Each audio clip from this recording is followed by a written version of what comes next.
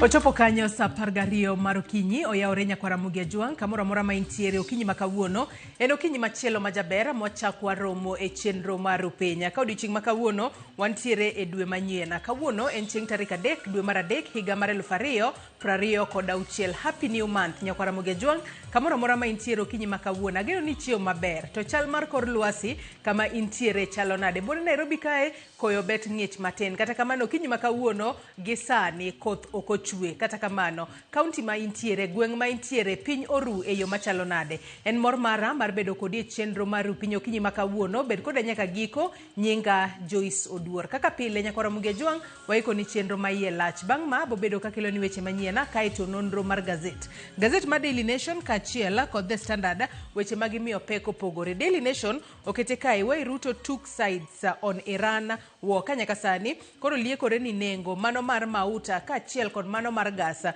kideka idho malo kaluwore kod lwenya mano manitiere pinyno mar Iran. Wang'eni piny mar Amerika kachiel kod pinyno mano mar Israel yando timo monj makanyakla ne pinyno mano mar Iran. Ka koro telo mano mar pinyno mar Amerika koro wacho ni pinyno mar Iran, telo mar piny Amerika wacho ni piny mar Iran ok winjo bed ni dhi mbele kod loso bom mano mar nuclear. No ka gazet ni mano mar Daily Nation omiye peke. It gazet mar 4, 5, 6, 7 kachiel kod mano mar 20 mar gazet ni mar Daily Nation kalore ni weche matimore e pinyno koro kidek kelo midhiero e pinje mopogore opogore ma pacho kae mano moriwo nyaka piny Kenya. Gazet mar The Standard to kete kae ni Adani knocking again. Nyalo bedo ni Adani duongo kendo. Wang'eni dwe mar 11 higa mar 2024 chenro mano mar keto paw ndeke ma pacho kae mano mar JKIA e lwet Adani mar mondo mi olose yo makare no chungi. Kata kamano sani koro liekore ni nitiere koro chenro machielo ma obigodo manyalo bedo ni nitiere kod tudruok kod Adani mar mondo mi olosa ne paw ndeke mano mar JKIA bore Nairobi kae. Picha magazet mar The Standard oketo kinyi makawuono en mano mar Gwatam Adani manyaka sani koro wang'eni en achiel kuom jogo mosebedo kaduongo mar mondo mi otemane loso paw ndeke ma pacho ka. Nyakwaramugi Ajwang' mago duti bobedo ka iyudo e nonro mar gazet kochakore sa 12:30 nyaka sa 1 mar okinyi. Sa 1 mar okinyi nyaka sa 3 bobedo kiyudo twak chal mar Kenya kod Cleophas Oluoch kama bang'e okinyi makawuono sa 4 nyaka sa 7 mar odiochieng' nyawadwa Sharon Ong'ao bobedo katai e twak e chenro mar mbako romo chala mag gwengewa. Omiyo chako tudri kodwa kochakore sani namba mar ote machuok 26600. Facebook ibiro yudo achiel kachiel Ramogi TV, X @Ramogi TV. Kan beni nyalo tudri koda e Facebook page mara ibiro yuda Joyce Oduor, mbui mara mar X ibiro yuda @JoyceOduor_ machiegni kendo mage thuond weche manyien. All the people who accompanied Ngeno, including the pilot, we will extend government support to all of them.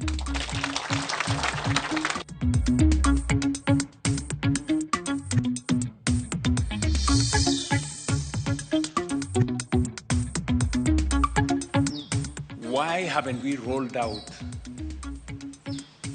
the cameras on our roads?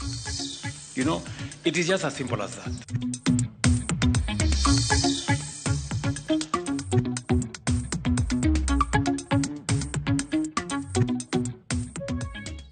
Kuangalia mtoto ndio nilipata aliko red huku kwa njia yake ya uzazi.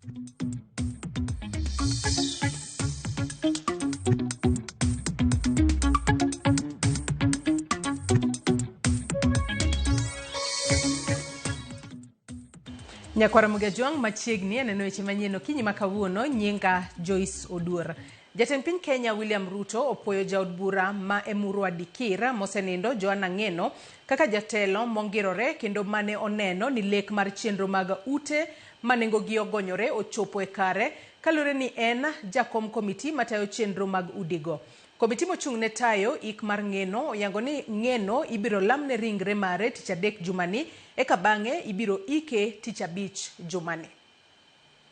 Jatend piny Kenya William Ruto nochopo mar kuyo gi familia mar jaod bura ma Emurua Dikir mosenindo Joanna Ng'eno e pare mare mantie Karen e boma ma Nairobi. The news that came on of the helicopter somewhere in Nandi County were very difficult news. And it was all our wish that Ngeno and colleagues who are with him, the other 5 members of different families, would have survived that crash. Unfortunately, that was not the case. Jatend piny manoten gi jotelo mamoko opwoyo Johana Ngeno kaka jal manonyiso telo makare anyate komiti manotelo mar gedo mag ute manegogi ogonyore. The Honorable Ngeno, when I was going through the people who would chair the different committees, I settled on Ngeno because I knew if I persuaded him to do it, there would be no looking back. For your information, many people came to me and told me, Mr. President, I think you should drop this thing. This thing is going to make you unpopular.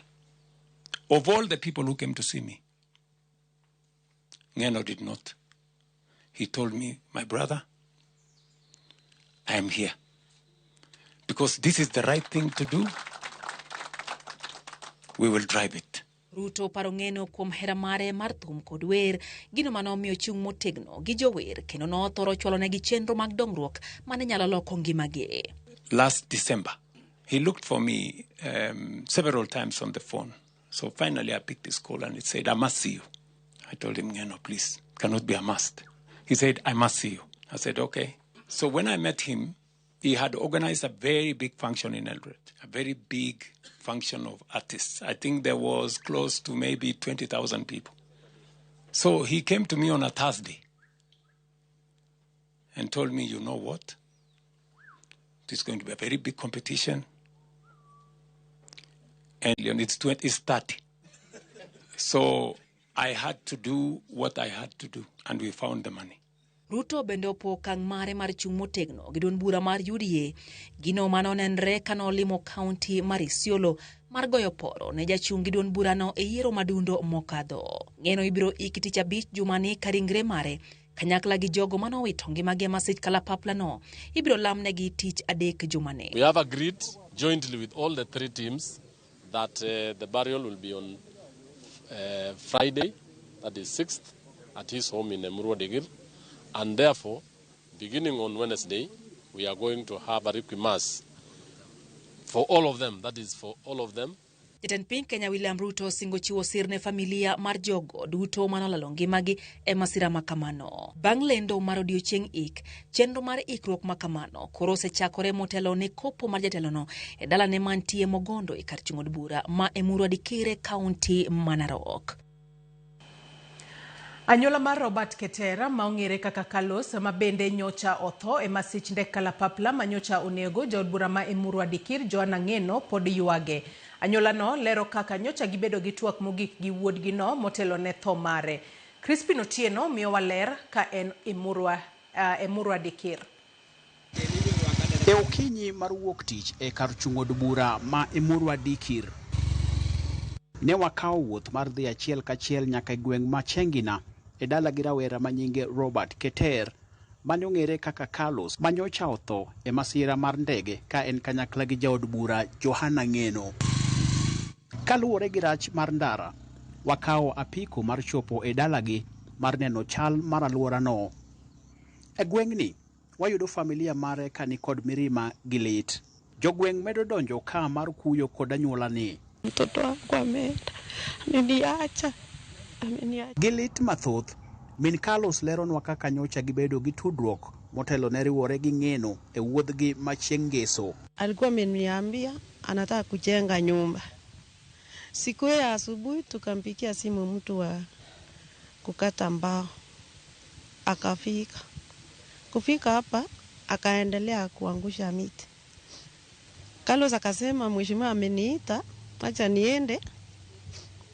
Huyo mtu aendelee kukata mbao, nitarudi tuendelee tujenge nyumba. Bende giywago lit manie chunygi ni mar rawerano nyocha eka oyudo oboke mapuodhe ni osendike e tich kaka japuonj. Around 11:45 PM kakanipigia simu kakaniambia tumefika na ninaona weather sio mzuri. Ninataka unitumie 1000 alafu tukitoka hapa nitakuja kuwithdraw pesa na nikurudishe. Sasa hizo plans za Carlos alikuwa anataka kunijengea nyumba. Akasema kwa vile nimepata barua mama, hautakuwa na shida tena. Tulikuwa tunaongea naye maneno mingi ambayo hata siwezi kukumbuka sahi kwa sababu mimi niko na huzuni mingi. Gisane kagirito chenro mar ikmare, giywago fuok maduong' ma odong' bang' tho wuodgi no ma jahigni 33. Crispin Otieno, Ramogi TV, Emurwa Dikir. Luoro nitiere ni ji ariyo owito ngimagi kaachiel to ring godo e od thieth kaluwore kod masira mane onywando loche ariyo okinyi manyoro e apaya mawuok Nairobi kadhi Mombasa. Komanda mar obila e kaunti ma Machakos Monica Kimani oyango masirani mane otimore sa 10 okinyi Mto Mawe kendo ne onyuolo mach e lochego. Joneg mach kowuok e kaunti ma Machakos kod Nairobi ne ochopo kendo nego majno. Aka joneno wacho ni lori achiel ne ogoyo nyawadgi kowuok chien, gino mane okelo muoch mar mach e loche ariyo maduto ne ochomo Nairobi.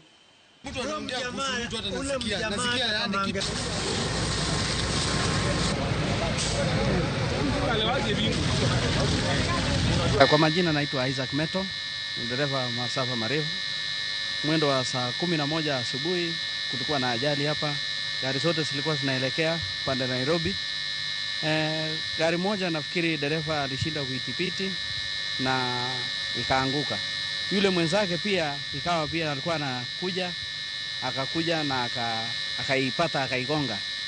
Kwa maana alikuwa ameifunga barabara, nafikiri naye hakuiona ama ilikuwa ni kitu abruptly ilikuja ghafla. Sasa kitambo aifunge breki basi ikawa ndio hiyo ameifikia. Akaitawanyisha yote mbili, kichwa upande mwingine, trailer ikaanguka upande mwingine na moto ikashika hivyo. Magari zote mbili zilikuwa zinaelekea Nairobi. Katika hiyo harakati mmoja sijui ni gari ilimshinda kudhibiti ama ilikuwa shida ni nini, ndio akakwaruza mwenzake. Sasa ile impact, katika harakati ile impact mwenzake akalala pande ile ya kushoto, pande ile ya kulia, huyo mwenzake gari ikapata moto. Kwa hivi sasa gari zenyewe zote mbili, mmoja dereva ameokolewa, lakini hii mwingine watu wawili, ilikuwa na watu wawili na wameungua ndani. Ji alfabich kata moheo ji alfabich ne otho e masira magapaya higa mokalo kendo kelo luoro mar medruok mar kwan ji ma wito ngimagi ka opim kod higa mar 2024. Ma en kaluwore gi lipot ma ochwal ne jatend piny William Ruto gi duol marango jiwo weche ratiro mano National Council on the Administration of Justice. Kakoro sirikal oramo mar duoko kendo fuai ma igoyo jogo maketho chike magapaya. Jafambo marwa Ojwang Barcelona ni kod lerno. En report makoro oyedho e lela chal mar masira magapaya e pachoka kendo nyiso kaka masiche omedore. Ripono ochiw gi duol marango ratiro National Council of the Administration of Justice NCAJ. Kaluwore gi ripono mane opedhe nyim jatend piny Kenya William Ruto e kar jot mare, kwan ji mane otho e higa mokalo mar 2025 ne omedore mochopo 5,000 ka higa mar 2024 ji 4,748 ne otho e masichego. Nonro lero ni thoth thoe ne otimore e kind dwe mar 12 kinde mane oganda dhi e limbe mag giko higa. E dwe mar 12 higa mokalo, ji 415 ne owito ngimagi ka higa 2024 ji 338 ne otho e masira. Ripono bende lero ni masiche mag apaya osekelo lal korka budget ka yangore ni migawo mar thieth tiyo gi ma ok tin ne shillings bilion 48.5 ne thieth mar jogo mahinyore higa ka higa. In 2025, a total of 5,000 road traffic deaths were reported. 2025 compared to 4,448 in 2024, reflecting an increase of 261 fatalities. Korka kore jatend piny Kenya oyango chako chenro mar goyo fuai joriembo maketho chike mag apaya ni ma idhi konyo e duoko piny masichego gi atamalo 70. Ruto kod jatend migawo mar arita Kipchumba Murkomen omedo siemo apisas mamedo nyayo mibadhi e sekta mar wuoth kendo mamedo masiche mag apaya. We acknowledge truly what the Chief Justice said about integrity being a matter of great concern when it comes to enforcement. And the people of Kenya have been on our case, particularly the National Police Service, about collection of bribe by enforcement officers on the roads. We have no defense because it is the truth. It's not one of those things that you can stand here and defend because the people of Kenya see it all the time in our roads. And in our discussion, the answer is digitization and digital enforcement. We do not need to argue with offenders. The cameras will provide foolproof evidence that they are in breach. Number two, we do not have to go and bother the Chief Justice in court. The fine will be predetermined. When you have committed the offense, you will have a fine on your phone instantly. Jatend piny osingo ni kum mar fwai biro chako tiyo chak dwe mar 4 higani. Ojwang Barcelona, Ramogi TV. Jatend migao mar omenda John Mbadi okoni Kenya nyaka koro ikre mar thegore kod hola moyudo kuom agulu mar piny ngima midendo ni IMF e siro budget mage ka koro mahino owinjore oketi e yuto mage mathurka. Mbadi oyango ni duola machoko usuru KRA oserum chopo kare ageta mag choko kata odoko ni e hiko omenda mokalo to duolno otemo. Jafambo marwa Walter Nyambaga lero mathoth. Nyim komiti od bura marango weche mag budget mochwe kom kod jaod bura malego Usonga Samuel Atandi kae ma jatend migao mar omenda John Mbadi oyango ni piny Kenya winjore othegre kod ola mag aguch piny mangima mar IMF kalure kod chike mage maduoko yut mag Kenya lo. Mbadi okoni ka Kenya okaso tol makare to yuto mage mathurka nyalo siro dongruok e budget mapile kapile. External financing is drying up, Sir Chairman. When you hear IMF telling us, no, we cannot give you money, because it is not because of those, we have too many challenges. In fact, this economy probably is better run than previous years. It is like, father, you don't admit to your children that chakula ni kidogo. You start putting conditions that, I sent you last week to go and bring me a panga from so and so, and you refuse. I'll not give you food. I'll only give you the other child. That is what is happening now with the multilaterals. They don't have enough resources. America is reducing their funding to these multilaterals. Mbado lero ni duol muchung ne choko mar usuru thurka KRA osebedo ka yulo kod choko motegno mar chopo agete margi. Kata odoko ni e komenda mokalo to KRA ne otemo kipimo kod kinde mokalo. We want to understand how your ministry, our national treasury, is planning to treat these court awards. We have been over projecting revenue, I think. It is our tax administration system that has failed us. Because if you look at around 2013, we were collecting about over 18% of our GDP as ordinary tax. Today it has come down to almost 14%. Because it has been the same language each and every year. We believe that maybe using broad-based tactics you are going to give us, make a difference this time around. Komiti no bende okundo migao mar omenda mondo chiw ler ewi pek mag chudo mag gope mahinyo weche mag budget e piny owacho mamalo to kod counties. The first charge should always be pending bills. We are the first governor left pending bills. The second governor comes in, sorts out his people. But let us know exactly how much do we owe other people. And then what is the short-term measures of reducing it? That accumulation of further pending bills is what we are trying to stop. That is why 2024-25, we did not cross over with any outstanding exchequer releases. Okone komitno ni sirikal oseketo timo kenge mag rakruok kod tiyo achadha kod pesa. Ahinya to mak mana pesa mabiro luorore lwet japiny eka ochumi dongi. We must contain expenditure. I have looked at our expenditure structure. It is very hard to reduce now expenditure. Because again, austerity measures is going to hurt this country if we push it beyond where it has reached. And come up with what can work for the people of Kenya now and for posterity, as it is. Because the other day you talked about this single treasury account to parliament. I opposed you. Mage oyange kinde chako timo ikruok mag thiedho bajet mar ikomenda 2026-2027 nyaka sani gilieko ni dhi bedo kar silings trilion 4.7. Kae kwanno trilion 3.4 idhi tigodo e tayo chenro mapile ka pile kod osara ka dongruok ilieko ni nyalo dhi muonyo silings bilion 749.5 e kinde ma sirikende mag kaunti dhi yudo bilion 495.5 ka oriw. As an expert in Walter Nyambaga, Ramogi TV. Jatend piny William Ruto okwedo monja madhi nyime e pinje mag Arabu, Middle East ma okela kod lweny manie kind Amerika, Israel gi Iran. E ote mare, Ruto wacho ni monj masani himo koda ka pinje kaka Qatar, Saudi Arabia, Iraq, Oman, Kuwait, Jordan kod Bahrain kelo luoro mar kwe koda arita e piny mangima kendo okwayo mondo pinje obi kanyakla mar nyayo kwe.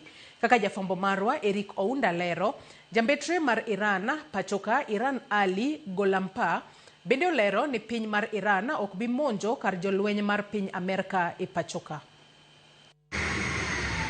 En lweny ma odonjo odiochieng' mar adek ka Amerika gi Israel omakore kanyakla mar monjo piny Iran gi lek mar timo lokruok ne telo mar pinyno.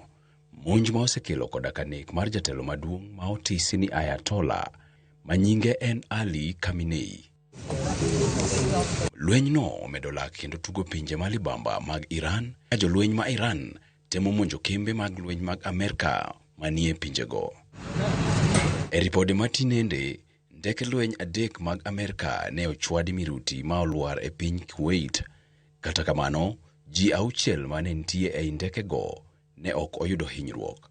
Aput matayo lweny Amerika ma idendo kaka CENTCOM to wacho ni monjno ne Kuwait otimo e yor both. Gigo ma osetimore e seche 12 mokalo kaluwore gi lwenyno gin kaka nyathi achiel ne en achiel kuom ji 5 ma jolweny Israel onego Iran, ka jaod mosenindo Ali Khamenei bende oyangi ni chunye ochot bang' hinyruok manyocha oyudo e monj mokwongo. Sirkand Amerika bende okwero jopiny ni kik chan wuodhe ma Lebanon kama nitie kweth jolweny mag Hezbollah ma bende igeto monji kuom siro piny Iran. Korka wuodhe mag ndeke, kembe ndeke ochungo wuodhegi e pinje mag Arabu.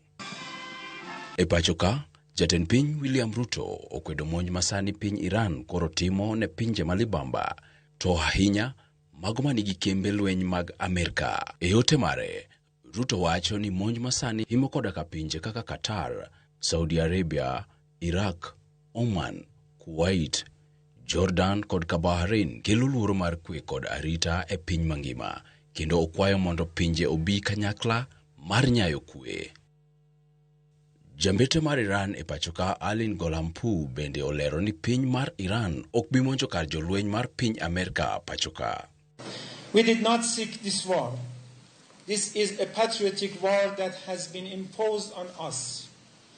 But now that it has been imposed, the world will witness once again what the Iranian nation is capable of when its dignity, its sovereignty, and its leaders are attacked. The armed forces of the Islamic Republic of Iran, inspired by the heroic legacy of this ancient land and relying on trust in Almighty God, will defend the dignity and security of the Iranian nation with determination and all their might. Jatend migao mar omenda John Mbadi okoni jotend migepe dhi bedo gi lalruok mapiyo mar manyo kenge ma inyalo bi tigodo koponi tulo madhi nyime e piny Iran okelo midhiero ne uchumi. Our Ministry of Foreign Affairs is on top of this, and I may just need to have an engagement with him on how we are going to navigate. If the war is going to continue longer than anticipated, then obviously it is going to have a hit on our economy.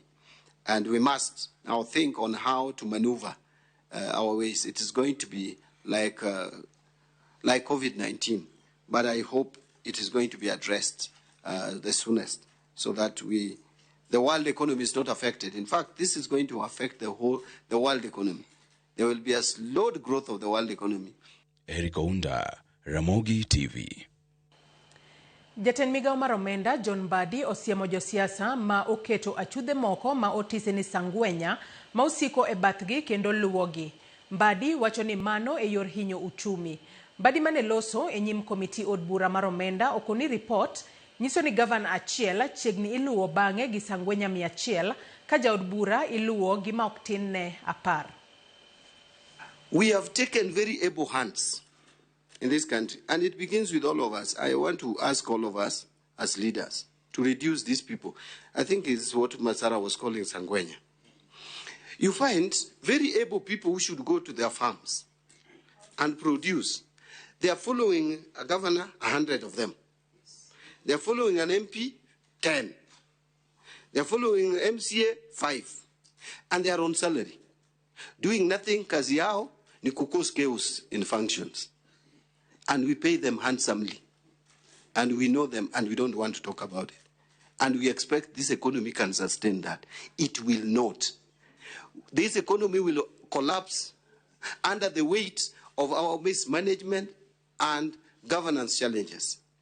So we need to be very, so to answer through Chairman Honorable Kenan, you are the people's, you know you have a bigger voice now than me. Jaod bura machon Manyatike Ediko Mondi Anyanga oseyo jotelo makaluo kod oko mar luo ma osebedo kaseyo jotelo makaluo matiyo e lemo madito e piny owacho ma otelne kod jatend piny Kenya William Ruto. Anyanga wacho ni jotelo makaluo matiyo e piny owacho ma oting'o jagoro ma ongirore e migawo mar arita Raymond Omolo osekelo dongruok mathoth kaluo kendo nyaka oganda luo chung' kodgi ma otegno e kinde duto. Gianyo jowete wanyaka wadok chien gi mang'eny nyaka wadok chien gi pingo sirkal. Sirkal ok pingi en ma en golemo ma ji chamo. Sirkal ok pingi en wuon signature. Sirkal ok pingi sirkal moting'o gimoro amora pinyni. Kupingo sirkal nyithindo dhi nuongo tije kaje. Kupingo sirkal biashara dhi gojo gi jomage. Sama pingo sirkal mueche to go biashara dhi mbele. Ok nyal bukori ni ndiro ni attack nyathiu. Nito kendo kata libamba attack nyathiu to support. You have to style up jothurwa ma joluo. Riwruok mar rawere manitiere kod tiegruok kama opogore ma ong'ere kaka Migori Young Professionals ochako chenro mar tiego rawere e weche mag kwe kaka yor duoko piny liet mar siasa madhi malo e kaunti ma Migori. Jafwambo marwa George Juma miyo waler. Kaunti ma Migori osebedo nyong'ong kaluwore kod liet mar siasa mosechako nende e kaunti ni. To ahinya komno mar gavana obedo osechako ywayo ji mopogore. Ka opowe kod jotelo mag siasa mosetudi kod siasa mar koko, seyo bende koro osechiw ni rawere mosebedo okang' mambele e siasa mar koko e kaunti ma Migori. Viongozi wetu wa Migori tuache kuharibu time tukipigana. Hebu tutumie time yetu tukishikanisha watu wetu ndio chama iwe imara. E okang' matemo duoko piny siasa mar koko e kaunti ma Migori, riwruok mar rawere mantie kod lony tije mopogore mong'e kaka Migori Young Professionals dhi nyime kod tiego rawere e wechego mag kwe. I urge to the youth is to be non-partisan. Let's make our decisions. We should be advised, of course, but let's make our own decisions as youths so that we may move Migori forward and shape Migori's future. Our first Connect program. We'll be having this Connect program in all the other 7 constituencies within Migori County. So we decided to start with Kuria East, but we'll be having them, Kuria West, but we'll be having this program in all the other 7 constituencies within Migori County. Rawere gi ka otele ko jakom margi Felix Wasonga ne obedo kod romo kod rawere e sub-county ma Kuria West, kama ne gijiwo rawere mondo koro thegi kod josiasa matiyo kodgi e kelo koko. To address the youth that let's not be used by politicians for their political battles. If politicians want to use the young people for their political battles, let them start with their own children. They also have children. So if they tell you to come and fight for who, let them tell them that they start with their own children. Giwanjo sese mathoso biro katiyo marach kod rawere, kendo sa ochopo makoro rawere nyaka bed motang'. To be mentored politically, of course, academically, socially, and even financially. We are so happy and we are hoping we'll be having so many connects in each and every constituency. We are young, we are the young people, and we need to be empowered. And any politicians who wants to use us, let them use their own children first. So this is a great beginning, and we'll be doing more for Migori County, and together we will connect minds and shape Migori future. Romri ne ochopo ko jatend migawo no mar pur pith jamni kaachiel kod re kaunti ma Migwi Lucas Musenda mabende ne ojiwo rawere mondo koro othegi kod josiasa makelo koko. Serikali ambayo ina serikali gatuzi la Migori, tuna kila sababu ya kufurahia kwa sababu tumeanza kuona mwamko mpya wa vijana wetu, mwamko ambao umebadilisha mawazo ambao wengi wetu tunao kuhusu vijana. Tumepata vijana ambao wameketi kwa heshima, vijana ambao wanaelewa ya kwamba lazima washikane kwa pamoja ili waweze kutimiza malengo yao. Ka opogore kod weche mag siasa, Musenda ne ojiwo rawere mondo koro bende odhi nyime kod timo chenro mamoko manyalo jiwo nweng'e kindgi giwegi. Sauti yenu ni chanzo ambacho kinaweza kufungua milango mingi sana, kwa sababu na pia the networking, kuweza kubadilishana mawazo, na mmefikiria vizuri kwamba muweze kutuita sisi viongozi wenu tuweze kujumuika kwa pamoja. Huo mwelekeo ni mwelekeo mzuri, na ningependa muwe na hakikisho letu kama serikali ya kwamba tuko pamoja, tutaendelea kutembea kwa pamoja kwa azma zenu mbalimbali. George Juma, Ramogi TV, Migori.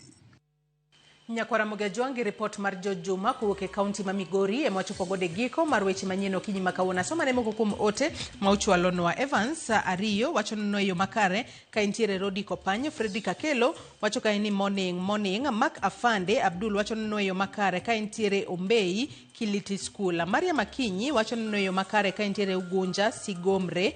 Prince Charles wuod Juma kata wuod Emma mar Nyav Masiro Inunga wacho na semolo e chenro kaka pile. Nyar Mwalimu wacho no ka intiere Asembo. Shelvin Delvin wacho no yo makare ka intiere Kisumu Lumumba Hospital. Morio wuod Nyagema wacho ni Sogudo neno yo makare ka intiere dala mar Isili Town Nairobi kae. Wacho ni Omor Aduwa. Nyakwara Mugejwang med tudri kodwa gi lak sechegi akaw mana yuyo madundo gi sani ka itaduogo kod nonro mar gazet. Kikidhi mabor.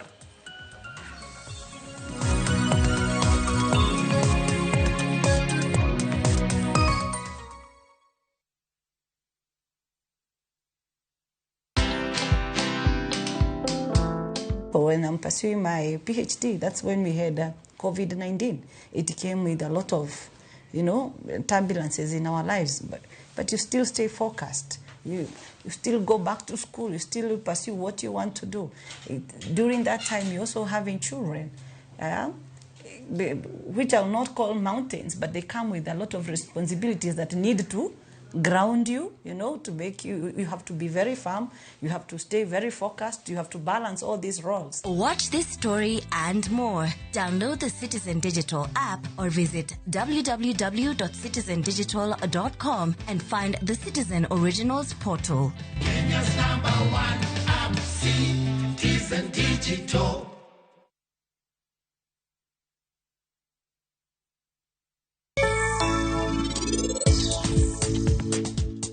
Hero nyako mapari no ahinya. Kura kwai we muda riwa rus kode. An poka kwai ga gimora more ngimana.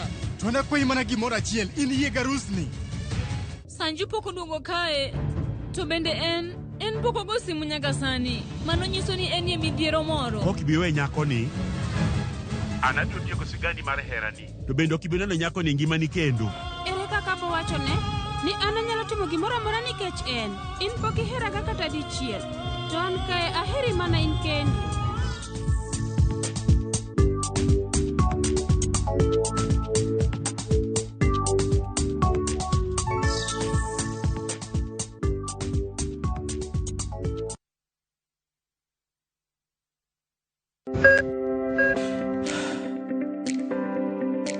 Chunyo gandawa, ngima mar del en mwandu maduong'ie moloyo.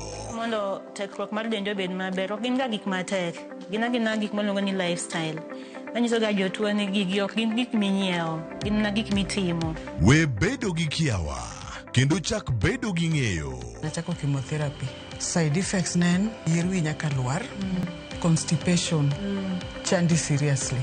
Warwaki e penj laktar, ma en tudruok gi lakteche molony. Isamidhir jahocho cha, nyaka ibed ni iseng'eyo ni mae shida ma an godo, to adwa kony. Chakre weche thieth kod chiemo mar mine mayach, nyaka weche thieth mag tuoche masiko. Wakelo od thieth e od dak. Tuo mar rheumatic heart disease ni landore sana e gwenge ma poverty nitiere. Riwri gi Ruth Otieno, wuok tich nyaka tich abich, saa 12 odhiambo.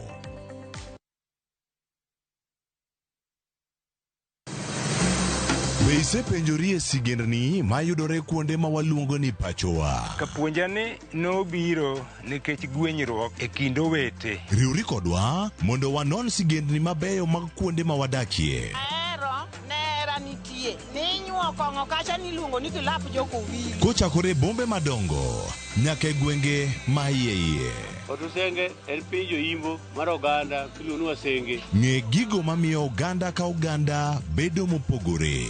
Nueng'o ma wan godo ka en mar kunyo goldi. Urudi en kama ji duoge ji ok lal. Ng'e weche mane osekalo. Chon chande lweny nitie kor gweng'. Rwako sigendni mag kuonde ma wadakie.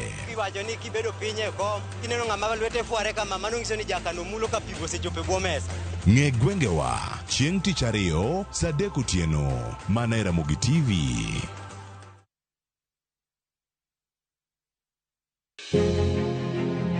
Loch gwenge en hawi ber koso richo. Gin mage manego bed ni gitimo to gin mage mopinjore gi tim. Chieng' tich ariyo juma ka juma wapenjo mabeyo, wanono maricho kod mago magwen kuro. Chakre saa 4 mar okinyi nyaka saa 7 mar odiochieng'. Wapedhe kaka en kendo watiele kako biro nikech duond jopiny nitiere kod teko. Wapenjo ni sama gidhi tich woko big yudo pesa donge gigero go pinygi. Ang'o momiyo sama koro giyudo sida to koro Ruto ling'thi. Tudi kodan Sharon Ong'ao juma ka juma mar mondo mi wanon penjo makamagi kendo waduokgi e yonero ma adipa.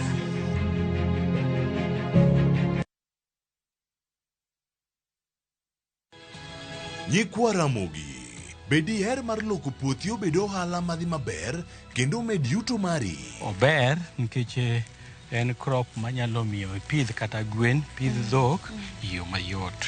Wakelo ni chenro mar pur gi ohala. Chakre ikolo nyaka geng'o kute machamo pithwa. Pur mar nyanya nyaka ing'e tuoche mag nyanya mokwongo. Mar ariyo nyaka ing'e yedhe migoyo nyanya. Puonjri yore mabeyo kendo manyasani mondo imed keyo mari.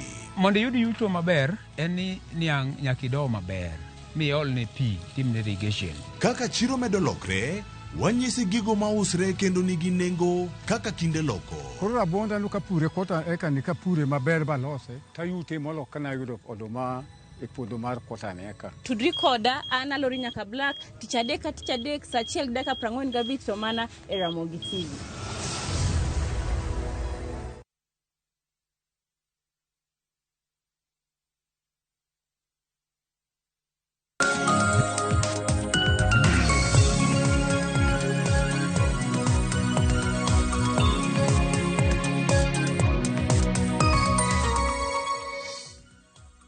Ramogi Juanga machiegni e nonro mar gazeta ng'isi na kaw mana ywe madundo kaita duogo wasiduogo kae kendo antiere kae kod jafombo wadwa Hansel Oyango mar mondo mi wang'isi gigo manitiere gazet kaito gazet mangu mori e kind Daily Nation kod The Standard inyalo dhi nyiewo tibedo piny isomo e yo makare. Oyawre Hansel ichio nade?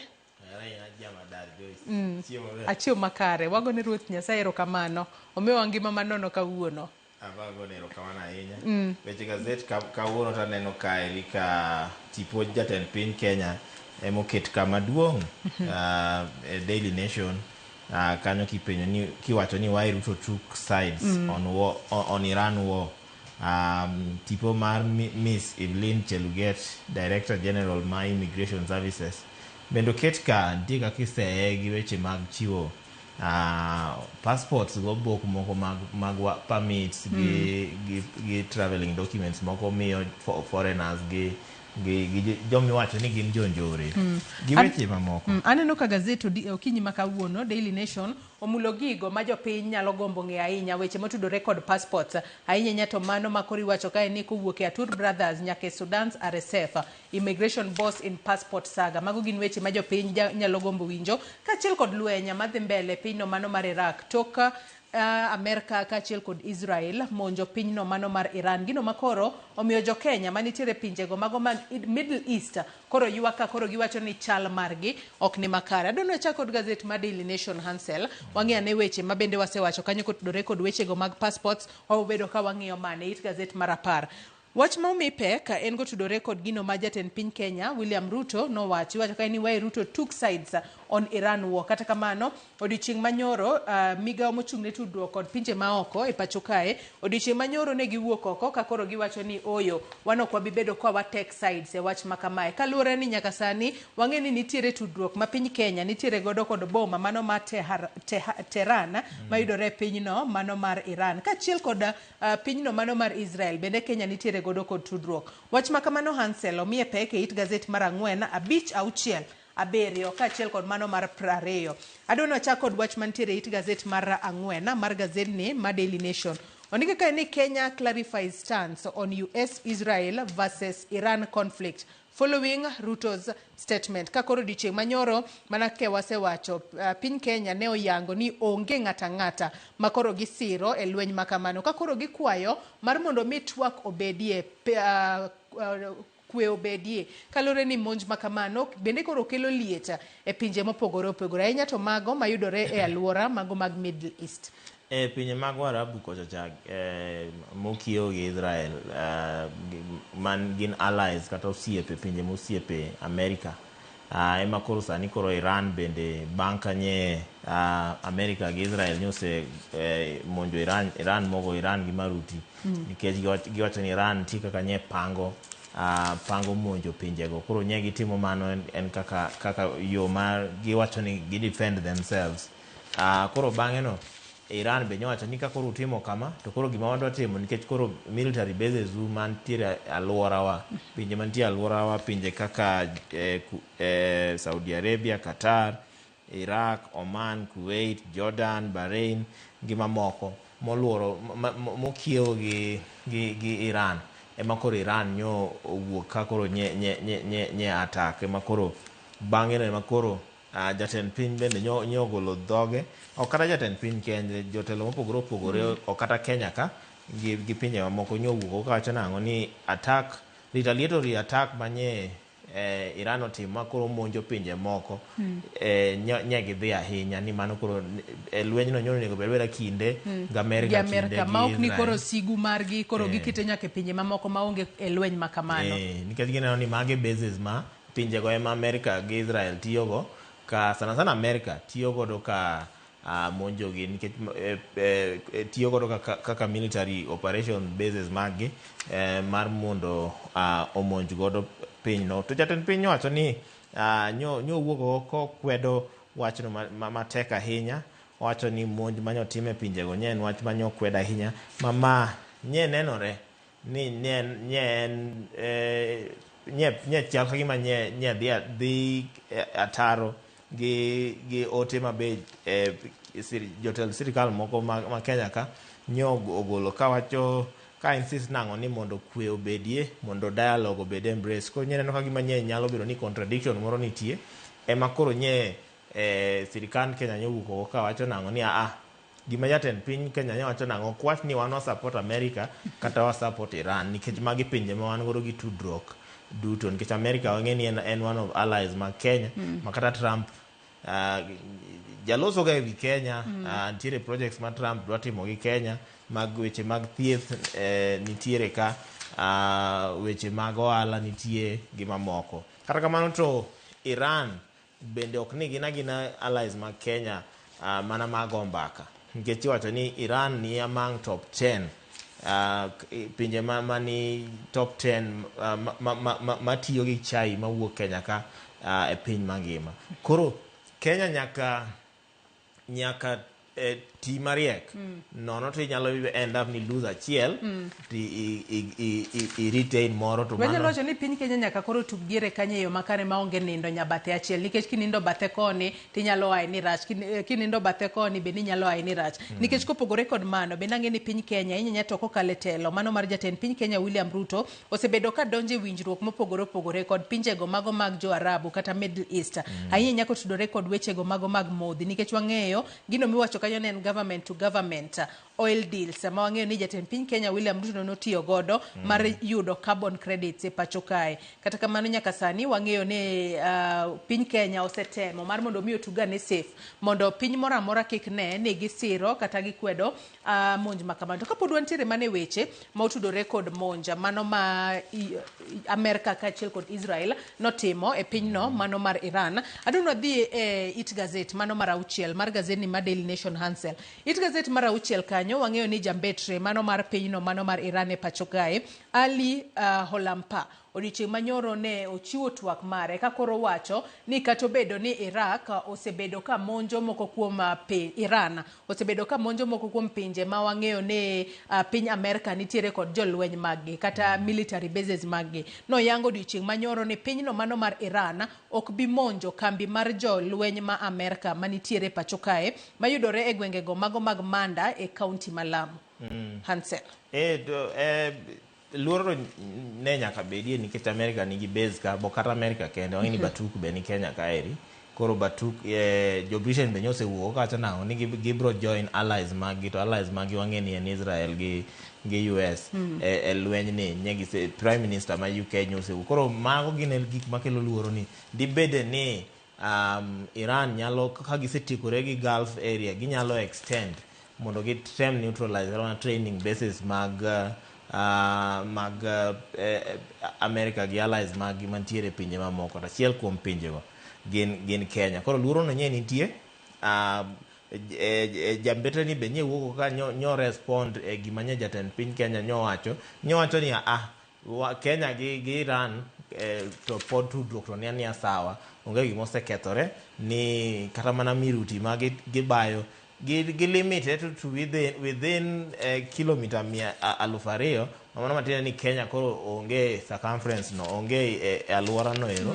Koro mano keto Kenya safe. To ne giwacho ni ok gine kaka nyowacho ni kaka gin jo Iran gisepimo to ok gine kaka Kenya nyalo yie mondo America oti kod Kenya kaka kuma gidiro godo maruti. Nye gipimo magineno ni mano gima impossible.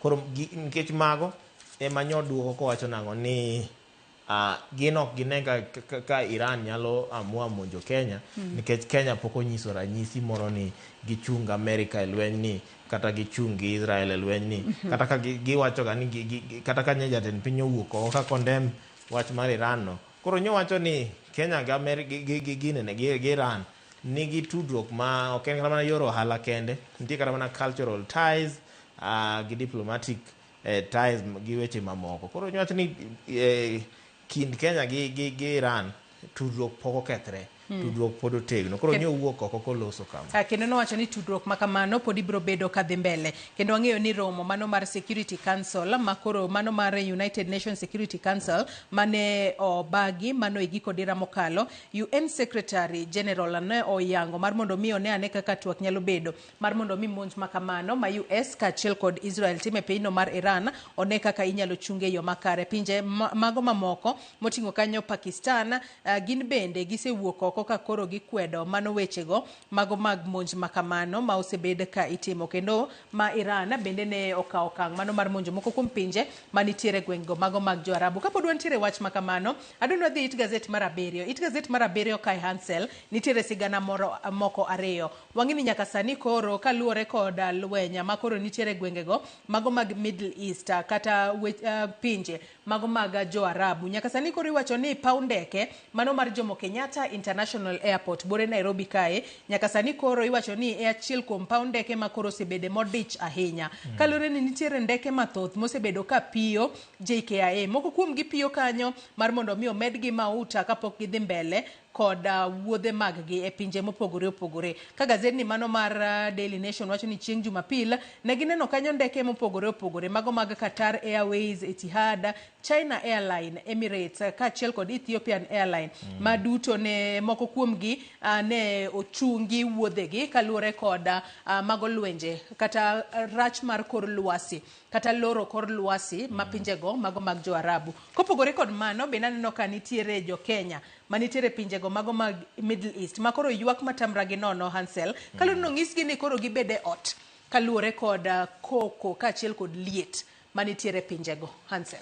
Mana kisewacho no wuoth gi e yor ndege oserochore e piny mangima Middle East kende Middle East en achiel kuom pathways mitiyo godo ki access different parts of the world. Wang'eni samoro ji dhiga Dubai eka idhi kata mana Europe kata idhi China kata idhi Russia.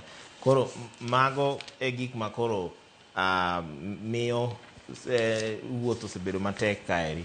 Kata kamano sani koro pinje mamoko kembe mag ndeke mopogore opogore manyo alternate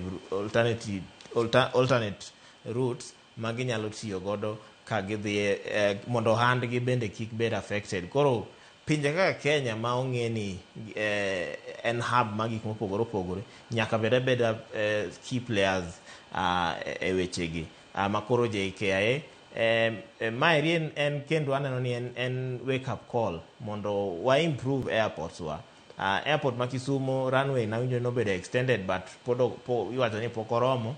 Ma Mombasa cha onego bed expanded ma sama koro piny nigi crisis makama to airports adek gi kata mana ma Eldoret pod nyalo bedo expanded ma host ndeke moko makata mana ma be koro kelo ne sirikal revenue gi tama ndeke opio kanyo gi charge parking fee be gi charges mamoko koro medo kelo ne JKIA gi pewni mag ndekni mamoko omenda.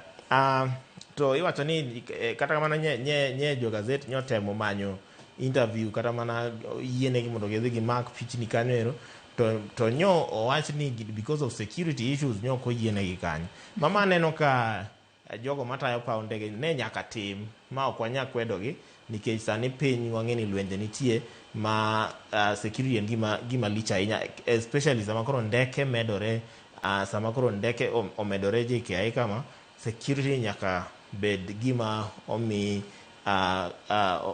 priority ok en gima inyalo kaka mayot kamane. Koro ayie kodgi wach security nikech ikia koda ng'at mabiro no en adier ni kia koda ng'at mabiro no en jagazeta adier koda en jafwambo adier koro ok oyot ne jogo. Lakini donge jofwambo wantiere ka kod gino miluongo kanyo ni media council pass ma ng'ato nyalo nyiso to yango ni ma adier en jafwambo kendo sani wang'eni media council ne okete yo makare ma inyalo yangi achudhe kod jogo magin adiera jofwambo pane owinjo bed ni nonane kendo ing'iyo ka adiera ng'ato en jafwambo mar mondo mi kabero nyisgi oyienegi ayieya mondo gine gigo matimore kuro.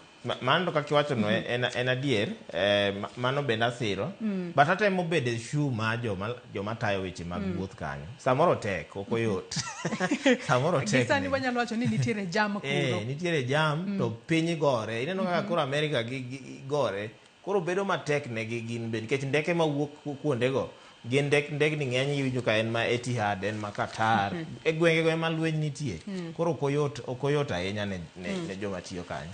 Nyakwara Muge Jwang' weche manitiere it gazet mar 7 inyalo somo matut kotudore kod luoro bende mar jo-Kenya ma okwame pinjego mago mag Middle East ka koro thothgi wacho nok ginyal kata wuok oko. Hansel adwa nwadhi it gazet mar 10 mar gazet mar Daily Nation. From Atur brothers to Sudan's RSF, immigration boss in passport saga. Nyaka sani koro yang nyinge kanyo kaka Evelyn Cheluget. Hansel. Man kaka isewacho no weche mag passport pod kelo liet ka. Juma mokalo ne wanono kaeri ka ne wang'eyo nitie jogo ma iwacho ni gin jonjore mawuok Sudan. Gin jonjore mawuok Sudan nitiere kaka osetud gi weche mag passport ma Kenya ka to nyewa trace wachno back to kinde mane iwacho ni Kenya osebedo hub kata mana JKIA osebedo hub makuma gik lweny madhi e piny ma Sudan ikalo Kenya ka eka dhi Sudan.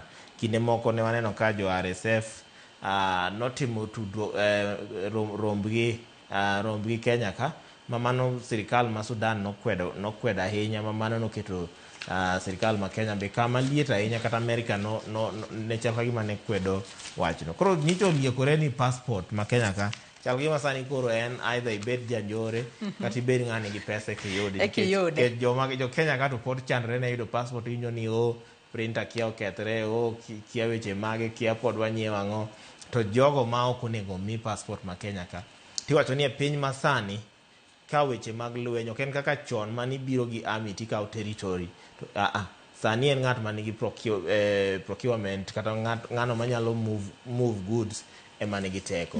Koro moving goods matiende nyaka ibed gi pesa, nyaka ibed gi yor wuoth, nyaka ibed gi gik moko work permits e pinje mamoko eka inyalo access goods madwarore. Koro jal ma iluongo ni Algoni Hamdan Dagalo Musa ma en owadgi matin mano jatend RSF miluongo ni Mohamed Hamdan Dagalo ema sani koro wacho ni nigi passport ma Kenya ka. Kiwacho ni bang' mayangore sirikal ma pacho kae pok owacho gimoro amora kotudore kod wach makamano. To ang'e ni magi duto bende biro tok ka nitiere owete moko ariyo miwacho kanyo ni ne gin Atur Brothers, miwacho ni Armenian Brothers ma bende ne nitiere kod obok makamano. To Hansel, adwa ni wadhi mana mapiyo piyo ka thuolo maro mar gazet pok ochopo, pok orumo. Adwa ni wadhi it gazet mar 16 matero e machinglo ma bende ket kod wach manitiere it gazet mar 10 mano kotudore kod wechego mago maga passports e pacho kae.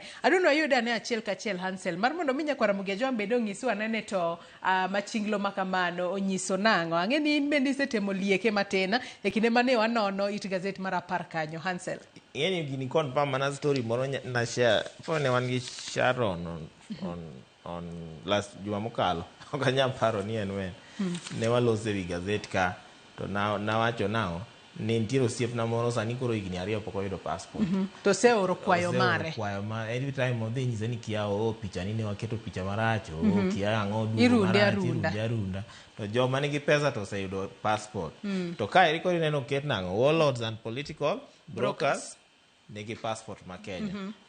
Koro gima jo Kenya penjore ni jogi nodak Kenya ka karango nikech piny ka piny nyaka be ni se dak e piny no kuom kinde kata ntiere wat ni moro either mama u kata baba u kata mana dau moro no se dak ndi kaka piny ka piny okete makoro wapende jogi gin ne giyudo ties aina gi kinde mage pok olerno nyaka sani.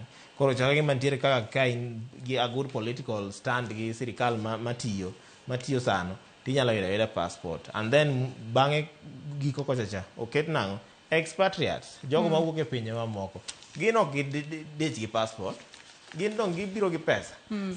Gin ka gisechiwo pesa to koro pesa no e passport.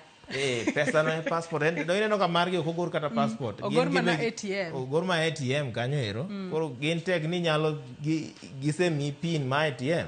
Ibonyeza to pesa wuok. Ibonyeza tigola kakidwa. To ja Kenya to ket no kuta ka oket ne ohinga mag mondo mi passport ononi idwa non nyaka kwaru no dak kanye kwaru no tiyo kure idwa noni ma kia kanyo to frustrated ma line bidwa dhi bete line ma bor kidhi immigration kata line bor and then bang'e no kore kidwa rito idwa rito ma kidhi kaka ti ing'i ka ng'a okoso to to ma pinywa ma uwinjo be ni wane moyude passport no mayot moloyo jogo mawuok e pinje maoko. En gino matek ahinya miwinjo be ni ng'iyane matuta gino matimore ahinya to kuonde ma ichiwo passport e pacho ka. Hansel kapok otieko nonro mar gazet adwa ni wadog chien it gazet mar 2 kaachiel kod mano mar 3 mar gazet ni mano mar Daily Nation kaeto wadhi e gazet mar The Standard mana mapiyo piyo. It gazet mar 2 kanyo wang'e ni jatend piny Kenya William Ruto odiochieng' manyoro ne odhi kuyo kod familia mano mar jaod bura ma Emurua Dikir mosenindo Joanna Ng'eno kendo anoko ket picha ne kanyo mano mar jatend piny Kenya William Ruto kaachiel kod min od mosenindo Joanna Ng'eno monyang nyinge kanyo kaka Miss Naiyanoi Ntutu Ng'eno ma koro odiochieng' manyoro jatend piny Kenya William Ruto ne oloso matuta kotudore kod tudruok mane ntiere godo kod mosenindo jaod bura ma Emurua Dikir Joanna Ng'eno. Nikaka ni Joanna Ng'eno MP who spoke his mind in the house matinde ne od bura kacha en gino mane entiere gode pache manowacho kendo jatend piny Kenya William Ruto nopuoye kaka achiel kuom jogo makoro nono lek mar gero udi manengo gi oyueye pacho kae obdhi mbele yo makare. Hansel aneno ka chipo ma jatend piny oket ka gi mano ma en jaod mosenindo jaod bura Joanna Ng'eno koket ka jatend piny odhi kuro go pole mare to koro Ng'eno kane pok onindo ne en chairman mar Housing Urban Planning and Public Works Committee mane National Assembly od bura maduong' kochacha ka koro iwacho ni kinde mane en kanyo ero kaka isewacho no notiyo gi jatend piny ma jatend piny nodhi jatend piny monyiso jatend piny nang'o ni lek ma in godo mar udi ni en lek maber ne oganda ma nyaka wane ni watimo ma nyaka wane ni waketo e tim ma okalo. Kata kamano tiwacho ni kinde mokalo cha be osebedo ko defend democracy, osebedo ko defend multipartyism, ko kinde moko aparo ne en mano tel ne Mosenin Raila Odinga ne temo golo MPs moko manobalo kodgi mondo committees mopogore opogore. Koro nochung' motegno kowacho nang'o ni kata en owuon Jubilee koma ne ntiere cha osebal gi jogo koro jogo osebedo ka tolerate ma okuot kata mana kinde mosekalo examples kaka ji kaka Jean Marie Seroni gini manobal gi party mane gin go to ne gibedo tolerated. Koro nokwayo oneno ni kata ka paro opogore e party kata mana riwruok mag parties to konyiso ni ng'ato nyaka koro bed expelled kata ni igole e committee mopogore opogore nikech mano miyo kelo nyawo ne tij jood bura mar oversight mar representation gi legislation. Koro noneno nang'o ni mondo itim oversight malong'o onego ibed e committee. Koro sama osegoli e committee no mano koro kelo nyawo e tij jaod bura mar oversight no. Koro nyowuok ko defend weche ma kamano to ok magi kende, nitie weche moko ka bondik kama en ok nodwa psychophancy matiende ni ok nodwa ng'at ma ka jatend chama wacho ni wadhi kama to kata ka ji dhi e bur to mane wer ma iwero en nowacho nang'o ni nitie moko ma onego yieni kata ka in e party no inyalo wacho ni ma to kane ka koro dhi maber onego thuolo no onego mi members ma. To kopogore kod mano Hansel, it gazet mar 2 kanyo malo kanyo bende aneno ka familia mano mar Carlos Robert Kipngetich Keter miwacho kanyo ni ne en japuonj achiel kuom jogo mane owito ngimagi e masich ndek kalapapla ma bende nokawo ngima jaod bura ma Emurua Dikir. Ne en japuonj iwacho ni ne pok ochamo kata osara mare mokwongo bang' ka ne osendike kod duol mandiko jopuonje tich e pacho ka e TAC kendo familia mare sani koro ywak kaluwore ni bende ne ntiere e chenro mano mar loso daka kod achiel kuom nyadendi moro ma bende gisebedo godo kod nyathi. Kata kamano en gino malit ahinya ni en bende en achiel kuom jogo mano wito ngimagi e masira makamano. To it gazet mar 3 kanyo Hansel ema dwa ne dhiye mapiyo piyo kaito dhi gazet mano mar The Standard. Ondiko kanyo ni dancing one moment dead the next, singer recalls MP's final hours. Iwacho ni jaod bura mano mosenindo, jaod bura ma Emurua Dikir mano Joanna Ngeno ne ntiere e nyasi moro e Ndebes mano mar yango higni 35 mano mar jogo manitiere sekta mar were pacho kae. Dak achiel ne omiela omor gi ji kaito dak machielo kani koro noyudore masira mano mar ndek kalapapla mano kawo ngimane. En gino malit ahinya Hansel. En wach maneno ka obwogo jothum kata mana jogo maloso thum mawuok e dhout Kalenjin nikech giwacho ni ma en achiel kuom their biggest supporters mane promote gi kabisa. Nitiere jal moro ka miluongo ni Mr. Chemos ma jahigni 55 wacho ni MP no noyudo wende e YouTube kachacha mano instruct personal assistant mare momanye ma ne giromo ma koro bang'e no kinde mag prayer when no be dedicated ne jatend piny Ruto gi Arap Sang gini gi joma moko. Koro mano ero no dedicate ne heroes mag dhout Kalenjin.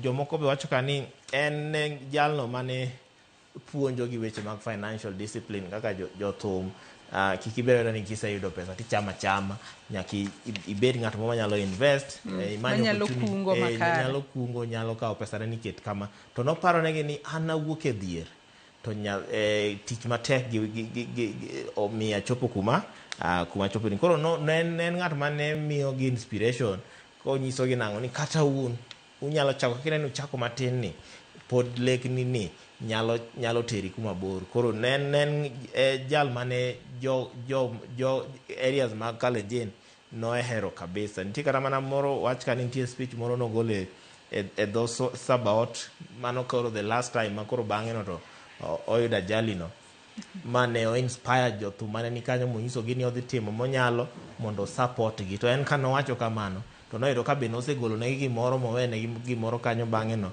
ma kata koth ne chwe to ne wacho nang'o ni kata koth chwe nochung' momiel kodgi nochung' momiel kodgi ma ne gimoro ahinya nikech gineno ni bang'e no to ema koro tragedy no happen. To ka tragedy no se happen koro sani koro giwacho nang'o ni maeri ne en achiel kuom supporters magi madongo kabisa. Haya, Nyakwara Mugiajwang' matut kotudore kod mani nyalo somo it gazet mano mar adek, mano mar gazet ni mano mar Daily Nation. Ka piny kanyo be ondik kanyo ni Dei Ng'eno saved Kanja DCI boss from hostile crowd. Mani nyalo somo piny kanyo, wach mondik kanyo kod jafwambo Wycliffe Nyaberi. Ansel adwani waket tenge gazet mano mar Daily Nation mar mondo mi wamulane gazet mar The Standard mana mapiyo piyo kapok watieko nonro mar gazet okinyi makawuono. Gazet mar The Standard, Nyakwara Mugiajwang' ondike kanyo ni Adani knocking again. Nyalo bedo ni Adani mane ochung mano dwe mar 11 higa mar 2024 sani koro luro kendo dwa duogo e pacho kae nikech kaneno picha moket kanyo, oket picha mano mar Gwatama Adani ma en wuon kambi mano mar Adani ka picha makamano okete to bende oket picha mano mar Paundeke mar JKIA e pacho kae. Nyaka sani wang'eyo ni chenro makamano nochungi kaluwore kod weche mopogore opogore kendo en achiel kuom gigo ma jopiny nowuok oko ka koro kwedo e higa mar 2024.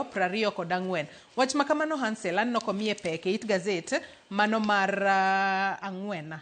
Mano mar gazet ni mar The Standard. Mano mapiyo piyo kwa ng'ieka. Nyaka sani koro liekore ni nitiere joma moko makoro bende gintiere nyalo bedo ni gintiere kod tudruok moro kod Adani. Nyaka sani koro iwacho ni kaluwore kod moko kuom jogo ma gazet ni mar The Standard no loso godo. Nyaka sani wacho ka ni nitiere jogo manitiere kod tudruok kod Adani Empire moyang kanyo kaka Nasir Ali Shaban Ali mano japiny UAE kachiel kod Chang Chung Li mano japiny Taiwan makoro gin moko kuom jogo makoro king'iyo gine jogo madwa sotien gi mar mondo mi olosane Paundeke mar JKIA. Kata kamano iwacho ni gintiere kod tudruok moro kod Adani. Hansel Adani to chaka gima ok dhi kumoro chaka ma bung'iyo goda giloko malewni gin mana maka to lewni ema giloko mano no kaka Mali Nationals tiyo inyisi ni jogo onge kanyo to gidhi loso kambi moro ma ok gi kumoro moro ginene kara kambi no margi mane kaka ok Adani kende.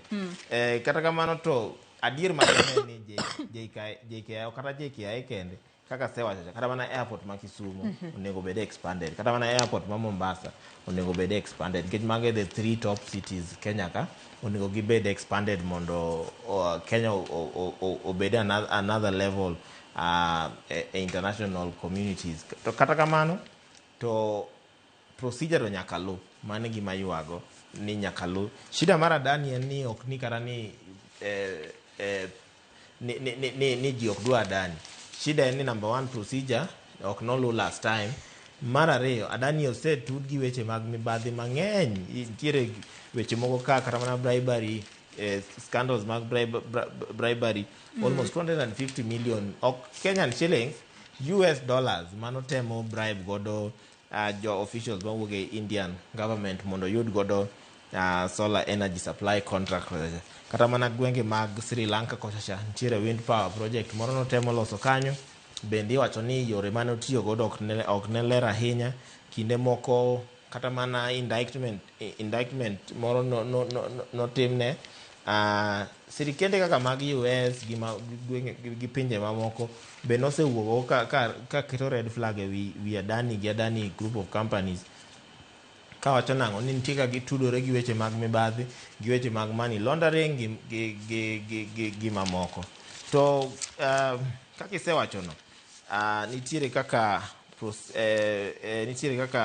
odwa duogo to kaka isewacho nitie kaka odwa duogo through jok manyalo wacho ni proxy kata mana front jomo keto mbele nyime kanyo ero. Kwa sani otiyo gi nationals ma pinje mamoko mondo oum kik neni ene ma en kamano. An selingi so ni thuolo mano miwa mar nonro mar gazet oserumo. It gazet mar ariyo mano mar gazet mar The Standard bende wach kanyo ni Zimbabwe Zambia now reject US health funding deal over data fears. Wang'e ni piny Kenya bende en achiel kuom pinje mane ochungo chenro mano mar piny Amerika chiwo sire wechego mago mag thieth ka koro nyaka sani giluor ewi wechego mago mag ondike kanyo ni concerns about sovereignty and data sharing. Mago bende nyakora Mugia Jwang nyalo somo It gazet mano mar ariyo. Gazet mar The Standard bende mulo weche mopogore opogore. It gazet mar adek kanyo bende aneno ka koro ket pichni mago mag jong'wech ariyo moyang' nyingi kaka Sheila Chelangat ka achiel kod Diana Chepkorir makoro gin jogo makoro ne gitemo mar mondo me ging'iane ka ginyalo loyo bura moro mano motudore kod wechego mago mag anti-doping. Kata kamano kanyo ni at least lose bid to stop doping ban. Court sends case to tribunal. Mago duto nyakora Mugia Jwang ka achiel kod weche mag siasa, weche mago mag lwenya madhi mbele kind US Israel ka achiel kod Iran bende nyalo somo gazet mar The Standard. Wach ni mogik cancel ka watieko. Wachna mogik en mana dok ne josiasa wa ma Kenya ka ni kinde ma wantiere gi ok wadwa wach ni baba oyaye ka ginyalo temo mondo gipim gima giwacho. Nyaneno ka ng'eno tho ka bende jomoko nyowuok ka wacho ni jatend piny onego step down. Step down na. Ten accident makore ko happen kata mana report poko gol. Kendo podi timo nonro ne gima ne nyalo kelo masira ma kamano. Giro sewuok nango ni jatend piny step down. Tana pesa ni to kinde mane une sirikal dong nentiere accidents mag ndege manotimre. Kata mana ng'ane ne Matiang'i be nyane no kaloso kata in kinde mane ine sirikal accident mag ndege notimore ok ne step down kosa endo dwani jatend piny step down samoro wadhi ahinya giweche mibayo gayany mibayo rallies wawere go josiasa erokamano nyanselo yango kuom kawo thuolo mar okinyi ma kawuono mar bedo kod nonro mar gazet nyakora Mugia Jwang gazet momori e kind The Standard kod Daily Nation inyalo dhi nyiewo tibedo piny some e yo makare. Yena mar mondo mi akaw yo madindo gi sani nyawadwa Cleophas Oluoch oseikore makare mar tayi e twak mokwongo e chenro mar piny chal mar Kenya. Oriti masani nyinga Joyce Odur.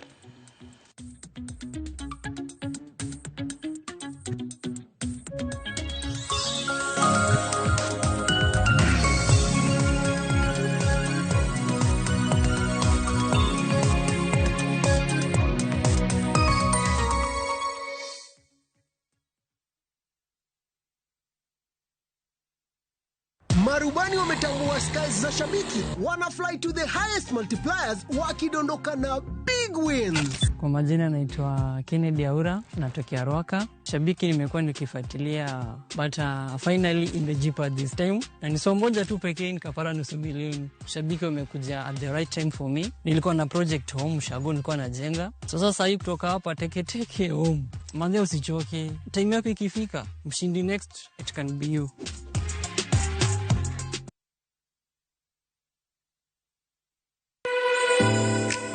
Chiemo oken mana gima wachamo kende, en sigana. Tim mapile, nyasi mar nyiso ni wan ng'agini.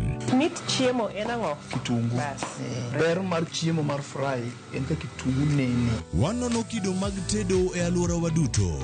Wafwenyo yore mag tedo mopondo, timbe anyuola, koda hera mamiyo kit chiemo mora mora bedo gi ngima. Chiemo ichamo ga wang'. Koro nyaka ikete maler oka obedo gimoro ma wang'i nyalo kelo meloma mar chak. Ma oken mana tedo kende, en kit ngima mar oganda michiwo e mesa. Tedo gi chiemo kod jailieta tich adek, saa 2 okinyi, kik bai.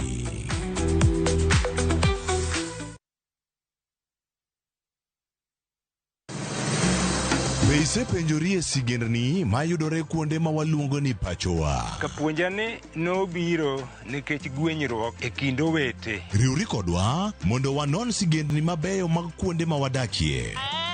Nera nitie, ninyuo kong'o kacha niluongo ni kilap joko wili. Kochakore bombe madongo nyaka e gwenge ma iye. Otusenge en piny joimbo mar oganda miluongo ni Wasenge. Ng'e gigo mamiyo oganda ka oganda bedo mopogore. Nweng'o ma wan godo ka en mar kunyo gold. Urudi. En kama ji duoge ji ok lal. Ng'e weche mane osekalo. Chon chande lweny nitie kor gweng'. Rwako sigendni mag kuonde ma wadakie. Kiwacho ni kibedo piny e kom, kineno ng'ama lwete fuare kama, mano nyiso ni jakano mulo ka pigo osechopo e bwo mesa. Ng'e gwengewa chieng' tich ariyo saa 3 otieno mana e Ramogi TV. Chakre dho nam lolwe nyaka e nderni mag boma maduong', pesa ka pesa nigi sigande. Kae en kar dak mar joloko ohala. Growth wa mostly bedo attributed to consistency and hard work. Kokalo kuom jo ohala manyiso rieko margi e ohala mopogore opogore. Ka gima nyaka ikwong ing'i en location kamidwa kete dukano. Wapuonji timo ohala okang' kokang', kaka ilose, kaka ipidhe modongi, nyaka kaka irite mondo odagi. Siri mar business wane gimomiyo osebudho kabisa en ni itiye gadier. Kae kama timo gik moko gi kinda romo gi rieko kod lek mabedo adiera. Watemo choko artifacts mag luo to watiyo kod gas decoration e ot ka. Ohala gi mwandu gi Cleophas Oluoch, tich ang'wen saa 1:45 otieno. Kik bai.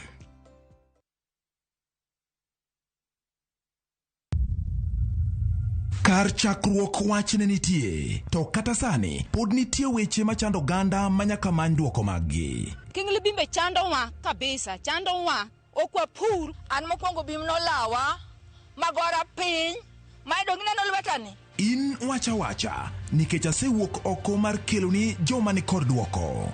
Nam kanyo koro sani wan gi shida nikech rewa kethore kendo wause nengo mokethore nikech waonge gi kaka wanyalo preserve gi kwarito godo chiro. Tudri koda an George Bati e chenro mar Mbakoromo Iwacha tich adek saa 4 okinyi nyaka saa 7 odiechieng' mana e Ramogi TV.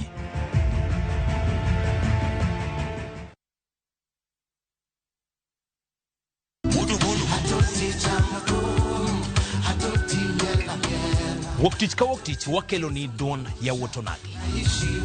Kabende tich ariyo ka tich ariyo nyakuronga juang en odiochieng' mar yuto mari. Chieng' tich adek ka tich adek nyakuronga juang en odiochieng' mar mine nyalo kachiel koda weche hera.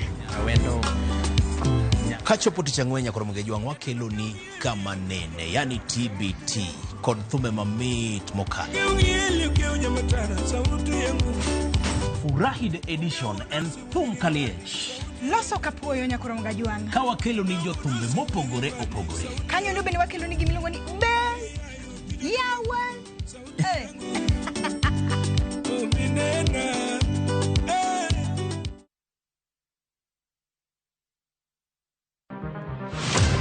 Chal mar pinywa en gima ichiko e mbaka ma obedo godo kanyachiel. Okoripo bed ni warito Trevor nyaka issue obedie.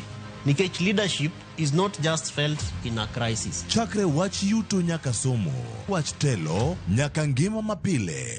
Jopiny dwaro wijang. Jopiny dwaro ni strategy kaka ng'ani dok dala. Owe ponde toka gwam. Penjo madongo dwaro duoko makare.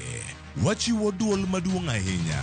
Jotelo, jotim nonro kod jogo matemo kelo lokruok. Kitwa mokwongo number 1 en ng'iyo kaka warito kendo wakonyo jopiny. Omiyo ka joka dhi marach to nyaka koro wanyisgi. Dwarore ni wang'e, wapenjre penjo kendo wayud duoko.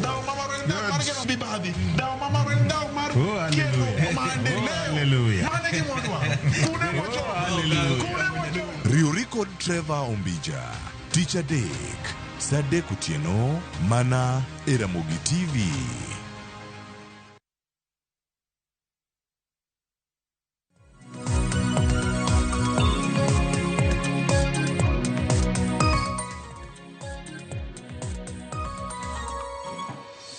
Nyakuronga juang oyawre kino machielo kinyi makauno ka chenro mar piny dhi nyime wasewinjo kacha weche manyien kod mago magazet mokelni kanyo kod nyawadwa Joyce Oluor. En kinde mondo rango chal mar piny Kenya mar mondo mone ni adier gik mage matimore to ainono gi e yo machal nade. Okinyi makauno dhi bedo kaka tai nyinga Cleophas Oluoch jakisumo kanya kwar mokeo nyaka sango tantiere kae kod welo madhi bedo kwarango godo chal mar piny Kenya. Sani aseyudo kae wendo ma en jaod bura machon e kaunti ma Migori Dr. Pamela Odhiambo warango kode chal mar piny Kenya okinyi ma kawuono ka wachako miye thuolo mar mondo mose oganda wa okinyi ni oyawre daktari kendo machiegni. Oyawre ahinya oche. Ni Kisumu Kanyakwar kama iwacho no nitie kaka nyara moro manimba ahinya. Utede koro into ina ora geno ni tok ma nyalo yudo sukari. Bang' mano ina uru nyikwara mogi mondo moswe ni oyawre uru kendo kwe mar Nyasaye mondo bed kodu okinyi ni ka watudore yor mbui kaendi kata wang' jowi kaka ujawache.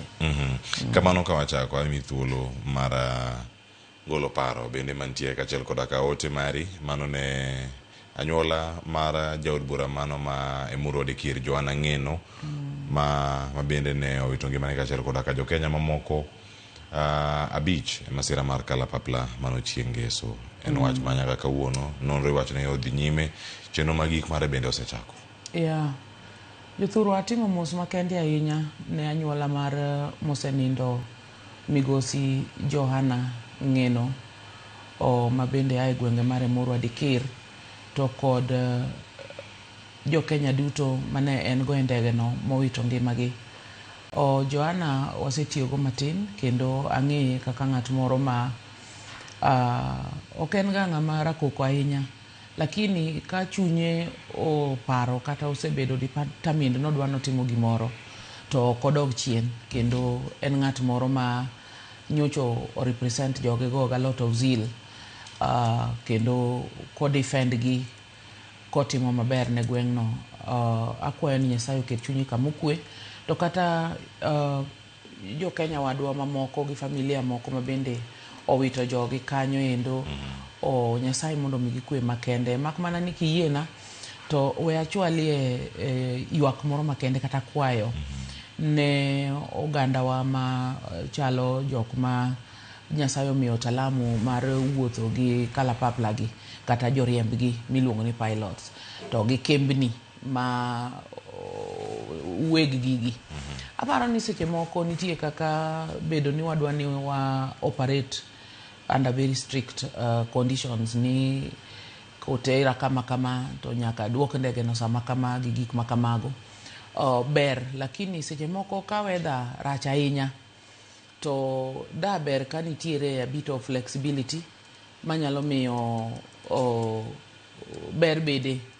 Nikech apara ni odhiambo cha an kana ng'iyo weather to chunya moro to neno ni ndege cha noko ningoa kama ne entie cha. Ok ang'eyo itilafu moko ma bende no nyalo bedo go ndege no wuon, to mak mana ni weather that evening gwenge mane jogo nitiego ne ok ber ahinya. Koro apara ni mano bende kwayo moro mwanyalo chwalo mondo koponi kata ka ndege gi oterowa kamoro to waneno ka weather ok dhi maber ahinya kata ka saa ohinyore, to ok ang'e ni nyalo tim nang'o mondo oyienegi gibed kanyo nyaka saa maber ma koro kendo ginyalo akanyo gi kwe ka ok waneno masira machal gi aina manyo waneno ni. Kamano kende notemo oro ne oganda mano mowuok e kuonde mopogore opogore ka yo kwele bende gi wuod Nyakach Kadianga mano pilot Jojwere mabende nowito ngimane e masira. Nyasaye oket chunye kamokwe. Kamano Nyasaye oket chunye kamokwe kachel koda ka oganda go duto. Chako gi wach manyaka sani bende osebedo kae kagoyo ute fwambo mopogore opogore mantiere piny Kenya kod mago maoko, lweny madhi nyime Middle East, mano lwenj Amerika kod mano ma Iran. Mbetre ma Iran pacho ka ogolo chung' margi kachel koda ka jotelo mamoko moting'o nyaka jatend piny Kenya ma bende ne olose wiye. Sikan los toka kod jafwambo wadwa Eric Ounda wadeno winje sani kae to bang'e waduoge twak. En lweny ma odonjo odiochieng' mar adek ka Amerika gi Israel omakore kanyakla mar monjo piny Iran gi lek mar timo lokruok ne telo mar pinyno. Monj ma osekelo koda ka nek mar jatelo maduong' ma otisi ni Ayatollah manyinge en Ali Khamenei. Lweny no omedo lak kendo tugo pinje malibamba mag Iran ka jolweny ma Iran temo monjo kembe mag lweny mag Amerika manie pinjego. E ripode matinende, ndeke lweny adek mag Amerika ne ochwadi miruti ma olwar e piny Kuwait. Kata kamano, ji 6 mane nitie ei ndekego ne ok oyudo hinyruok. Aput matayo lweny Amerika ma idendo kaka CENTCOM to owacho ni monjno ne Kuwait otimo e yor both. Gigo ma osetimore e seche 12 mokalo kaluwore gi lwenyno gin kaka nyathi achiel ne en achiel kuom ji 5 ma jolwenj Israel onego Iran, ka jaod mosenindo Ali Khamenei bende oyangi ni chunye ochot bang' hinyruok manyocha oyudo e monj mokwongo. Sirkand Amerka bende okwero jopiny ni kik chan wuodhe ma Lebanon kama nitie kweth jolweny mag Hezbollah ma bende igeto monji kuom siro piny Iran. Korka wuodhe mag ndeke, kembe ndeke ochungo wuodhegi e pinje mag Arabu. E pacho ka, jatend piny William Ruto okwedo monj masani piny Iran koro timo ne pinje malibamba, to ahinya mago manigi kembe lweny mag Amerka. E yote mare, Ruto wacho ni monj masani himo koda ka pinje kaka Qatar, Saudi Arabia, Iraq, Oman, Kuwait, Jordan kod ka Bahrain kelo luoro mar kwe kod arita e piny mangima, kendo okwayo mondo pinje obi kanyakla mar nyayo kwe. Jambete mar Iran e pachoka Alin Golampu bende olero ni piny mar Iran ok bi monjo kar jolweny mar piny Amerka pachoka. We did not seek this war. This is a patriotic war that has been imposed on us. But now that it has been imposed, the world will witness once again what the Iranian nation is capable of when its dignity, its sovereignty, and its leaders are attacked. The armed forces of the Islamic Republic of Iran, inspired by the heroic legacy of this ancient land and relying on trust in Almighty God, will defend the dignity and security of the Iranian nation with determination and all their might. Jatend migao mar omenda John Mbadi okoni jotend migepe dhi bedo gi lalruok mapiyo mar manyo kenge ma inyalo biti godo koponi tulo madhi nyime e piny Iran okelo midhiero ne uchumi. Our Ministry of Foreign Affairs is on top of this, and I may just need to have an engagement with him on how we are going to navigate. If the war is going to continue longer than anticipated, then obviously it is going to have a hit on our economy. And we must now think on how to maneuver our ways. It is going to be like COVID-19, but I hope it is going to be addressed the soonest, so that the world economy is not affected. In fact, this is going to affect the world economy. There will be a slowed growth of the world economy. Eric Ounda, Ramogi TV. Kama nyakoro mjonga sikano kelno kanyo koda Eric Ounda kendo kanyo madane wachako goro twak mana okinyi makawuono kaya mheshimiwa ma en gino mawacho ni en midhiero mabende kakirange kako medo sudo oken gimoro mabor ahinya gi piny Kenya kata giwacho ni monjo ok dhibedo katimore pacho kaka jambete cha owache kar kacha nitiere pek mar uchumi kaka jatend migao mar weche mag pesa pacho ka bedo so wacho mano John Mbadi ka warange kaka jo Kenya nene mana gi oko to bang'e kalwenyo rumo kata kurumo kawuono pod midhiero madhi bedo kalore kod gigo ma otimore kata gigo mosekethore e pinyno mar Iran kod pinje molwore e weche gi mag uchumi mag piny mangima. En adieri ni lweny ni ok lweny jo Kenya. To kata kamano nitie kaka e seche duto ma chandruok kata tulo moro wuok e bath piny kamoro tibiro yudo ka gima jongere gi dendo ni ripple effect nyalo landore kendo chwe nyaka kuonde moko magino ne ok otimore. To sana lweny madhi nyime ni sani pek mobiro kelo ne jo Kenya ahinya kata ka ok gimonjo ng'ata Kenya ka en mar uchumi no kaluwore ni Kenya ka indi wa depend kuom sana our production depend on gimiluongo ni mo ma oko energy sector wa dwa golo mo oko e pinje mag Arabia go ka miusonwa ka e mariembo mtokwa e mariembo industry wa e mariembo dag stima wa gi gik makamago.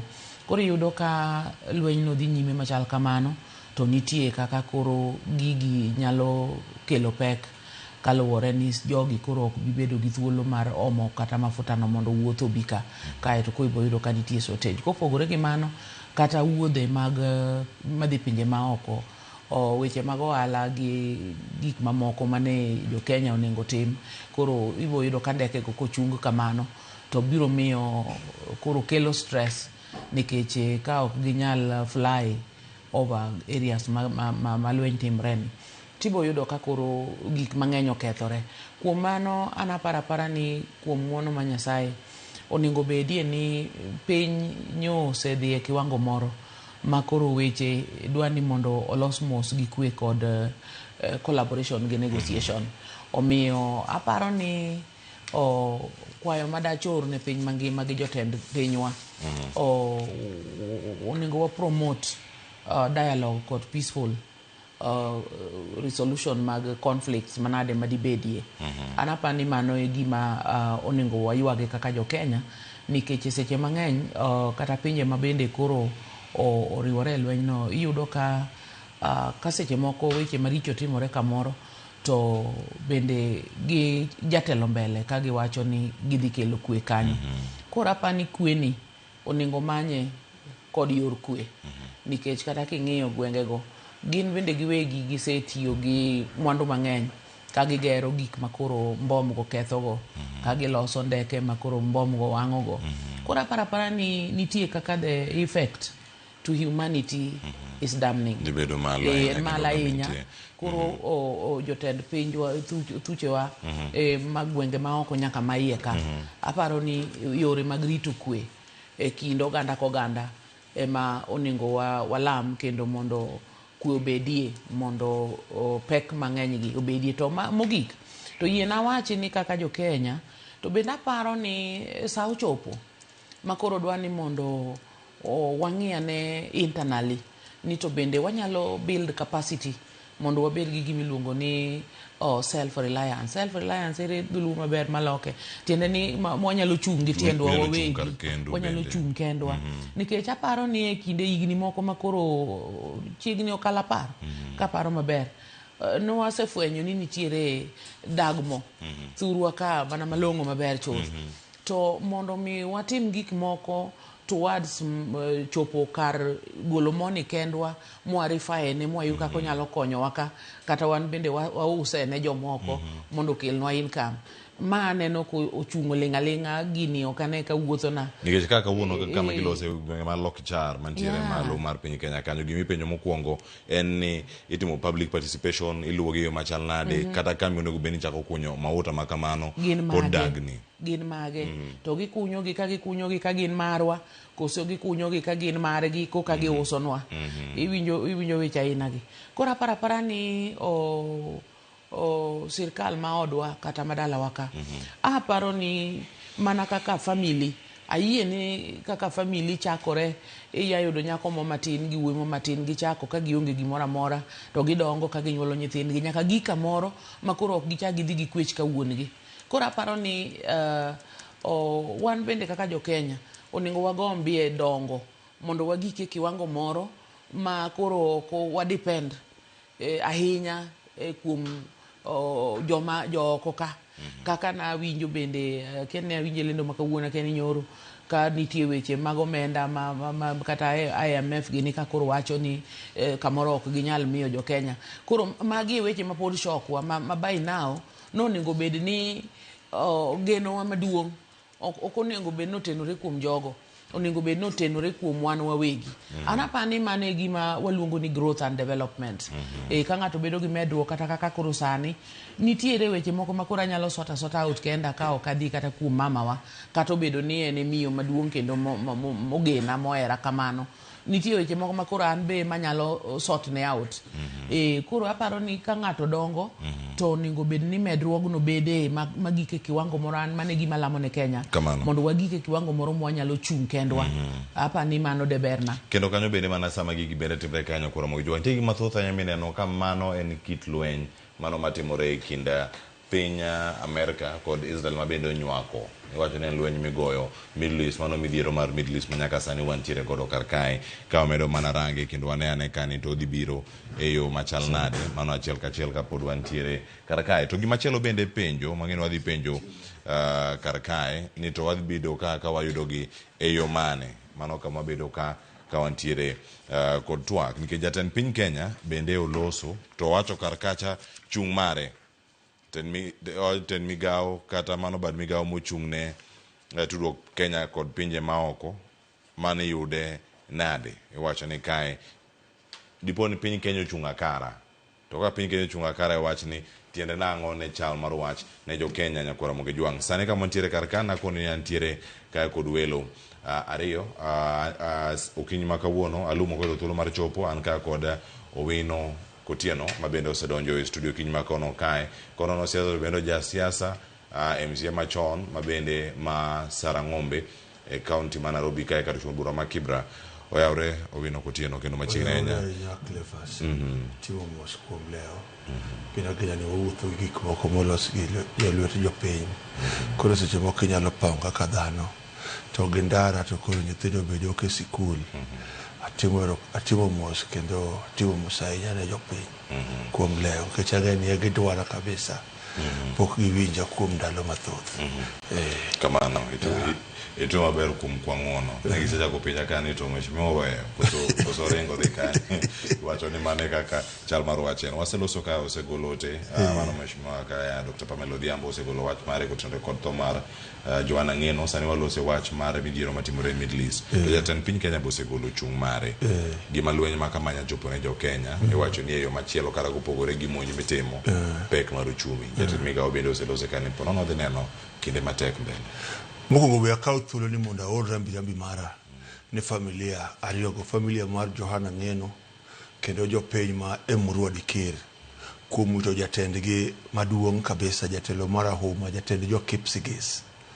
Ok ang'eyo Joanna Ng'eno mane thone, ji mang'eny koro ng'eye thone, but ang'eye kane pod otimo activism, weche mag law, weche mag pith, weche mag kaka jopiny ma jonjelo makocha nyalo dak nyaka yiere 2013.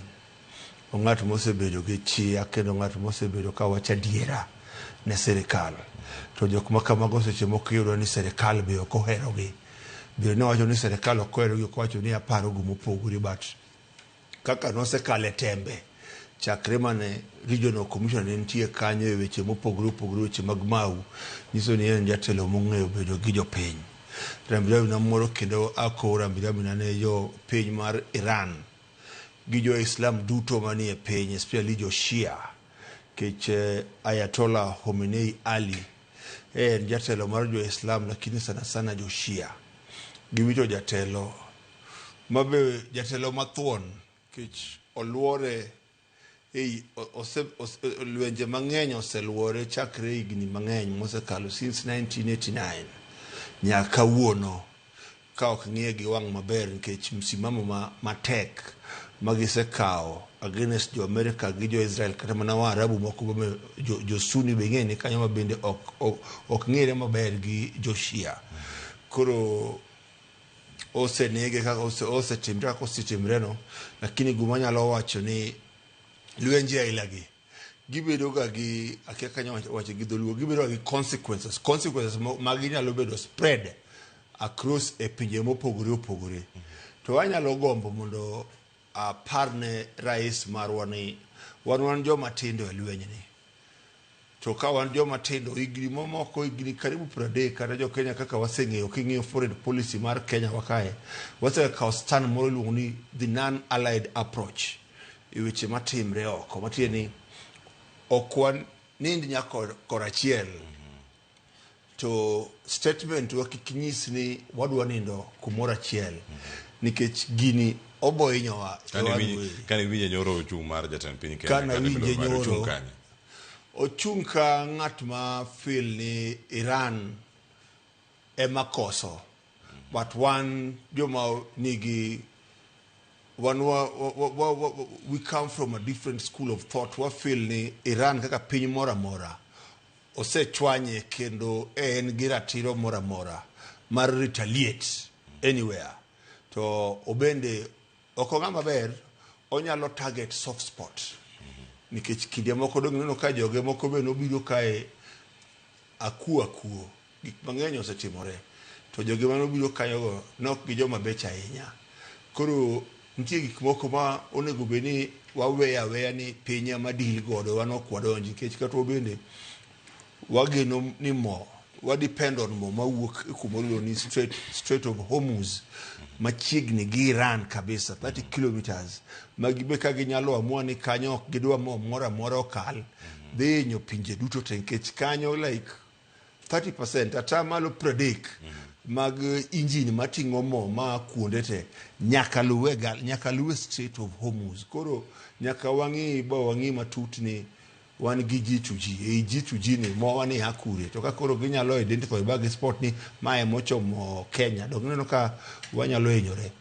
Omiya pa ni statement manyono ken statement maber kikwobel ka gumo wane prefect mar Africa kata wane prefect mar piny nikech wan waonge interest malong'o e gicha kamano nyakura mojong weche kama gipuro bobedo kae ka wamedo luogi kendo bokoni kumare kaka gimedo timore pile ka pile adano lok tang waranga ne gino mane jatend migao ma ochung'ne weche mag pesa kata omenda nolose kotenore kod achudhe gi nyakura moge jwang kirange kar kae John Mbadi ne loso nyoro ka entiere nyim jod bura kendo wacho kata ni ero nitie achudhe moko ma otisi gi nying moro ni Sangwenya mano ma usiko mano e bath jotelo kendo luogi Sangwenya gi geto gin jok mage mano penjo madhi penjo bena kar kamo kongo to wawinjane gima John Mbadi no wacho dichieng manyoro en wach maponono wachako winje kowuok e kaunti ma Migori kono an ka gi woman rep ma Migori machon angu kono ane Sangwenya ni to gi jok mage wawinjane mokwongo mae.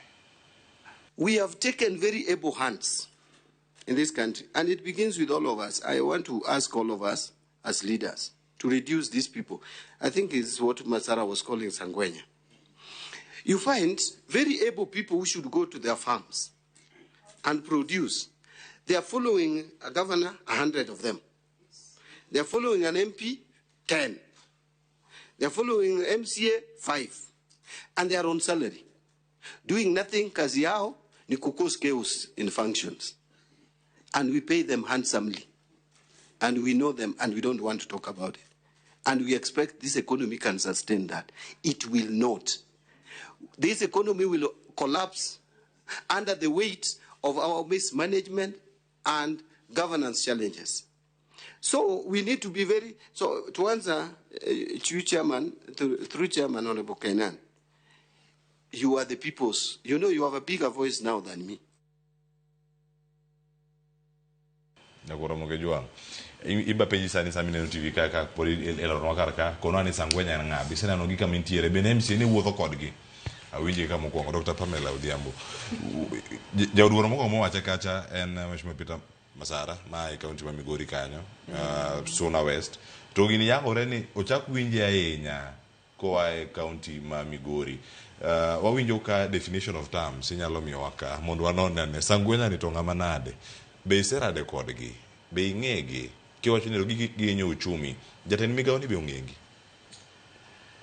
Wow, mano wach ma nyalo miyo ng'ato nyiero to bende kelo kuyo.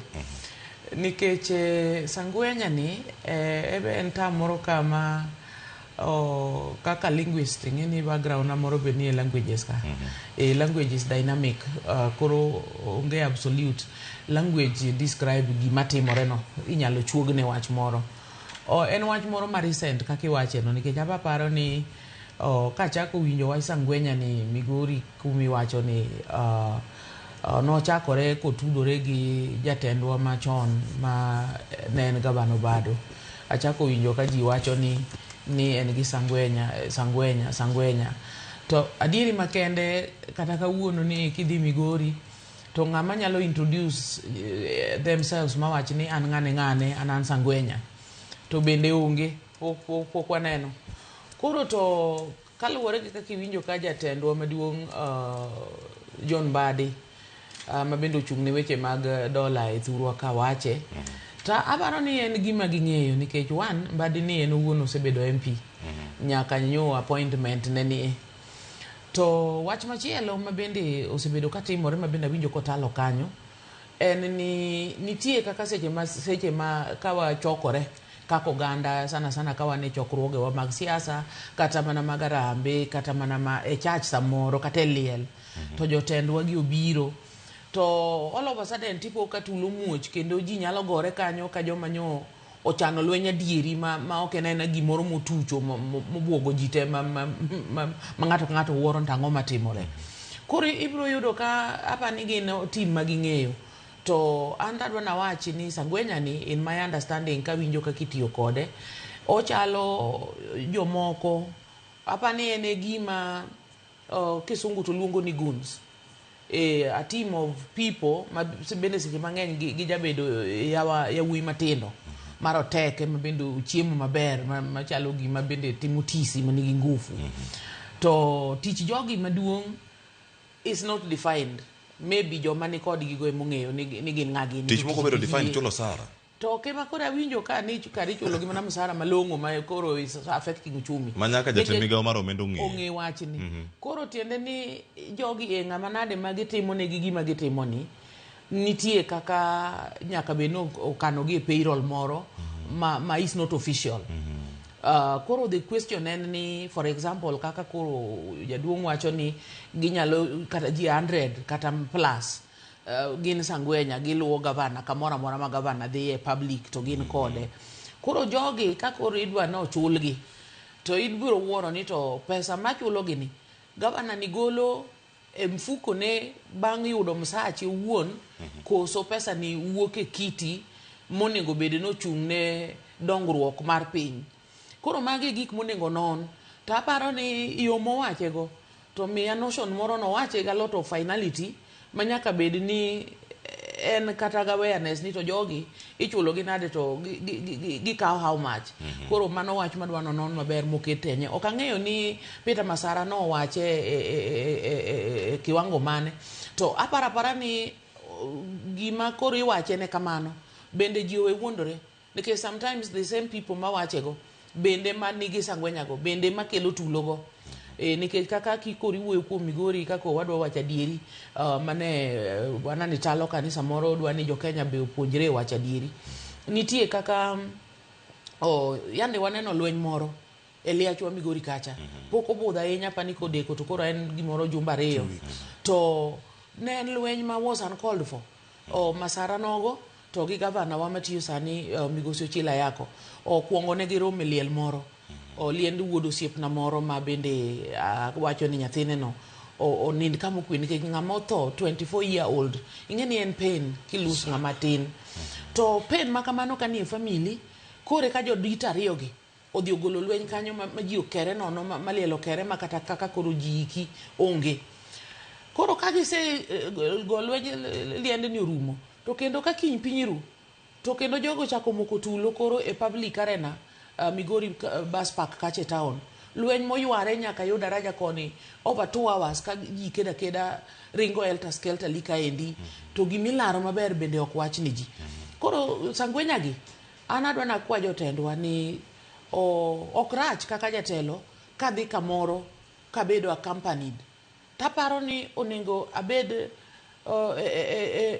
group joma kare ma bende rito kwe to kata ka gin officers moluwore gi tich matiyo no kata kaka ng'ama kaka gavana nigi migepe ministers gego kata joma nade mondiki kanyo to kata mana jopiny mohero wuotho kode ber mondo wak gi wuoth to kata kichulo gi to an akwani mondo omigi allowance gino kowuok e msach jadito ma giluwo ni to kae to ok onego bende gibed joma kelo tulo onego gibed joma timo gimoro ma reasonable kaka koro ma ja finance ywak ni to jogi gin ka gisekelo tulo gi to ere kaka gini impact on the uchumi koro gin mana joma kawo kuom jatelo achiel ni to gin to magikelo e mesa ka mondo omedi to onge. Koro aparo ni kanyo ningo jotendwa ng'i kendo sana kaka Migori ka miwueno to yiena goye malong'o. Migori wabukore waloso gimiluongo na battlefield to battle lweny malich mikedo no to onge ng'ama odefine omiyo asiko kawacho ni sana jotendwa ma Migori style up keluru kwe kendo puonju nyithindwa mondo bed joma ochanore ok mana joma reckless moikore kelo tulo kamoro amora ma gidhiye. Erokamano ya Dr. Pamela Odhiambo.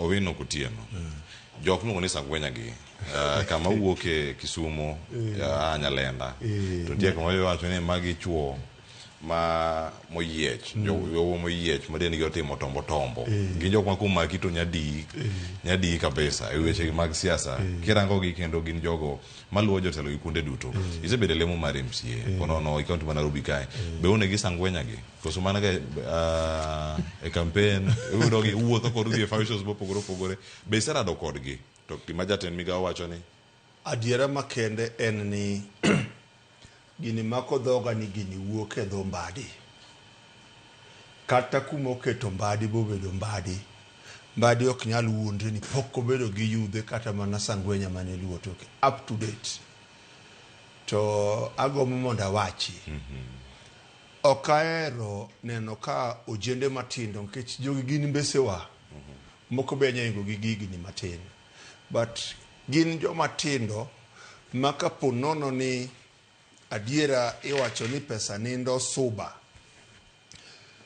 onego be ni pesa manindo suba no konyo ojende makoro kawuono waluongo ni sangwenya gi gigo timore nikech sirikal pok obedo gi gima waluongo ni policy framework mabo ng'iyo ojende matindo moa e sikul kata motieko college kata manowe klas 8 to pod gin gi teko jogi nigi teko jogi pod wanyalo puonjo matin kata ma dweche 6 to waketo gi e pith mar gwen jogi pod nigi teko inyalo puonj gi matin to gipidho diek gipidho rombe nikech e Kaluo kanyo sani kidonjo kata dala ma Rusinga gi ni biro Kisumu biro Migori Siaya joluo sani gero tende mabecho kendo gigero B&Bs mabecho kanyo ji nindo kanyo idwaro joma bo chiemo idwaro joma bo chamo kata kuon gi tong idwaro joma bo chamo kuon gi iluongo nade bread gi tong.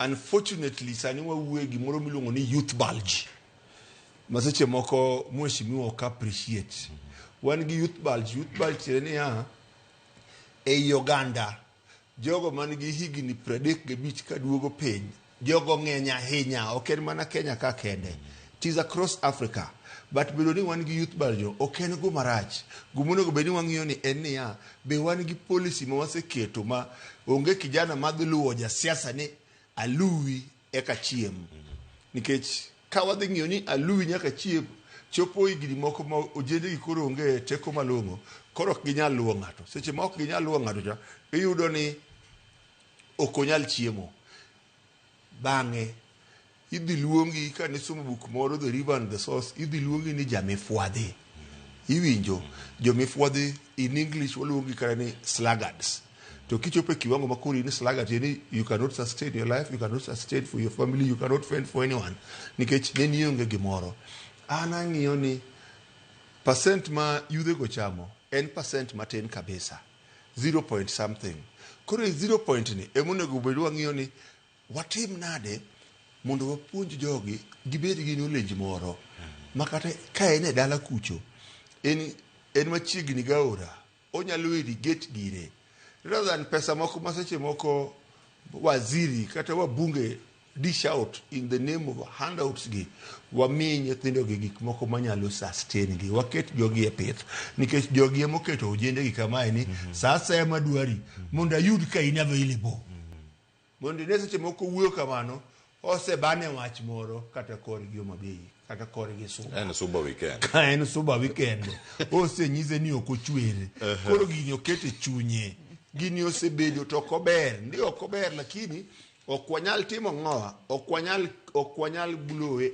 out of context kamano jogi te nigi jogi wena chakudi kata duogi ir mheshimiwa Dr. Pamela Odhiambo karkae gina ang'o me otimore gwenge wa ahinya ang'o me wanya some gwenge mamoko yo machal nade kinde moko mokalo ne wachopo liel moro yo Bomet ko wuona osipo moro molimo go ka to wach mantiere kae jaod bura obiro kata gari ok obiro go nikech owuok mane gweng kacha owuotho gi gambut mare to donjo eliel to ok obet kata podium moro mano los kucho okikre mana gi jopiny ka onge jok maluwe chien kotieko ng'ato dhi kata ng'ato imose kanyo kimose to bokala kala odhi omosi kanyo to wacho ni en osetieko ma kawuono odhi function moro machielo ginyang'o mi ok wanene iwa karka gin jogi ma jok moko wacho ni gin guogi mipidho kata gin dhok mipidho makoro bang'e biro to lokre kodi bang'e mabiro kai bang'e dipo ni mae kama wasechope ni mar josiasa osetiyo kod ojende oseng'e ni mae tich mantiere sani wan e kinde mag siasa gi. Adwa mondo akel paro moro ma seche moko ji mang'eny ok nyal mor go, but seche mabedo piny katimo tijega mag analysis, be it social economic, nitie gik ma nyaka wa consider. Mokwongo en perception kata realities. Dhano mang'eny, sorry to say this, ji mang'eny ei luo gimoro nosedonje pachgi ni konyruok duto te nyaka wuoge ei siasa. Ok wadagi ni siasa affect gik moko te matimre e piny, but konyruogo te tok nyal wuok kuom josiasa. Koro josiasa mekwa makaluo gibe gisedhi ba gisetimo ang'owa gisiko gino ba ji ong'e ni wana ka onge jasiasa ni ok wanyal timo ABCD. Koro winjo as a result of our minds ni bedo program ni josiasa ema nyaka konywa. Koro gini osedonjo nyaka ei chuny japiny, osedonjo ei pach japiny, bong'e ni ka bedo kode machiegni eka dhi yudo gimoro. But ok ging'eyo ni tij jasiasa cha en ang'owa, ere kaka legislation, tich mar loso chik nyalo miyo akel ne ng'ani idea, odhi obede county assembly kacha, owach ni wadwaro bedo gi youth enterprise, Kisumu City County Youth Enterprise Fund. Kisumu County Youth Enterprise Fund onyalo bedo pesa mimiyo ojende, obed Sangwenya, obedo jana moro mokelo paro maber. Iwinjo to wacho ni bwana mae pachi koro mae capital midwaro, to wacho ni bwana wamiyi pesa ni to ibo chako duoke after a period of dweche kaka 6, wamiyi grace period mar dweche 6. Koro Youth Enterprise Fund ma Kisumu ni tije en golo ojende matindo tindo e dhier, tije en golo ojende matindo tindo kuom luo jasiasa, tije en ng'iyo ni be wanyalo dak e ngima maber. But ka japiny pok ong'eyo tich mar mjumbe mare, obro luwe nikech oneno mjumbe cha as a mobile ATM. Onene ka gir wuoth moro ma pesa nitie minyalo timo, onene ka jamna minyalo yuki kata mana skuma moro man gi pesa minyalo ng'wedi. Mano gima gineno. Yes. Erokamano ahinya. Dr. Pamela Odhiambo entiere iri. Inene yo machal nade paro mokwongo mara ojende, josiasa kod Sangwenya podi wantiere mana iri? Ojende wa matindo ma kaluo nigi midhiero maduong', kendo en wach ma jotendwa duto, gibed josiasa gibed jomok josiasa, dwani mondo obedi e piny mondo opar maber ni to ere kaka wadwa konyo nyithindwa. Awacho kamano nikech gima timore ni one, Luoland kama wawuoyeno, siasa wa ok osebedo kadhi in tandem gi development kata gi policies moko manyalo kelo gima waluongo ni dhoudi ma nyithindwa gi nyalo donje readily mondo gitim gima meaningful, sana koluwore kata gi puonjruok kata tiegruok kata skills, ujuzi ma giwuok go e colleges kama gidhiye kata universities kama giaye. Actually moko kuomgi to bende nikech wach dier achiel no omiyo gi drop kata mana e school. Moko kuomgi jomo e school gi e form 2 ka, jomoko class 8, jomoko form 3, jomoko timo form 4 to kata kaka koro ginyalo dhi e college no onge, jomoko bendo dhi e colleges go to kaka koro giwuok e colleges go to gima ginyalo timo maber onge. Emomiyo koro seche moko chunogi, actually chunogi.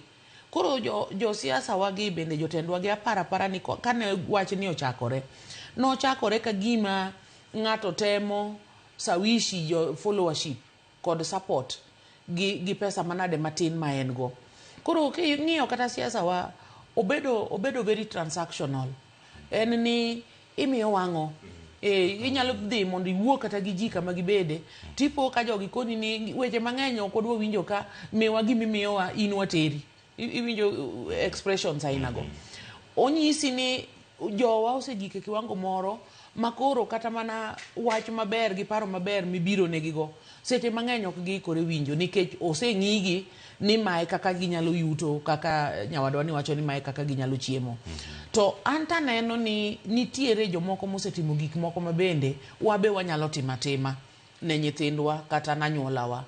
Anyalo paro awachi achiel kuom governors moko mana neno nitiere kinde moko kata mana paranya manyo wuoke Kakamega kani. Anaweya ni nitie kinde moko mano okawo thuolone kane office governor kanyo giyude fund moro ni governors bursary and scholarship fund. To ng'enygi gi moko mang'eyo kata mana central region kae ne gitimo collaboration moro gi HELB. To giwacho ni wadwa wachiw pesa makama, percentage makama, to nyithindo makama ko odonjo university to gin nyaka migi full support mondo gitieki. Mano naneno kaber nikech ne na way mar making sure ni nyithindwa made poni midhiero mar pesa miyo lwar kawuok e ut somo go ka ok otieko gima ne gidhi somo no okonyore. Aya kichaki ing'iyo kinde moko apani former governor ma Meru Kiraitu Murungi nobukora buka no chako gimiluongo ni Meru Youth Development. Koro Meru Youth Development no target jo youth ma kuom gi okoyudo kata thuolo mar dhi university kata colleges go. To otimo collaboration gi technical institutions gi national polytechnics mathur gi kanyo.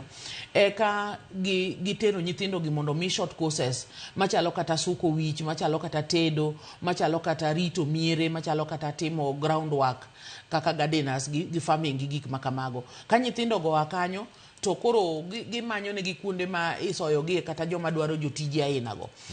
Ema e gima paro ni kata luo landwa kae onengo jotendwa gie ng'iyane ni to nyithindwa gi ere giminyalo migi mondo gitim ma apart from pidho gi miyo gin bende gi contribute to the economy moloyo keto gi e bank moro ni ubedo ka sama poda onge tu nyalo bedo kata kugo mbaka kata ka samoro gimadho nyuka, winjo tinde giwacho ni gimadho nyuka kata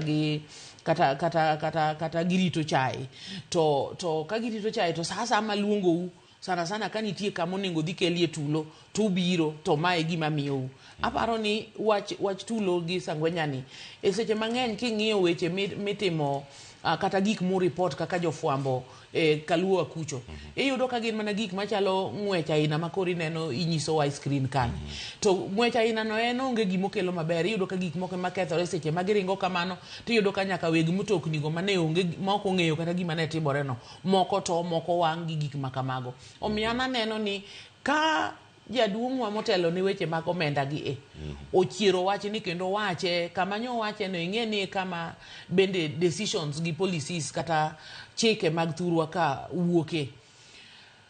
Aneno ni mondo watim gima kare en ni jotendwa maketo nyithindo ma thurwa ma pod energetic gi mondo bed mana jolweny e kar gudruok owe timno.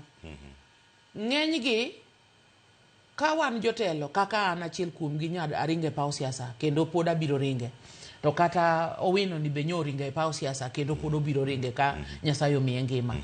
Aparo ni onego waduok yor siasa mar lorruok kod wach kendo wuoyo kiparo kinyiso jopiny pachi gi weche mag maendeleo gi weche mag gero gi ma waluongo ni empowerment kata kaka jo youth gi.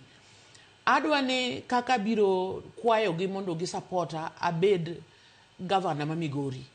Adwa ni gipenja ni to midwa bedo governor ma Migori ni ere agenda ma in go mochikore kodwa kaka jo youth tir manyalo miyo ngima wabed makare. Dr. Pamela, diponi imbi donjo Migori gi Sangwenya magi in kodgi kata sani kama gintiere kiko ground iko ground kendi ma onge jo ground achinka kinena wuoyo kodi kani gi wach moriere tir to kod paro maliw kod tich maler kata kaka nyocha tiyo kan women rep empowerment mane ni ofisa ka manonego dhi ne jo youth adieri no dhi ne gi makata ka mi records go tabiro nyisi ni luonga ne youth group makama wuo kodgi ka onge kaka sani anyalo koni ni kawa ne simbi mondi gone kata otho boda team mondi penjgi ni to Pamela notimo nang'o koro nyaka sani pod gimanya nikech wecho chachi ni liare kucho malich jo youth gi neno mana lweny gi koko o kuom jotendwa mabed dwani chorore mbele ka jotelo makoro dwani mondo obed jomidewo e county no kamano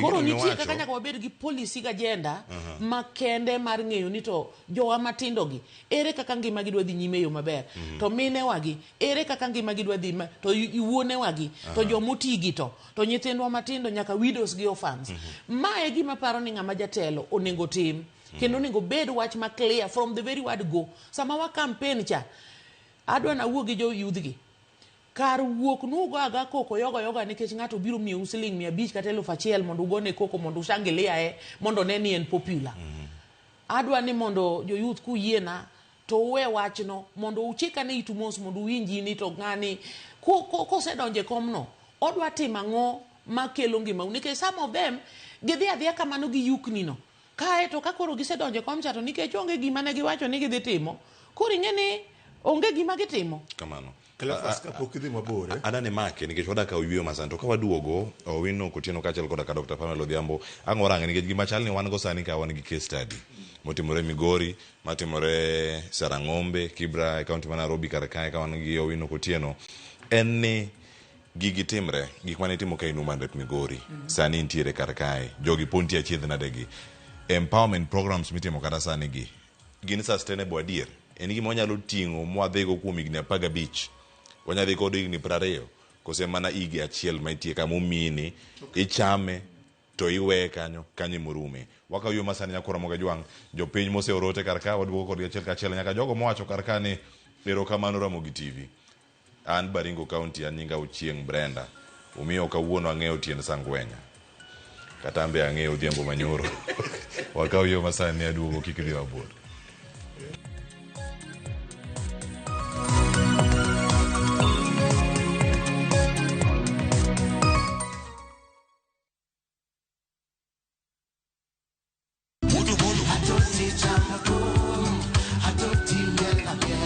Woktich ka woktich wakelo ni duon ya wotonagi.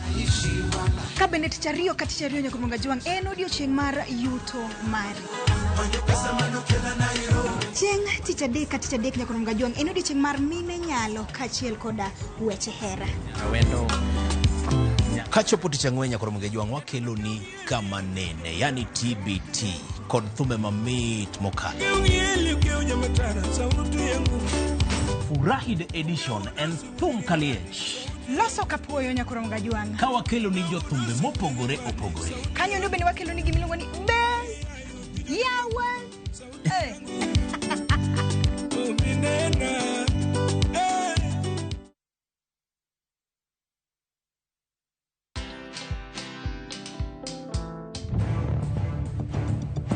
Mimi najua mtu nimesafa naye ni mmoja and it's my mom. Hata mzee ametokea ati yeye kuja nikutrain. Sijaona, mimi bado niko tu hapa kwa dimanga zangu. Hizo mbavu zako hizo ndio yangu hizo mbavu zako inavunja sawa. I'm a champion and my mama know very well to give back to a champion.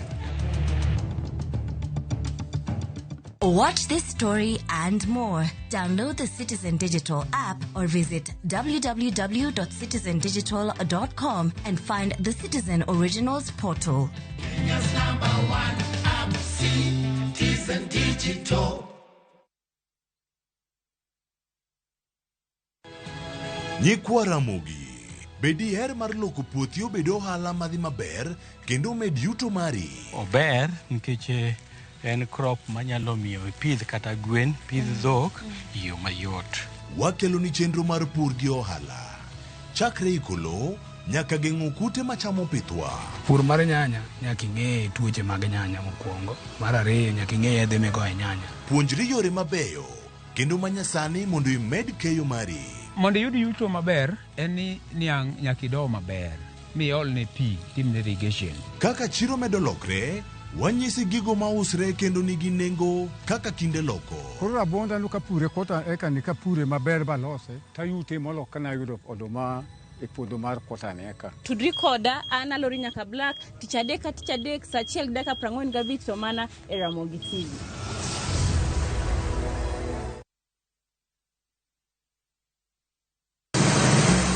Be isepenjori e sigendni mayudore kuonde ma waluongo ni pachowa? Kapuonjani nobiro nikech gwenyruok e kind owete. Riwri kodwa mondo wanon sigendni mabeyo mag kuonde ma wadakie. Nera nitie. Ninyuo kong'o kacha niluongo ni kilap joko wili. Kochakore bombe madongo nyaka e gwenge ma iye. Odusenge en piny joimbo mar oganda kiluonu wasenge. Ng'e gigo mamiyo oganda ka oganda bedo mopogore. Nueng'o ma wan godo ka en mar kunyo goldi. Urudi. En kama ji duoge ji ok lal. Ng'e weche mane osekalo. Chon chande lweny nitie kor e gweng'. Rwako sigendni mag kuonde ma wadakie. Iwacho ni kibedo piny e kom, kineno ng'ama lwete fuare kama mano nyiso ni jakano mulo ka pigo sechope bwo mesa. Ng'e gwengewa chieng' tich ariyo saa 3 otieno mana e Ramogi TV.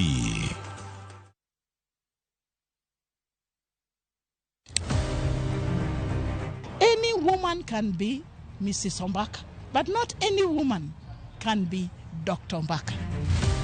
Gin mine ma bende osebero ngima magi ka bende gijiwo joma moko otim kamano. Wadwani mondo wajol joma mine, watieg joma mine mondo kwan joma mine mantie telo obed mang'eny. Gichiwore mar mako lwet jogo mawuok tokgi. Sa ochopo manyaka wan mon ok wanyal timo demonstration to wanyalo timo sit in. Watemo wacho ne nyithindo manyiri ni kaber to konego bene oringa kende ka wiye bare ni to tina chom kanye ka nitie gima thage to yudo ng'ama miyo mosewuotho yor nieri to penjo wach mantiere. E chenro ni mar mine wacho wakelo mine mantiere gi lony mopogore opogore. Tudi koda juma ka juma tich ang'wen e chenro ni saa 3 mar otieno.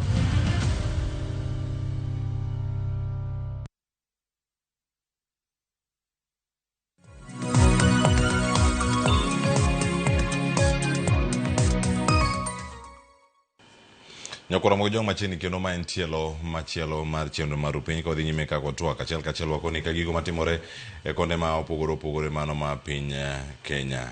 Wacho ni kawuono warango wechegi mago matimore kaluo wasinjo kacho weche mag Sangwenya kendo wadhi mana nyime wacho ni Sangwenya ni ketho chumi e yo mane kata ka mentiere karka in gi paro mane kotene kod weche mag Sangwenya akoni kacha ote mar Chieng' Brenda neno maler ka entiere Baringo erokamano ahinya. Nicholas Mola wacho ni entiere makare ka entiere Wuod Masanga winyi maler ahinya ka entiere Marsabit erokamano Nicholas Mola. Ruth nyathi Ochieng' wacho kamae Sangwenya to opong'o pacho ka chakre counties nyaka national government kaluo to dwa ng'enye sana. Jotelo ma kaluo yako counties tieko ka gise yako to gi recruit go Sangwenya mondo mi fight negi mayo osethiro nyaka dongruok ma kaluo jogi tinde dhi nyaka eliete sani kiwinjo liel ma jasiasa dhi tiluor kata dhi rowere mitiyo godo to gin jobless koro kata omigi pesa moro matin to gin godo mana sawa. Wacho ni gigi ketho ngima rowere ahinya to dala kocha ni mar thothgi tiyo nyaka gi yedhe mago mamero ji eka gitim maundu binago. Wacho ni thothgi odak mana from hand to mouth aluo to wakano moja inako Nairobi kairo kamana inya Ruth nyathi Ochieng'. Ote machielo ka wacho ni Honorable Geoffrey Otiato wacho ni wach Sangwenya biro nikech jotendwa pok omiyo youth employment policy first priorities.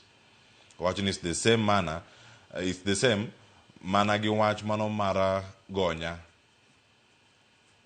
joluowa ema omiyo gini bedo mang'eny mwalo kocha. Cleo weekend ni nantiere nandala kendo nantiere kacha e county ma wacho ni ero kadwa chung senator ma Homa Bay erokamano kumote mari wacho ni Cleo weekend nandala Homa Bay en gima lit ahinya ni sama maji matindo onena to en mana ni jatelo gonywa ok gidwa winjo wach mar policies ma an wacho ni wach policies man go maka dhi to adhi keto mbele mondo mi okonygi something sustainable. Jowa ma josiasa ema okelo gini. Erokamano ahinya Geoffrey Otiato. Mbadi be nowacho ni kacha kula noluonge ni honorable. Nikech honorable ni betinde ose luongo ji mang'eny ahinya nyoro nowacho gik mathoth ahinya. Nyakwara tek nyotieno wacho na Mogi TV neno maler ahinya kantiere Nakuru penjo na en ya ere pogruok e kind Sangwenya gi bloggers. Obeno ang'e duok mano ka ochako kodika gi ote mamoko makontiere karka e telo ni machielo Nyakoro Mojwang' machiegni ka warange warang machielo ka miwacho ni joluo ok sir joluo gi matiyo e sirkal. Mano biro mbele ka to mokwongo watiek mae mano ma Sangwenya gi paro mag joneno mor kaka. Kwanza erokamano kuom miya thuolo. Adwa mondo awach ni jotelo duto temo yier gin gi gimomiyo iyiero kata gimomiyo waketo gi e kombe mag lochgi. Iluongi ni jatelo nikech naturally waparo ni inyalo bedo gimoro mopogore gi jok moyieri nyalo bedo go. Ok wacho ni koro in nyalo bedo mariek maloyo joka, but iwacho ni in e taya ma ka ng'ato neni to nyalo wacho ni kare jok motelo gi be chal kamacha. To ka jatelo ok bi understand ni en gi role moro mo play towards loko pach ji, nikech jatelo maber en ng'at ma loko pach ji. Nyalo koso bedo gi pesa no mar pesa minyalo kwan, but nyalo bedo gi mwandu mar wich, nikech thothne be konyo jopiny. Thothne ok odwar pesa. En idea emomiyo jowa mang'eny obed Kaluo obed Nairobi ka emomiyo jowa mang'eny ok dhi maber. Inyalo miyo ng'ato kata 100,000 cha ok dhi konye koonge paro kata onge idea ma kobet piny bo reduce that idea into a proposal nyalo kelo ne omenda. Mana achiel kuom gik ma jotendwa nyaka ng'e. Then nitie gimoluongo ni the role of political parties. Thoth jowa iyierowa either in e chama mar ODM, in e chama kata mar Jubilee, in e chama kata mar UDA. Vyama gi te ma subscribe to nyagi bende gibed piny ba gigo ndamo ba giwach ni ya wadwa relate nade gi members wa ka wan jo ODM. Wadwaro nono ni devolution miwacho ni ODM okelo ni okonyo japiny nade, because gik makoro timre gi dine bedi wan gi structures ma strong, structures ma winjo japiny to japiny be nyalo winje. Seche moko giedho wuok maber, but if we could have responsive structures, institutions are also there. Ma japiny ong'e ni kadhi e public participation ni ma governor oluongo kata CC moro oluongo kata chief officer moro oluongo, ka ng'awacho pacha wacho ni wadwa mondo konywa e yo makama, after 6 months wano ka gini obedo budgeted, this oluong procurement, then at the tail end wan adier ka project ni dhi mbele gigi ok wanyal neno e Kaluo. And wang'o ya nikech joluo gin joma very innovative. Wakelo paro mang'eny. Kidhi Dagoretti kacha, joma loso kombe ka, joma loso drisni, joma loso gik moko te mabecho Nairobi ka, jogo gin jaluo.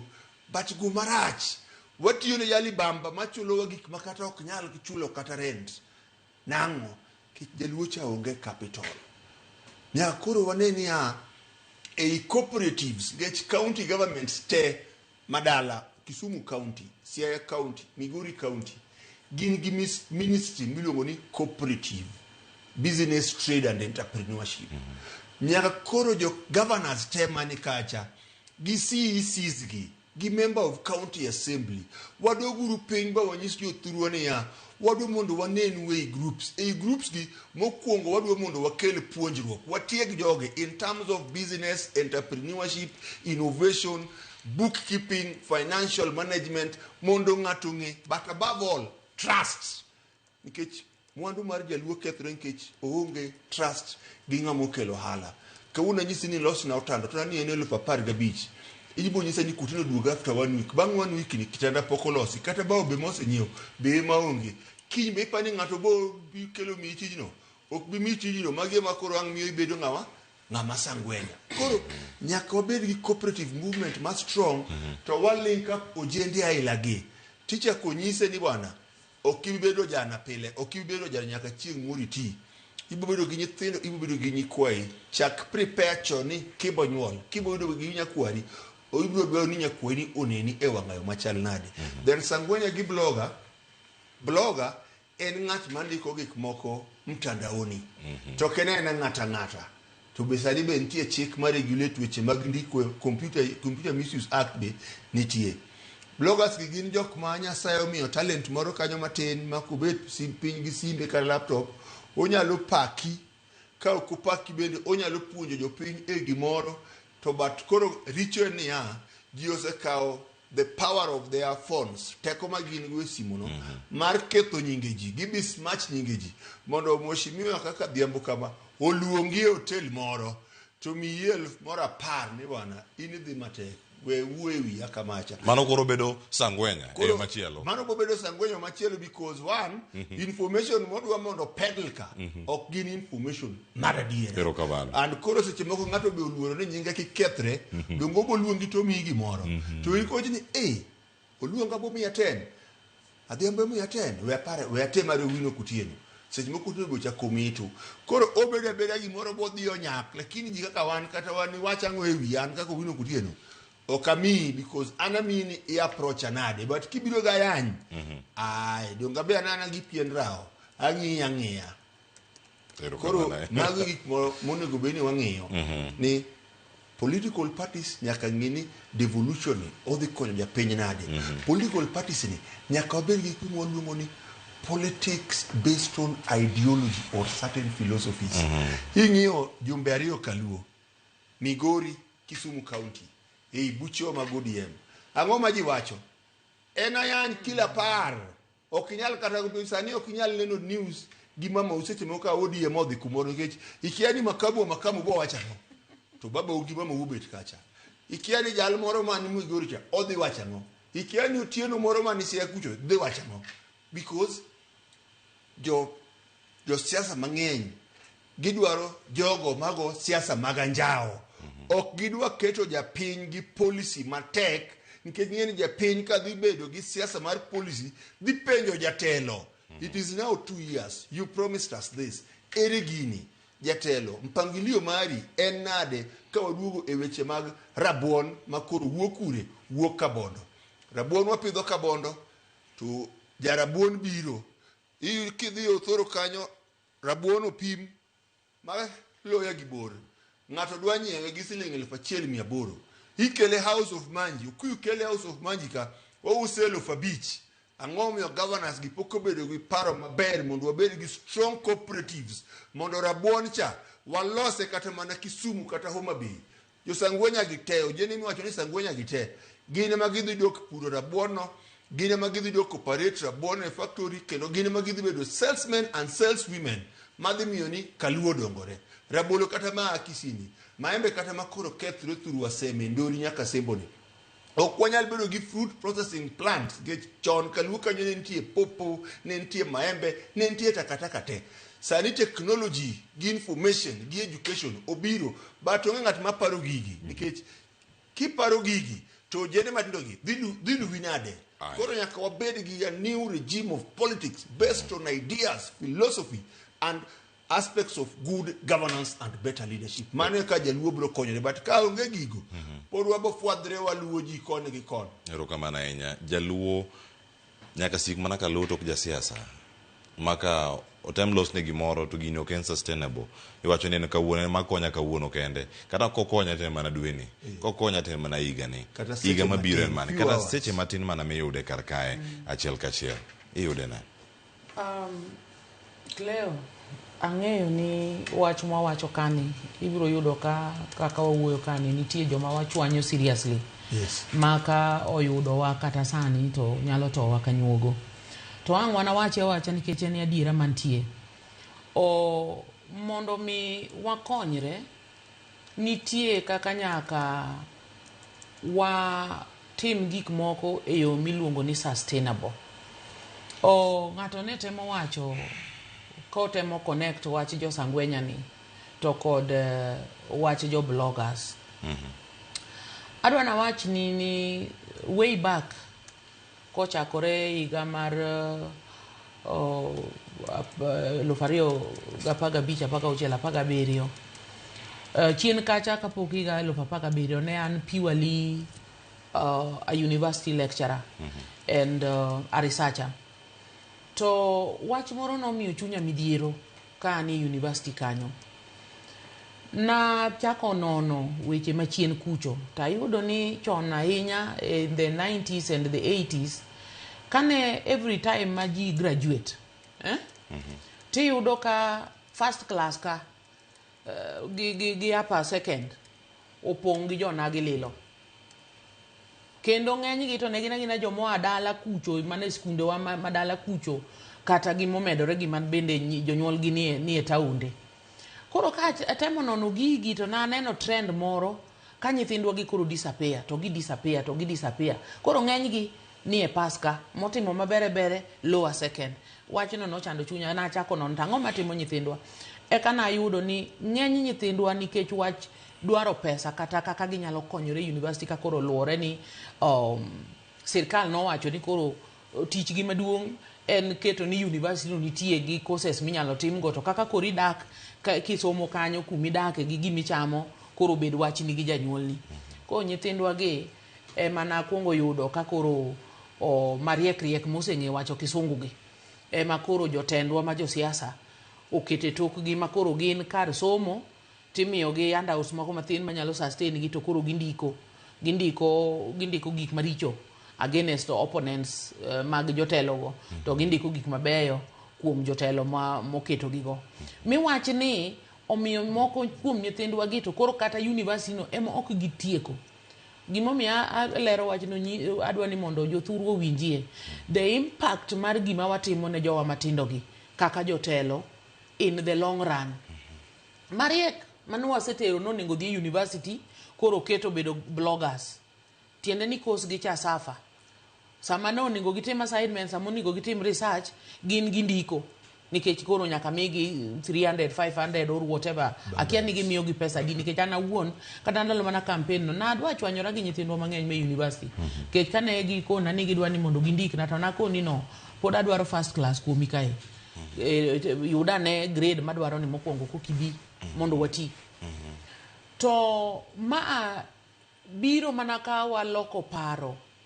Wach mar usangwenya ni kata ka ene mako waluonge ni usangwenya kata luwo tok jo siasa ma mondo bed chalo gima gine magin gi gimo mathin ma ng'ato nyalo bilo. Aparo ni osekelo gimiluongo ni over dependence in dalawa kaka onagi. Kendo osekelo gimiluongo ni koro achiedh nade ma ng'ato para ni ka tudora gi jasiasa moro to an onge gima koro nyalo yudo kata gima nyalo timo. Aparo ni adiera makende devolution no biro mondo gik moko duto mayande waywak ni central government kata national government sani okano headquarter Nairobi ka onego bedie ni luare pinje wa kucho. Koro an apara ni waseyudo ni gini koro ena kansa ma koro chamowa wawegi joma no chake gi joma ne oko chake koro safa kanyakla nikech for example ok wanyal blame josiasa te.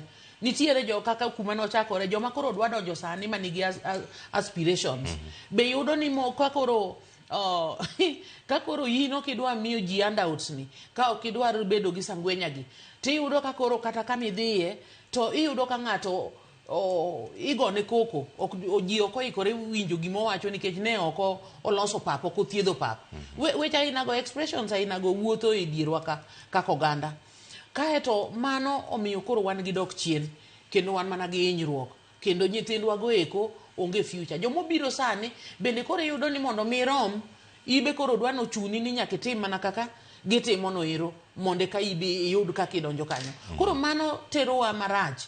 Omiyo an pod awacha ni jatelo madieri ok en ng'ama nigi pesa moingo ji, ok be en kata ng'ama nigi somo moingo ji, to en ng'ama nyalo rali oganda kuom gimoro maber manyalo kelo gima luongo ni mwandu kata ber manyaka chieng'.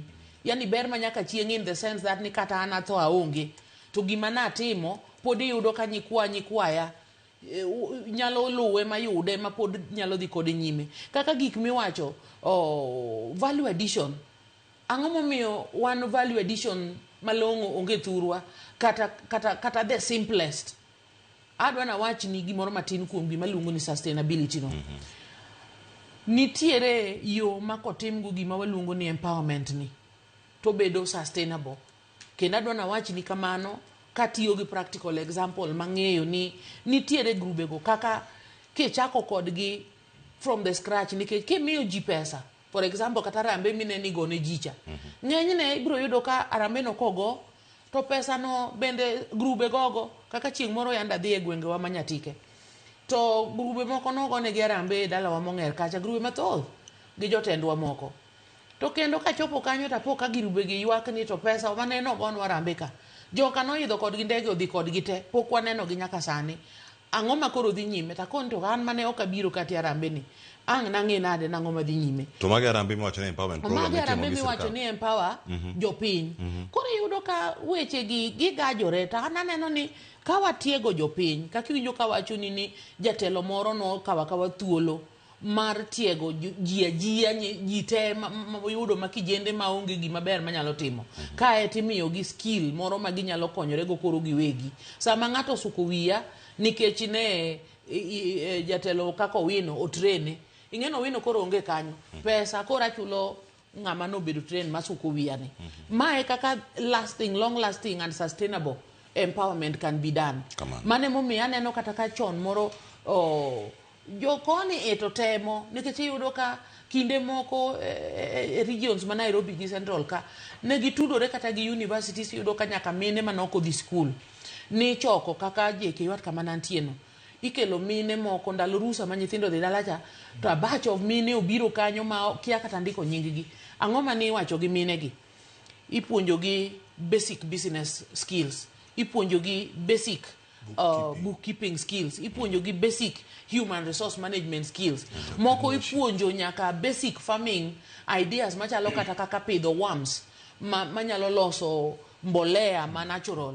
To kae gikete alode gi to pur gi dhi maber. Ipuonjo gi kata kaka beekeeping skills.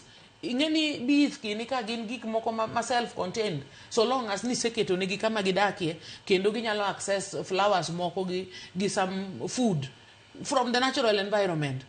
Jogo loso mogi kendgi koro in mocha mikawo ti uso.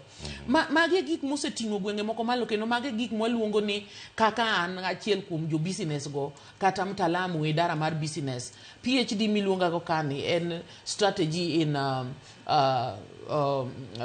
PhD in strategy mar business kod leadership and governance.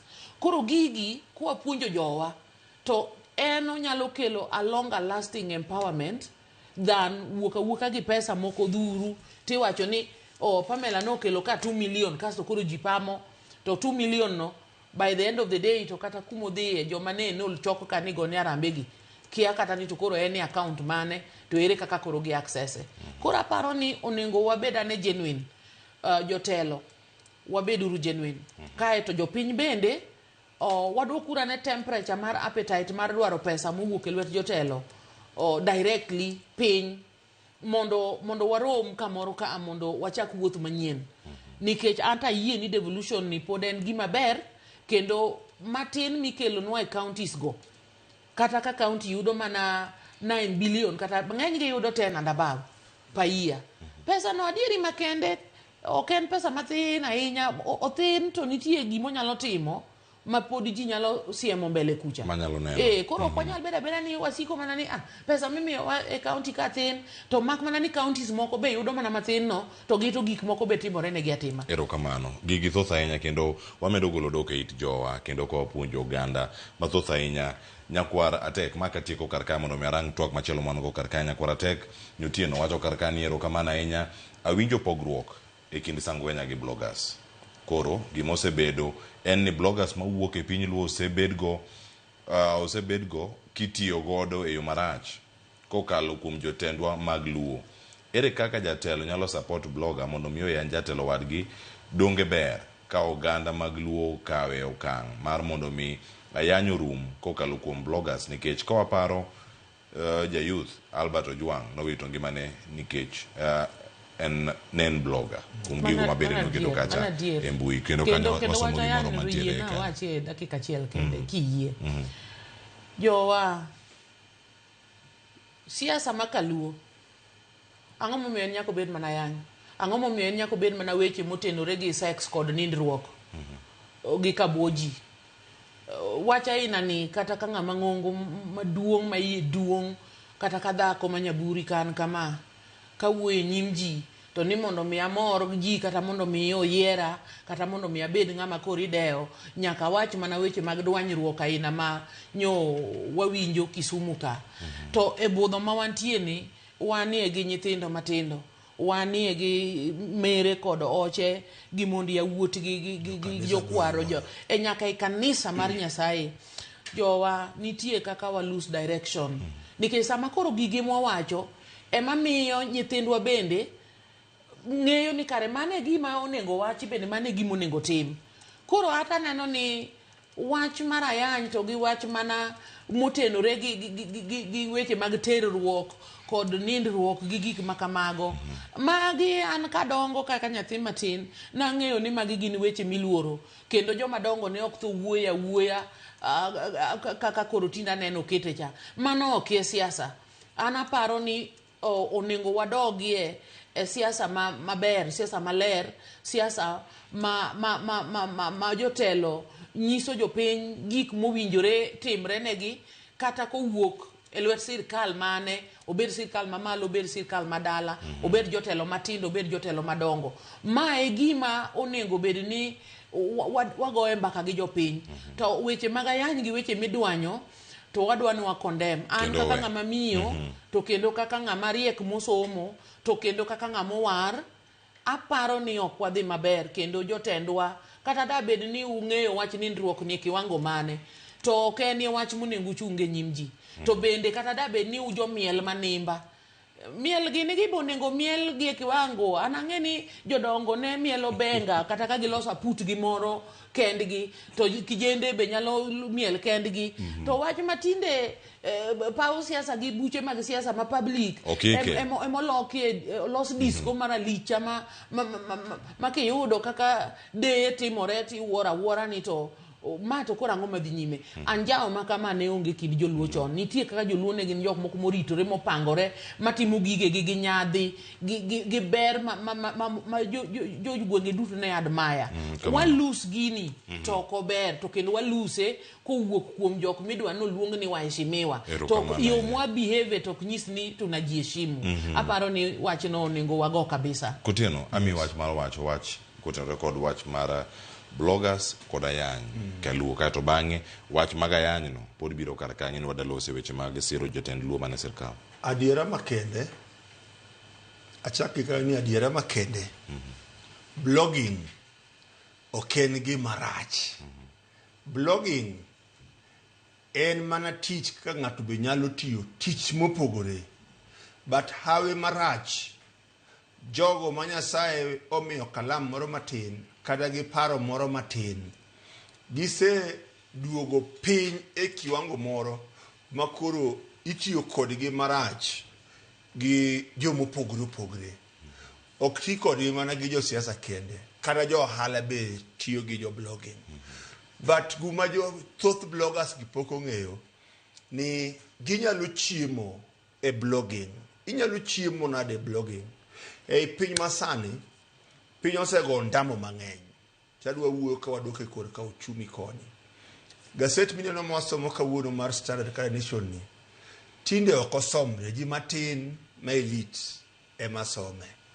ang'o mogo e piny teknolojia mobile kech ji somo gini e simu to bloggers gi mondo josiasa madongo kata governors MPs magi blog negigo onego beni koro ibiro gi paro inyise ni adwaro mondo abed gi online platform na moro minyalo luonga ni Jokanyanam Times kata Jokanyanam Online mano gaseda ma online ma kambi maketo ma wacho weche ma jo Kisumu County owuoyo Homabay owuoyo koro ka jaluo biro somo giri no online kacha nitie nyaka kembe mabiro biro timo advertisement ei platform ni kacha nitie seche ma ng'ato view bende ibo yudo viewership ibo yudo gik mang'eny to gini biro konyi kendo nyalo ibo ndiko ji mang'eny nikech ei gaset ok en siasa kende wan gi education masai neno dhi marach ei piny luo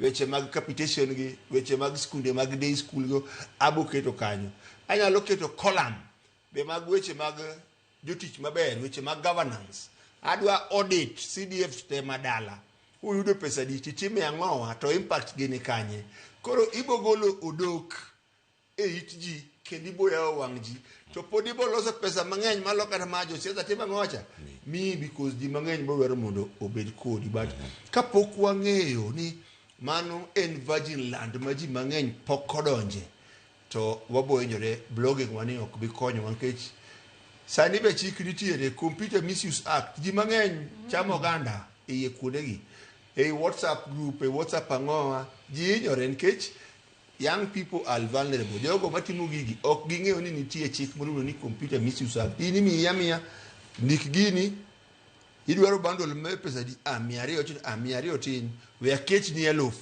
yeni 200 blog for almost 2-3 days kama ei WhatsApp kanyo to ng'ato ini kwayo jasiasa 200 mano is cheap we miya kata 2000 deno ohinyi because odwa mondo kanye mibedi mane mipar kikipar gumloni transformation kamano nyakora moge jwang mano e gima timre karkae achiel kachiel gimipar ni ng'ano mano mapidhi ng'ano bo controli kama intiere mondo Uganda yud independence magi iwacho ni you feeds you will control you mano kama intie kakacha range e yo machielo siasa biro siasa igoyo e konde mopogore ahinya to ayudo thuolo mano mar rango gi kama chielo ka wadalo kutanga kendo rangane twak machielo ka mano wuok eni jaod bura machon mano manyatike Edick Omondi Anyanga koro seyo jotelo mago mawuok Luo kod oko mano mar Luo mano mosebedo kata ka seyo jotelo mano makaluo matiyo elemo madito e piny owacho motere kod jatend piny Kenya William Ruto kama kaka noloso ere kaka inyalo sir jotelo mago makaluo mane sirkal gianyo jowete wanyaka wadok chien gi mang'eny ok wadok chien gi pingo sirkal ok pingi en ma en golemo ma ji chamo sirkal ok pingi en wuon signature sirkal ok pingi sirkal motingo gimoro amora pinyni kupingo sirkal nyithindwa dhi nuongo tije kaje kupingo sirkal biashara dhi gojo gi jomage sama pingo sirkal mueche to go biashara dhi mbele ok nyal bukori ni ndiro ni attack nyathiu ni to kendo kata libamba attack nyathiu to support you have to style up jothurwa ma joluo okada ma Migori ba wach mo Migori yera mono me achak kod owino kotiro kendo mana kamirange karaka sirkal ok pingi sirkal ko pingi nyithindo biro tich kanye tijni be koro dong mana sirkal ka kokisire to bane kamentiere joluo mipingo mana sirkal gin jok magi kapo nono gin yamo moro ma isi winjo en statement mapek ahinya kendo kawuok kuom jogo mawacho ni gisetelo be Luo kae kaka Edick Anyanga adwa mondo abed gi paro mopogore gi statement mar Anyanga japiny mora mora ng'ata nigi ratiro mar pingo sirikal e muya ma waluongo ni oxygen ei demokrasia maka pingono onge to nitie kaka sirikal ok nyal gamo muya maler ka piny te biro bedo ni kila ng'ato dwa mondo weri kila ng'ato dwaro mondo paki kila ng'ato dwaro mondo wichi mo mano e chal gi ng'at mosetho marito mana mondo lande e kisungu wawacho ni everybody has a right to oppose a government because government breathes from opposition that it meets from its people. Seche mi pinge cha eke ya owange. Seche mi pinge cha izini maonegetem kama. Unfortunately, wach mar pingo serikali koro odwa bede mang'eny saidi nyaka osiepna jakom Raila Amolo Odinga tho. Sani koro ka ji ni pingo sirikal ok ber. To jaluo ni en ng'at mane wacho adiera kendo en ng'at mane ochung' e ratiro mare. Seche mokweri cha, ok okweri ni ok oheri. Oheri but odwa ma mondo tim guma ber. Kata mana jowa momi lemo e sirikande gi. Katiba ma wan go sani wacho niya, Kenya is a sovereign republic and founded on multi-party politics based on articles founded in Article 10, mind good values, principles and values of governance. Machiel kuom values ma uwegi en transparency. Marariyo en accountability. Seche ma wapenjo sirikali ang'omio ma okotimre. Wapenjo mano because wadwaro mondo wadage ngima ma katiba wacho miluongo nango accountability. Where there is no accountability, there is no progress. Tebodo ni thothne gumomiyo seche moko inyalo pingi eni nitie migao moko mabro attract a lot of scrutiny. Dholuo moko ang'e ni scrutiny abedango. Nonro. Gi attract a lot of scrutiny.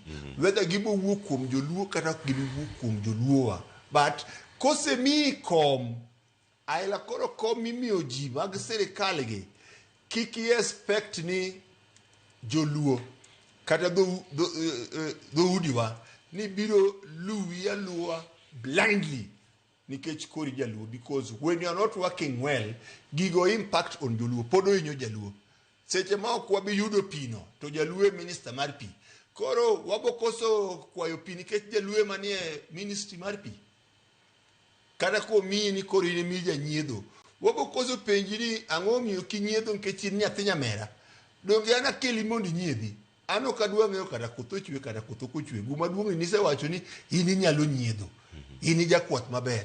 Koro in kwa maber bi mi jamni pi bi mi lum makikang'o ywagi gumomiyo poko modho nikech in kuma entie kanyono omi power mar loko ngima ji eyo mane inyalo kelo chik moro, inyalo kelo policy moro, inyalo kelo regulation, kata inyalo propose structural change kuma entie no. To kitimo magi bikawo thuolo ni bicha kiduogi iwuoyo gi jopiny ma gin joluo ni bwana so far asekelo changes magi ma base iko gini kama bang' dweche 2 dweche 3 kama an gani ni udhino no lokruok to ubende make sure ni utimo guma chik dwaro. Ng'ama biro laure kodi onge, but kiwacho ni koro wane sirikal ni koro ok pingi mano sirikal ema biro duogo kendo biro lokre kodi obro chami to magi gik matimre. Ero kamana kama gik mosebedo katima Dr. Pamela Odhiambo antiere karka jomane sirikal kik penjo koso pingni teno inene nade kiwacho ni ero jok mane sirikal onego bene yudo sir ma jok mane iye kanyo wacho jok mane oko ema pod gogi to jok magogi oko ka bende gin oganda luo. Dholuo mar pingo ni akia ni context mane ma nende jatelo ni wuoye nikech to be honest akia ng'atwa manie sirikal mane pingo ni nikech hata pani pingo ng'ato to kaka winje ochalo kwedo gimoro ma kata ne ber to iti kweda kata ng'ato timo maber to kiyiego. Koro aparo ni context ma winje ok ler na ahinya nikech nitie weche ariyo ka. Nitiere kaka wan gi sirikal hie ma the entire government ma nitiere gik ma government ni onego tim ne jopiny to kae to eka nitie jowa ma bende koro milemo ei government ka. Koro gik ariyo gi chutho gi pogore matin to bende gichalre nikech sama oketgi e kom kacha oket ng'ato ka ng'ato e docket moro ni mondo otim gimoro ma onego bed ni kelo ber ne ji te nyaka joluogo. Koro wakawane kata mana kaka idara mar wach sitima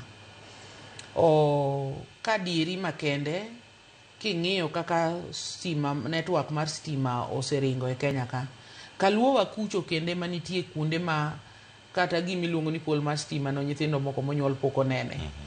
Koro here is a case ma koro wuodwa hie mobede e kom mar stima ni. Normal expectation mar japiny en ni charity begins at home. Koro ne ng'ato nyalo parapara ni onego joluo bendo ne aggressive nikech jogi be paro ni nitie kaka nikech nyathiwa man kacha koro gima kama yudo konego bedno matek ahinya. Koro ponono ni ng'ato wacho kata ni wan kama to wan to pok waneno stima ni. Ano kadwa ni mondo wakawe ni ng'ano pingo jatendwa ni. Taparo ni ng'ani yuago kata highlight gimo onego timore mapok otimore. Kora paro ni the context mwawuoye kata mwatiye gi dholuo mar pingo ni samoro nyalo misleadwa nikech an aparo ni wach ma ok ahero kaka for example jotendwa moseyudo kombego ok ahero ni wawach ni nikech maybe ng'ani osiepna to in emiseyudo kom koro aneno nogoli mondo oket osiepna ni eka gik moko dang bed maber. Ma chunje ma kamago nitiere. Chunje ma kamago moko nitiere to mano taneno ni rach. Onego wayie ni wuodwa ni oseyudo. Koro kaber to wapush kendo mondo osiepna ni wuodwa machielo ni bochako donji kama chielo kama kendo ng'ama chielo bodonj kacha ng'ama chielo bodonj kacha. Apa ni mane gima katimore ta an awuon adwa ni mondo awach ni mano to ok ber. To ka en mana paro ne ya wuotwagi. For example kaka ineno lweny ma ovyo mar negruok mwaywago e Luoland kind josiasa wagi gi nyithindwa ma yawuoyi ni. Atinge ni chuna wachuna ni nyaka wawach ni sirkal kata bedo ni wuodwa manie dokedno. Bedo ni ene doked kanyo miyo onego bende wakonyre kode mondo wayudie kwe makende mondo kata kae be koro dhi kedo gi weche lwenjego gi deaths ma necessary go e pinje mamoko. To bende koro bede example ni dongu neno kaka moa e background ma entie is peaceful kendo one orderly. Ineno gino. Anapani mane support monego wamakre gi jotendwa gi mondo wamigi. Nyiso gi kamoro madhi manyap ma monego ting malo. Ano kane gino kaping. To kopo ni nitie ng'ama dwara bedo malicious ni nikech Pamela mane komno Pamela ok monego bed kanyo anyango more monego bede nikech anyange musiepna apa ni mano to rach. To chutho joma Nyasaye osemiyo kombego e sirkal kagi anapani yes onego wa encourage gi onego wamigi support e yor advice kende e yor nyiso gi ni nitie gima kama madhi kama marach kata madhi kama maber wadwa ni ma omedre to ma to wawe to ma to wa initiate gimora ina no ano kanene ni pingo ng'ato ananene ni en konyo ng'ato mondo one kako onego ti e yo maber manyalo kelo pak kod puoch ne ji duto. To ka kamano to kopo ni enena weche moko ma bende mana mag miero ma onge tiende. For example kata kaka ayany mwawacho ni inyalo poka ng'ato koro tucho lota jotelo ayenje moko madongo ma koka gidwa dig nyaka background mag jotelo go gima kwere gi notimo kia wuonegi gima kwarwa notimo has nothing to do with gima nyalo timo sani. Kopo ni kwara notimo marach tata nyalo timo maber dak iyie mana gi ber manyalo timo ni nikech kwara to be kamoro nose kata tho onge. Kora pani mago weche madondi matindo go made yuatie jotendwa ema kanitie to nego wawe mondo wajiw jotendwa mondo wabed part mar their support system nikech adieri makende kata mana ina family kidwa timo gimoro as a mother kata as a father to nyithindo ng'ura joma nie dala ok oyie support wachno tibiro yudo ka gino ok dhi maber.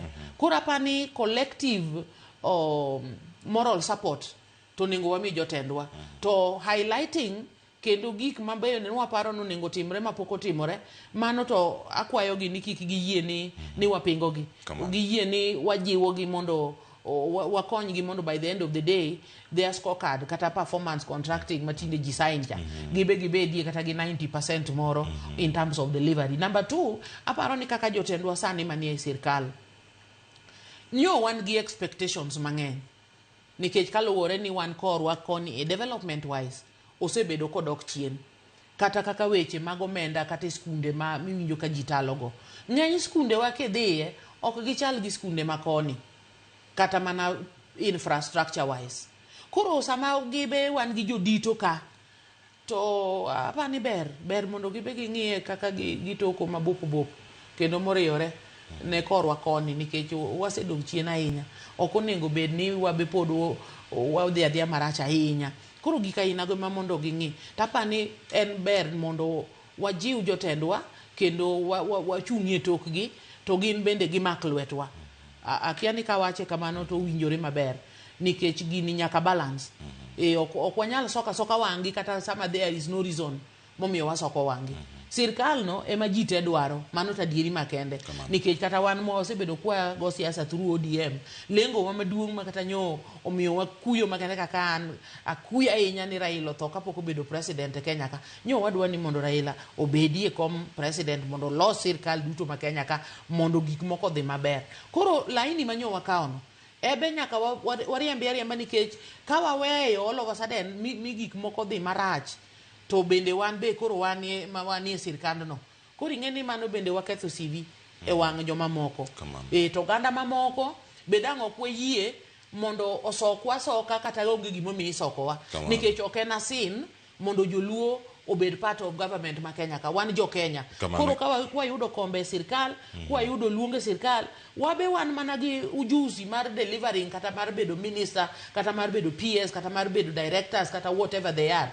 Wan gi capability mar timo mano. Koro aparo nego wajiwre mondo waywa joma dhoth pod wayud lemo mamoko e sirkal ka. An mane kaka nene. Kamano, antiere kutieno, tada kawe kaka wach mogik mana kwa tieko sando gi thuolo madakika adek ende kata wuok oganda luo kama antiere ser miyo jotelo onego range yo machalnade mondo miyo nene adier ni kata lemo miyowa jotelo kelo dongruok ne jopiny nikech mane gima duong' ahinya okara ni osere karo timang'o to dockets magimako gikelo ne japiny ber mane ma ng'ato nyalo wacho ni mae omi higni adek waneno ber machalo kamae iye kanyo bed ka wach mari mogik ka ng'aduogo dakika achiel kata nyiri matin ami mar wach mari mogik bende igeo lemo momiwagi omiwa gi nikech wajo Kenya kendo wa deserve onge favor mitimonwa nikech gigi ogibiro bang' June 24th ka jojenzi osedhi e ndara but e mbele kanyo ibodo ni representation mar serikal mar Kenya kwanza ne rach kabisa wawacha adiera nikech adiera ema budho kane jojenzi osekelo lweny ba jo Kenya wacho ni bwana jontie jok moko mane e sirikal kanyo ma ok add value ethnic balancing onge gige momiyo wadonjo ba wabedo gi mbadi wabedo gi wandai sometimes mondo wawach ni koro wadwa mondo wamiye gi scorecard e wang' jaluo dhi bedo matek nikech onge sera miloso ni sera ni ilose ne jaluo sera gi ilose ne jo Kenya ilose ne gi jo piny but sometimes nitie kaka wanyalo bedo Kisumu wacho wanyalo tweak policy matin wawach ni wabende kaka joluo either wasebedo marginalized economically mwandu mang'eny na ok dhi ka serikal probably because negi feel ni ne wago opira matek mar opposition koro wan marginalized wadwa ng'eyo ni to jomage bende mosebedo marginalized kaka wan economically koro jo marginalized go kuma jo marginalized kome e kuma jaluo nego beni kome ka en stima mimiyo jamasai nikech gibedo marginalized seche ma jamasai yude seche ma japokot yude seche ma jasamburu yude jaluo biro yude but jaluo nigi paro kata ne ji ne nyisogi ni ka ng'ane ma koni stima ibo kelnu stima it does not work like that kanyo be aduoga blame jomagi ablame wabunge gibed mag luo kata gibed wabunge mag Kenya pok gibedo gi conversation moro nikech sani budget ilose parliament budget gitindi oklos gi president iloso gi parliament makiwacho ni bwana ma ok wanyal timoni kama ok otimre to bi ok gitimre tima didi seche mokwano ke wacho ni pesa mar CDF okochopo gwenge to wabunge nyiso president ka pesa no ok bichopo by next week budget ni wabe ok wakal gini wabe ok wakal giyude pesa no koso ok giyude ka koro wabunge boya wangi ba president ka ok nyal bed gi capitation stima ni ok nyal dhi kuma kama pi ni ok nyal dhi kuma kama wabende wadhi tiyo gi gumoluongo ni the power of legislature we shall veto your activity. To piny bobedo abeda maber. Kamano. Koro an wacho ni kik wang'i ni gin joluo. Wang'i ni gin jotelo, gin jopiny ma exercise gimoro ni public trust. To kombe momigi no biro kawo nonro matut makoro kik iwach ni ng'ane goya nikech uko jaluo. Kineno ka liet manie jikone ni malo ahinya. Wuoge jikon werigo nitie jok mang'eny manya bidhe jikon no batedi. Chiemo nyaka chieng. Chiemo nyaka chieng to nyaka chiemo. Kendo ka wayieng bega koro wamedo bedo gi teko morocho ni ba chiemo tata yieng lakini mogo to koro mo kuon chamalo. Erokamano wino gotieno. Ayudo wach mogik nyiriri 20 kata nyiriri 30 ami Dr. Pamela Odhiambo wach mari mogik kae ka watieko walor cheno machielo chako ka boda ika chielo. Wach mogik ewi weche gi duto mowuoye kagi an apara ni pod wan gi geno ni wanyalo yudo lokruok kendo wanyalo timo maber moloyo kaka wasetimo kata kochakore e weche mag dealing gi nyithindwa ma jo youth ma waluongo ni Sangwenya ka ok gin joma richo to hali magintie miyo gibedo vulnerable. Koro nitie kaka nyaka watuch gi weche manyalo ketho vulnerability no mondo gibed joma self confident, joma nyalo bedo self independent, joma nyalo timo gima ber manyalo konyo piny. Mar ariyo ne jotendwa duto watemura ne duoko gima luongo ni nyadhi e kit tendwa kata kit wechewa nyaka kit timbewa kata offices ma wantiego. Jotendwa apani e Kenya police ma Kenya ka yande wacho ni joma ni e public service kata offices madongo mag CSPS ga joma kamano gin ne wadwa ni mondo Nyasaye okonygi kata chuo ndalo machuok joma nitie sani go nyaka joma ne nitie son just a bit of correction apani kata kapok mbadi go pio nodonjo ne pod wan gi yawuot luo kata nyiluo ma bende ne ogwele government matiyo sani ni. Kora para ni giduto joma nitiego gi tema ne matek mondo gitine jo Kenya duto e yo maber gi joluo sana kaka joma ywak ni osebedo marginalized wane more fruits kaber kabiro thurwa kucho gin be koro kik gichak beda kendo ka giringa throughout kaka jo siasa kaka ne gikoro gitiane office kacha mondo wane impact kae to mogik takwayo ni kaka wachopo e ndalo mag siasa kendo mag manyo kombe adwaro ni mondo walose siasa wa e yor kwe kendo e yor kanyakla kendo e yor winjruok gi weche gi paro maleo ok e yor lweny kod negruok. An aywak ahinya e ngima jowa matindo kod joma vulnerables machalo nyithindo gi mine ma lweny nyalo poya tinego gi tinyo gi tituro gi kae to ng'ama koro kata tero gi hospital bende onge.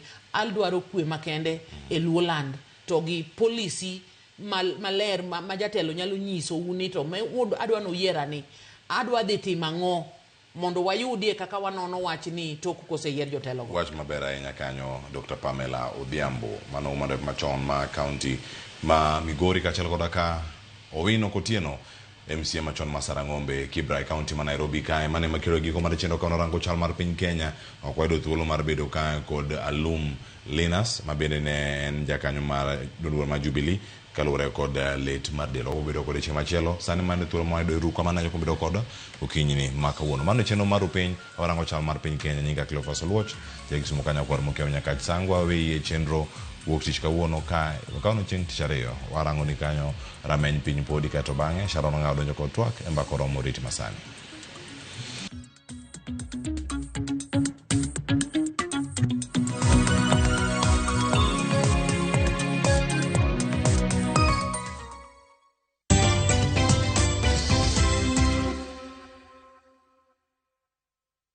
Marubani wametambua skies za shabiki ni clear. Wana fly to the highest multipliers wakidondoka na big wins. Kwa majina naitwa Irina Yuma, natoka Kakamega, nafanya kazi ya kusaidia sisters kwa convent. Niliekelea 100, nikasukuma, nikapata hadi 2400. Hadi baadaye nikapigiwa simu, nikaambiwa nimeshinda nusu milioni. Nilifurahi sana. Hii pesa napanga kuziendeleza kimasomo na nianzishe kabiashara kadogo kenikatani boost pia. Nasikia vizuri, nimefurahi sana. Nimeshinda hadi ku express the joy that I have. Changamka champe, download app ya Shabiki on Play Store na utawale hizo skies ukidondoka na big wins in seconds. Gaming is addictive. Play responsibly. Not for persons under the age of 18. Shabiki.com is authorized and regulated by BCLB license number PG 0001082. Chakre dona mlulwe, nyaka enderni mag boma maduong. Pesa ka pesa nigi sigande. Kae en kardak mar joloko hala. Growth were mostly bedo attributed to consistency and hard work. Kokalo kuom jo ohala manyiso rieko margi e ohala mopogore opogore. Gima nyaka ikuong ing'i en location kamidwa kete dukano. Wapuonji timo ohala okang' kokang', kaka ilose, kaka ipidhe modongi, nyaka kaka irite mondo odagi. Siri mar business wane gimomiyo osebudho kabisa eni itiye gadier. Kae, kama timo gik moko gi kinda, romo gi rieko, kod lek mabedo adiera. Watemo choko artifacts mag luo, to watiyo kod gas decoration e ot ka. Ohala gi mwandu, gi Cleophas Oluoch, tich ang'wen, saa 1:45 otieno. Kik bai.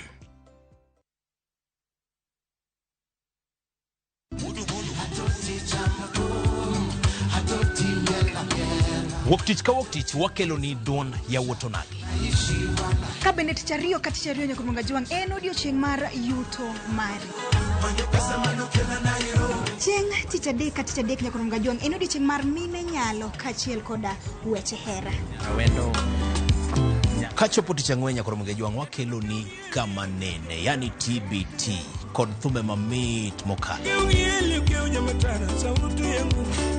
Furahi the edition and thum kaliech. Loso kapuoyo nyakoro mga juang. Ka wakelo ni jo thumbe mopogore opogore. Kanyo ndio bende wakelo ni gimiluongo ni be yawa.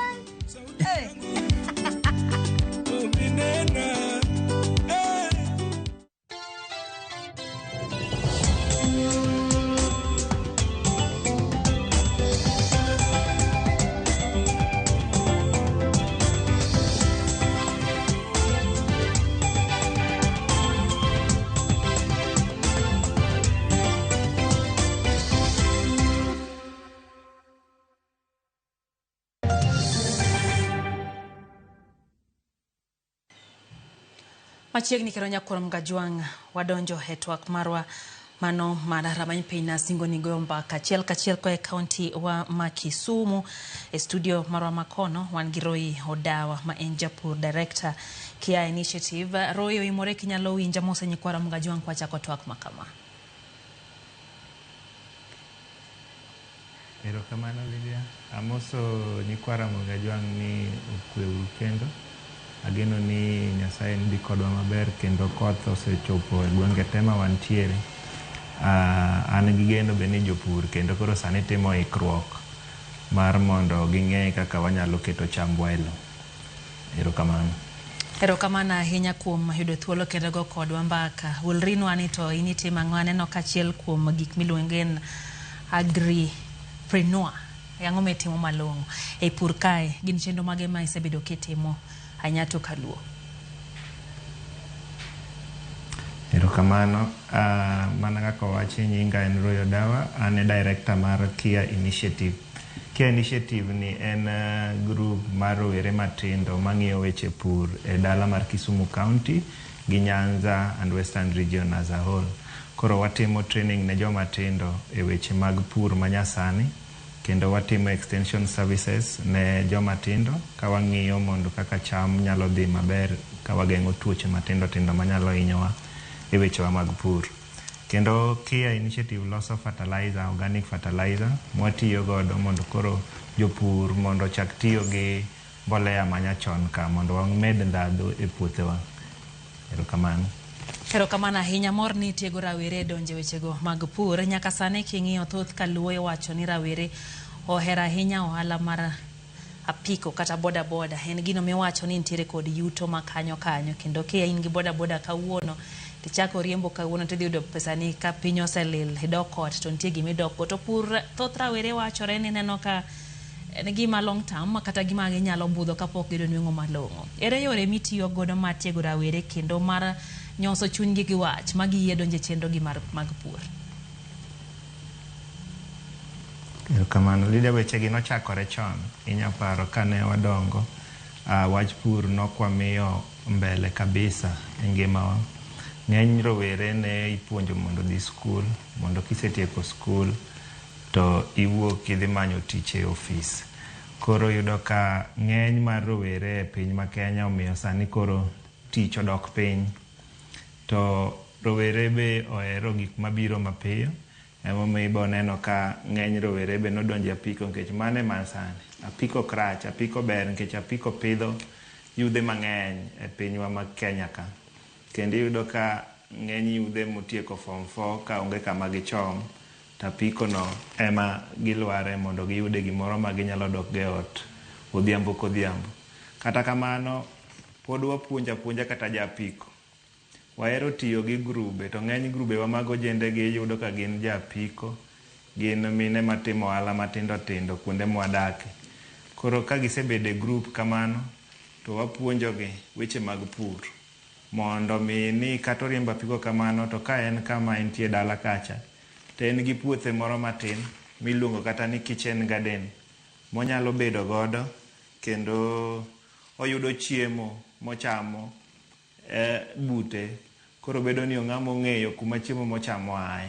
Koro puonje pidho alot, kaka inyalo bedo galot e bath ot, kaka inyalo timo mondo dong maber kik kudni chande. Ka watiyo mana gi gigo ma wan godo, waloso gik miluongo ni organic foliars gi gigo mwayudre go alworawa, mondo kik wabed ni watiyo gi chemicals mang'eny e puothewa, mondo bed ni wachamo chiemo makare kendo man gi ndhadhu manyalo konyowa e yorwa mar ringruok gi dongruok. Erokamano ahinya. Ero kaka iwacho ni dwaro mondo mi kik oganda ti gi chemicals. Sani king'iyo thoth lope thoro bedo kod kethruok, kendo king'iyo ndalo machon nitiere kuonde mana kane ipidhe kit cham moro to nonyalo golo nyak maber. Kata kamano sani king'iyo tiyudo ka nyak dok piny. Magi nyalo bedo ni ang'o matimore, Roy?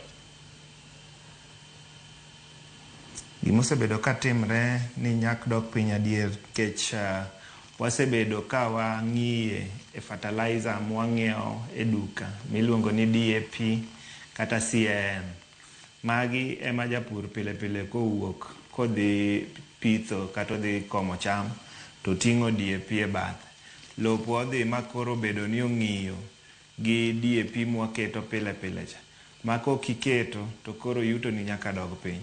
To sani be piny odhi matek, makata sani bech DAP mane ji ng'iewo chon 3,000 kaduogo piny, sani ng'iewe 5,000 kadhi mbele nyaka 6,000.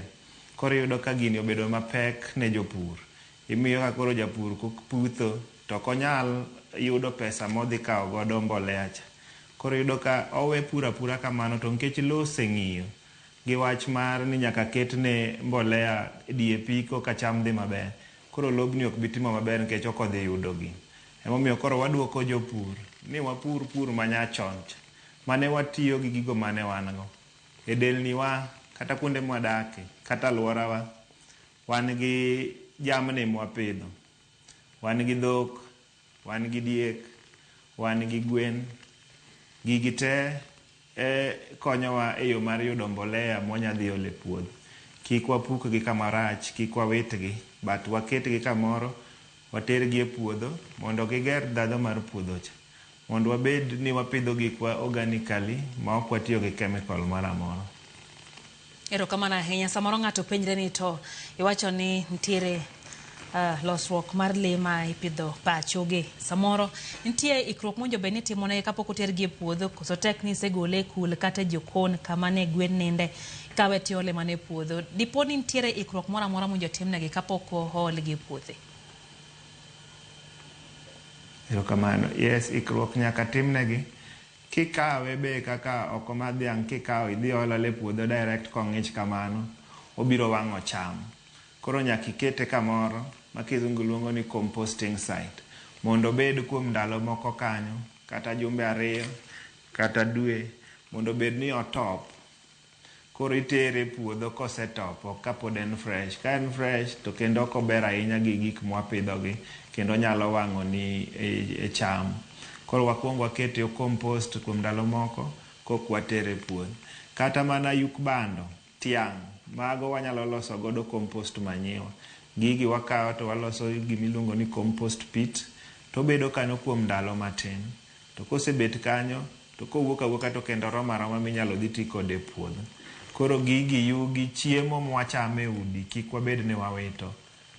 Magi te iluongo ni organic waste.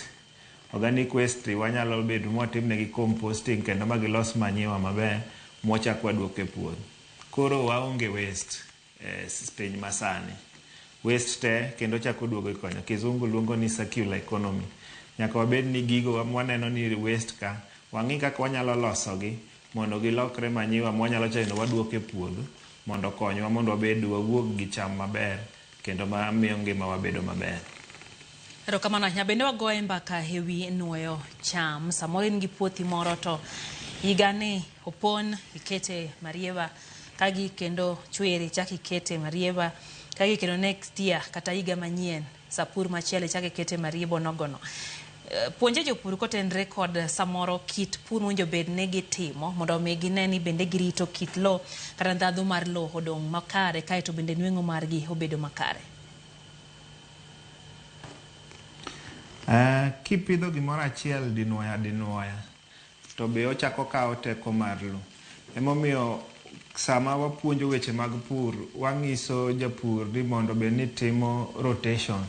Kawuono kipidho oganda igolo iketo bando.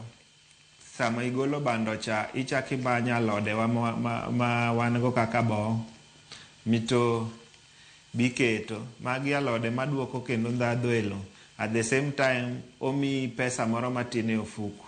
Inyalo ng'wede itere chiro kendo ius miduogi pesa moro kendo loso ni lo at the same time. Koro magi alode wa makonyowa e ot kar chiemo, omiyowa pesa kendo loso lope wagi. Koro kik wang'i pidho gimoro achiel e lo pile ka pile. Ka ipidho oduma ka wang'ni to kiny kolokore to ket gimachielo mondo kik lo ng'i gi gimoro achiel. Erokamano ahinya. Saino aneno ka koth ochako chwe matek ahinya kendo en koth mapek. In kaka japur ang'eyo ni isebedo kigoyo wang'i kit koth kaka gibiro kendo bende isebedo kisomo machiegni kaka obiro kendo kaka owinjo bed ni jopur bende puro katiyo kode. King'iyo kit koth masani bino biro mang'eny ahinya koso biro moromo koso biro manyalo konyo wechego mag pur? Nyaka sani kodhni pok obiro mang'eny ahinya kendo sani anyalo wacho ni koth obiro moromo. To ing'e maber ni sani wan gi lokruok mar kor lwasi. Gimoro amora ok ong'ere, onyalo bedo mang'eny kama kabisa.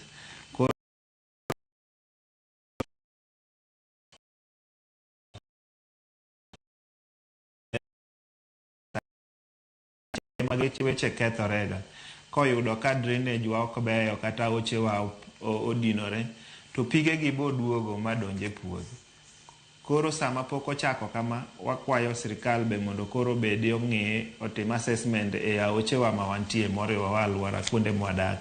Into gichal nade. To ka nitie kama inyalose be inyalose gi sani mondo japur kik hinyre seche ma japur witega cham.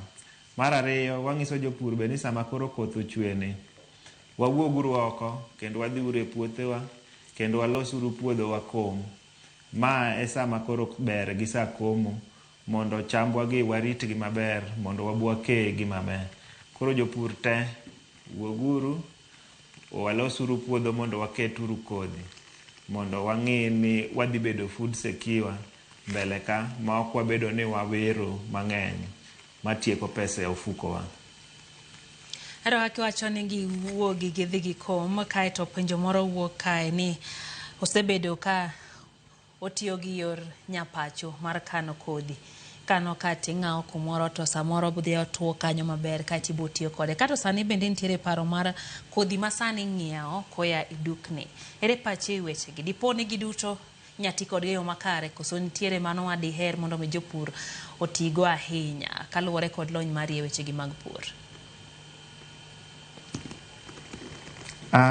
Daher gi sani nikech ndalo machon cha ing'eni ne ji tiye kendo ne iyudo ka ing'awo kodhi gi e jikon kuma ne iro goye to mano mane iluongo ni otimo ne preservation. Lakini gi sani dhano oloko tedo tinde yudo ka ji tiyo gi gas, dhano tiyo gi jiko, koro kendo machon jikonde machon ka onge. Koro sani kata ka joko kopidho to kobi wuok maber ahinya. Daher mar kwayo jopur ni wan gi seeds mobedo ong'i gi migawo mopogore opogore e sirikal, kendo miyo gi justification certification ni ginyalo golo kodhi maber makonyo jopur. Koro kothegi ogolgi kendo gin e agrovets e alworawa ma wantiere kuonde miuse yedhe. Wachomuru kanyo, ikaw kodhi mopuodhe gi KEPHIS mochung'ne migawo mar pur mondo okonywa mondo wabed ni wan satisfied ni kodhi ni dhi wuok 100%. Magwa ka sani dipo ka ipidhe to wuok matin e puodho, ok opong'o puodho kaka dwarore. Erokamano ahinya. Iwacho ni nitiere kodhi mipuodho, kata kamano nitiere paro mosebedo kanyuolore Roy. Nitiere oganda mawacho ni kata mana kita ngano mabende sani ipidho ken machal kod machon no, giwacho ni okete gimoro matin mondo mi oru chiek mare kata ikore mare puothe. Iparo nade ewi kothe manyasani ahinya kotenre kod paro mar ni kothe gi samoro nitie mago mabende GMO kata nitiere otimnegi gimoro e yor science manyiso ni kata pure onyalo golo yuto makare, to kata kamano samoro gichikni ok nyal bedo maber gi ngima dhano. Ere pachi? Erokamano. Gisani wach GMO osebedo ka wachore, to kaka wang'eye wach mantie ma jopiny gi sirikal osegolo ni Kenya pok wachako tiyo gi weche mag GMO, kendo kodhi ma pod gigolo ok en kodhi mar GMO but en kodhi ma watiyogo ga mapile. Koro sani to Kenya pok oyie kendo pok ogolo wach mar tiyo gi GMO mondo mi jopur. Erokamano. Erokamano ahinya Roy. Nitiere bende wechego motenre kod sir ma sirikal jachiwo ne jopur. King'iyo kaka usebedo kata kutiyo gi rawere kuonde ma sirikal mar kaunti donje, to bende usebedo gi tudruok mar gi kaunti kaunti za ahinya ma Kaluo, seche ma bende koro chiwo puonj opogore opogore ne rawere. Mano ni gin bende gisiro rawere kendo gichiwo thuolo mar jiwo rawere mondo donjre e wechego mag pur. Dwakwa mondo koro sani samochopeni county government nigi jogo miluongo ni ward officers. To ward officers gi ema konyo jopur e gwenge ka gwenge ma wan godo. Gima dakwa county kaka Kisumu county ma wantiere ka ni gimedwa ward officers mondo wabed ni each and every ward officers ward nigi extension officer ma ja agriculture. Nikech sani ema koro jopur dwaro kony e puothegi. Sani ema koro onego bed ni ward officers gi wuotho kendo giwuotho e puothe jopur. Ging'iso jopur kaka onego bed ni keto kodhi gi, distance spacing monego bed ni keto, yedhe monego bed ni itiyogo ka in case kudni odonjo ka, mondo jopur obed ni nigi yuto maber bang' ma. Gisani kaka wan Kisumu County wan gi extension officers matin, kaka ibo yudo ka extension officer achiel serve 2 to 3 wards. Mamano miye tich matek ahinya kuom chopo ne jopur mang'eny. Koro dwakwa ni migawo mar agriculture ma sirikal owuog oko kendo ng'i kaka nyalo konyo jopur e wechego. Sechegi be ma wakwayo sirikal ni omi jopur kodhi mang'eny subsidized. Kodhi seche moko chando jopur, sana jopur matindo nikech bechgi man malo. Koro wakwayo sirikal ni sechegi ma gigole subsidy mag kodhi mondo koro jopur obed ni nyalo yudo kodhi gi e yo mayot mondo kete e puothewa. Kendo kaka nasewacho ni sani ma kendo sirikal chako ng'iye wechewa mag drainages kata aochewa, mondo ng'i ni to aochewa gi bebeyo mondo kik wabed gi wach mar pi pong' kendo donje puothe ma keth chiemo mami koro jopiny bed gi kech e alworawa. Erokamano ahinya. Kano wachako ni wacho gimoro, ni tumo gimoro motenre kod chal mar lwasi kata lokruok chal kor lwasi, mano climate change. Abende ni temo gilo ni samoro dipo ka kodhni obiro to kapok jopur oikore makare to samoro nyalo yudo nolal. Ere ikruok monjo bed ni jopur bedo godo mana ni kata obedo ni koth odhi olal to gibedo kod kaka chamgo ok nyal tho e puothe. Inyalo paro ni ahinya to gwenge ma kaluo wan machiegni gi nam, kata kamano iyudo ka thoth cham thoro tho nikech oro. Ma bedo nade? Erokamano. Ka ahinya ka to kendo koro onego bed ni konyowa gi sirikal, nikech alworawa ka kata Nyanza region wa ka ok onego bed ni chambwa tho nikech pi, sana sana gwenge mogo tong' gi nam mar Lake Victoria. Onego bed ni sirikal noseketo mechanism manyalo miyo japur yudo pi mayot kowuok e nembewagi mondo bed ni gitimo irrigation. Ma kende osetimre mana Homa Bay County, kendo kiwuotho kuonde along Homa Bay County boyudo ka gin gi projects mamiyo pi bedo machiegni kuom japur. Nikech pi e pur, ka onge pi to pur nyalo bedo matek, kendo jopur mang'eny ok bi yudo yuto maber monego bed ni giyudo. Koro ka sirikal nyalo losonwa irrigation system maber, mondo puothewa mantie machiegni gi nam obed ni nyalo konyowa kendo nyalo nyuolo chiemo mang'eny ma jopiny nyalo tiyogo. Kata kamano, kata kuonde ma oko mabor, wan gi puonj mwaluongo ni weche wapuro kaka chon. Tinde nitie wa encourage jopur otim gimiluongo ni mulching, umo puodho gi lum. Seche te iyudo ka japur kosebeto to choko yugi ka to wang'o. To yugi gi wayudo ni wanyalo tiyo godo e puodho mondo waum gi olo, waum lopewa gi lumbegi, mondo chieng' kik bed ni nyalo goyo puodho direct. Ma miyo moisture content mantie lo ok rum mapiyo, kendo ibo miyo ka cham ni bet maber ka en gi ng'ich e tiende kendo dongo maber mike. Erokamano ahinya Roy. Bende nitiere seche ma koth ka ng'eny to samoro koth bende ting'o tuoche moko manyalo hinyo cham. Gin ikruok mage ma jopur owinjo bed ni bedo go, to kendo chich mage mowinjo bed ni gintiere go mar ni kata bed ni koth obiro mang'eny samoro nyalo biro gi tuoche manyalo donjo ei chamgi. Ere kaka owinjo bed ni girakore gi midhiero madonjo ne cham e kinde ma koth chwe?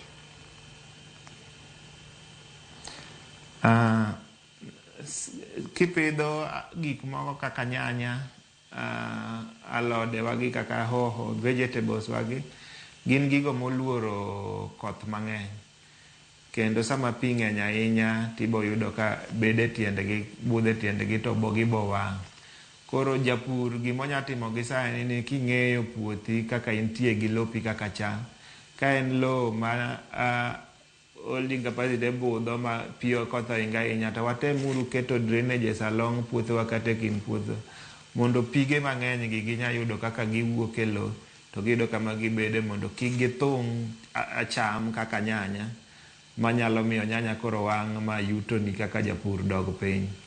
Koro nyaka wabed gi mkakati wa kaka jopur matin tin mwanyalo, mondo wabed ni wanyalo ng'iyo ni wan gi drainage system e puothewa mondo bed ni pi kik chung' e tie cham ahinya ma nyalo ketho chiembino. Bende ok wan mana gi jopur mapuro cham kende, wantiere gi jogo mang'iyo le ma ipidhe dala kata jamni ma ipidhe pacho, kata mago ma ipidho mondo mi oyud chak kata giyud ring'o kata giyud tong'. Gin ikruok mag mowinjo bed ni gibedo go siga ma bende koro koth chwe. Gin bende ang'e ni nitiere tuoche mabiro gi ka koth ng'eny to nitie tuoche mabiro negi kendo nyalo hinyo jambgi. Owinjo bed ni gikawo okenge magi mag neno ni gin bende kinde gi ma bende koro koth chwe ok gibedo kod lal moro amora kotenre kod yuto maggi e wechegi mag pur mag jamni. Erokamano. Sani adwa nyiso jopur ni sirikal kola e national government tiyo gi county okelo project maduong' e Kenya mzima miluongo ni NAV CDP ma konyo jopur mondo jopur obed ni nyalo rito gigi. Sama wawuoye ni sirikal ogolo vaccination mar dhok makonyo dhowagi mondo ngimagi obed maber. Dakwa jopur kamoro amora ma wantie e region ka, jo sirikal biro bedo ka wuotho kendo gisechako ka giwuotho ma gibedo ni ginyalo konyo dhowagi mondo kik giyud tuoche mang'eny e sama koro alang' mar tuoche ng'eny e alworawa.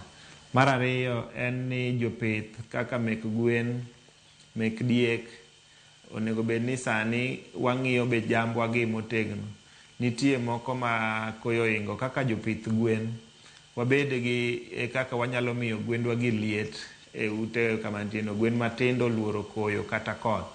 Wang'i ni ute wa mwagero mar gwen gi oget maber mok nyak rwako koyo e ute gi mahiny gi. Wabed gi gigo mamiyo gi liet kaka jiko manyalo konyo gi kelo liet sa otieno. Jopur gwen koro mondo bed ni ong'iyo magi mondo kik giwit kata chielo gwendgi magiloso gi mondo migi pesa e seche mabiro mbele. Erokamano ahinya. Bende nitiere jopur ma bende samo diher mondo ging'e ni to gin ranyisi mage ma ka gineno e jambgi to nyalo bedo ni gibed mochich to pono ne gifwenyo ni nitiere tuoche moko abende nyalo mako ne gi jamni. Ang'o gini owinjo bed ni gitimo?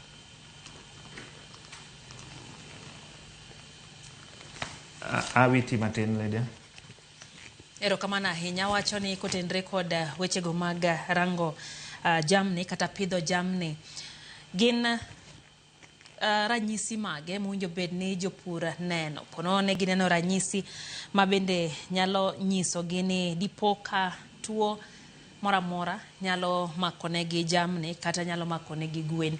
Inyalo miyo ranyisi gik mowinjo bed ni gichich go. To pono ne giseneno ranyisi ma kamagi kuom jambgi kata kuom gwen kata kuom gik magipidho e pacho kata kuondegi mag pith, gin okenge mag owinjo bed ni gikawo mano ni geng'o tuoche ma dipo ni oywero kata lal kod ngima jamnigo. Erokamano. Gisani magi jamni ma wan go delni kata kuonde mwateme ohala. Nyaka bed ni gimitimo mokwongo ni ikwongo ing'iyo pile pile kichiewo to nyaka ing'i jambi. Ng'i gi tim observation gi wang'i. Nitie miboneno kok mor kata kok en active kaka mamoko. Ma monego bed ni kwongo ichichgo ing'iyo ni tang'o miyo ok en active kaka joge mamoko mondo bed ni inyalo identify chon ni ei gwenda ka moko aneno ka okuyo, moko aneno ka ok tugi kaka jowetegi. To ma ibo mana timo ka pile pile nyaka ikaw patik ming'i jamni ma in go kendo ing'i ni behavior ne to chal nade mondo ichak sano. Mar ariyo, chuno ni koro sani wakwayo be jowa mag extension officers wa mantie be no wuothe gweng' nikech japur nyalo bedo gi shida makama to kako chop kama onyalo yude kony onge. Koro sama giwuotho e gwenge wa gi sani jopur kawo patik jogi penjo mang'eny. Kata kamano be wan gi jolony motiegre matindo tindo. Pur ka ji opogre gi paro. Wakwayo ni ka in japur to nitie jopur moluori to in gi teko matin mar konyo japur. Item ilime jopur mane alworani kata mane bathi mondo ikonygi gi paro e weche kaka ginyalo rito jamni e sama chalo kama. Erokamano ahinya Roy. Hang nasomo kuom ote ma bende joneno ore studio kae. Moko kuom gin penjo kendo bende hang nami thuolo mar duoko penjo ma kamago e sama owinjore. Jaote Millicent wacho ni owuok Mwer Upanda, Siaya County.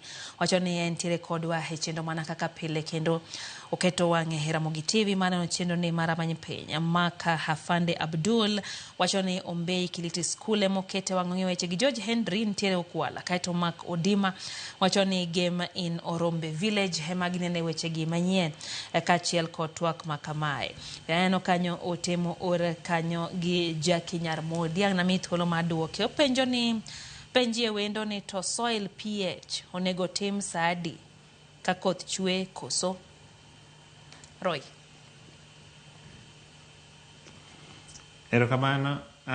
Soil pH onge gi sea maber.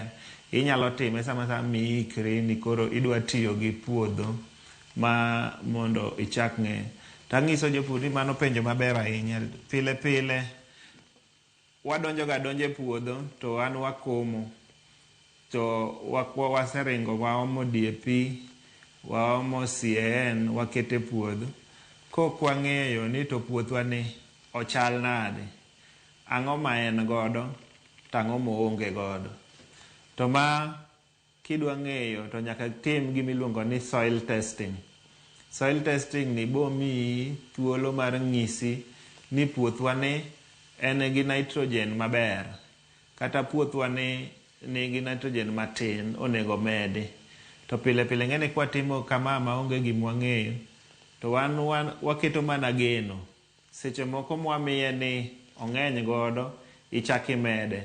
Sami mede mobet gi mang'eny molo kaka onego bedgo boinyo cham. Koro jopur onego bed ni encourage gimiluongo ni soil testing. Emomiyo an kaka migawa mwaluchung' ne miluongo ni Kia Initiative sani wagero soil lab e community wa ma Kisumo Nyalenda kendo wakwayo jopur mana alwora mondo wabo chako wuothe gweng' kwatimo nyisogi ni wakelo kony mar timo soil testing e alwora machiegni mondo jopur ong'e ni lopeni to chal nade to be onyalo pidho gima waketo neni to gima onge go ni inyalo mede marom nade. Erokamano ahinya. Samoro nitiere gwenge mapok wuothe un kaka jogo matimo nonro kendo rango wechego mag lowo. Pono ni nitiere ng'ato mantiere kod dwaro mar mondo mi otimne pH testing mar lope. Winjo bed no dhi kanye to wuoyo gi ng'a mondo otimne nade? Erokamano. Gisani japur madwa notim soil testing, sirikal nigi kamiluongo ni KALRO ma nyalo konyowa e timo soil testing mar lopwa. Alwora ni ka in Homabay kata in Migori, idhi ofis mar jo agriculture kendo ofis mar jo agriculture bo ng'isi jogo matimo soil testing mantiere alwora ni kamidake. Ka in Kisumo ka koro ni wan gi jo KALRO ni kanyo, to sani be jo Kia Initiative timo soil testing kendo inyalo tudri kodwa ma wapim lopi mwang'isi ni lopi chalne en kama kendo ni magi e gik monego imedi. Erokamano ahinya. Pia jachmo wacho ni to bende nya tiyo gi kodhi manya dala matim maber ka samoro onge gi omenda moro manyalo dhi ng'iyo kodhi. Bonya tiyo gi mar manya dala mano osinjo kato okayo to kano bathe mondo tigo de komo. Bonya tiyo godo moyud nweng'o. Tiyo to nyalo tiyo godo, but yuto emoko nya yudo maber king'iyo gi kado dhi okaw kodhi molosi kendo iki mondo bed ni en mar pitho. Koro nyalo komo to wuok kata kayo modhi golo e chamne no ok dhi bedo maber ahinya. Kech macha koro en iluongo ni second generation. En kodhi manosepidhi kendo chako no. Erokamano ahinya. Bende Ben Jabul mar Wikoteng penjo ni to samo komo cha be onya kawo losruok mar dhiang' to komogo. Owacho ni ben gima kare chal ni en achiel kuom gigo ma bende gitimo kono. Kosetuo to komo to okete gi kodhi e iye kanyo mondo mi omed ket ngima chamo bed makare. Be mane kare, Roy? Mano ni kare, to mana ka en chieth dhiang' mosetuo. Kik oket mang'ich. Koketo mang'ich to kendo biro wang'o kodhino ma onge gima biro wuok. Koro make sure ni en mose okete mobedo compost kendo onge gi ng'ich moro maber. Erokamano ahinya. Ne wawuoyo kuom jamni ma ipidho e pacho. Nyiso okenge mo winjo be ni japur kao. Wachak gi japur mano mar dhok mondo mi omed yuto mar chak. Samoro kong'iyo to yudo ka chak ok tim maber kaka ne timo chon, to gik moko molokore okone malong'o. Ranyisi mag winjo be noneno kae to gin okenge mag winjo be nokao mano ni yuto mare mar chak omedore kata odong' kaber kaka ne nitiere chon. Gima japur onego tim mokwongo en ni nyaka ong'i ni be en gi chiemo makare. Ka be dhiang' ni yudo chiemo malong'o monego bed noyudo mondo ogol chak maber. To be omodho pi maber. Kik ipim dhiang' gi pi ni koro idwa miye pi matin nikech seche moko ing'iewo pi. Miya dhiang' pi maber, chiemo be miye maber mondo olos chak minyalo yudo maber.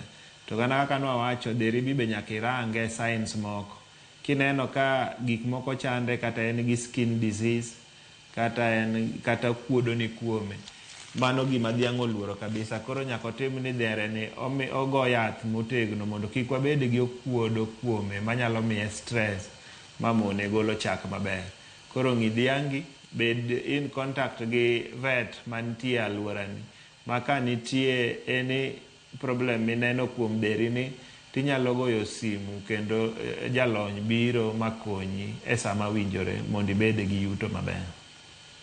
Erokamano ahinya. To mago ma diher mondo ma pidho jamni miyang'o, gin ang'o ginewinjo bed ni gitimo mano ni ngima mar jamni go bedo makare, kendo sama koiterogi e slota kata mondo mi koro gidhi japur odhi oyud nweng'o mare kotenre kod geta mare mar yudo ring'o makare obed ni ochopo dwaro makamano. Kendo japur mar ring'o be gimonyaka ok tim mokwongo ni dhere ni be nyaka omii ni nigi chiemo maber, mana kaka nwawacho. Dhiang' ni kik bed dhiang' ma manyo chiemo kuma bor. Obed ni ibedo ng'at man gi kama oloso man dhogegi nyalo lagre mayud chiemo maber kok owuotho mabor kuonde moko. Pi be nyaka obed ni dhere ni yudo pi motegno momodho pi maber manyalo konyo. Kendo make sure ni dhogi otimnegi vaccination te madwarore mageng'o tuoche moko manyalo donjo kuomgi kendo nyalo ketho ngimane mami koro kobed maduong' monego kaka obedi mondo tere chiro kel pesa maber. Manyiso ni samoro nyalo bedo maduong' mokalore. Kobet maduong' kabisa kendo kelo pesa mang'eny, nikech ing'e ni sama japur odhi uso ting'iyo dhiang' e kilo. Koro ka dhiang' nigi kilo mang'eny to ng'is ni pesa be dhi bedo maber. Aya, Opija wuod Achego wacho ni owinjo twak, wacho ni jalony Koni Mos wacho ni en ng'amo geno kendo mor gi paro migolo maleo kae. Wadhi e mago motenre kod gwen. King'iyo kit pur mar gwen, gin okenge mag winjo bed ni kawo mar medo nyak mar gwen kata mana kit tong' ma ginyalo golo ma ng'ato geno, kaeto bende gidak ngima makare ma bende ka gik sami tere e chiro to bed ni en gweno manyalo yudo ne japur yuto. Pur mar gweno, pur ma kendo joma tindo ohero ahinya e alworawa kuonde mwadak.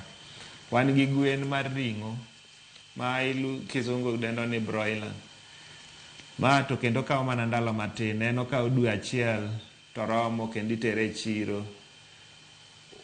Wan gi kienyeji improved ma be opidhe kuom ring'o mondo obed ni inyalo use, en to kawo dweche 4 koka nyalo bed ni itere e chiro. Kendo wan gi layers magi gwen ma koro pidhi makelo tong', ma koro in ja ohala ma ibo bedo ni choko tong' pile pile tiuso e alwora kumidake.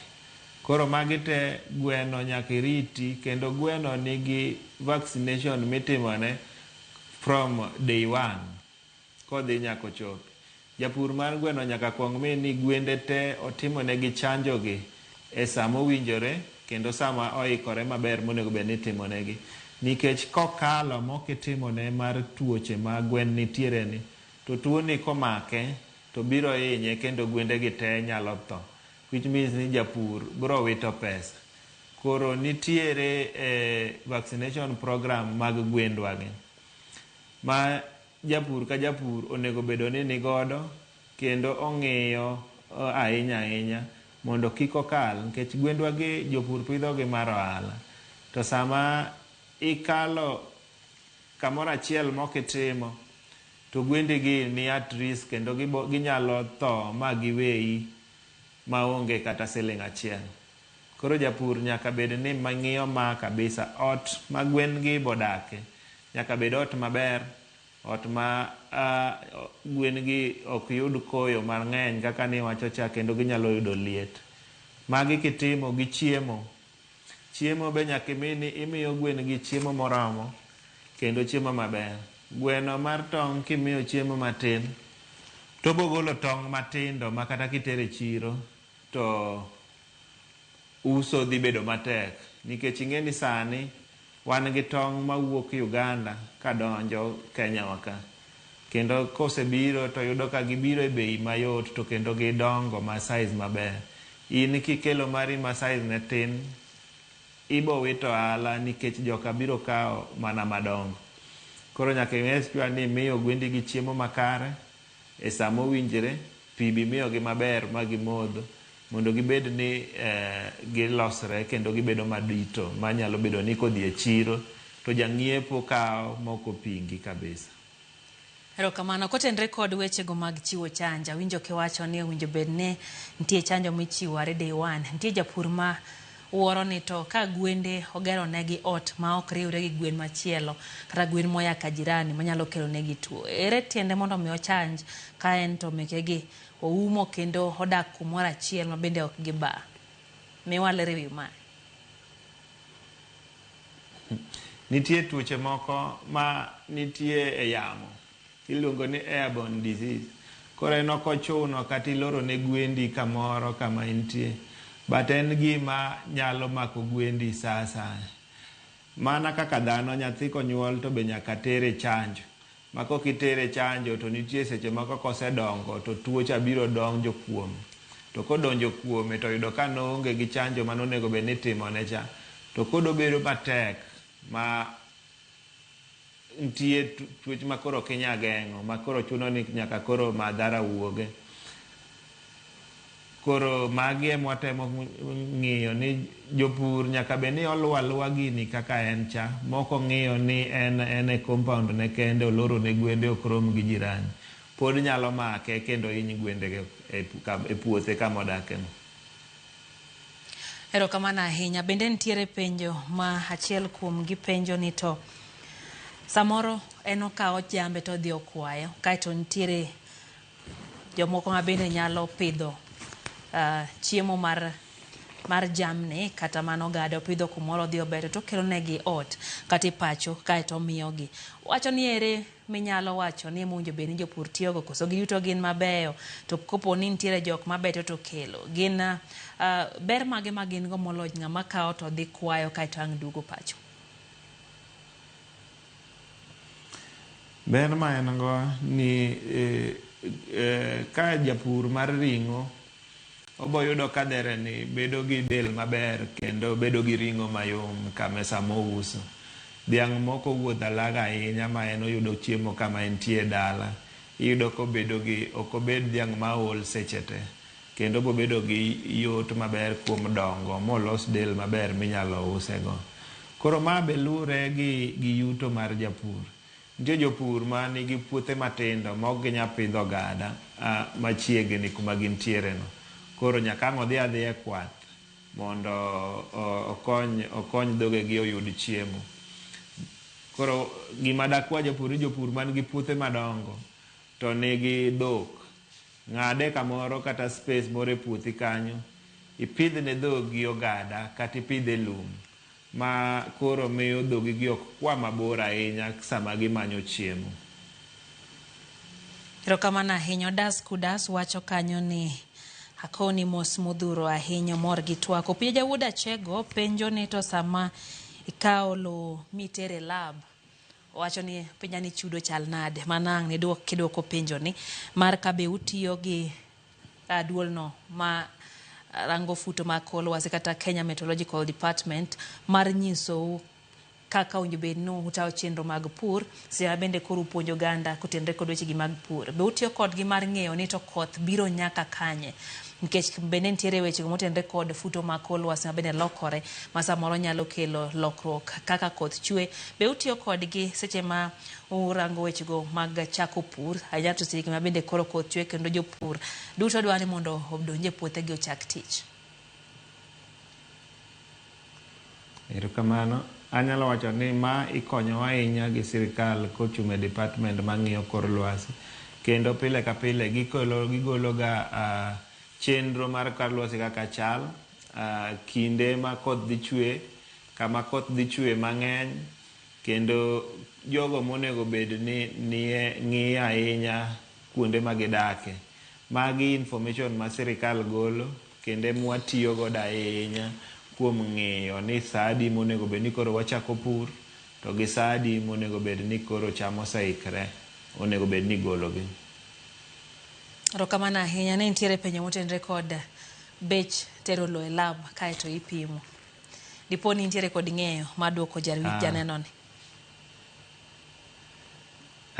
Janeno no anyalo bedo gi ng'eyo. Kidhi kuondewa mar sirikal to obro bedo e kind 2,000 gi 2,500 mondo opim lopi miyud duoko. Ka in machiegni kodwa Kisumo ka to wabiro pimo ni lo e bei moyueyo mar 1,500. Erokamano ahinya Roy. Bende kotenre kod jogo winjo kiwacho ni sirikal nitiere kod migawo mowinjo bed ni gikawo mar samoro ni gikonye kunyo yewni manyalo choko pi. To ponono nitiere gwenge mapok ka chenro ma kamago chope kata sirikal pod wacho ni tuta pod gibro pango kinde mabiro. Owinjo bed ni gikawo okenge mage mag neno ni samoro gibedo kod pi machiegni. Dipo ni nitiere yore ma jopur nyalo kano godo pi maneno ni samoro ka koth odhi obedo kod lokruok ma ok obiro kakigeno, ginyalo bedo ni cham magi okotho.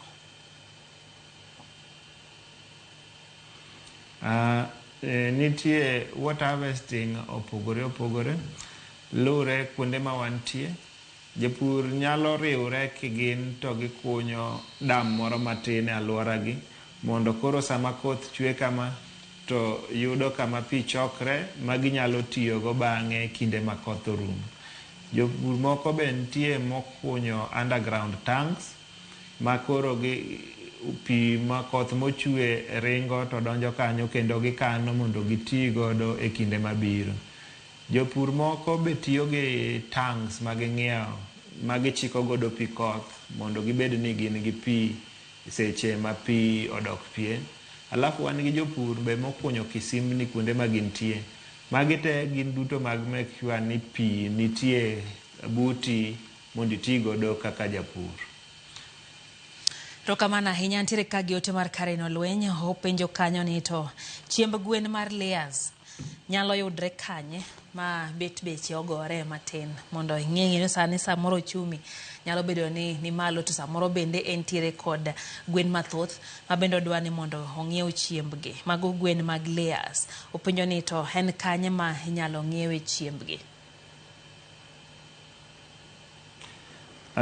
Mano tabu ma japur osebedo godo ahinya nikech kae kuma duoko gimiluongo ni production cost mar japur chien. Chiembe gwen ma wan godo gin commercial feeds ma iuse e agrovets kuonde ma wantiere gi. To adier mar kende ni jopur mang'eny neno matek nikech bech chiemb gwen sani ni malo. Koro dakwa ni jopur be otem loso chiembegi kigin mondo gitim godo supplement e chiemo mwang'iewogi. Wan gi kute masani wapidho miluongo ni BSF, miluongo ni black soldier fly, ma nyuolo kudni ma kendo itiyo godo e pidho gwen. Wabiro chiwo contacts wa kaka wan jogo ma utelo ne train jopur kaka ginyalo loso chiembegi kende. Mondo japur bedo gi thuolo mar goyonwa simu kata wanyalo chopo kuonde ma gintie mondo wamigi puonj makare kaka inyalo be loso chiembi matin kata kobedo ni ng'iewo mar nyaduka cha tinyalo kiko mondo ibed gi yot matin e yudo chiemo mar gwen. Erokamano ahinya. Ero kaka iwacho ni ginyalo tudre kodu hang ni nyisgi kaka ginyalo tudre kodi bang'e. Ben Maina penjo ni to gweno owinjo bed ni yudo chanjo didi dwe ka dwe? Gweno nigi chanjo mopogore dwe ka dwe. Nitie mobo yudo ka en e dala achiel, nitie mobo yudo ka osechopo wige 2, nitie mobo yudo ka osechopo wige 4 nyaka ochop wige 8. Koro chanjo gi make sure ni nyaka jogi lu kako chakre nyaka kako gik. To kendo ma bo miyo igeng'o tuoche mang'eny mar gwen. Magi te ka japur oluwowa to wabo miye guidelines manyise ni sama kama onego bed ni ichanjo gwen kochopo juma ma kama be chake itie yath michake miye kendo kochopo juma mopogore. Gigi duto wamiyo kendo jopur ni godo soft copies ma wanyalo oro ne japur moro amora sama obedo nodwaro.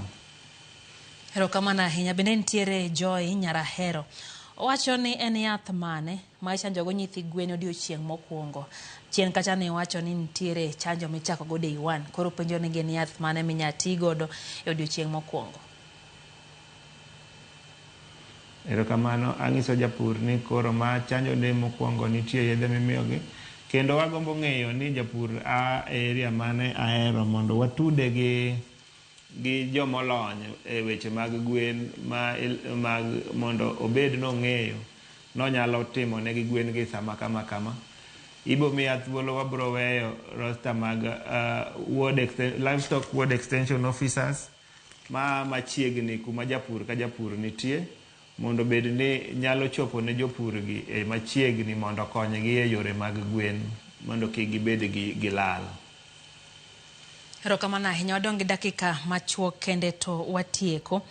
Ano kanyo ote mar Moses Onda wacho kanyo ni entiere kodwa, paro ni penjo mopenjo mar kit kodhi na paro ni iseduoko kanyo. Kaeto Dera Austino Njiri bane ni kachi wacho ni iwinjo wach pur e yo makare intiere kogore. Mwalimu Jalgi Mwalimu Bernard bende wacho ni gimoro ahinya gi chenro kachiel kod puonj ma bende jalony osebedo kachiwo ne ng'at madwa chako. Roy, chunye gombo mondo mi en bende ochakie gimoro, obede gi gweno moro mo ka ji goyo mbaka ni to chanjo mane mimiye to en bende onyalo yudo gimochuo sandan.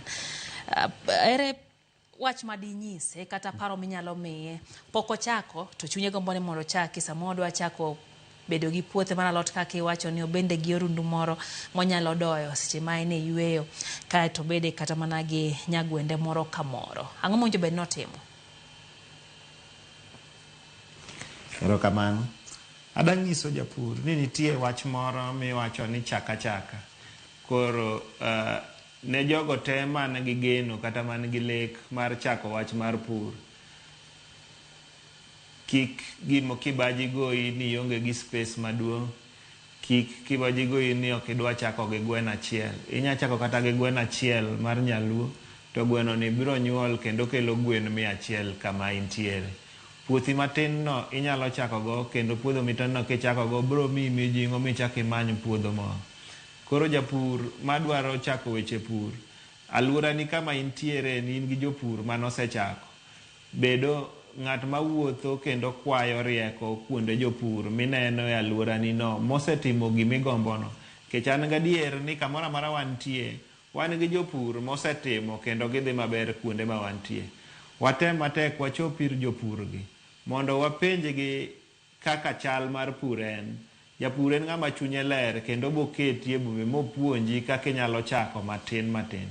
Kiki itho kendi. Wuo gi jopiny, wuo gi jopur mane alura ni mondo ibed gi ng'eyo mang'eny e weche mar pur midwa donjeni. Ka in machiegni gi Kisumu County kata Kisumu Town ka, to wan machiegni kendo warwako jopur gi jogo te magombo chako pur mondo wamigi rieko e yo mar chako kendo kaka gibo bede pur ma gibed ni ginyalo bedo gi pur makelo yuto. Erokamano ahinya Roy. Pono ni ng'ato dwa tudre kodi, here lai monyalo yudie kata mana yore mag mbui mondo mi gitude kodi kotende kod weche gi mag pur? Erokamano. Kia Initiative nigi website ma inyalo yude contacts wagite nojende matindo manitie e mbui. Inyalo tiyo gi website wa ma en www.kiainitiative.org. Kanyo kimanyo wa tibo yudo gigo mwatimo te gi contacts wa ma wan godo. Ne ng'ama ok nyal donje weche mbui, wan gi namba simu. Namba simu na inyalo gona en 07 18 07 55 33. Mano namba na miyuda godo e simu kendo ibo yudo godo lony kidwaro kony mora mora e weche mar pur. Wabo tudi kendo wabo miyi ng'ama bo konyi mondo wa make sure ni ohandi kaka japur odhi mbele kendo bedo gi yuto makare. Erokamano ahinya Roy kuom loso thuolo kendo go kodwa mbaka. Scarlett Lopez wacho ni duogo ne geno, wacho ni en Beryl kowuok Kawasi. Wacho ni nonyiewo gwen to notho te ma chunye noyaye. Koro ochako pith kendo kalore kaka osewinjo kaka rito gwen. Erokamano ahinya Roy kuom loso thuolo go kodwa mbaka. Mano Roy Odawa ma en kanyo director mar Kia Initiative Nyakoro Mgajuang, jalonye yorego mag pur kata agripreneur. En chenro mar puonjruok. Geno mara en ni mana kaka Beryl wacho ni chunye koro duogo, sewinjo kaka jobe notimo namba bosa yudo onyalo chako mare kendo mondo bedie gi gimoro e pacho.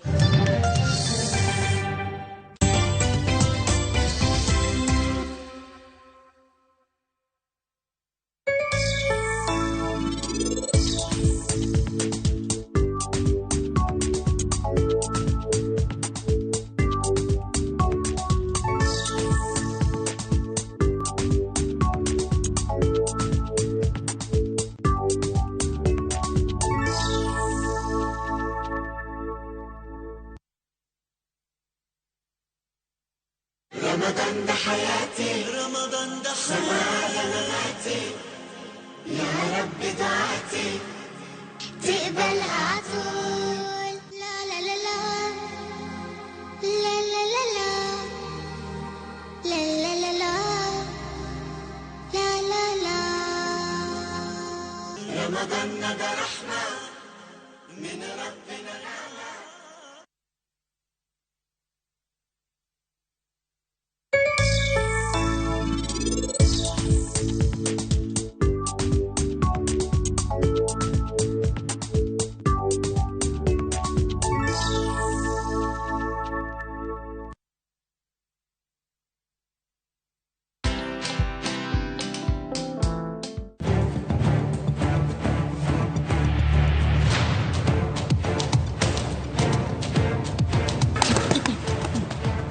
yangu inakuanga hiyo stingo ya Mike Tyson. I feel free to George. Anasikia mwili imekubali. I'm going for win. Naenda kuwin bwana. Kuna kurudi nyuma. Nimechoka na nimeamua kama mbaya. Watch this story and more. Download the Citizen Digital app or visit www.citizendigital.com and find the Citizen Originals portal. Kenya's #1 app, Citizen Digital.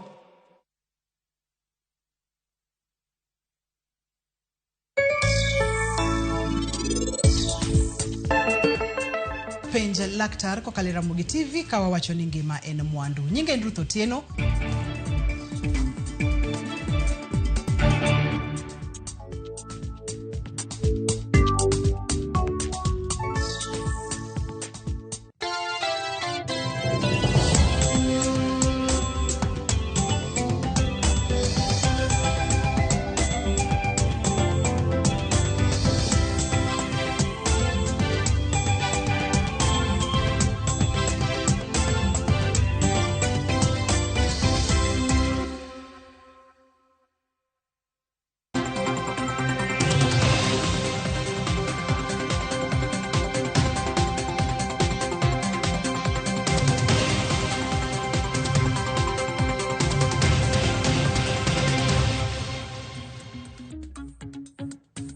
Nyakor Mgajongo kinyi machin tarika dek dwe mar adek higa mar 2026 kamoro mora mintiere geno mara ni idhi nyime kod odiochiengi e yo makare.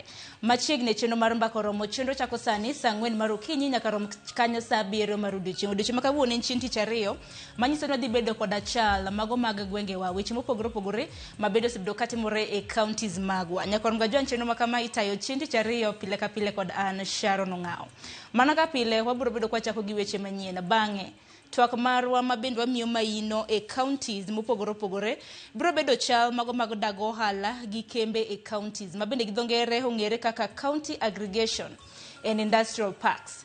Dibedi dago ohala makamagi osechopo kanye e gwenge mago Nyakorom Gajwang. Kama ino wabiro bedo kwa miyo gwenge ang'wen mago makaluo moriwo county mano ma Kisumu, wantiere gi Siaya, Homa Bay kanyakla kod county mano ma Migori.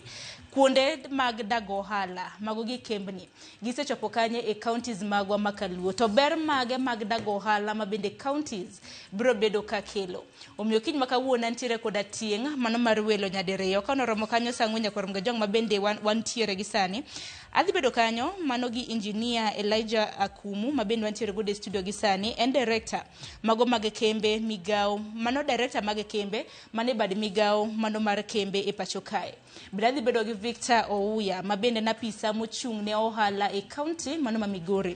Kawendo mar adek Nyakorom Gajwang en Elizabeth Adongo ma bende en pisa mochung' ne weche mag pur e county mano ma Siaya. Wabiro bedo kwatwa kodgi kaluwore kod chal mag dago ohala e kembe e pachoka e mago e kembe gi e counties mopogore opogore e pachokae. Kanoromo kanyo sa 5:30 Nyakorom Gajwang biro bedo gi welo mamoko mar mondo bwang'e ne kaka ber mago mag dago ohala biro bedo ka kilo ne oganda e counties mopogore opogore. Omiyo adhi bedo gi Eric Odera ma bende en jalony e weche mag uchumi kanyakla kod Walter Alando ma bende en jachan boma. Kaka pile Nyakorom Gajwang kwa weyi oko kaluwore kod thor wach ma bende wantiere godo. Parni wadhi bedo ka wayudo jofwambo mag e kor gweng' mopogore opogore ma bende biro bedo ka nyiswa kaka chal mago mag dago ohala nitiere e counties mage. In bende minenowa yoronwa ote lai mago te machuoka rede ka 600 mbui mago oganda bende yudowa achiel kachiel. Tudri kodo nyaka giko mar chenro makama. Nyinga en Sharon Ng'ao. Wachaka na gi weche mwamiyo pek. Jopuonj e county Mabungoma gi Busia ywak ni okumba mar thieth mano mar SHA magiwacho ni nitiere koda ng'ikruok.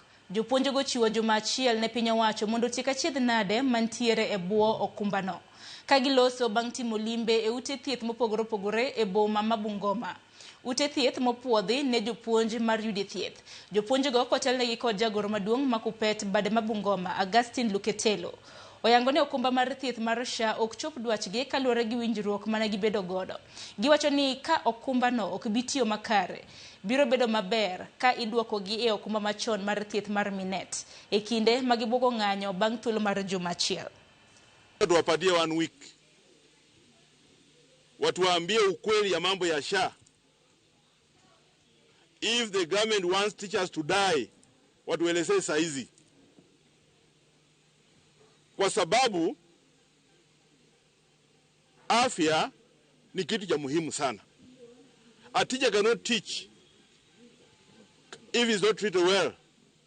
Hawezi kufunza mzuri kama watoto wake nyumbani wanaumia. Mambo ya system yao, hata sisi tukipika simu, nasikia hata usani ukipika simu concerning mwalimu, it takes about 3 hours before the system is cleared. That's what we are saying. The government is playing with us.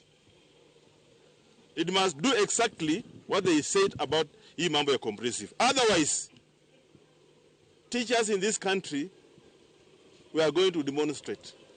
We shall strike against mambo ya SHA and against the hospitals that they gave us to serve teachers. We are going to close those hospitals. As Kenya National Union of Teachers, we want to appeal to the government, and we are carrying this to the national steering office, that they will assess, give a voice on the next course of action. Otherwise, in Western region, this appears a disaster. I am addressing the Minister for Health, the Minister Duale, that those stories is talking about fraud in the ministry. He should steer away from that, because teachers don't want to hear about fraud. They want to get services in the hospitals. Jopuonjre makie mohe omiarie county ma Vihiga koro nyalo buonjo bang' yudo sir mar omenda mar somo kokalo e basari. Ma en bang' jaod bura ma county no Beatrice Adagala golo chek mar siling milion 5 kokalo e aguch omenda mar NGCDF. Koloso e kinde chiwo omenda makamano. Adagala okwayo sirikal mamalo mondo omed pok mar omenda mar aguch omenda mar NGCDF e counties duto mapachoka. Kwacho ni pesa mantiere e agulino gi sani ok romi tiek achiedh nade counties. Janyuol medo okwayo sirikal mondo oduok chien okumba mar thieth ne jopuonjre. Naomba tujisikie salama. Hapa ni kwetu, Wito wangu kwa sababu kaunti ni kubwa, kwa sababu kama hapa Vihiga niko na Hamisi, Sabatia, Vihiga, Emhaya and Luanda. Unakuta constituencies ni mingi na ward 25 wards. So ukiona ile allocation iko hata ukigawa per ward unakuta it's coming to around 48,000 or so. So 48,000 ward moja utapatia wanafunzi wangapi? Tafadhali kundi la wanawake 47 Kenya mzima, kama unaweza waongeza. Jukumu ni mingi. Hao watoto ni wengi na hatuwezi manage kupatia kila mtu, na kwa sababu hata hao watoto kama yule ako shule ya mbali hatuwezi kumpatia tu 10,000 aende tena arudishwe. Inabidi tunampatia full scholarship, which is also very expensive to us kama mama wa county, and especially hii county yangu ya Vihiga ambao umaskini na mambo ya orphans iko on a high alarming rate. Ningependa serikali irudishe ile bima ya afya kwa wanafunzi, ili wanafunzi wetu wanapokuwa wagonjwa wazazi tusihangaike, sababu ukiangalia most of our parents they are very poor, they cannot afford kupeleka watoto hospitali na kulipa ile pesa ya hospitali. So unapata serikali inaposaidia wazazi ile bima ya afya ya wanafunzi, most parents wenye hatujiwezi tunapata kusaidika pale. Kopogore manyakor mgajwanga tire gwenge makadhod nam chumbi kama jotelo ma josiasa e gwenge makadhod nam chumbi. Koro dwaro mar mondo mi jatend piny William Ruto oyier jatend migawo mar mwandu mawuok e bwo lo kod nembe Ali Hassan Joho kaka jalup mare e yiero mar higa mar 2027. Ka giloso Malindi e kaunti ma Kilifi, kotelnegi kod jalup jatend duond bura mar ODM ma bende en gavana e kaunti ma Mombasa, Abdul Samad Nasir. Jotelogo wacho ni Joho oromo bedo jalup jatend piny. Jotelogo wacho ni kuom thuolo malach gweng'no osebedo ka yudo lemo mar jotend migepe kod jogoro kende. To sani koro sa osechopo mar mondo mi giyud lemo mar jalup jatend piny.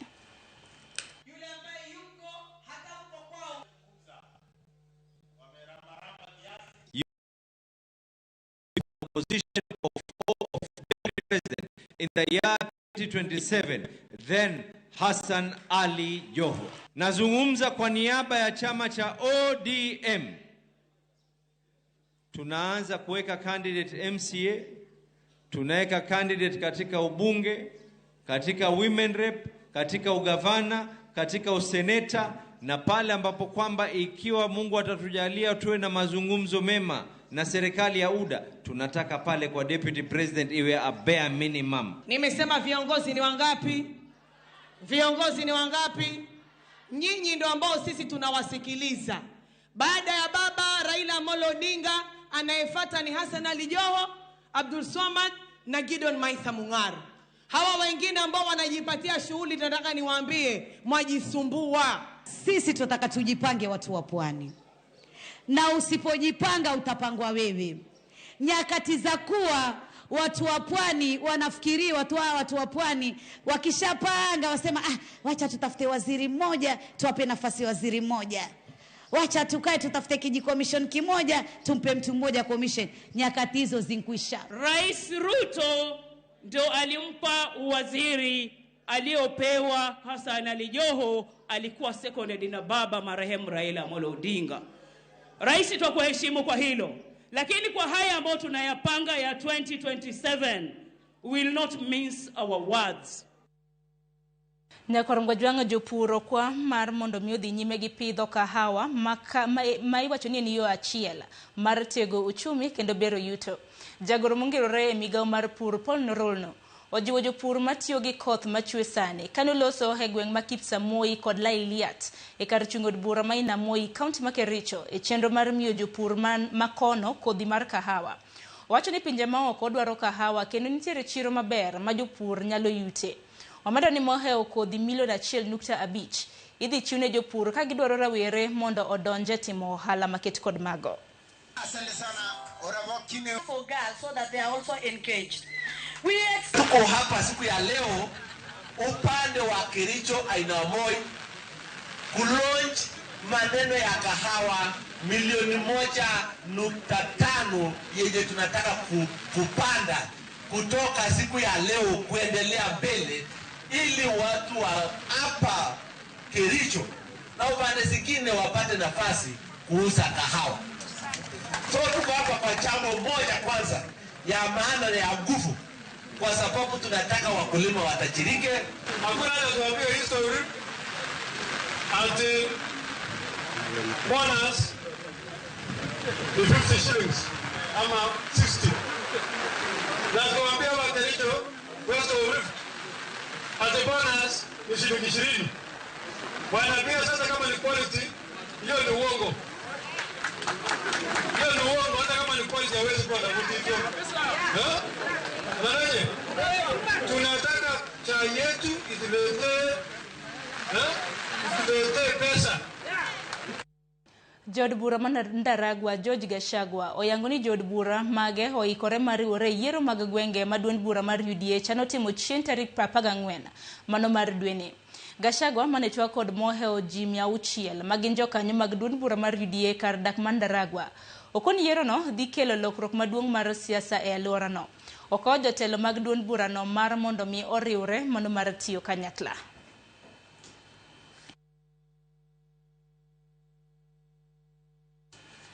Nyakorom Gajuang kwa wera gi mano Nyakorom Gajuang mano siganda jod bura mano Mandaragwa wera gi mano adhi county mano Masamburu kama moko kuom jodak e gwenge mag Akas Post. Bende gisani koro ywak kaluore koda ng'ur mopogore Nyakorom Gajuang. Ko kamano kapod odhi nyime gi weche manyien, bende jotuo madwaro remo e county ma Busia yudo pek ka county no onge kod remo moromo. Gino mamiyo jotuo go manyo remo kuonde mopogore ka gitiyo kod omenda mago ka gitiyo kod medo mang'eny remo moloyo. Wach ni osemiyo tend county ma Busia mondo owuog oko ka kwayo ji mar mondo mi owuog ogol remo. Kata kamano jatend migawo mar thieth e county no mano Laktar Nina Rabari wacho ni giyudo remo ma kwan gi romo 20 to county no dwaro maromo 37 mano mar remo, gino maweyo gi kod nok mar remo 17. Kuom mano johera mag adhula mapako team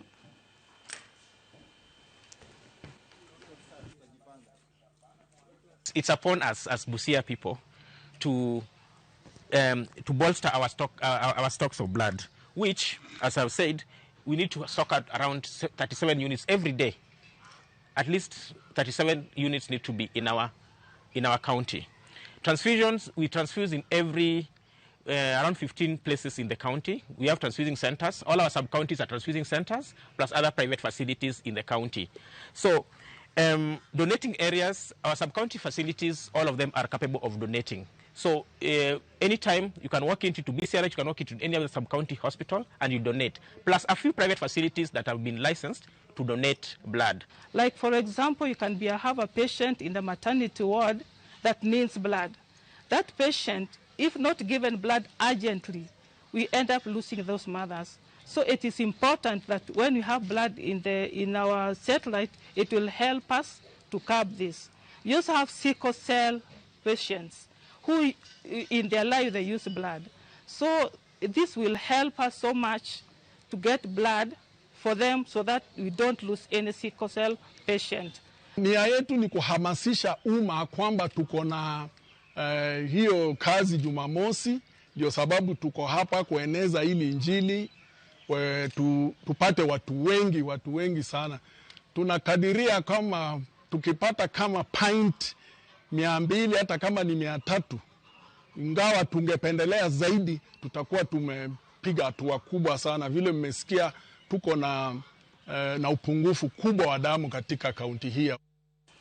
Moko kuom jodak e gwenge mag Akas Post kod Losesia mayudore county Masamburu nyiso ng'ur margi e dok piny mar tiegruok mar kambi jolweny mano mar British Army Training Unit makoro oweyo jodak kod ngima matek. Seche mane gibago ng'anyo mamuol e gweng ma Akas Post, giwacho ni ng'eny rowere koro odong' monge tije ahinya to e gweng ma Losesia. Kotelnegi gi jatend rowere Moses Lenakio, giwacho ni rowere odonjo e tiyo kod yedhe mamero ji nikech onge mar tich kodoka oro mokwako gwenge mago mag Samburu.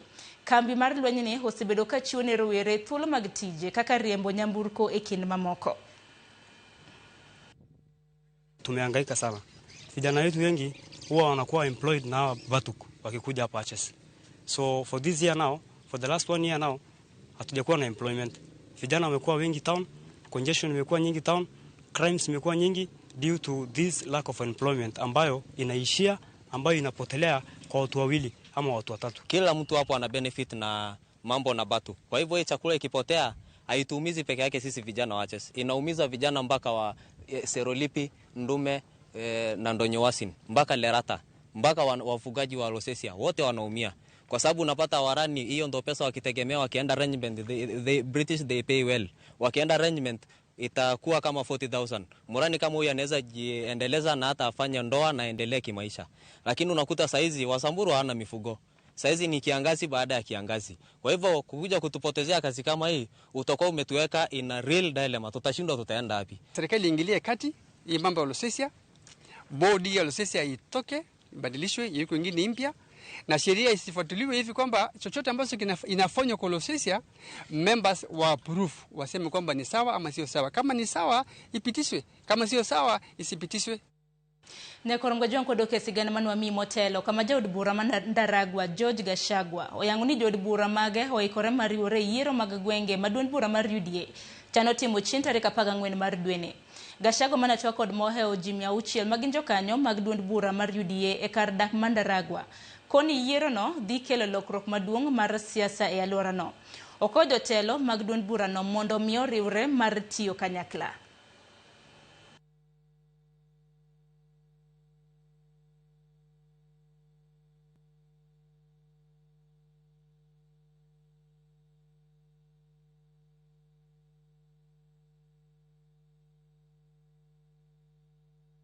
Tuko katika demokrasia na kila mwananchi wa Kenya ambaye anaamini kwa demokrasia anaweza simama kiti chochote ambacho anataka. Kwa hivyo leo hii tulikuwa tunapanga venye sisi tutafanya hii uchaguzi, kwa sababu tumeonyeshwa na rais wetu kwamba demokrasia ni maoni ya kila mtu. Unfortunately huu uchaguzi umehairishwa kutoka tarehe 7 mpaka tarehe 14 kwa sababu ya yale mambo tulipata kupoteza moja wetu kwa bunge Bwana Ngeno na watu wake. Kwanza tungetaka kupeleka risala zetu za rabilabi kwa hiyo familia na hizo familia zote. Watu wamesema kweli hiki chama sio chama cha kupoint mtu ati wewe ndi wewe utakuwa fulani. Mwenye atachaguliwa ni yeye atachaguliwa na ataenda kwa hiyo position mpaka national level, kutoka grassroots mpaka national level. Tutafanya uchaguzi. Ikiwa wewe unajisihi unaweza kuwa mwanasiasa ama mwanachama mzuri wa UDA, unakaribishwa ukuje ung'ang'anie kitu chochote ambacho unafikiria unaweza kuwa competent in. Jatend Migawo mar Omenda John Mbadi okoni Kenya nyaka koro ikre mar thegore kod hola moyudo kuom agulu mar piny ngima midendo ni IMF e siro budget mage ka koro mahino owinjore oketi ne yuto mage mathurka. Mbadi oyango ni duol machoko suru kere oserem chopo kare hagete mag choko kata doko ni e iko omenda mokalo to duolno ne otemo. Jafamaro Walter Nyambaga lero mathoth. Nyim komiti od bura marango weche mag bajet mochwe kom kod jaod bura malego Usonga Samuel Atandi kae ma jatend Migawo mar Omenda John Mbadi oyango ni piny Kenya winjore othegre kod ola mag aguch piny mangima mar IMF kalure kod chike mage maduoko yut mag Kenya lo. Mbadi okoni ka Kenya okaso tol makare to yuto mage mathurka nyalo siro dongruok e bajet mapile kapile. External financing is drying up, Sir Chairman. When you hear IMF telling us, no, we cannot give you money, because it is not because of those, we have too many challenges. In fact, this economy probably is better run than previous years. It is like, father, you don't admit to your children that chakula ni kidogo. You start putting conditions that, I sent you last week to go and bring me a panga from so and so, and you refuse. I'll not give you food. I'll only give you the other child. That is what is happening now with the multilaterals. They don't have enough resources.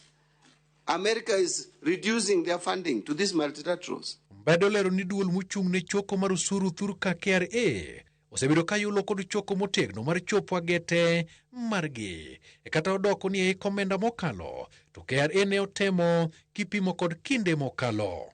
we want to understand how your ministry, our National Treasury, is planning to treat these quota awards. We have been over projecting revenue, I think. It is our tax administration system that has failed us. Because if you look at around 2013, we were collecting about over 18% of our GDP as ordinary tax. Today it has come down to almost 14%. Because it has been the same language each and every year. We believe that maybe using broad-based tactics, you are going to give us, make a difference this time around. Komitino bende okundo migao mar omenda mondo chiw ler ewi pek mag chudo mag gope mahinyo weche mag budget e piny owacho mamalo to kod counties. The first charge should always be pending bills. We are the first governor left pending bills. The second governor comes in, sorts out his people. But let us know exactly how much do we owe other people. And then what is the short-term measures of reducing it? That accumulation of further pending bills is what we are trying to stop. That is why 2024-25, we did not cross over with any outstanding exchequer releases. Okone komitno ni sirikal oseketo e timo kenge mag rakruok kod tiyo achadha kod pesa. Ahinya to mak mana pesa mabiro luorore lwet japiny eka ochumi dongi. We must contain expenditure. I have looked at our expenditure structure. It is very hard to reduce now expenditure. Because again, austerity measures is going to hurt this country if we push it beyond where it has reached. And come up with what can work for the people of Kenya now and for posterity, as it is. Because the other day you talked about this single treasury account to parliament. You know I opposed you. Magi oyangi kinde chako timo ikruok mag thiedho budget mar ikomenda melo 2026-2027 nyaka sani gilieko ni dhi bede kar shillings trilion 4.7 kae kwanno trilion 3.4 idhi tigo de tayo chenro mapile kapile kod osara ka dongruok ilieko ni nyalo dhi muonyo shillings bilion 749.5 e kinde masiri kende mag county yudo bilion 495.5 kaoreo. As an expert in Walter Nyambaga, Ramogi TV. Nyakwar mgojong joko machielo bende kinde ma jopur osechako iko puothegi kod romo ka gigeto yudo keyo mabup mano mar chwiri.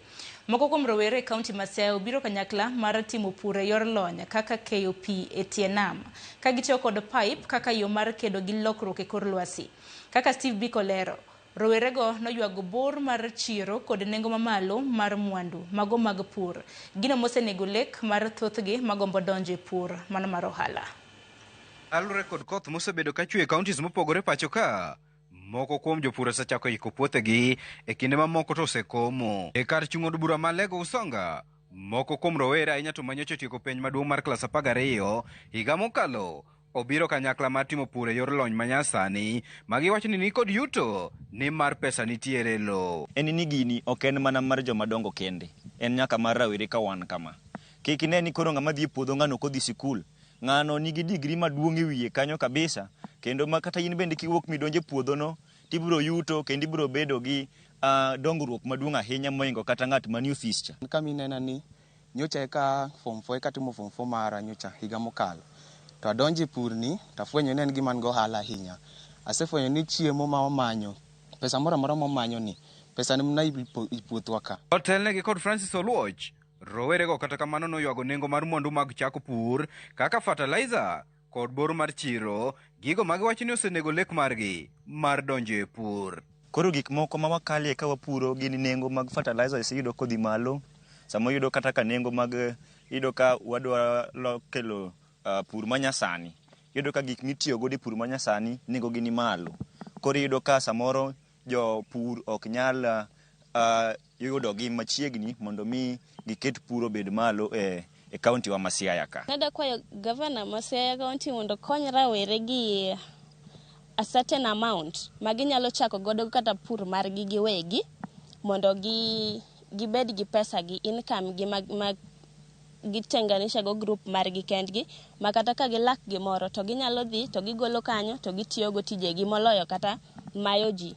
E kinde no rowerego nonyiso geno margi ni pur mar ohara biro loko ngimagi ka gikwayo rowere wetegi mondo donje pur mar ohala kaka achiel kuom yore mag chugo thuolo mag tije giwegi kendo kedo gi nok mar tije pacho ka. Anyiso ni chiemo moro amora ma didwar tinya yudo mana e farm ka. Pesa moro amora ma idwaro inya yudo mana e farm ka. Waduto kaka wang'eyo en ni higa mokalo lwasi nochando ahinya to jopur marod mang'eny noyudo loss mang'eny koa kuom pur. To kwabire lony manyasani ni wafwenyo ni wan kod drip pipes makonyo waketo pi ei cham. Tich mar pur en tich maber kendo okip rowere busy, then okelo income piyo piyo.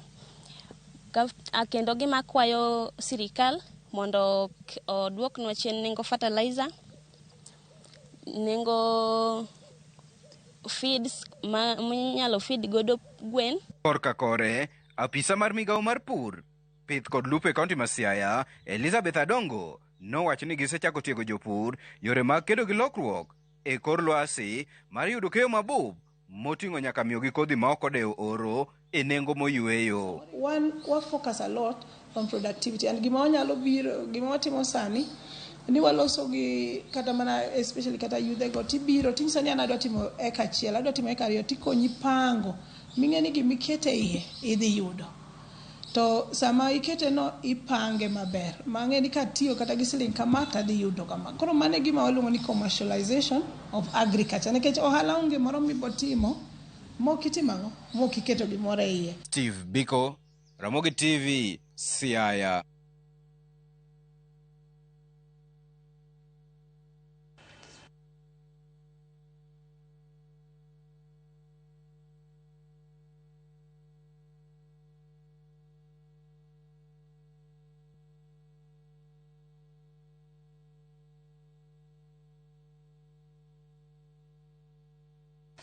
Nyakoro Mgajambi ni parni okiny makawuono twak marwa wabiro bedo wachiwo maino kata mna wamiyo pek weche mago motenre kod County Aggregation and Industrial Parks. Antiere kod awelo mabende sechopo Nyakoro Mgajwange County ma Nairobi, antiere gi Elijah Okumu, Elizabeth Adongo, antiere County ma Kisumo gi Victor Owuya. Katika manasama nasiga na chiel mani County ma Kisumo bang'e wabiro bedo kwa donje twak.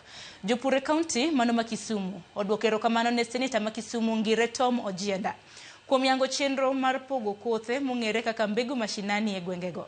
Jopurgo wacho ni chenro mar pogo kothe marang'iny mamalo osetego chenro magi mago mag pur kendo nyayo nyak mano mar chiemo e kor gwenge.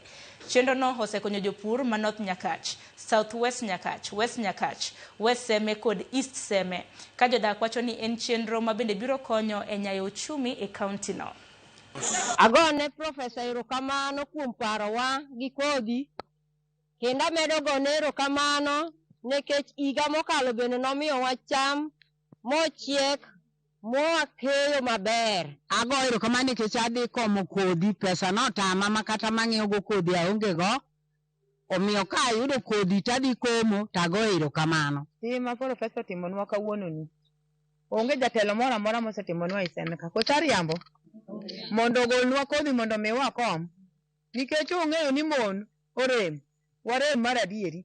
Pesa madang' igol kidhi ng'iewo go kodhi dhi tami nikech iparo ni ang' ka ng'iewo kodhi tang' na cham ang'o, ang' ang'iewo mogo ang'o. Agoyo kamano ne Profesa tim oro mondo okelnwa kodhi wakom, kendo wamor nikech okele sa maber ma wapuro e chunywa apare kaka wanyalo yudo kodhi.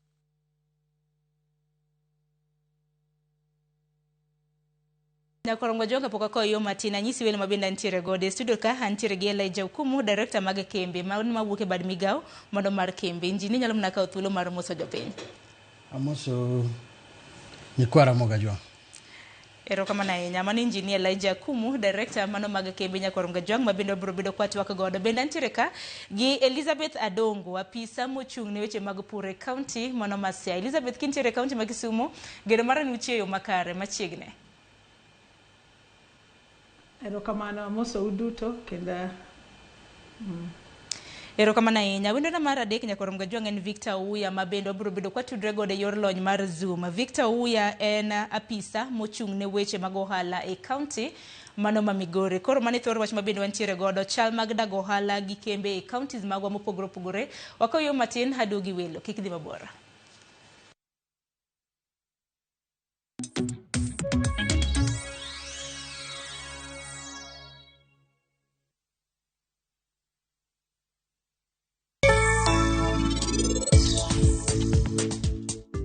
nyako mapari no ahinya. Kura kwai we munda riwa rus kode.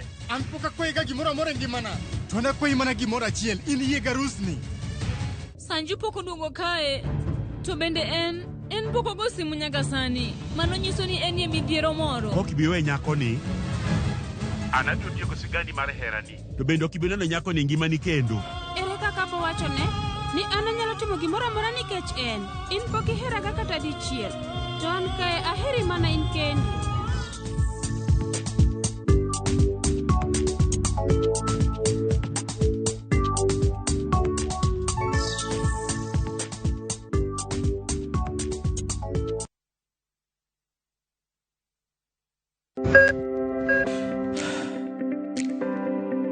E chuny ogandawa, ngima mar del en mwandu maduong'ie moloyo. Mondo tekruok mar dende obed maber, ok gin ga gik matek. Gin gik maluongo ni lifestyle.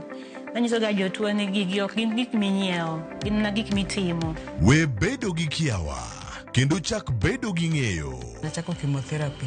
Side effects nen, yier wi nyaka lwar, constipation, chandi seriously.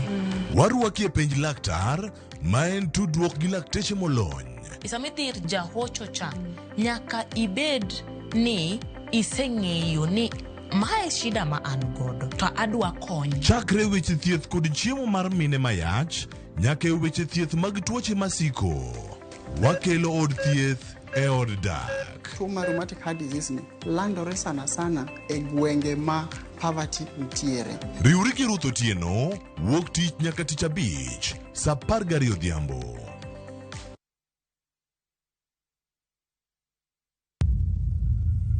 Kar chakruok wach ne nitie, to kata sani pod nitie weche machando ganda manyaka many duoko maggi. Kingli bimbe chando wa kabisa, chando wa okwa pur an mokwongo bim no lawa magora piny maidongi neno lwetani. In wacha nikech asewuok oko mar keloni joma ni kod duoko. Nam kanyo koro sani wan gi shida nikech rewa kethore kendo wause nengo mokethore nikech waonge gi kaka wanyalo preserve gi kwarito godo chiro. Tudri koda an George Bati e chenro mar Mbakoromo i wacha tich adek saa 4 okinyi nyaka saa 7 odiechieng' mana e Ramogi TV.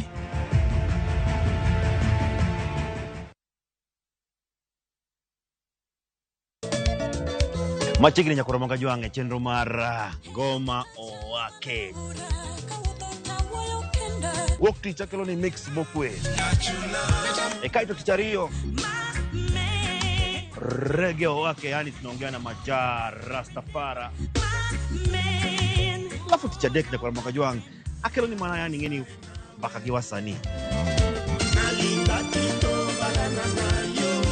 Ticha ngwene is kama nene, yani kitambo zama za kale. Alafu Friday, si unajua tu Friday tunafanya namna hii. Nyakoromo Kajwang' Friday supuzo wake. Sapar gina kapaga big nyaka sapaga rio kod an PDG Papa Vic, yani ukipenda mzee kijana.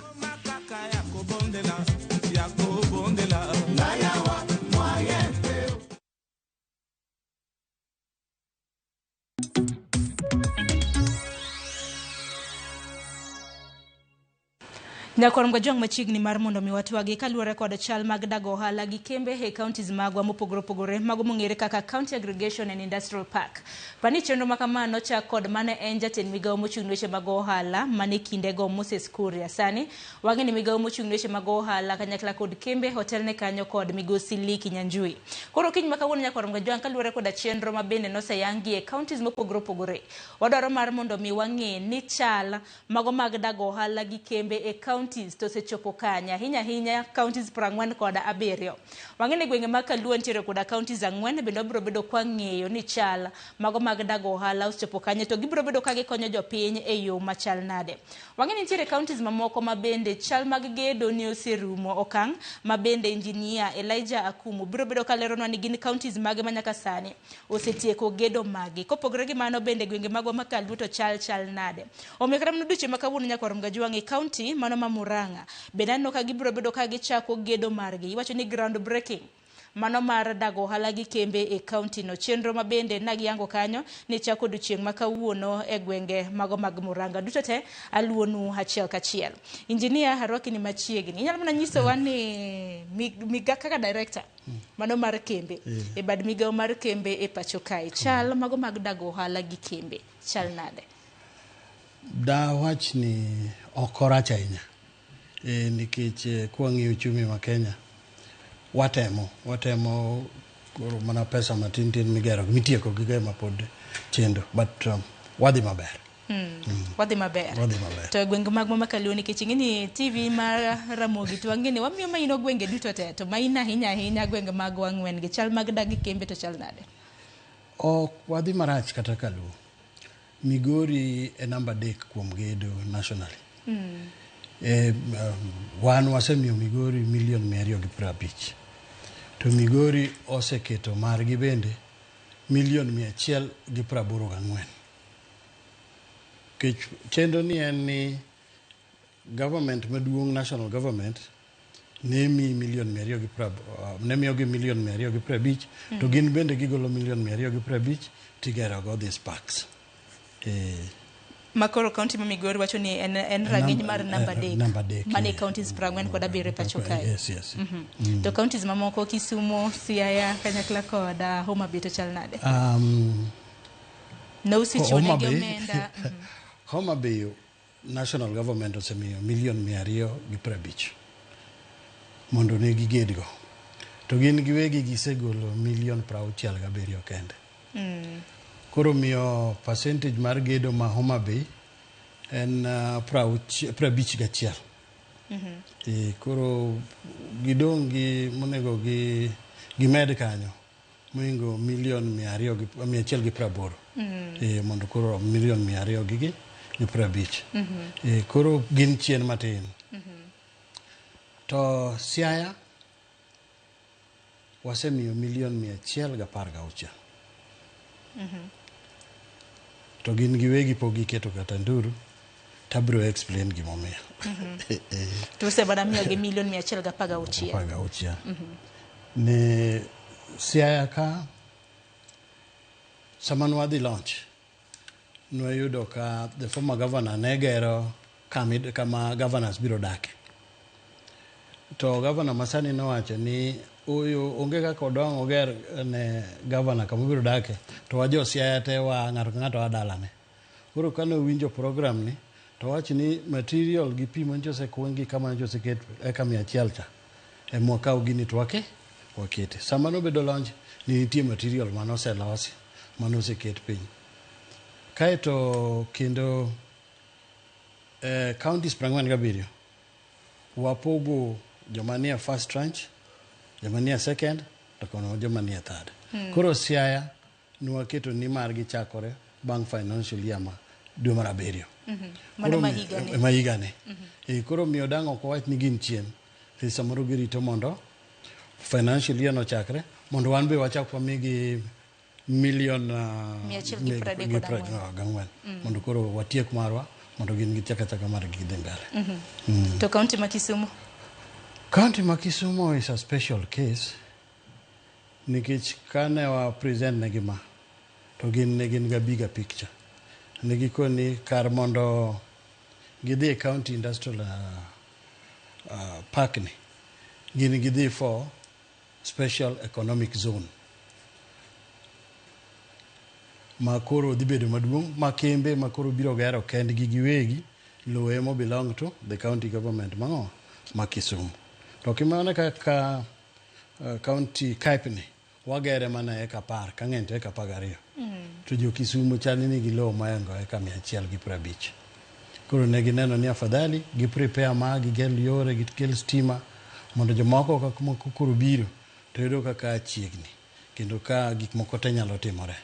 Emane Kisumu nowacho ni gin gidhi for special economic zone. Makoro Kisumu koro bibedo ka gero county aggregation and industrial parks mano kaluwore kod kwan maduong' mar lowo ma bende gintiere godo. To ka gidwaro to gi apply to waketo gi jok mabiro e namba 2 ka kata joma biro e namba 3. Manyiso ni Kisumo bende onge sende, onge pesa moro amora ma bende osemiyogi. Onge pesa moro amora ma osemigi. Mana kamano nikech okiny ma kawuono bende wantiere gi Elizabeth Adonge County mano ma Kisumu e studio marwa, en apisa mochung' ne pur e county mano ma Siaya. Elizabeth wagodiero kuma ne nyakuom chopo e twak mar okiny ma kawuono, mana kaka injinia olero kanyo ni county ma Siaya bende gedo pok ochako to wacho gimomiyo. Samoro nyalo mana nyisowa chenro bende nitiere county ma Siaya. Ero nosemiu kanyo siling milion 116 gi migawo mochung' ne weche mago mag ohala.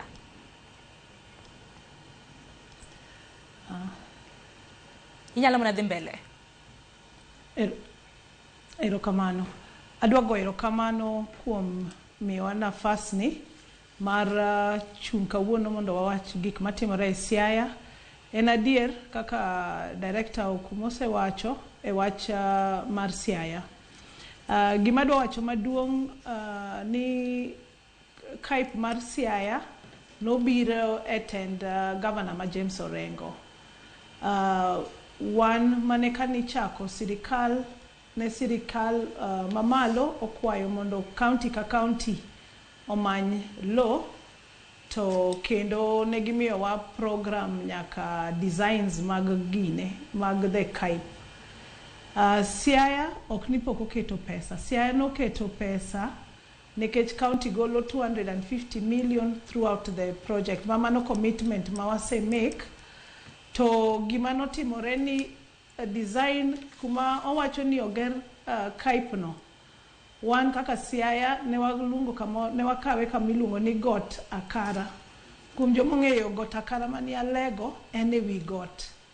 Koro chako mar gino nobedo ni nyaka gik mang'eny tim mondo yawne yo obed kama inyalo kuny magol gine the landscape olosi. Sama wuoyo ni wasebedo kwasetieko mago kendo wan almost 20% e budget wa nikech ne wabiro e tok mokwongo wan gi commitments go ma wase make. Koro wamor ahinya gi Cape ni kendo en gima sirikal omako motegno. Erokamano. Erokamano ahinya nikech kata mana kaka iwinjo kaka Elizabeth wacho ni gintiere koda chenro commitment iwacho ni giseketo kanyo mar kwan atamalo 20 kendo kaka migawo mochung' ne weche mago mag kembe ero nosemiyo kanyo Siaya siling milion 116 udong' gi siling milion 134 ma uchano miyogi karang'o mar mondo mi gichop singo margi ne jopiny. Adieri gin at percentage ma 23. Ok 20 gin 23.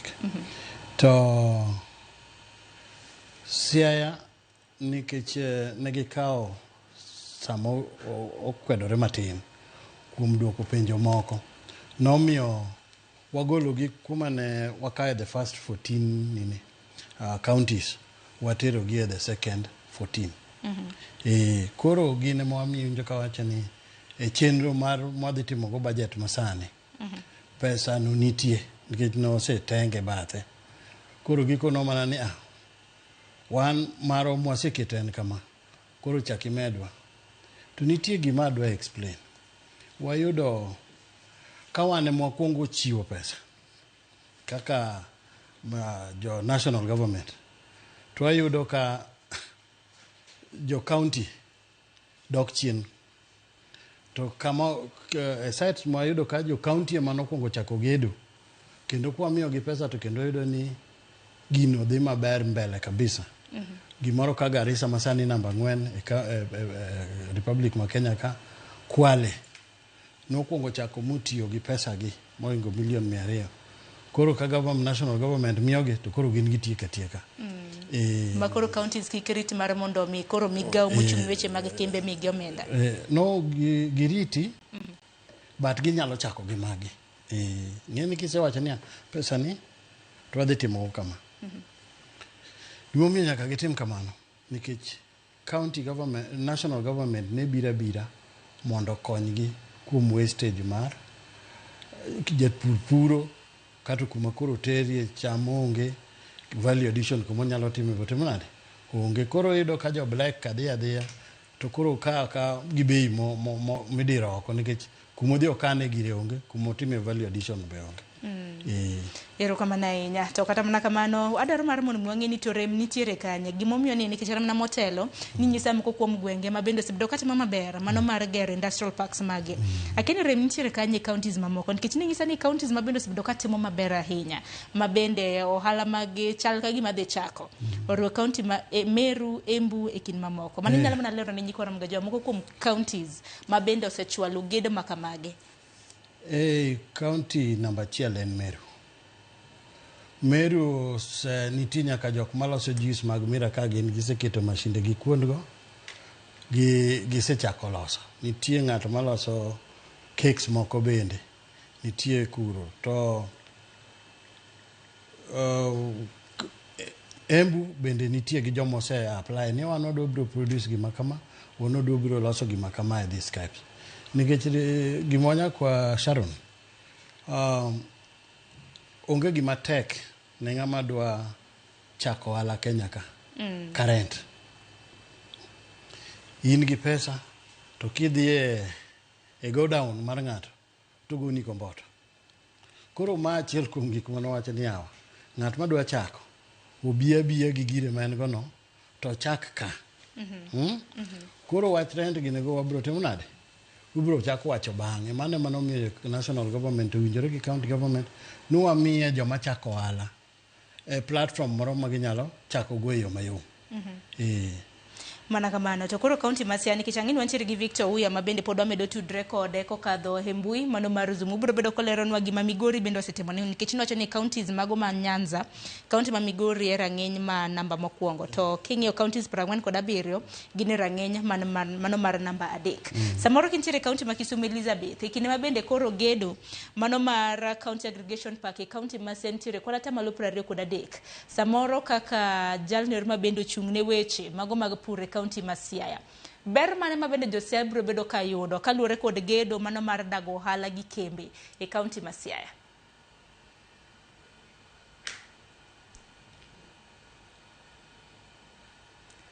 Elizabeth nyalo bana lero ne jo Siaya Okay, erokamano. Apani wagone erokamano counties motelo. Tapani ki mondingi kaka counties telo nyaka wang'i ni ang'o mitimo. Aggregation park ok en mana building. En gimiluongo ni value chain. Koro value chain tiende ni nyaka ichak ng'iyo ni raw materials ntiere ma bodhi serve industrial park ni. Mar ariyo nyaka ing'e ni jopur gi joma golo raw materials gi olony mondo wabed gi raw materials throughout the time. Mar adek nyaka make sure ni infrastructure kaka nderni kaka stima ntiere makelo gigi. Mar ang'wen be nyaka wang'i ni institutional framework kaka cooperatives kaka policy mar county kaka mag national be oseikore. Omiyo en gik mang'eny moloyo mana ng'iyo ni building kende ntie. Adier Siaya osetemo masani king'iyo landscape kata mar Kenya mangima sani kori kwano wako bire weche mchele. Siaya sani inyalo kwan kumikwane Mwea and kendo kaka okang' mwakao nikech gik mwatimo gi farmers wa nikech gik mwatimo en ensuring ni seeds, fertilizers, mechanization go te timore. Mar ariyo sani wan gi program ma waluongo ni value chain matine ni wang'iyo ni Skype ni ang'o mabodhi e iye. Koro wasebedo kwa ng'iyo sugar, wasebedo kwa ng'iyo chak, cassava, honey, gik mang'eny ma wasebedo kwa keto farmers wa cooperative. Te cooperative no be nyaka ipuonjgi waketo pesa ma giyudo godo ma ginyalo ng'iewo go gik moko. Sani kaka wawuoyo wasetieko foundation gi gik mane nyalo bedo notamre makoro gedo modong' en gik mabiro mapiyo. Emomiyo wacho ni sani ka watiyo gi county assembly gi executive ma Siaya commitment marwa mar tieko Skype ni odhi maber. To maduong' mosebedo ni mondo walony. Mar ariyo adwa wacho niya Siaya king'iyo gi counties machalo Meru gi machoncha wan ne waachie ne weche investment. Wan ne joma nyaka ne wamany sani kaka weche mag stima, weche mag ndara, magi gik ma wasebedo kwa invest mondo wabede county ma investment nyalo bedo. But apani map sani e weche cotton, e weche rech, e weche rice, e weche dairy ikwano wa ni wan e namba mambele. Omiyo an amor gi kaka wadhi kaka Siaya, wadwa medo kang, wadwa medo mondo farmers wa mang'eny obed otim gine that commercialization. Maduong' moloyo kendo wasebedo gi farming ma watime yo mar koth. To sani watemo mondo wati ahinya e weche irrigation. Nikech mano tiende ni wabedo gi pi kata puro diriyo didek e higa moloyo mana sama koro koth biro. Omiyo wan kaka Siaya watimo gima waluongo ni transformation of our agriculture to gi making sure ni wan gi the right knowledge, extension officers wantiere, policies are ambitious, and sani wan gi some big projects kaka the Lower Nzoia irrigation, wan gi projects mang'eny mabiro ma make sure ni koro wanyalo bedo able to bedo gi kaip manigi enough raw materials. Erokamano. Erokamano ahinya. Nyakorom Gajongi kaunti ma Migori bende wantiere gi Victor Ouya ma bende en apisa mochung' ne weche mag ohala e kaunti mano ma Migori. To kaunti ma Migori nosenyiso kanyo nosemigi kanyo siling milion 250 mano mar gero dag ohala. Ka bende kaunti ma Migori bende kaluwore koda Engineer Elijah wacho kanyo nosemigi siling milion, kaunti ma Migori owuon nosechiwo kanyo siling milion 184 ne gedo makamano. Samoro Victor inyalo mana nyiso maleng' kapo nono ni mae en adier kata oyo gi chal mago mag County Aggregation Park e kaunti ma Migori machiegni.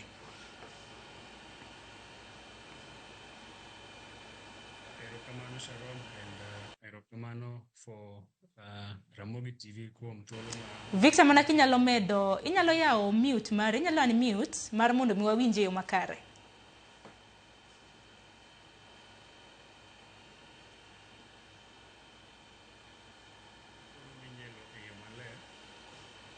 Mana kamano Victor, aparo ni sime kata mana laptop mitiyo godo samoro nyalo medo volume kasto ian mute mar mondo mi wawinji e yo makare. Samoro bende kinyalo mana leronwa Engineer Elijah.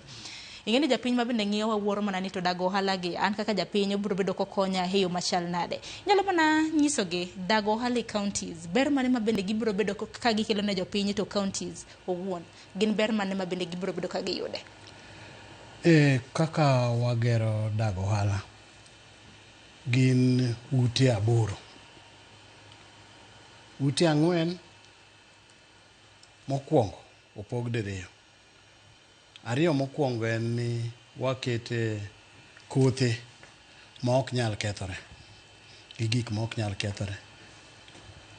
Matiende ni aggregation wachoke kothe mag ang'ogo. Kato ute mar 2 to gin cold rooms. Kech yudo ni in Migori, in Homa Bay, in Siaya, to idwa uso rech. Tigole nam. Kichung' kode oko kacha seche 2 to chako tow. Koro chuno ni adhi duoko bei piny kata iwite. Koro wadwaro ni ka igolo rech e nam tikele e deep refrigeration. Koro kata kako to yude ka pod fresh. Koro bei ok njawre ni mar iyudo ka stability nitie. Mar 2 inyalo bedo gi soya beans, tibedo gi sunflower, tidwa ni gol mo ka ina molos handigi. Koro kae ma koro the other go downs koro donje. Kich government bende biro konyo county government equip koyudo donation matin to atere county ma according to their demand. Ka ng'ato dwaro oil press machine to mano emitimo nade emitero. Koro joma nigi kothe machal kaka sunflower, soya beans, njugu madwa gula mo. Koro itionge gi pesa madhi ng'iewo mashindni. Mashindni idhi yudo ka nitie ka. Samoro in gi pesa mar loko ohalani. Koro ikawo gigi tibiro loko ka. To iye ka bro nitie internet. To iye ka government biro kete gi jo KEBS mondo standards obedie. Koro gimoro kaka packaging bende wantie gi jo KEPROBA ma biro keto ng'atgi ka. Koro konyi e packaging to ikonyi e standards, tikonyi bende kaka inyalo uso girini.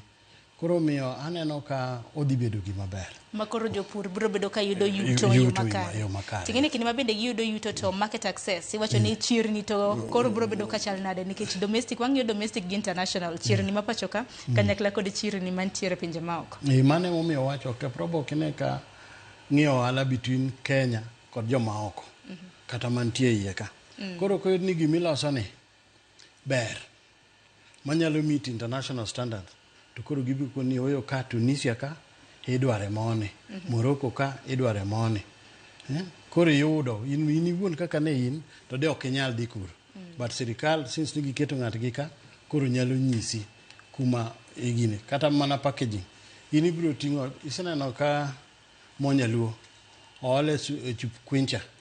Koro ikia ni en monyaluo to ikia ni en kwincha. Donge. To in Sharon kaka in diaro monyaluo donge.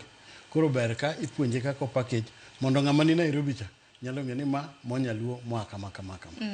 Koro o expand market ne to yuto ne be medo dhi mbele mondo wakonyre go uru wayud pesa monyalo puonjo go nyithindo wayud pesa monyalo ogo ni moko bende. Mokang makamano bende biro bedo kating'o kata mna uchumi mago mag counties mopogore opogore.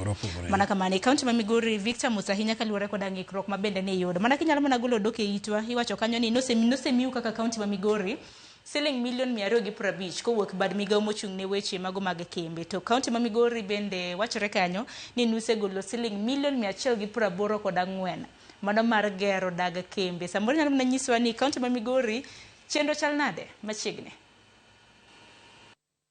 Erokamano Sharon kuom thuolo momiyo kaka counties mondo wale ne jo oganda joluo kaka weche mag ohala dhi mbele e counties magwa. En adieri ni county government ma Migori kod national government nodonjo into an agreement mondo wager country aggregation and industrial parks.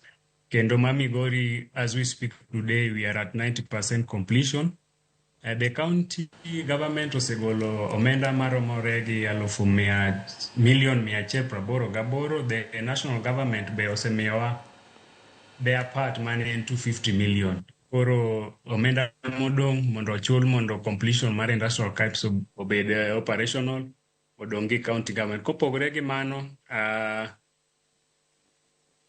wan kaka county wase prioritize value chains mang'eny mondo wakete industrial park marwa kaka county ma Migori nikech counties ka county nigi ohala magitimo kendo magidhie maber. Achiel kuom value chains ma wan godo kaka Migori County ma wadwa keto industrial park marwa because facilities ma tiere industrial park kanyo nitie nyaka cold rooms ma nyakonyowa mondo wa preserve godo rech. Kaka one of the areas ma wan godo gi interest en fish processing nikech king'eyo industrial park wan Nyatike to Nyatike nie Lake Victoria nie Nyatike sub county, so we are looking at fish processing mondo rech wa ma nam obi Nairobi kono ka en finished product.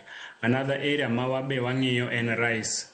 Nyatike sub county wan gi lower Kuja irrigation scheme ma the county government together with the national government oseketo mahina ahinya ne jopur mchele mondo koro uptake mar mchele mar oganda wa mapuro mchele e Nyatike sub county obed malo.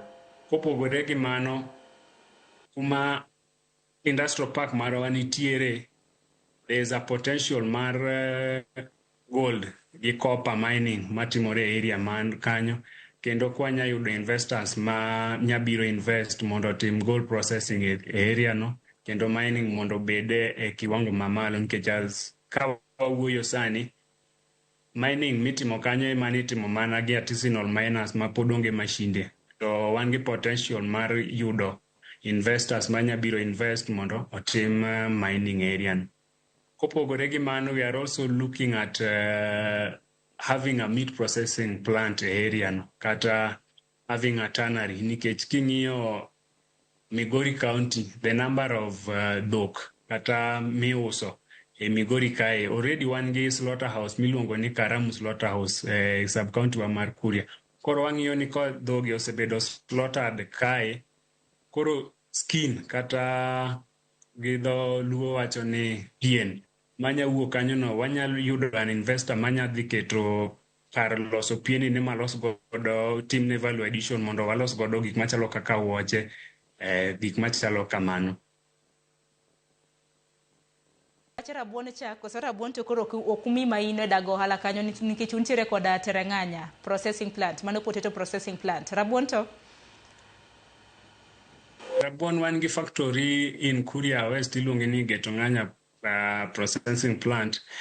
King'iyo Migori County as a whole, wan mana gi factory achiel ma en Sony ma ochung' ne weche mag niang'. To koro Getong'anya be wan godo, though as we speak now,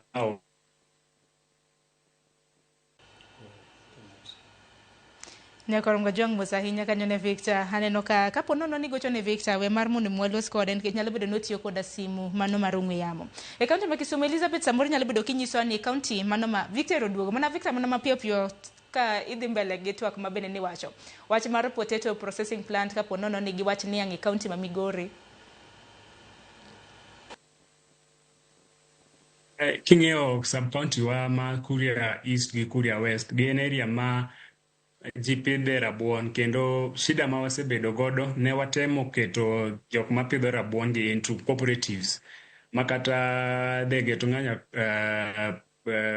fish potato processing plant, and it is a society, but shida ma wasebedo godo as a county ni pok wayudo investor manya biro mondo ket pesa ne e kum sako ni mondo jopur oyud capital maginya keto godo inputs mondo ochulgi in real time. Shida machielo ma wan godo en shida mar power, nikech machines mani kanyo dwaro stima ma high voltage ma the governor ose engage the national government mondo increase capacity mar voltage mar stima ma kanyo mondo dhi mbele. To king'iyo maber, kopogore gi pur niang', king'iyo pur niang' e Migori County kae, kambi mane wan godo ma en Sony Sugar sani is under private investor. Koro yudo ka ji mang'eny sani koka dok puro niang'. Kopogore gi mano, we also encouraging wuoyo gi jopur.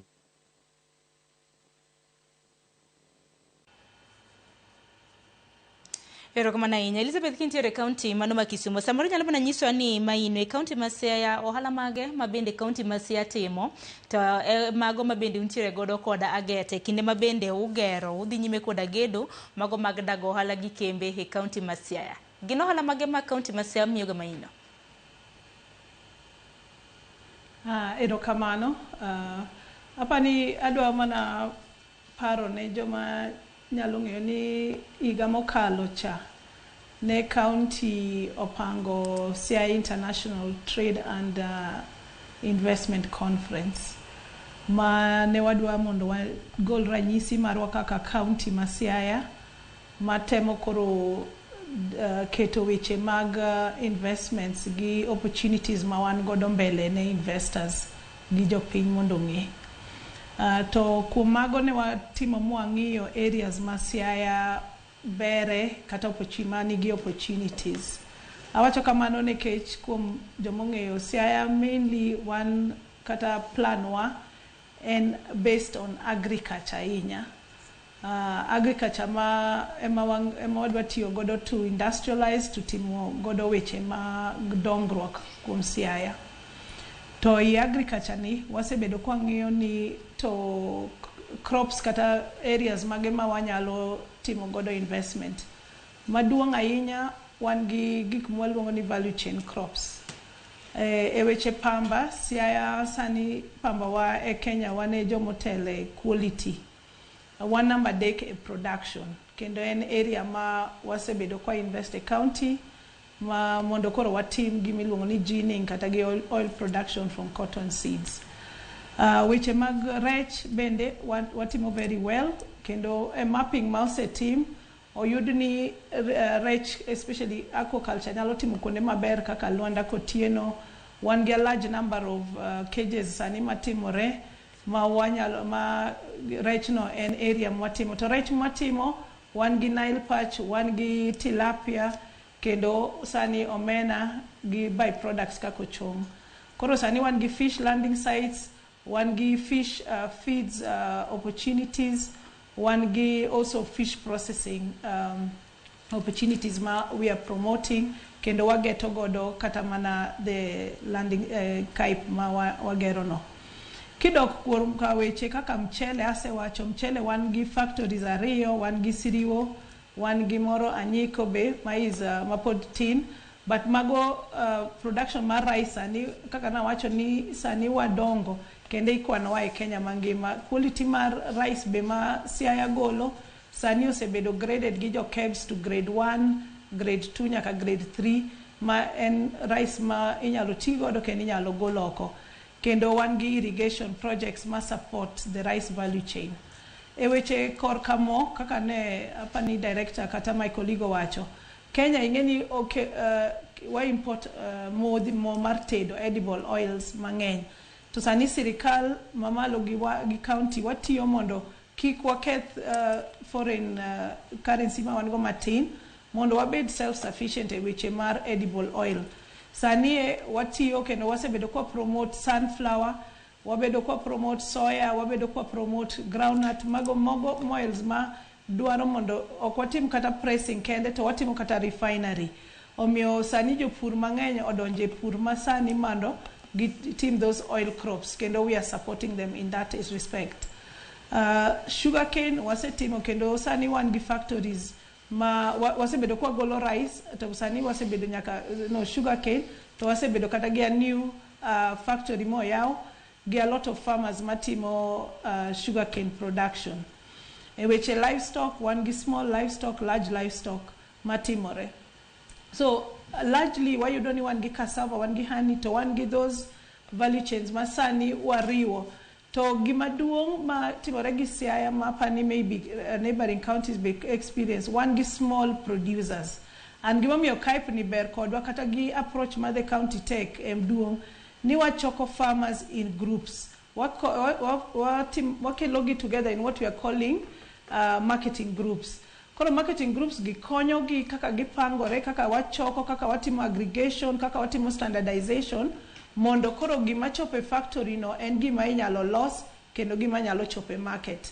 Mago te dwaro support, mago te dwaro pesa, mago te dwaro resources mondo mawakonyo gi godo.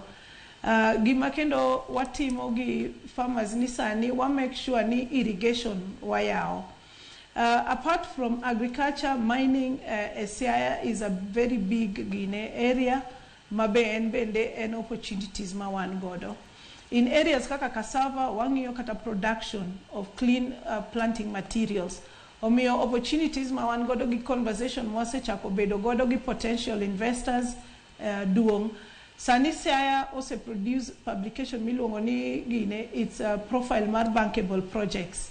Ma wasetimo feasibility study ma koro wa share mondo joma nyalo biro konyo wa kaka gi jopurwa manyalo konyo wa kaka county nyalo neno to ng'iyo kuma ginyalo tiyo godo maginyalo biro magiket investment margi.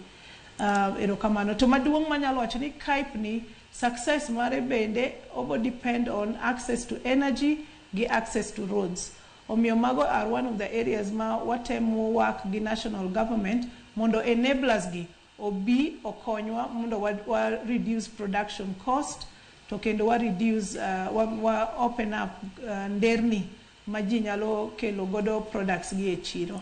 Takini Elizabeth beneno ka ber mar mondo mi kaka county uru chenro makamago mapiyo nikech wacho ni jopiny nitiere koda potential, jopur nitiere koda resources. To kata mna kwa ng'iyo joket mwande investors, akene investors urango mantiere pachoka koso mantiere chirni maoko nikech oseyangore ni achiedh nade nitiere ka weche mag nok magomenda.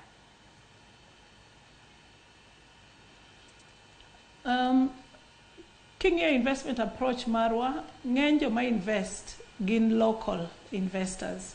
And apani kane wane chenro mar Siaya International Trade and Investment Conference group mane governor Oromogo mokwongo ne the local investors.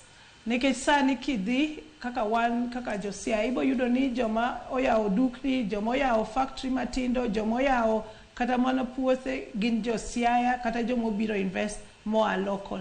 Koro gin are our first point of contact.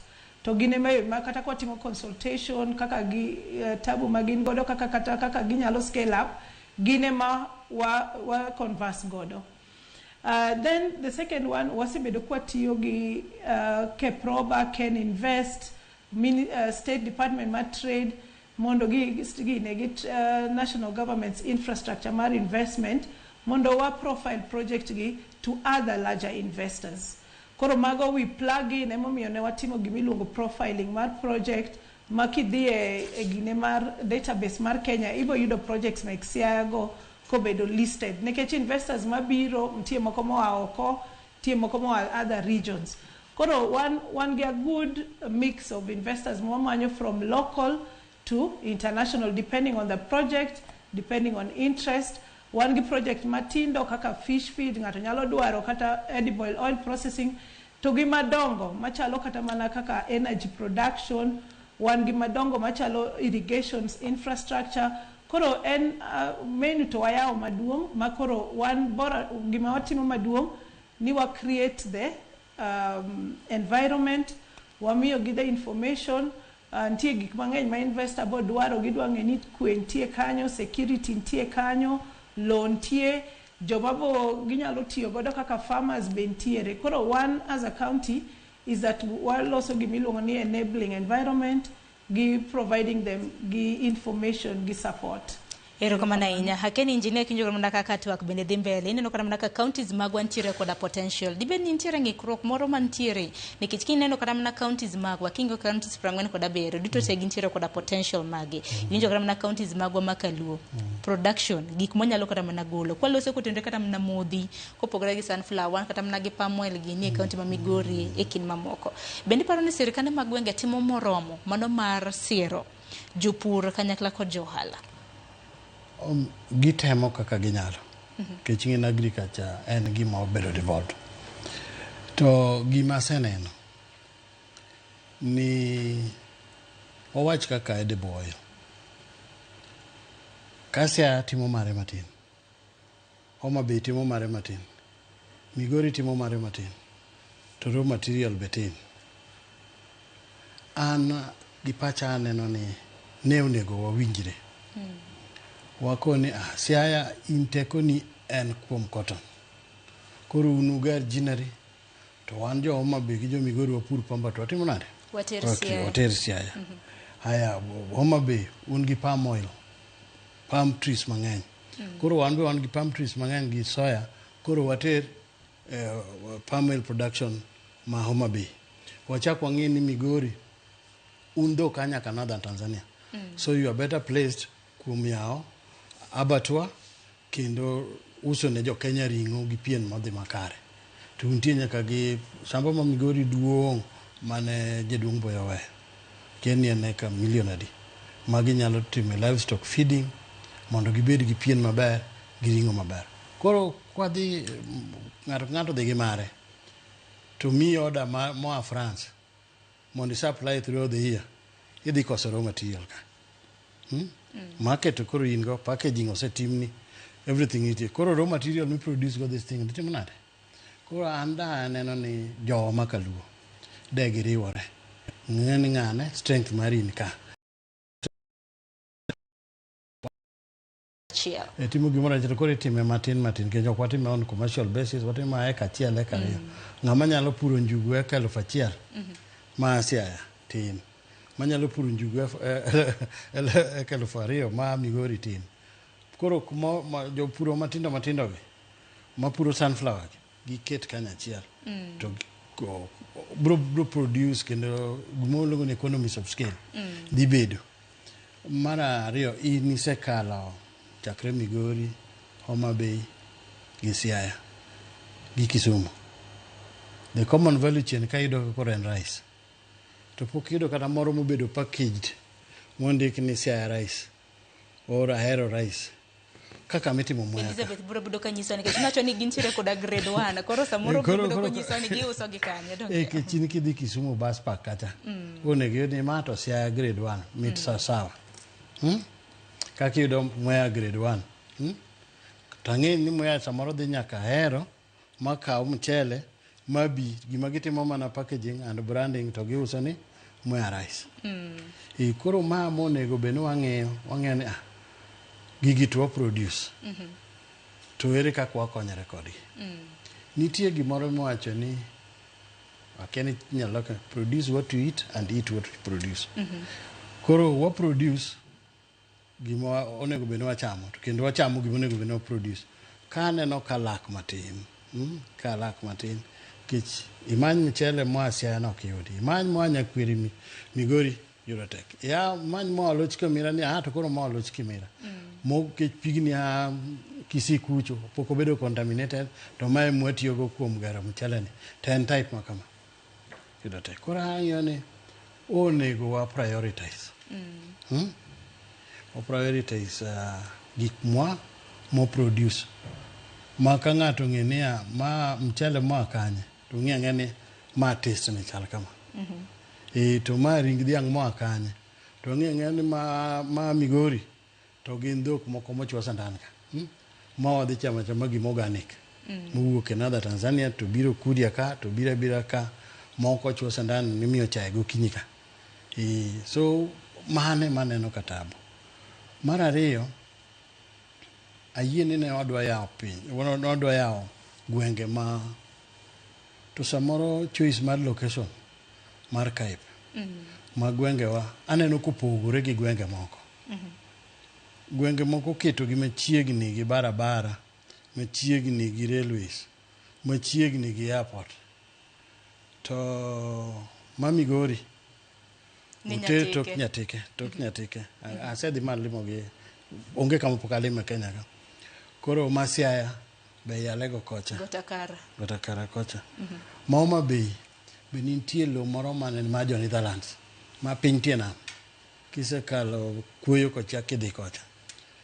Koro jamananas ma malo ka in Homa Bay ka ma kochaka mondo ng'ad barabara cha kotero mananas piny kocha ok yot ahinya. Koro to setimore.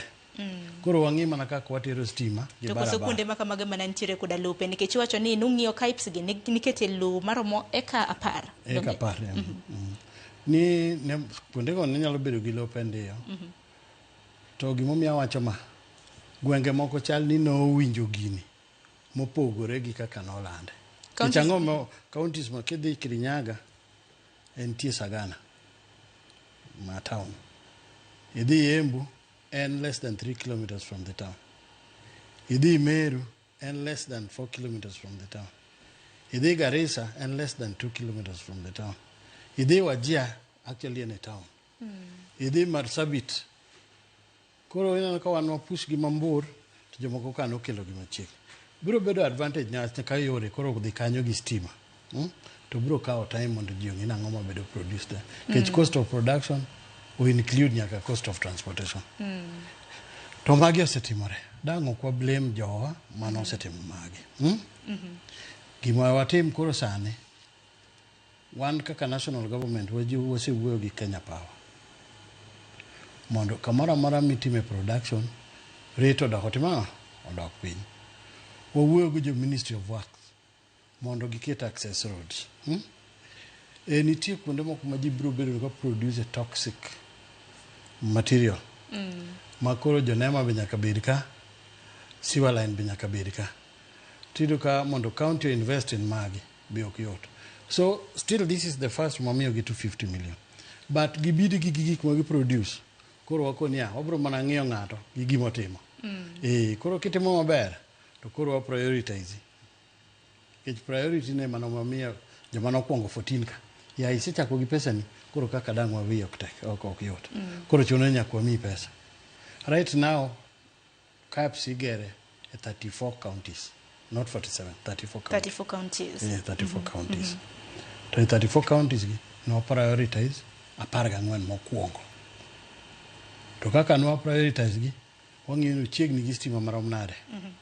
Au chiegni gi pi marom nade. To bende gisekawo pesa gi ma gigolo ma gitimo go gimoro. A good example en Kwale. Kwale mar gibor ma kia e barabara kidhi kumokete then 15 kilometers of rough road. But kidhi kanyo tiro ka gise spend more than 200 million to the national government. Itime na. Nakimegi. Nyaka dhi mocho no mwadhi gi president. Mwamedo gi pesa. To priority iwacho ni 14 counties mane prioritize dibe ni gwenge ma Kalubi ne nitiere achiel kuomgi. Migori ne nitie kech Migori from the word go there's a time mane gin number 1 e country ka. Ne gikungo golo pesa ne kata national government mondo gichago gedo. Maro mabe mowacho ni gisegolo ni 62 million cha. To wan wasemiyo gi 250. Mane momiyo kaka dang wa prioritize gi next phase. Koro bedo matek nyaka gimed milion 180 gi wiye ni. Magi tieki. To kaka mano director kata mana kapok wadhi wawinja na gima oganda e kaunti ma Migori bende wacho. Okwacho ni kaka piny owacho ko kadhi migawo mochung' weche mag kembe kod ohala. Na iwacho ni KIPES, iwacho ni dago ohala gere counties 34. Counties mamoko 13 gi. To ne ochano nango nikech kopogore kata mana Kisumu mani wacho ni ne gichano mar mondo mi giger iwacho ni special economic zone dar mi giger KIPES. Modong 13 kod 12. Good example kaka Turkana nyocha koneno ber KIPE kuka gibiro kono ni sani to koro wan gilo. Nitie jomoko kuma 13 nitie jomoko mane loe manotamo. To nitie jomoko mane nigi lo to tergi e court. To nitie jomoko mane ok odewo. Koro sani ka gineno ka jomoko osedhi mbele koro koni akar gini en gima ber. Moko bende nigi doubt ni national government ok bi miyo 250 ai. Koro gineno ka jomoko semi milion 250. Koro ka gibire. Wacho wan gi joma kamage piny ka.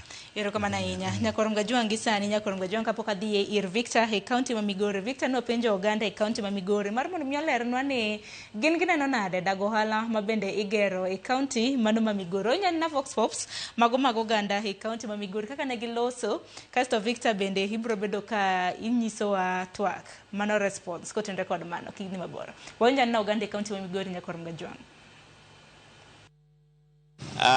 Industrial Park manyatike ang'eyo matin nikech samane jatelo ma minister biro launch ne ang'eyo ni en gima idhi chake Migori County kendo ne en paro maliw maber mane warwako kaka Migori County.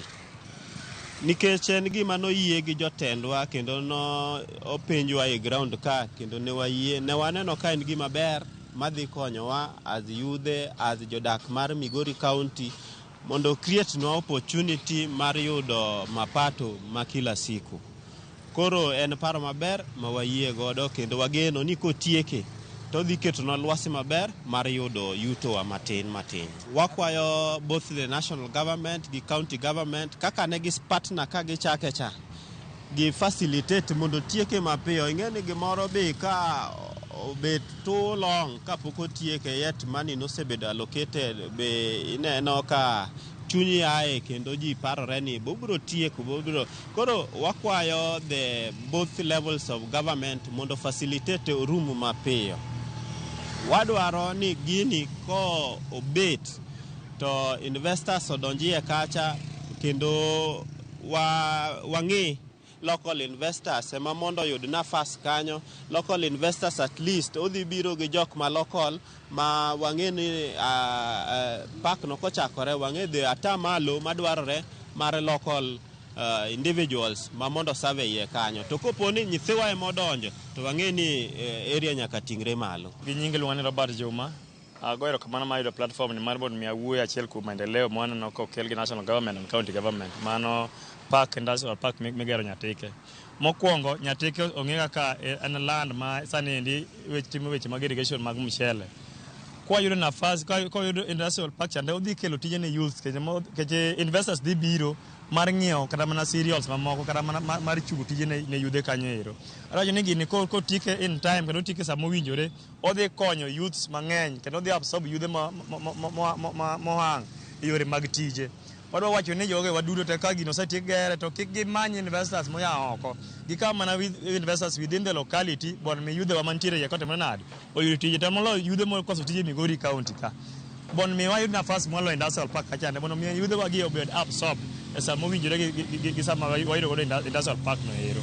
Sani sama gi mondo manyien nyaka ber gi msuko matin but ang'eyo ni county government Migori under His Excellency Dr. Chila Yako nigi mpangilio maber ne industrial park migero mwalo kanyo. Wakwane gini kobiro kama kako biro ni eri to ti kode yo mowinjore kendo okawne joma nigi lony moloyo weche mag industries bon mi oneni county government oneni pesa duto te manyalo los godo gima nyalo choko oganda kata manyalo miyo oganda wayudo tije ka chande oter molo nyate ka jamon mi kiyudhe wagi obed ko ohang gikawo pesa gi eki county government otemni otebed gi proper plan kendo gi channel ne gik mowinjore bon mi otimo nado o absorb godo yudhe wa kanyo ero.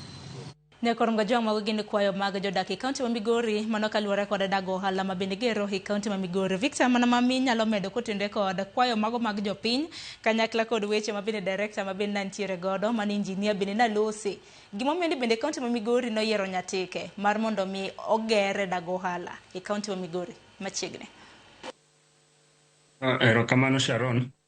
The reason why the county government oyiero Nyatike sub county king'iyo Migori County nidwaro area acreage mane dwaro mondo ket industrial park kuma ne suitable mano yude lo maber mar sirikal ne Nyatike sub county kendo pipes nokawo 10 acres kendo kuom thuolo ma pipes osebedo kigero no ose open up that area kendo Bath Pipes last week ne wa host the team from the national government motingo nyaka the council of governors. Bath Pipes already, there's an investor ma already gero warehouses more ditimo processing mar rice. Opogore gi mano, Migori County is easily accessible sani nikech king'iyo wan gi airstrip ma Mlichota ma in a week wan gi 4 flights mag Skyward Express mabiro Migori. Kopogore gi mano, kendo wan gi chartered flights ma miyo Migori in a week ndeke mang'eny piye. Koro Nyatike sub county gimomiyo noyiere ne industrial park gi gin kata special economic zones gin need to open a given area. Kendo kwang'iyo mano, it is the most suitable area nikech sani ntiere kata there are 2 factors ma ne miyo koro yiere kanyo nikech king'iyo accessibility sani ndara madhi Nyatike sub county mae mar Masara madhi Sori okalo but industrial park no kendo ntiere ndara moningo losi ma posta kaluonyi kendo kadhi Makada sub county madhi kala industrial park kanyo. Kopogore gi mano, another concern ne energy. To kawa wuoyo sani the Gogo Falls manie Uridi sub county, there is an effort from the national government mondo increase the megawatts ma or increase power usage industrial park kanyo. Kore yudo ka jopiny ose embrace this project kendo we are encouraging the local investors mondo gibi mondo gi put up facilities kata machines mondo gi employ the local youths manie Migori County. King'iyo project no even during the construction period which koro sani the industrial park ma Migori is at 90% complete. There is a time mane wane number chiele Migori County ka, but as we speak now I think Meru, Embu, Kirinyaga Garissa ose overtake wa matin, but hopefully by next month wambe marwa dhi bedo norumo mondo watim launching. Opogore gi mano, the locals ose embrace this project kendo investors mang'eny dwaro ni mondo gibed allocated land within that area. To kopogore gi mano, wakwayo our local investors ma ni e piny luo kae mondo gibi gi invest dala mondo gindik jodala mondo pesa obedi economy mar Migori County kae, being that mano dhi bedo one of a kind project ma ni Migori County. Kakoro wakwayo ji ma nigi interest in rice processing, fish processing, gold processing, kata jok ma nya bedo gi interest kech already wan gi slaughterhouse ng'ato nya biro matim processing mar meat kata skin mondo products wagi duto wuok. Nango gi sani adaro mar mondo miaka yo matene ka duogo to koro abro bedo kwatiko twak gi Victor Kanchiri County mano ma Migori, abro bedo kwatiko twak gi Elizabeth Kanyakla kod engineer ma benda ntiere gode studio. Ote magi benda neno kiki meda oro gi nyaka ronga jwang chendo pod ntiere godo ka nyaka rom saa 7 mano mar odiochieng. Ka yo matene kik di mabora.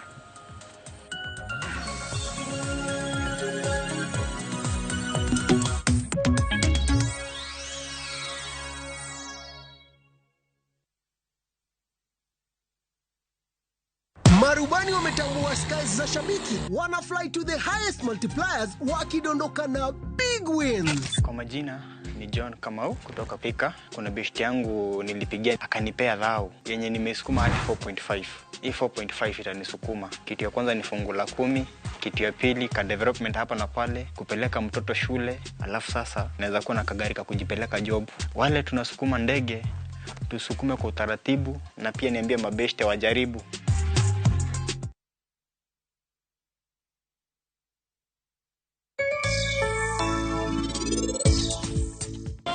Kapo wachone ni ananyalo timo gimoro amora nikech en in pok iheraga kata dichiel to an kae aheri mana in kendi. Refisha ushinde.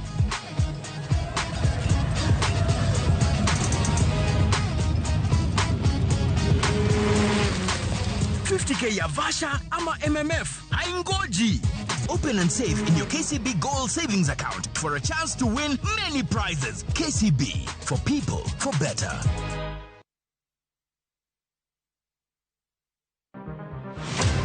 Chal mar pinywa en gima ichiko e mbaka ma obedo godo kanyachiel. Ok oripo bed ni warito Trevor nyaka issue obedie.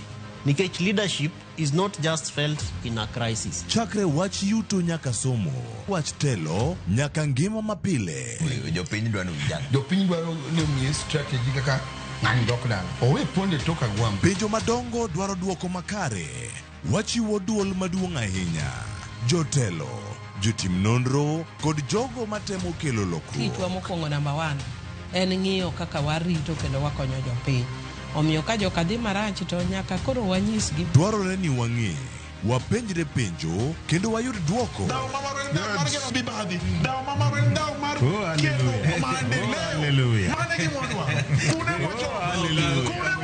Riuri kod Trevor Ombija, Tich Adek, Saa 3 otieno, mana e Ramogi TV.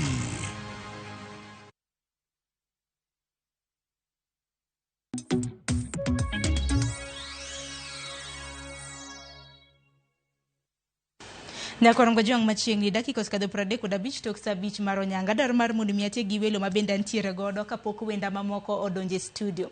Kintiere e county mano ma Kisumu Elizabeth, in bende wach madichiwa ahinya gimomiyo ni Siaya no yiero got Akara mar mondo migere special mar mondo migere wacho ni county aggregation parks. Kanyakla kod wach ni mogik kinde mabende ngina achiegni som ntiere kata mna ote moko mabende na yudo mar mondo mi asom. Mana kinyal ketina ote makamage Elizabeth mana mapiyo piyo bang'e ang'eni biro bedo bende kiduoko moro kuom ote. Ntiere jal mabende na wacho kanyo ni penj na Elizabeth ni kama factory mar niang'o gerie iwacho ni nyinge Alex kentiere Ugunja. Samoro nyalo duoko mano gi wach ni mogik kwatieko Elizabeth kintiere county ma Kisumu.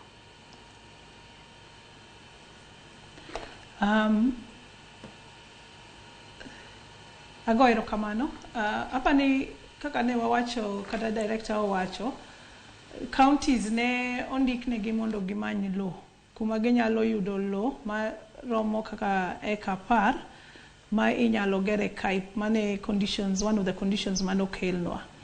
To Siaya kaka county kane governor James Orengo nobet mong'iyo, ne giwacho ni kar mondo wakao lo wager godo od governor, wanyalo kawo wager gimoro malong'o. Got Akara ok bor, en Siaya, en only 3 kilometers from the main road, kendo kata from the nearest airlift be ok bor godo.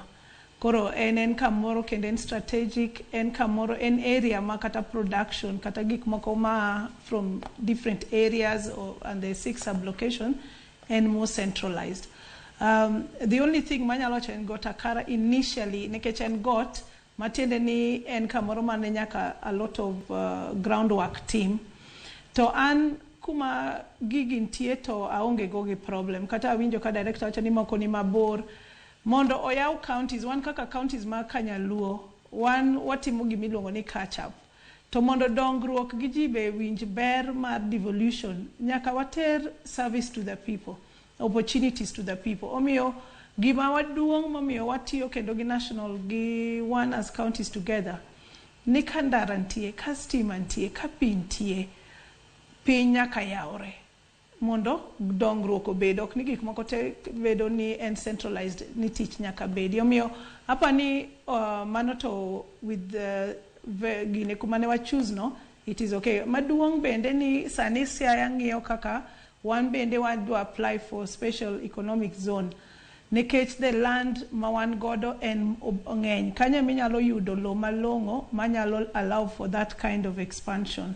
So the choice nen based on gima ne wanyalo chiwo sano to gi gima nyalo allow mondo watim expansion mabor moloyo kanyo. Oka winjo maber wach mar niang' to maybe nyalo nuoyo to ntiere comment manyalo chiwo ni ntiere fact ntiere jal mana penjo ni apenji Elizabeth kama factory mar niang' ogeri e county ma Siaya. Mano Alex ntiere Ugunja gi wachni mogik watieko. Okay. Ntiere factory manyien ma oyaw gi Kipenzi to en oyawe Alego, and en factory moro ma one of the new factories ma investors gine joma wasebedo kwa tiyo godo to bring inward investment e Siaya. Koro mano is one of the areas ma gitimo. One godo niang' but mano factory gitimo more of growing around Yala. Koro niang' en gimoro ma wasebedo nitie jomoko be ma are planning to gipango gise approach the county mar yawo to mose yawo ma Kipenzi no to en Alego. Erokamano ahinya Elizabeth kuom yudo thuolo mano mar twak kodwa kaka TV mano mar Ramogi. Victor, in bende kintiere kaunti ma Migori, nitiere moko kuom ote ma bende nodonjo ka ma bende ang'eni biro bedo kiduoko kwa tieko. Ntiere jal macho ni Sharon Migori ka nigi mwandu mang'eny but investors are not there. Koro county government otim gimoro mano Clinton mar wang'e lung'u.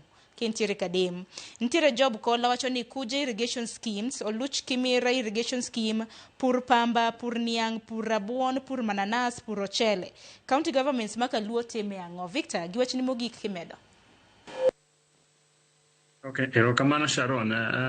Kaka county government ma Migori wakwayo oganda waduto manya biro invest Migori County kae, kendo as a county wase create an enabling environment mar attract investors, kendo gavana marwa temo duto mar wuoyo gi jok manya biro invest. Kaka nawacho mbele kocha ni e bath industrial park kuma county government nigi law maduong' ahinya e Nyatike sub county. There's already an investor mosemi lo kanyo, kendo odhi mbele gi preparation mar gero warehouses kanyo for rice processing. Kopogore gi mano, we are planning to have an investment conference ma we hope that through the investment conference wabo yudo investors mabo biro.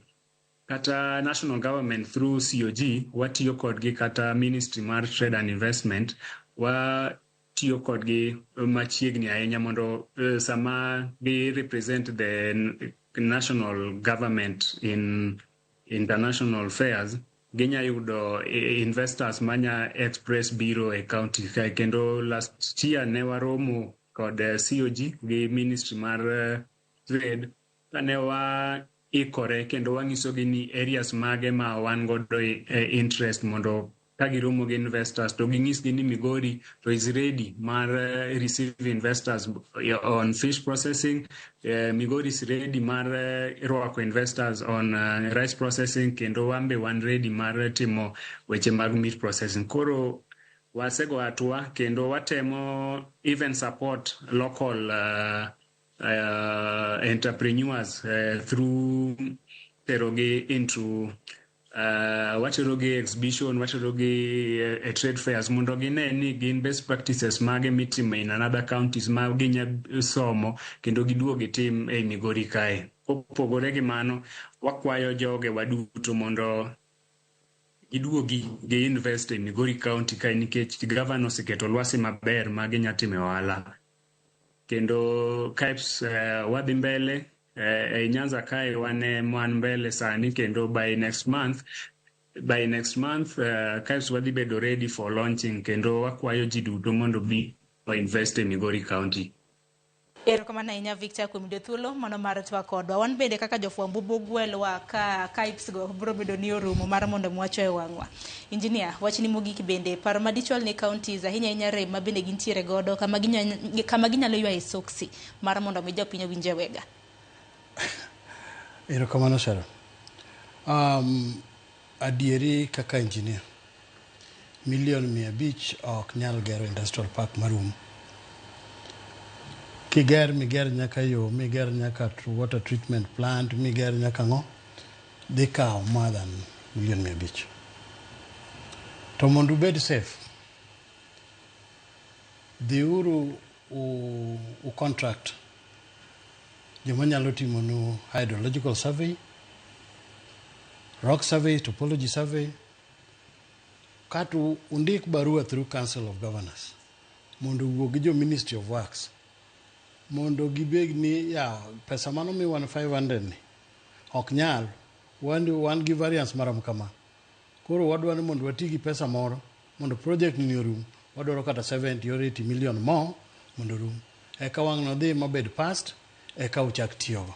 Koro uchako chon. Kuseneno kudhi bedo gi pogruok matin. To uchako this document wata chon, kech gibiro luongo mondo dhi wang'i ane to be jogi deserve this. Koro wan kwa sedhi toko ni oyo ma, kech ne gin gi gimo miluongo ni generic BQ. Koro kenya adhi yudo kalo moro kite onge, moro kite nitie, moro rach, moro bedo nade. Koro pogruok nyalo bet. Koro kobet, to ichako chon gi this document, government official documents. Idhi go through Council of Governors, Council of Governors winjo jo Ministry of Works, jo Ministry of Works, kokelo no to koro wagoni jogi nyalo timo kama. Mogik, desk na an achia gimoro ni industrial part. Ka ng'ato nitie matimo production. To spare moro siko chandi, igole oko, pile. Ndika barua. To wabro mi spare no tax free. Sami kele ni. Barua gindiko kan. Ibiro nitie form. Me as a ministry wami. Tija so nying directors gi name gi cost mar gino. Koro wan wadhi to miyo jo treasury, to treasury miyo jo KRA kech wane technical arm. To koro jo KRA ka gino chopo timi certificate mar higa 3. Koro samoro moro mikelo gino mar mashindi no tok charge tax. To kikele ni dwa use to wabro manyi kendo chako charge tax. Mogik sani awinjo ka ji wuoyo mana kuom agricultural this. To wan gi pesa sani anyalo wacho ni wan gi pesa 13.1 billion momiwa gi gimoro ni Samurai Bond ma Japan. Mwadwa mana promote go automotive sector. Koro ka ini jalos bolts madhi automotive bed mar pikipiki kata mar gimaro tuk kata mar ang'o. Tiko na ya mashina ni da medo bedo malach ta onge mana pesa. Koro ibiri kawo pesa irwa at a rate of more winjore matin. Onyalo bedo between 4 to 6. Kikabed misquoted ganyo. Pokwa winjore ahinya. To dhi bedo mayom moingo mikawe commercial banks. Kato kendo repayment period mare be lach. Nikech kwa mi pesa ni idhi omogo machine tik mokwongo create employment. Mara re konyo kanwa import gini koro kwa import. Mara de koro kendo kane kech dwa chamwa koro ok chamwa.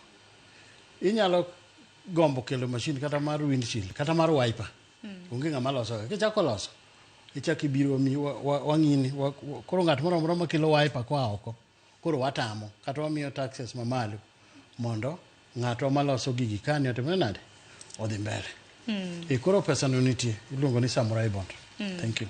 Erokamano ahinya engineer mano Elijah Kumu kuom jothuolo mar twak kodwa okinyi makawuono. Kanyakla kod Victor Owuya Nyakwar Ngajwang' ma bende na apisa mochung' ne ohala e kaunti ma Migori, kanyakla kod Elizabeth Adongo apisa mochung' ne pur e kaunti ma Siaya. Gisa Nyakwar Ngajwang' kapok arwako wenda mar ariyo yiena mar mondo mi adhi achiel kachiel nyaka e gwenge mag Karen e kaunti ma Nairobi kama bende speaker mar od bura maduong' mar National Assembly Moses Wetangula loso e kinde mabende ne gilimo dala mar Johana Ng'eno Kipyegon mabende ne jaod bura mabende nolalo ngimane e masira mar kalapapla. Wawinyana ka chenro makamano dhi mbele.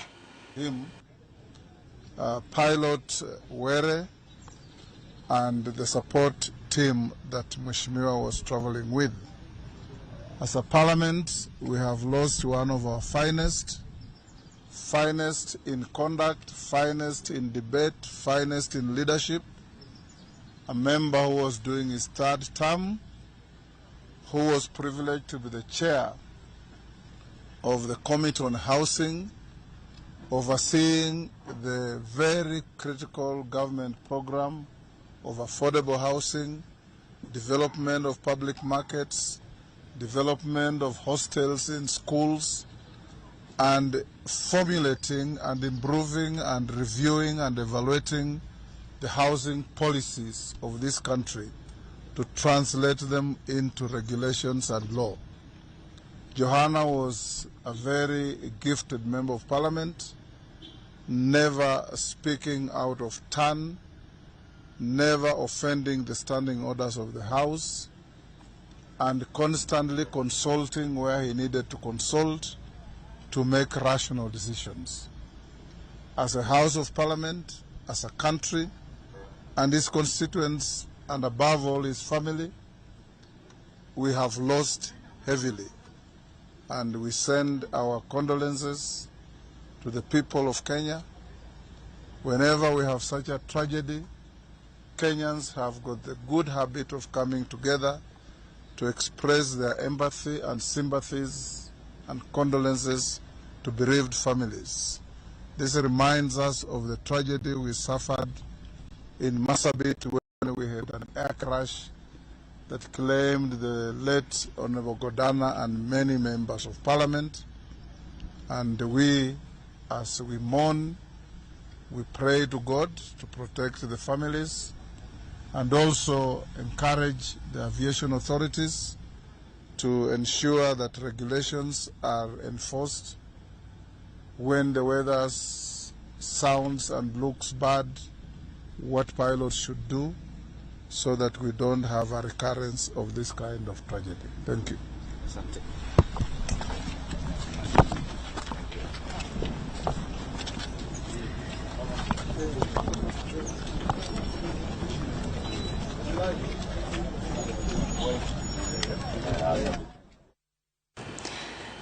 Nyakorongo jang manona Moses Wetangula mano speaker marod bura mar National Assembly mabende Olimo Dala mano mar jaud bura Joanna Ngeno mabende nola longi mane hemasera mano mar kalapapla odhi kanyo kuyo koda nyuola mano mar Geno wantire gi jafo mar Walter Nyambaga mabende luonwa chal mar wach makamano ibiro bedo ki Skado Tokta Beach mano mar Onyango akayo matin kaduogo wadhi nyime koda twak e chenro Chiemo ok en mana gima wachamo kende, en sigana. Tim mapile, nyasi mar nyiso ni wan ng'agini. Mit chiemo en ang'o? Kitungu. Ber mar chiemo mar fry en ka kitungu nene. Wanono kido mag tedo e alworawa duto. Wafwenyo yore mag tedo mopondo, timbe anyuola, koda hera mamiyo kit chiemo mora mora bedo gi ngima. Chiemo ichamo ga wang'. Koro nyaka ikete maler koka obedo gimoro ma wang'i nyalo kelo miluma mar cham. Ma ok en mana tedo kende, en kit ngima mar oganda michiwo e mesa. Tedo gi chiemo kod jailieta tich adek saa 2 okinyi kik bai.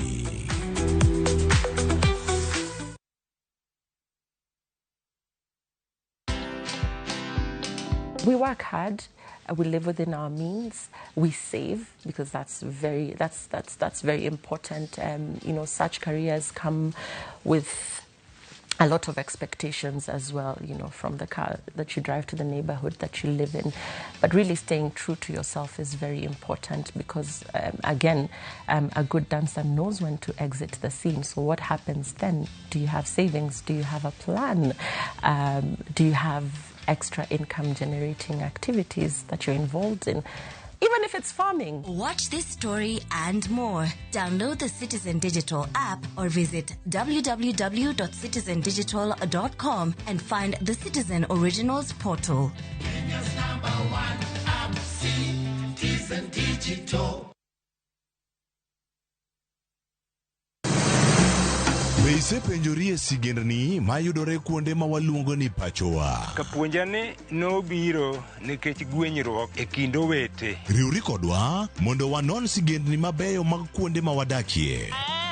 Nera nitie. Ninyuo kongo kacha niluongo ni kilap joko wili. Kochakore bombe madongo nyaka gwenge ma iye. Otusenge en piny joimbo mar oganda kiluonu wasenge. Ng'e gigo mamiyo oganda ka oganda bedo mopogore. Nueng'o ma wan godo ka en mar kunyo goldi. Urudi. En kama ji duoge ji ok lal. Ng'e weche mane osekalo. Chon chande lweny nitie kor gweng'. Rwako sigendni mag kuonde ma wadakie. Iwacho ni kibedo piny e kom, kineno ng'ama lwete fuare kama mano nyiso ni jakano mulo ka pigo sechope bwo mesa. Ng'e gwengewa chieng' tich ariyo saa 3 otieno mana e Ramogi TV.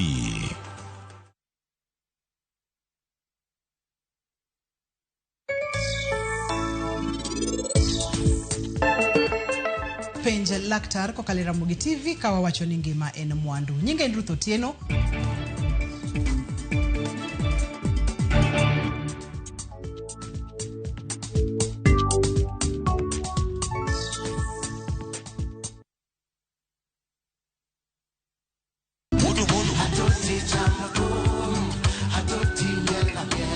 Woktich ka woktich wakelo ni don ya wotonagi.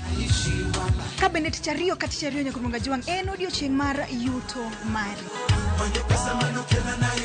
Chieng' tich adek ka tich adek nyakuronga juang en odiochieng' mar mine nyalo kachiel koda weche hera. Awendo kachopo tich ang'wen nyakuronga juang wakelo ni kama nene yani TBT kod thume mamit mokalo. Furahid edition en thum kaliech. Loso kapuoyo nyakuronga juang. Ka wakelo ni jothumbe mopogore opogore. Kanyo ndo bende wakelo ni gimiluongo ni be yawa.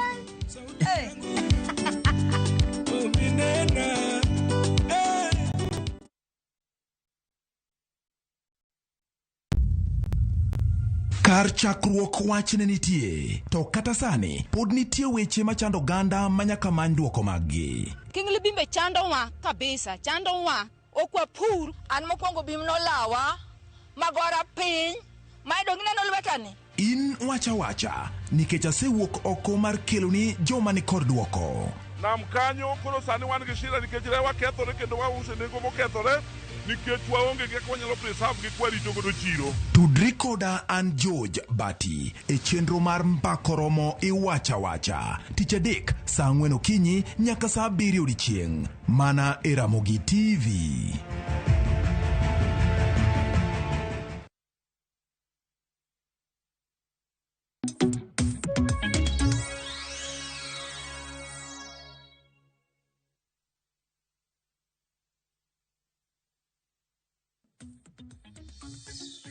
Nyakorom gajong machiegni wadhi nyime kod twak marwa ber mag dago ohala e counties magwa mopogore opogore. Okiny ma kawuono asebedo koda welo adek ma bende noseleronwa chal mago mag dago ohala e counties mopogore opogore. Gi sani antiere gi jalony weche mag uchumi ma bende biro bedo ka nyiso ni dago ohala gibiro bedo ka gichiero ochumi e yo machal nade e counties magwa. Maka inja pur, inja ohala, inja piny e county mopogore opogore ber mane ma bende biro bedo ka ineno.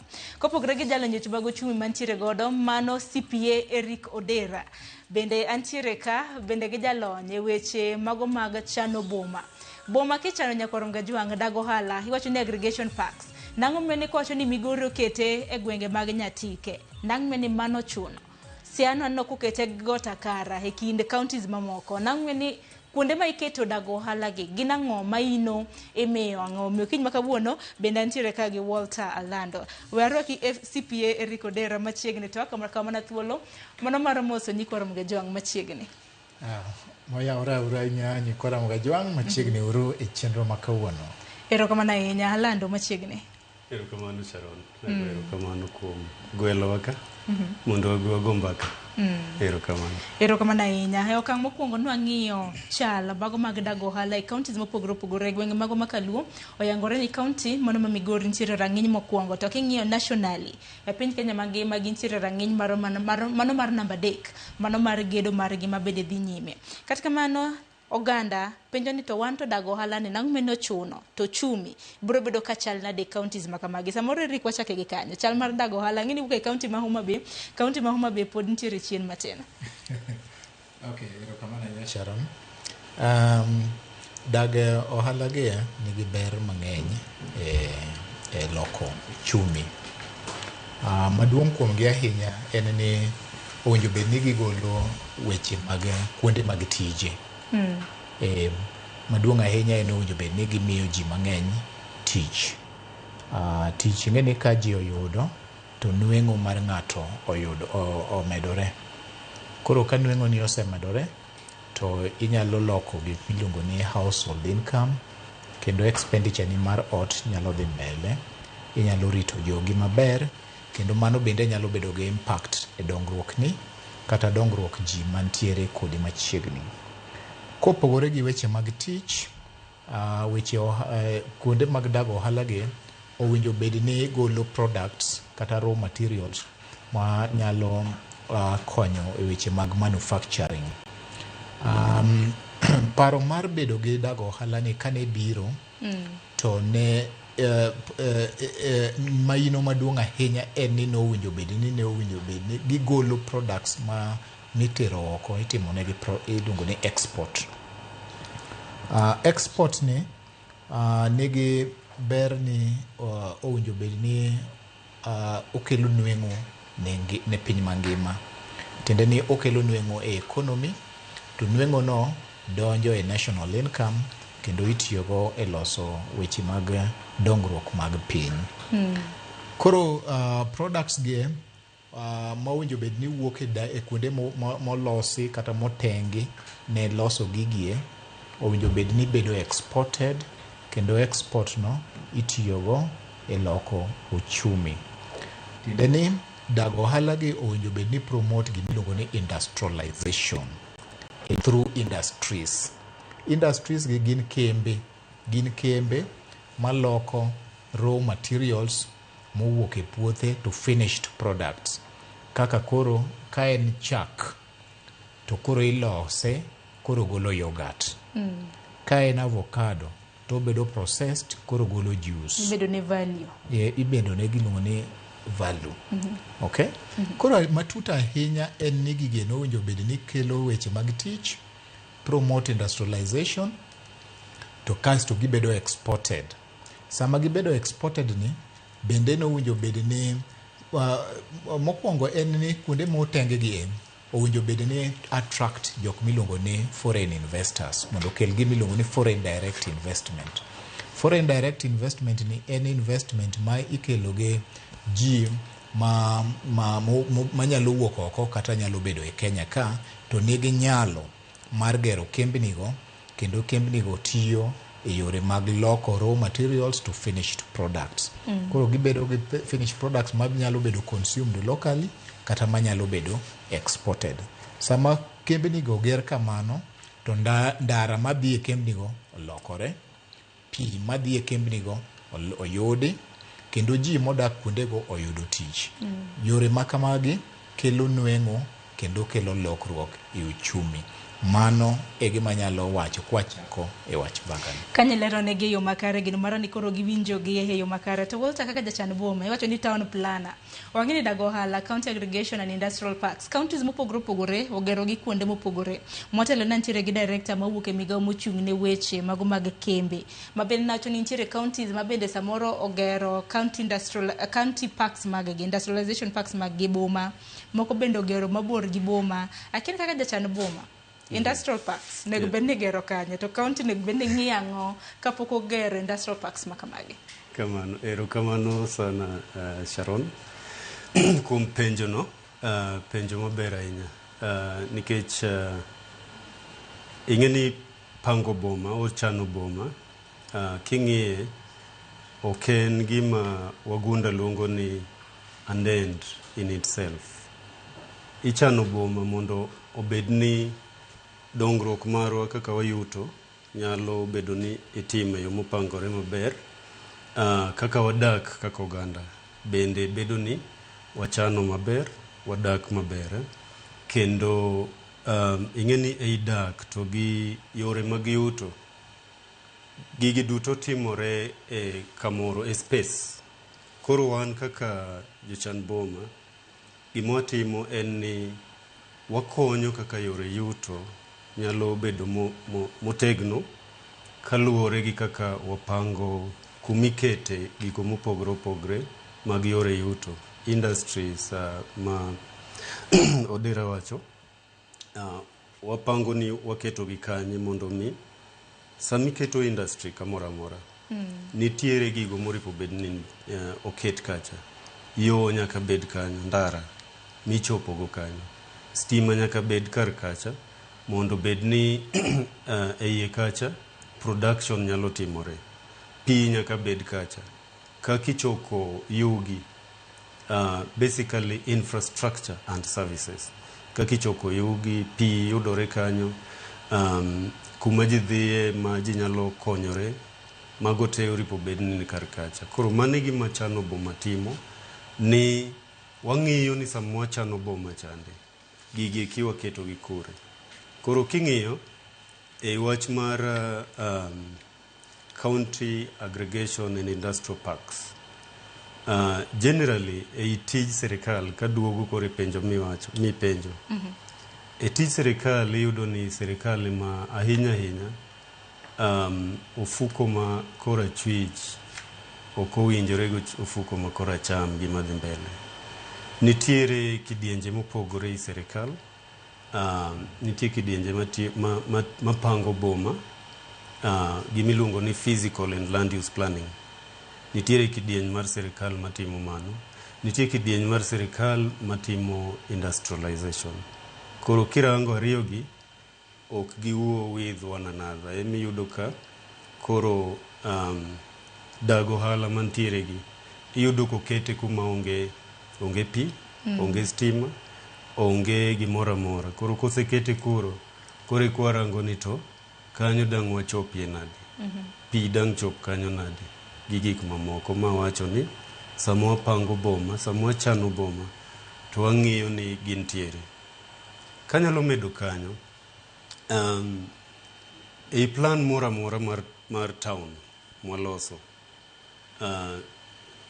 ahinya waketo industrial zone nikech kirango ei boma nitie tije mopogore opogore mwatimo gi lowo man kachacha. Ei lowo man e boma ka ni ji odake, nyithindo dhi skul, watimo hala iye ka, wawuothe ei boma ka, wadon mondo waket alwora bende mondo bed maler, environment. Watiyo bende iye kae, watimo production.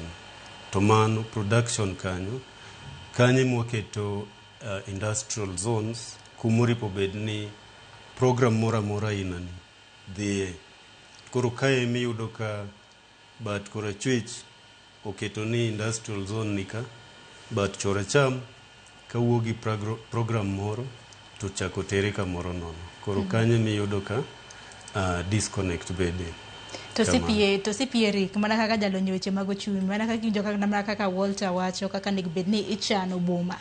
To oseyudore ni thoth aggregation parks gi kama gintiere bende borgi kuma stima yudore, borgi kama pi yudore, to bende yore magi bende king'iyo bende kila chiedh nada ahinya ne jopur mar mondo mi access ichop kama industrial park no nitiere nyalo bedo achiedh nada. Keni inyalo paro mane inyalo chiwo ne jo county ahinya paro ma bende biro neno ni okang' kuonde ma giketo aggregation parks magi okonyo uchumi margi. Mano penjo maber. Gima timore en ni yore mag loko piny e yore mag dongruok gin industries, gima chalo kaka industrial parks. Nitiere gik miluongo ni physical features ming'iyo sama idwa ni ket industries kamoro. Achiel kuomgi en land. To thuolo nitiere marom nade minyalo ger go gino. Idwaro lo. Koro lono kamoyude koponi kaka koro thuro kuja kata koyude gembe titere mne got gembe kanyo. Samo tere mokete kanyo to koro igolo ndara from kama ndara nitiere no nyaka kama gino nitiere no.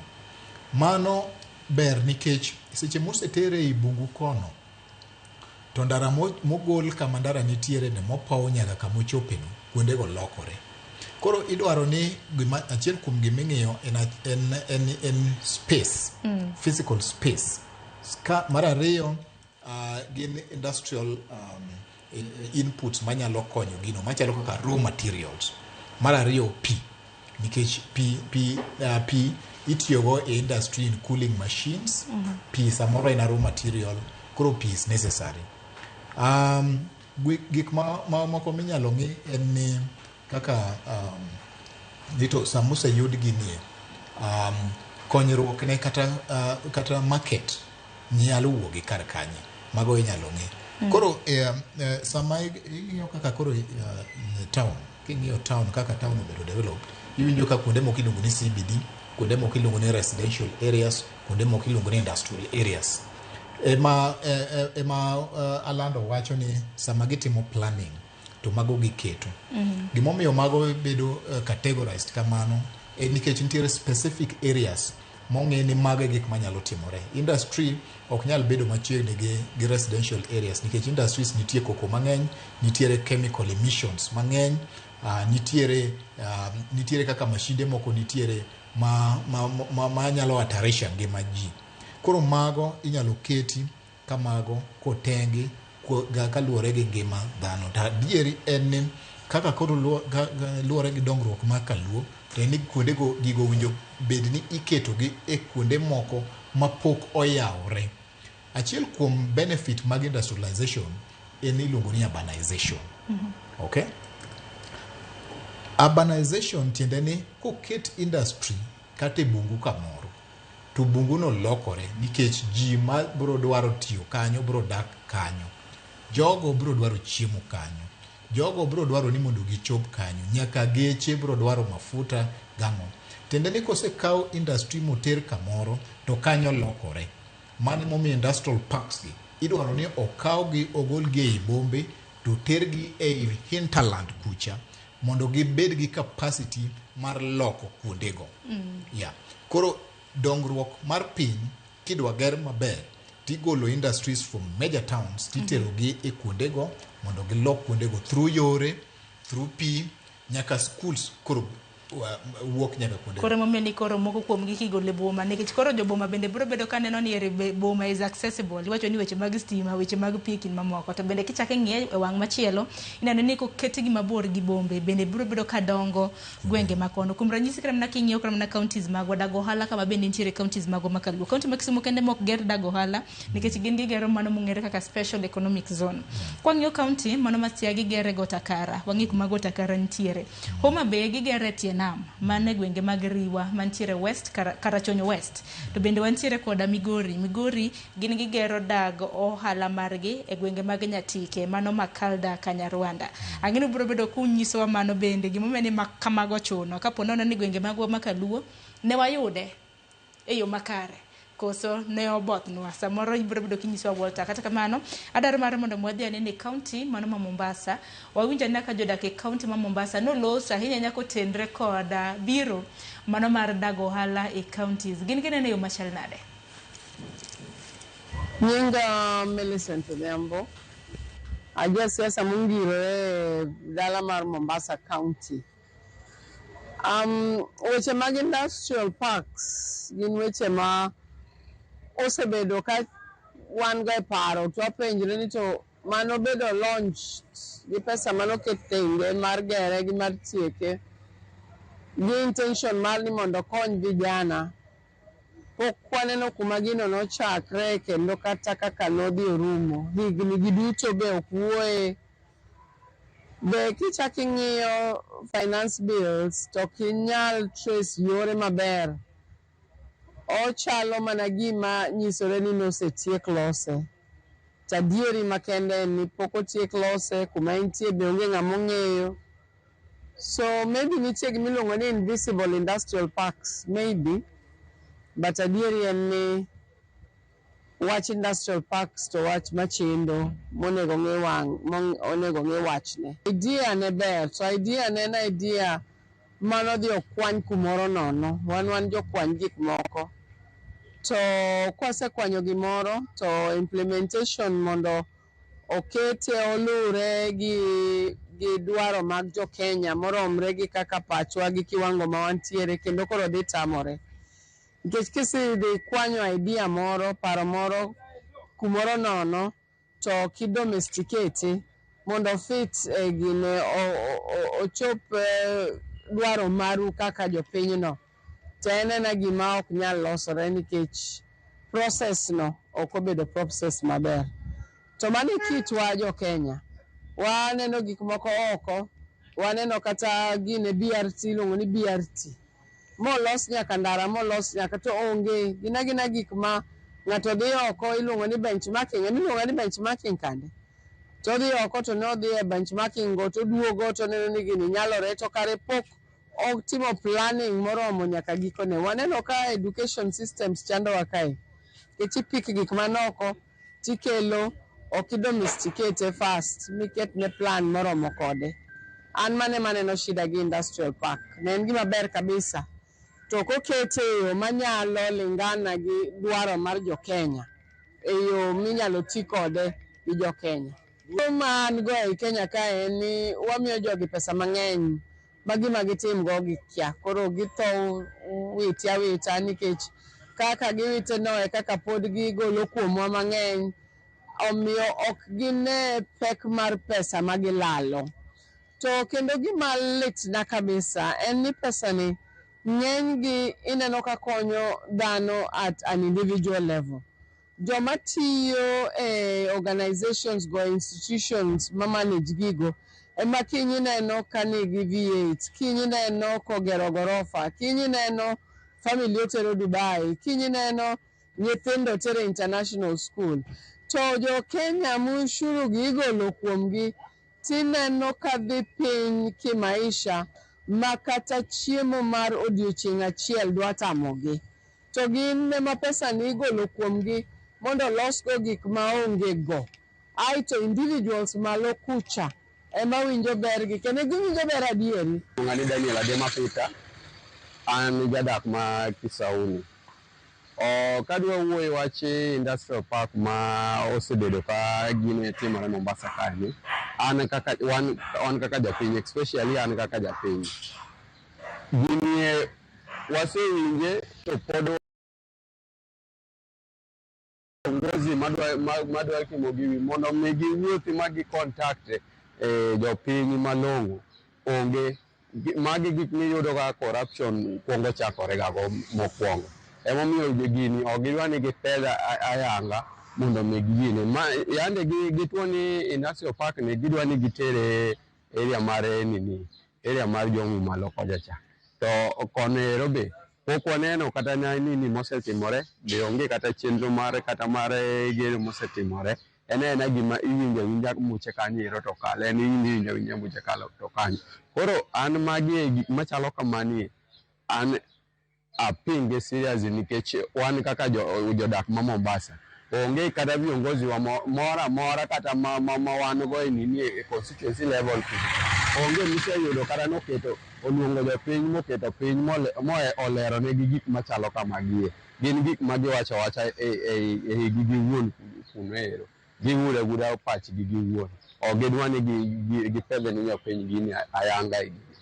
Omiyo gima chalo kamae ka gikete open kendo ka gine ochakore magedo ochakore to well and good nikech mago gik ma kochakore to nyalo employ vijende mang'eny kaka koro post ma ineno ka vijende osomo to onge tije gitiyo mana tich ng'ado koro gik ma kamagi kotimore ni gin giriere adiera ayanga to gin gik manyalo konyo ji, lakini gin gik ni ibiro yudo mana ni manruok gi kamani ero to kuma gidhi malong'o dok gini en mana gimitengo ni chamo pes jopiny. Mana kama Nyakorongo Jong paro mopogore kowuok kuom jodak e kaunti mar Mombasa winje kanye CPA Rikodera gi Walter Lando. Walter, winjo kanyo jodak ma Mombasa ka bende wacho ni to koro ma Mombasa ni gero mana mabor yo Jomvu tena diera ibiro bed kigere e gwenge mag Miritini nitiere constituency mono ma Jomvu. Paro madinywande kaluwore kod paro muwuok Mombasa kanyakla kod kama igero e aggregation parks ni machiegni. Kamano Sharon. Ahero paro mawinjo kawuok dala Mombasa to gi paro ma CP Odera ne keto kae. Mae momiyo wacho ni ing'eni e Kenya ka wan gi framework mar timo planning, urban and regional planning or physical and land use planning. Ma en gima ber ahinya kwa time en ni aparo ni pok odonjo e kidienje mopogore opogore ei serikal. Watiyo kaka silos. Kidieny moro ni tima mare magi focus on mandate margi ema pachgi nitie te, to kirango planning oripo bed ni planning ema biro to keto gigi kamoro achiel. Kirango County Government Act section 107 owacho opiedho plans mopogore opogore moripo bed ni loso gi county government. CIDP en achiel, mane mapani counties mang'eny counties te osebedo kaloso seche ma serikal mar county ochako tich. Nitie county spatial plan manyiso kaka county dhi tiyo gi lowo mantie kumopogore opogore ei county no mondo giteg yo mar yuto to gi kaka jidak. Alafu nitiere gimiluongo ni sectoral plans. Sectoral plans emiyudo ka departments mopogore opogore osebedo katimo. And then nitiere urban plans. Koro ei county spatial plan kacha kotime maber ma counties mang'eny okobedo kosetimogi.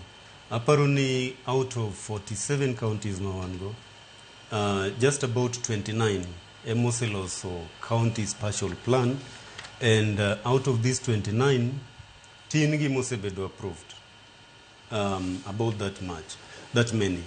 Koro a county spatial plan ka e kuma wadhi wache ka wabet piny ni lowo ma wan gi county ni development challenges pek mag dongruok gin mage ei county ni. Kwaseng'iyo mago bang'e to warango ni to pek ma wan go gi inyalo los gi nadi, strategies mage moripo bed ni watiyogo. Tok mano warango ni to koro strategies ma wawacho gi itimo gi komane e kona mane ei county ni. Koro kami ranyisi mar Kisumu, iyudo ka yo Muhoroni kocha en kuma ber inyalo pure. Kirango yo Maseno kochande iyudo ka en kuma somo ema dhi mbele. Kiduogo e tie nam koni iyudo ka tourism ema nyalo bedo gimoro malong'o manyalo dongo kacha. Then kiduogo e Kisumu Central tiyudo ni giminyalo tim kacha en urbanization. Koro kwaloso county spatial plan niendi to watengo ni Muhoroni kochande dongruok aina mage madhi bede, industry mane inyalo ket kocha mondo bed ni to kar kanye midhi kete mondo bed ni kanyo dongore. Kwadok e tie nam kocha ang'o mwadhi timo kono mondo bed ni kacha nyalo dongore to gini dhi time kanye. Koro iyudo ni spatial plan ni koselose oripo bed ni itiyo kode, to mae ma kidienje mopogre i serikal ok tii godo.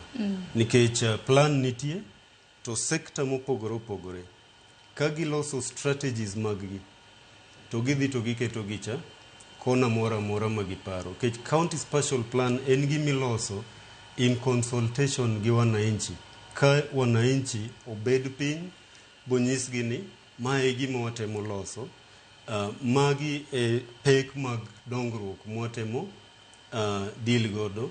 Ineno mana kaka ng'amo wuoyo ko Mombasa cha, jago mowuoyo mar ariyo cha, owacho ni gigi gin gik mapok onyisgi ok ging'egi. Ineno koro samiloso county spatial plan cha tiketo gi eiye kacha, and then mar mondo bi gigol pachgi, mano public participation mondo gigol pachgi to ler nigi ni mae gima dhi mbele. Ineno so nitie structures mag timo gigi, but serikal owuon ema ahinya ok lose structures mane iye kachande. Mane gima omiyo koro yudo ni industrial park gi ing'eni en gima bende nigi siasa iye. Koro yudo ni mae gima sani waluwo, to koro apani pressure moro bende wuok from malo. Koro imanya tene kamoro mowachi kirango this county aggregation in industrial parks. Giwacho ni gidwaro at least 10 acres mikete these parks. Koro en gima wuok malo to bire I county kacha, to koro yudo ni pressure moro bedo ni wamanya kamoro. Structures gi nitiere already. Nikech kirango through history mar Kenya, wasebedo gi Kenya Industrial Estates, manoloso kuonde ka Webuye Pan Paper Mill, Athi River kae kumiyang'e the abattoir kumiyang'e ring'o, wasebedo kodgi. Nitie special economic zones wan kodgi. Ei plans moloso kande, bende wan gi areas ma set aside after analysis ni kaendi emaber gi industries. Mana kaka CPO Dera ne wacho. Adiera nitie industries okinyal keto ei town ahinya, to mano gima paro ma wan godo sama waloso plans mag bombe kande ikete gi oko. But gima ber moripo bed ni timre en ni tok ka plans gi oselos, oripo bed ni tiyo kodgi.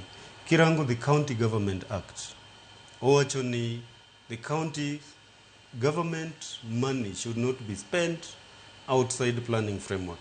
Mano section 107, 108 kanyendo. To planning framework mowacho no, any plans mawacho kande, the county spatial plan, the CIDP, the local plan, urban plan, to gi sectoral plans. Koro, aparo ni ei Kenya mangima kirango, counties matin sana moseketo these KIPES, nikech wacho ni ikete counties 34, counties 13 kende ko emok bi ketgie. To matin sana man kod KIPES ei katamna CIDP magi implement sana. Ineno. Koro kain gi that disconnect between planning and implementation of gik madhi mbele. Temi yudoga koro ywak mawuok kaka Mombasa, Migori, Siaya. Gibedo nikech magi motim koko okonyuande plan moripo maongoza development mar county na. Ero kama na nyasi pirik mabende nyalo meda hinya nyane jogo ma bende ywago tije bende nikech sani ngeni bende wadak e kinde ma bende oganda manyo tich nitiere nok mag tije to bende oganda na geno ne KIPES gi emna nyalo kelo ne gi tich. Pade piny wacho golo siling milion 250, county bende ni golo nus mare mar neno ni KIPES gi oger. Tijo ka counties moko semi to kram na gedo poko chake kinde mamoko. Yeah, apenjo maber tado dok chien matin mondo lerne jo piny maler gima gigi gin. Gima dwane jo piny owinji bende ni temo nyiso jo county government mondo gisum paro. Gin bende abro miyo gi paro ni for free. Gima dwa nyiso jo piny to gi jo county government planners to gi policy implementers en ni the surest way mwanyalo timo go industrialization in our counties is through industrial parks and aggregation. Gima winjo bed ni watimo en ni kwase identify ni these are the specific places mwadwa ni watime gigi, then winjo waket industries go. Industries gi gin basically winjo bed ni gibedo constructed based on the strength, the economic strength of the county. Tende ni kawan majorly agricultural, then winjo bed ni target agricultural industries mondo watim gimilo ni agro-processing. Agro-processing tende ni kao raw material mowuok agricultural products ti process into a finished product. Manyiso ni kwa golo oduma kata bando e puodho to wa process into flour ma bedo iuso koro bedo chiemo ma ilongo ni mogo. Tabu mwase bedo go en ni most of our counties one give products more uso in raw form. Problem mar uso gigi in raw form en ni wamiyo gigi jomoko nono ema dhi timo gini into finished product. Tiende ni industries mono winjo bed ni bedo karwa ka idhi timo gi oko. To industries gi ema nyalo bedo yo kende ma watimo go employment opportunities. Koro jopiny owinjo bed ni winjo maler ni industrial parks gi gin designated places mowinjo bed ni county and national governments establish industries ma respond to the economic situation, economic strength mar county mondo mi gi produce kendo gi produce to an extent ma ginyalo export. Mar ariyo adwa na nyis jothurwa ni paro mar industrialization through industrial parks through economic zones ok ochakore sani. Osebedo e Kenya ka from 1990. In 1990 ne nitiere gimiluongo ni special economic zone mano come up through a special economic zone act number 517. Samane ma biro target ne mondo gitim gimiluongo ni export expansion. To jok mnotimo economics wanyalo paro ni nitiere debate in 1980s and 1990s mane iwacho ni do we go through import substitution or export expansion, gima iluongo ni structural adjustment. Paro mane wabirogo en ni mondo ji otem produce more to export, taking into consideration the regional integration and trade liberalization. Koro paro gi en ni mondo ogol opportunities mang'eny mag dongruok through tije, through yao amenities, through creating opportunities mag ji ginyalo excel go in their own ways. Paro mag industrialization is important. Kaka na asewacho ni nitiere yore gigelogo tije, nitiere yo magiyudogo ni yore mag wuoth losore, nitiere yo magiyudogo kata weche mag pi losore, weche mag skunde somo medore, tinde ni gin gi economic gi social impacts. Bende yore mag ineno sani e thurwa kucha cha onge opportunities, ji mang'eny wuok kose somo gibiro Nairobi, gidhi Mombasa, gidhi urban centers. Rural urban migration. Rural urban migration. To industrial parks gi emo winjo bed ni change the game. Koro tiende ni kar mondo ji mang'eny dhungre Nairobi ka, people would be going back to Riwa. People would be going back to Kisumu. You know, these are the places ma would be creating opportunities for people. Emo miyo wanyalo advise jothurwa ni ka in a county government, you are a policy implementer. This is a game changer for you. Sharon, pod late kabisa nikech iyudo kaka county ma Homa Bay. Iyudo ni business urumo saa 2 otieno. By saa 2 ji te nindo. Wanindo ondie kende marom. Dibeti nikech koro Homa Bay samoro nyalo yudo ni ji mang'eny odak e udigi kata mne utegi. Molo joma kombo. King'eyo na bura Nairobi kiwacho kata ni 80% nyalo bedo ni odak e rentals. And reversed. No, the point is, instead ni koro ni watieko tich, ni koro tich onge ni ji te nindo. You know, we should be having a situation ma ji tiyo 24/7. Industrial parks are another way makata electricity nyalo dhigo through gwenge mineno mar dak kaka ne Yesu owege kaka pod gin cha. You know, we should be transforming these places ma wan gi ndara ma dhi kuondego, electricity nitie, pi nitiere, ji tiyo and through teaching emiyudo ka ji nyalo loko go ngimagi. Sama koro piny oseling ni Homa Bay by saa 2 otieno ji te otieko tich, piny okwe. That can't be the case. Makama kage kanyo nikech ang'eno ken Homa Bay kende gwenge mathoth. Yes. By saa 2 gotieno iyudo ka ji bende osedhi dala. Kara na saa 2 gokinyi bende, kara na ka mimethe. Bende iyudo kara na ka onge. Kok manya koronga John dakika kadhe 31 tok saa 6 mar odiochieng'. Yena mar mondo meko yo matin mar mondo wawinja na thuond weche mago mag weche manyien, mago mag migago. Kik di mabor.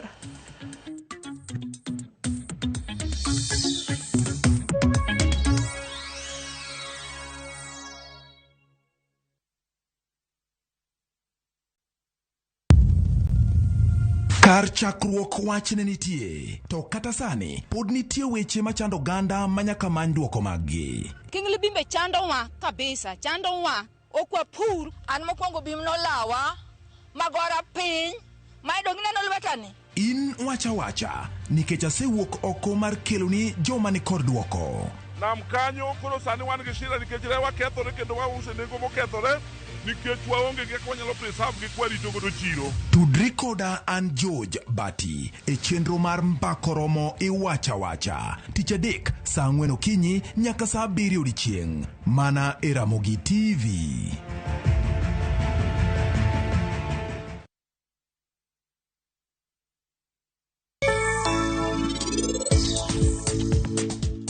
Ahero nyako mapari no ahinya. Kura kwai we munda riwa rus kode. An poka kwai ga gimoro amora ngimana. To na kwai mana gimoro achiel. In yie ga rusni. Sanju poko ndungo kae. To bende en poko go simu nyaka sani. Mano nyiso ni en ye midhiero moro. Ok biwe nyako ni. Anato tieko sigani mar herani. To bende ok ibineno nyako ni ngimani kendo. Ere kaka po wacho ne? Ni ananyalo timo gimoro amora nikech en. In pok ihera kata dichiel. To an kae aheri mana in kendi.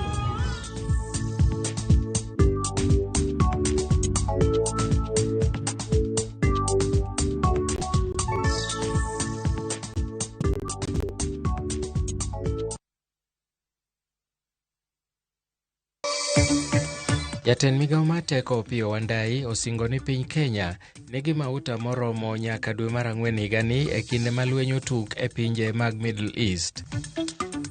Spika mar od bura mamalo Moses Wetangula otelo ne jood bura e kuyo kod familia mar jaod bura Johana Ngeno. Sikujua ako na kisu. Bila alikuja alikuwa ameficha kisu. Na vile kufikia Joshua akatoa kisu akamfunga kwa kichwa, kwa shingo na kwa moyo, kwa tumbo. Dichuo more gwenge ma Tongaren onego wadgi e kinde mane gilaro gambut.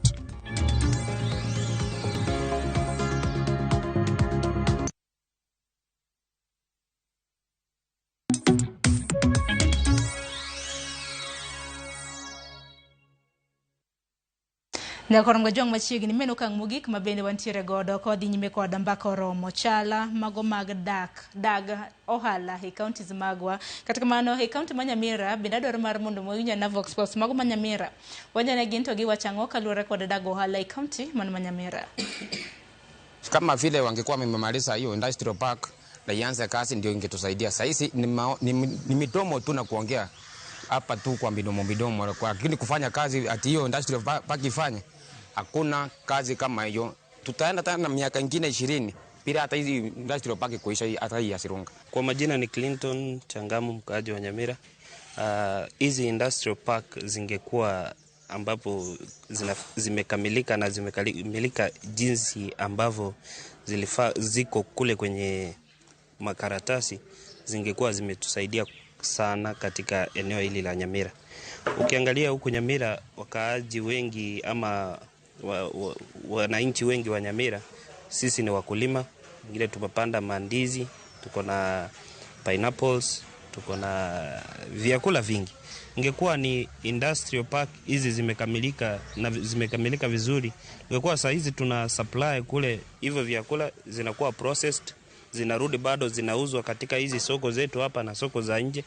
Hapo asilimia hata 30 ama 40 ya wananchi wangekuwa wamefaidika, wamepata makazi, wamepata income katika mifuko yao. Lakini ukiangalia hizi industrial park, kwanza si zile ambazo tuliambiwa inajengwa.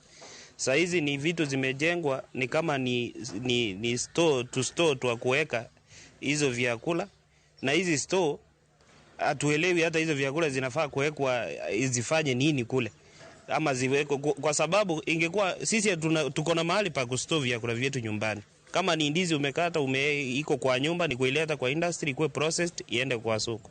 So hizi industrial park zimekuwa tu ni kwamba hazina ile goodwill ya wanasiasa. Unapata imewekewa pesa nyingi, imekuwa ukiangalia hiyo industrial park kama hii hapa Sironga imekaa kwa sasa ni mwaka wa 4 unaenda kuisha. Ilianza na serikali ya Uhuru Kenyatta, lakini bado hiyo industrial park imesimama hapo. Unaona tu mabati tumewekwa. Yaani ni ku-create tu perception kwamba kuna kitu inafanyika, lakini hakuna kitu inafanyika. Nyakorongo jong yuaken mana macha he counties mopogore jal makamano wacho ni eno mana ute mabende ogero. Ngini industrial park bende kigero, wangini ntiere ute mopogore ntiere kuma inyal ikete kothe mok nyal kethore, cold rooms e kidba moko. Mano kaluwore gi gima county ka county golo. Nikech wangini ntiere counties magwa iwacho ni kaunti ka kaunti nitiere gi gima gigolo donge mana kaka kinjo kaka Nyamira wacho ni gintiere gi rabolo e kin mamoko. Alando minyalo medo. Yes, en kamano. Gima nyalo medo Sharon en ni mabusizitizo. One gi plans. County governments nigi responsibility to prepare plans monyis gi mondo gilos by the County Government Act Section 107. Oripo ni plans be loso. Tok koselos gi oripo ni sectors ka sectors tiyo gi plans beko mondo okonygi e yore gi mag dongruok. Koro kanya medo gi gine weche mawinjo ka jopiny wacho kowuok kon mopogre opogre. En ni plans ma counties oloso gi eki. Ka government departments nyalo tiyo gi plans go. Wabo konyore zaidi nikech iyudo ka the plans ma wacho kande ose keto aside kumibogere industrial parks. Okay?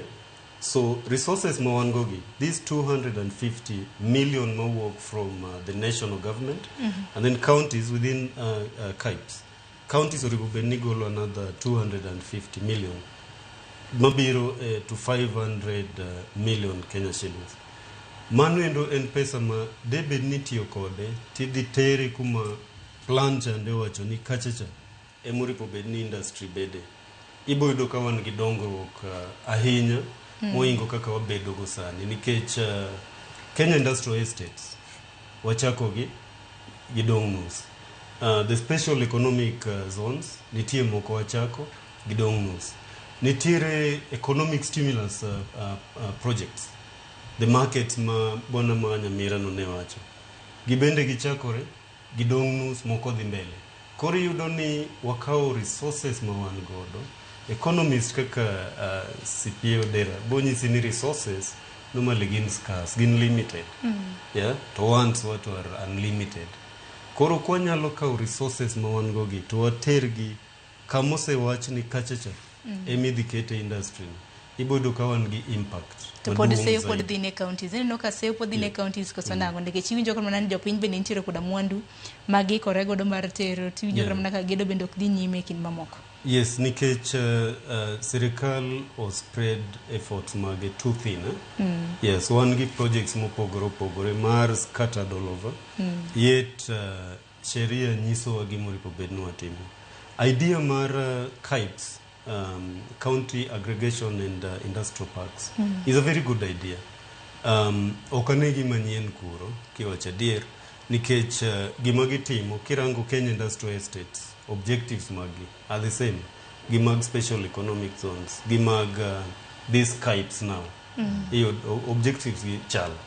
Koro resources go kwenye keto gi kamoro achiel wabo bedo gi impact maduong to wabo timo gi within a structure ma is acceptable nikech en gima pach jopiny oseketi samiloso plans kande. Hakani ere kinde ne wang machal nade dibe ni counties bende remo chopo dwaro mago ganda mapacho ka nikech ywak en mana macha in mani wacho motelo kacha ni oganda wuok e gwenge kadhi e boma wacho ni rural urban migration ka bende counties nyalo mana loso industries gin giwegi mar process mar neno kaka oganda yudo tije tijo kama ka gwenge magwa inge kama gwenge Kisumu, Homa Bay, Migori, Siaya ntiere goods mopogore opogore kinyo puothe cham nyak e kin mamoko. Yeah, gimo wacho Sharon en potential nitiere within our counties. Yeah, counties wa nyalo develop from the agricultural side, from fishing, livestock, tourism, call it, you know. Magete wan go gi potential makuwa bedo ne wanyalo tap into the industrial parks mondo miwa develop gi countries wanyalo develop onge gima nyalo tamwa. The idea mar industrialization through industrial parks, kaka na wacho ni nochakore in 1990, this idea has been implemented elsewhere. If you go to Ethiopia, nitiere gimilongo ni Hawassa Industrial Park. If you go to Egypt, South Africa, nitiere Koita Industrial Park. If you go to Ghana, nitiere gimilongo ni Tema Industrial Park. Gigi are spread all over. And this idea was implemented. The best example in Africa is Mauritius. Mose Bedoka implement these ideas. These things, Pinjamawako Mose implemented in the Asian tigers. There is potential in industrialization through industrial park. gima owinjo bed ni watimo as a county kendo na mora ahinya gi kaka ni temo nyiso the county implementers to listen to this nikech ma idea mwamiyo gi for free. The best way maginyalo industrialize go our counties is through industrialization through parks. Nikech once you develop these parks nigi not just the direct benefits ma in terms of employment, gin gi other disguised benefits mabro dhi ne jopiny kendo impact gi can be felt for so many years. Gima wanyalo timo en ni my brother is saying here, these ideas of gin gik mawendo gin gik mosebedo ka nitiere, gima osebedo ka lack and the power to implement them, the political will and resources mondo mi watim gigi. Otherwise gigi gin gik to koso mana pesa, iwacho ni gik moko duto te developments dongruok moro amora ka bende idwaro ger bende dwaro pesa. Tingeni pesa maka magi bende counties bende nyalo bedo ni sero joket mwandu, to joket mwandu nyalo yude pachoka kata mawuok e pinje maoko. Tingeni jaket mwandu bende neno ni luasi bende ni kare e kin mamoko. Adieri kabisa. Achiel kuom chandruok ma industrial parks nigo gin gata gi problems from the World Bank, nikech kata World Bank osebedo ka restrict in terms of what to be spent where and how. The second problem also bedo ka affect industrialization gin legislation. Nikech iyudo ka samoro gichako tich to kendo weche mag chike mawinjo bed ni gitigo, samoro yware, samoro gidhi e court, mago problems mosebedo ka ntiere. Other problems gin kaka ma obiro from the environment. Sometimes jopiny bende wacho issues of environmental degradation. Problems unitiere, but idea mwamiyo gi enia if implemented, industrial parks gi nigi potential to transform the country through industrialization. And emomi wanyiso gi nia don't go far, just use the resources ma wan go. Okay? Kata ka in agriculture, resources ma bedo produced ka mineno farmers samoro lack market, kama gitere dhok onge, kama gitere tides, skins, gik makamago. Transform these things, create industries within your counties manyalo kelo gigie. Ingeno kane gigi biro in 90s and 80s, idea eni negi target labor intensive sectors machalo kaka leather. Emomiyo ineno ka the industrial park manobedo constructed in Athi, was basically dealing with leather. Nikech it was expected they attract ji mang'eny man gi labor. To ji mang'eny kata king'iyo counties wa gin jok madwaro tich mana through the labor. Nikech gionge, most of them onge skills, but ginyalo tiyo gi nguvu gi, Mane why encourage governments, especially local government, ni mondo gitap ji mang'eny into employment, gi create gimiluongo ni labor intensive industries. And these industrial parks are the best example. Paro uchiwo maliw en mana gino maro ni paro maka magi mabendu chiwo e yor nono nikech angende ko luongo gi counties to koro uchiwo gi ata fee. Gene mana gino maro ni counties biro bedo kaka paro maka magi mar mondo mi gikete tim nikech anno ka thuolo bende ngado wa odongi matinde dakika 5 mondo watiek twak. Walter kaka jachan boma. Paro mane madichiw ne counties, paro mane madichiw ne oganda. Ngene oganda bende nyaka bed gi goodwill, mano mar siro counties e gedo mopogore opogore. Ko luongi kanyo mar mondo bidhi chiw pach. Kik wache ni samoro nyango dhi, ano mundi okada dhi anyango gi nok dwa dhi kin mamoko. Wachin mogik debed nango to wachin mogik bende ne counties kaluore kod dago ohala gi debed ang. Mana kaka iwache no Sharon, erokamano ahinya. Counties nyaka ng'e ni sama gitimo planning, plans are supposed to be functional. They are supposed to, plans gi oripo bed ni konyo counties e yo mar dongruok. Koro industries mana kaka CPA Odero wacho, gin gik ma sama county timo planning nyaka gi sisitiza kabisa ni gi identify resources man kacha mondo gi bed ni plans ma gitimo kande tiyo gi resources man kacha ka mondo o develop counties goeko mana chiel. Mar ariyo, counties osebedo karango planning.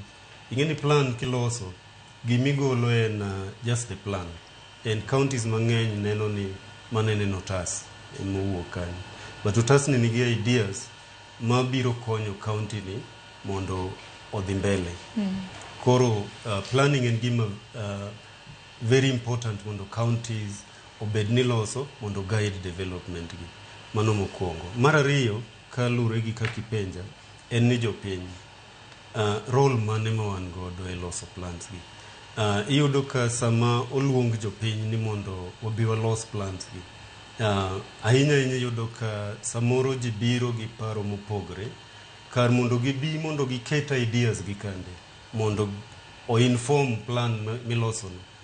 Gibiro ka ging'iyo sitting allowance, idamiwa pesa di, yes, idamiwa pesa di. Koro ka pesa no onge, tiyudo ka jopiny bende are not very keen on participating. Samiloso plan, en gimiloso ni nyikwai gi nyikwai.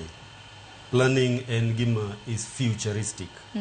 Koro itime ni generations mabiro mbele. Koro jopiny, samoluong gi mondo gitim plans gi, ber ka gibiro mondo giket pachgi kacha, mondo pachgi go onywand ei plan chande. Gibed analyzed maber, gi-inform plan no. Bang'e, ibo yudo ka ywak kaka makoro waneno ka wuok Mombasa, wuok Nyamira. Gibedo ni gionge, nikech pach jopiny osekete ei plan chande. To gin national government bende. It is very important. Laws nitiere, moripo bed ni chano kaka watiyo.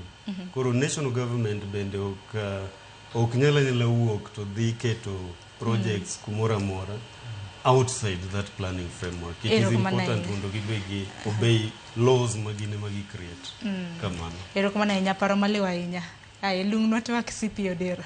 Yeah, Sharon, gima anyiso apuonjo jopiny to gi sirikal konywandre kanyachiel en ni the surest way to industrialize is through industrial parks and aggregation. Mano e yo mwanyalo tango raw agricultural products into finished products through agro-processing. Mano e yo mwanyalo attract go more tourists. Mano e yo mwanyalo increase go the income mar jopiny. Mano e yo mwanyalo create go more job employment opportunities. Mano e yo mwanyalo gero go nderni, kendo yo mwanyalo ensure ni stima ochopo nyaka kuonde mapod onimo, kuonde mapod minie mudho, kendo yo mwanyalo ensure go ni pi owo kendo oter e gweng' ka gweng'. Industrialization yo maber kabisa mwanyalo konyogo jopiny, kendo yo mwanyalo konyogo yore mag dongruok mag gwengewa. Jo sirikandewa okaw kiwango mar industrial parks zones moseketigi mondo giger gik moko manyalo kelo lokruok ne jopiny, mana kaka kuonde moko itime, kaka asewacho, kendo yo ma wanyalo konyogo yore mag dongruok mag counties. Erokamano. Agono mana ahinya, chiwo paro maliw. En mana geno moro ni bende sirikande mag gwenge bende nyalo kawo paro makamagi mar mondo miyo kete tim. Erokamano ahinya CP Eric Odera, kanyakla kod Walter Alando kuom yudo thuolo mar chwako kodwa kiny makawuono. Nyakwarongo jong dakika 10 dong kapok oromo saa 7 mar odiochieng'. Par ni kichano boma to mang'eny irango mana kaka Walter Alando nonyisowa kanyo. To bende e kinde mabende nwaloso kutenre kod dag ohala e counties mago makaluo Nyakwarongo Jwang' nonyisowa kanyo ni dag ohala igero mana e counties 34. Kaluka igere counties 3. Kisumo ok gere nikech gintiere koda lowo maduong' mabende negiwacho ni gin gibiro mana gero special economic zone. Par ni dag ohala dwaro mana 10 eka. Koro 10 eka makama igere go Takara e county ma Siaya, ntiere Homa Bay, gwenge mag Riwa mabende ntiere Rachonyo West,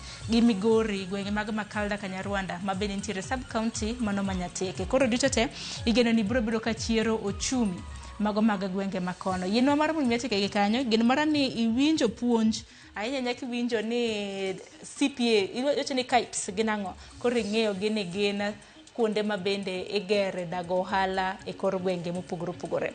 Mabiro en chenro mano mar migago weche manyien mabende dhi kelnwa kanyo kod Milton Ochieng'. Oriti masani bed godo chieng' makare. Nyinga Sharon Ong'ao.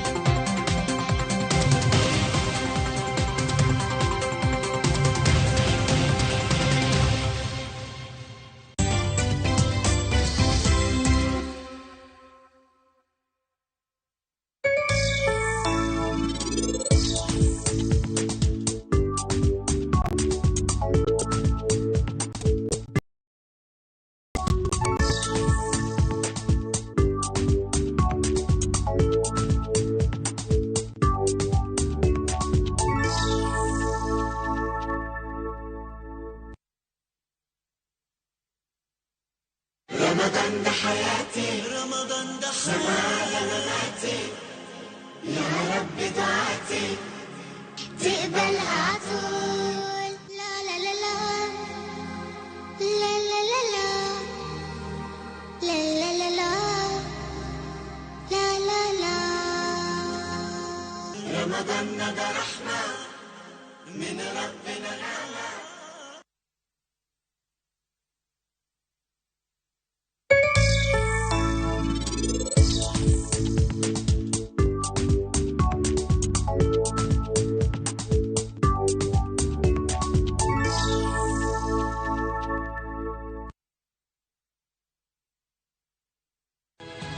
Nyikwa Ramogi.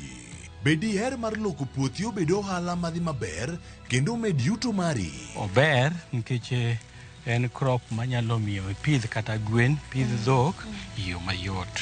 Wakelo ni chenro mar pur gi ohala. Chakre ikolo nyaka geng'o kute machamo pithwa. Pur mar nyanya nyaka ing'e tuoche mag nyanya mokwongo. Mar ariyo nyaka ing'e yedhe migoye nyanya. Puonjri yore mabeyo kendo manyasani mondo imed keyo mari.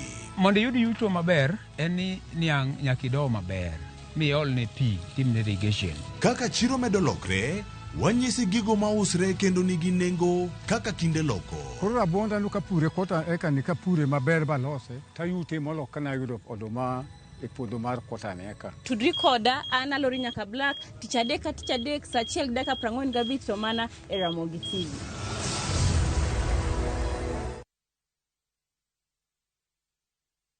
Marubani wametambua skies za shabiki ni clear. Wana fly to the highest multipliers wakidondoka na big wins. Kwa majina naitwa Irina Yuma, natoka Kakamega, nafanya kazi ya kusaidia sisters kwa convent.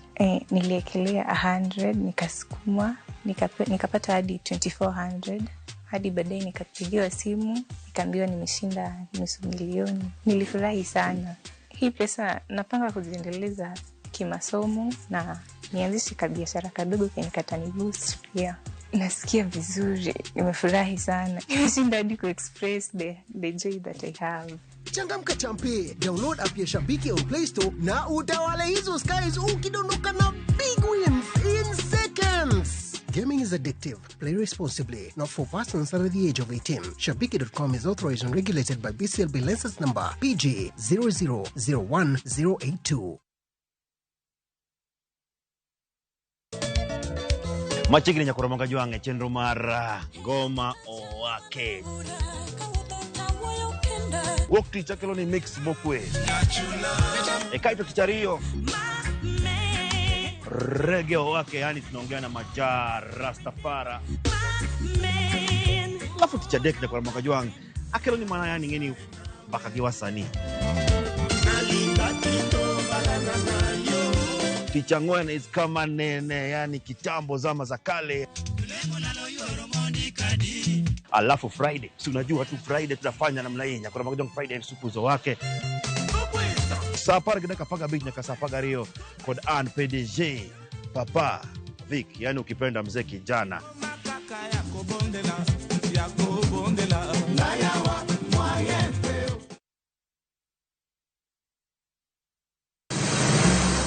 Ise penjorie sigendni mayudore kuonde ma waluongo ni pachowa. Kapuonjani nobiro nikech gwenyruok e kind owete. Riuri kodwa mondo wanon sigendni mabeyo mag kuonde ma wadakie. Nera nitie. Ninyuo kongo kacha niluongo ni kilap joko wili. Kochakore bombe madongo nyaka e gwenge ma iye. Otusenge en pinjo imbo mar oganda kilunwa senge. Ng'e gigo mamiyo oganda ka oganda bedo mopogore. Nueng'o ma wan godo ka en mar kunyo goldi. Urudi. En kama ji duoge ji ok lal. Ng'e weche mane osekalo. Chon chande lweny nitie kor gweng'. Rwako sigendni mag kuonde ma wadakie. Iwacho ni kibedo piny e kom, kineno ng'ama lwete fuare kama mano nyiso ni jakano mulo ka pigo sechope bwo mesa. Ng'e gwengewa chieng' tich ariyo saa 3 otieno mana e Ramogi TV.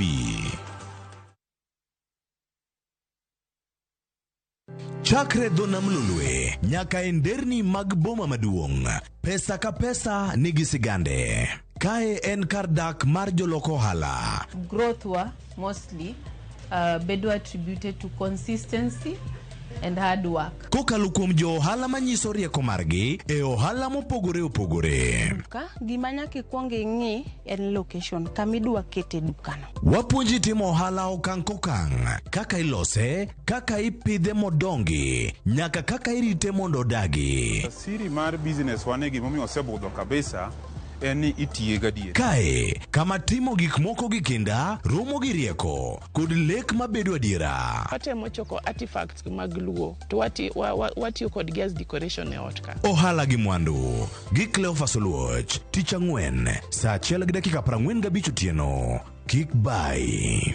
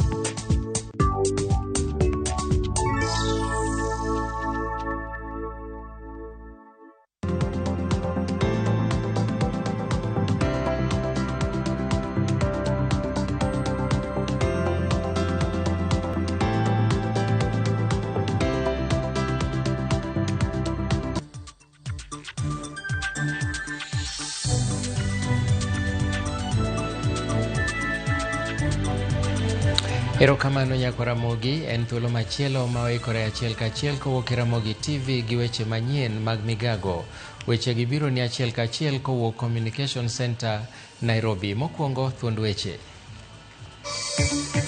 Jatend migao mar teko Opiyo Wandayi osingo ni piny Kenya nigi mauta moromo nyaka dwe mar 4 higani e kinde ma lweny otug e pinje mag Middle East. Spika mar od bura mamalo Moses Wetangula otelo ne jo od bura e kuyo kod familia mar ja od bura Johana Ngeno. Sikujua ako na kisu. Bila alikuja alikuwa ameficha kisu. Na vile kufikia Joshua akatoa kisu akamfunga kwa kichwa, kwa shingo na kwa moyo, kwa tumbo. Dichuo more gwenge ma Tongaren onego wadgi e kinde mane gilaro gambut.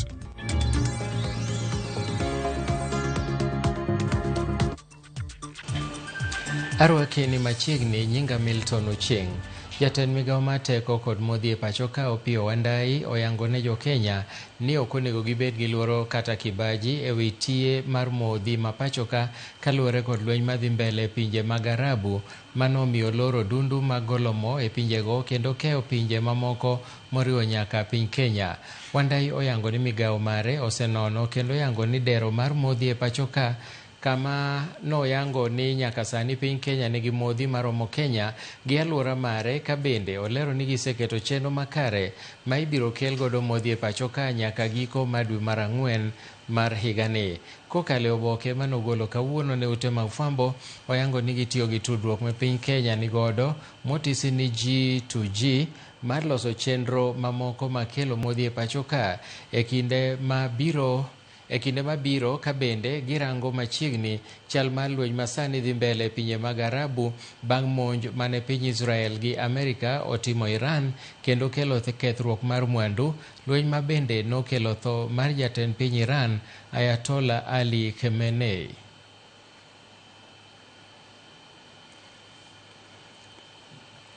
Jatend piny William Ruto omedo jiwo chung' mar donjo ogirimiti mar dongruok gi gavana ma Nairobi kowacho ni dongruok mar piny nyaka chak gi boma maduong' e Nairobi.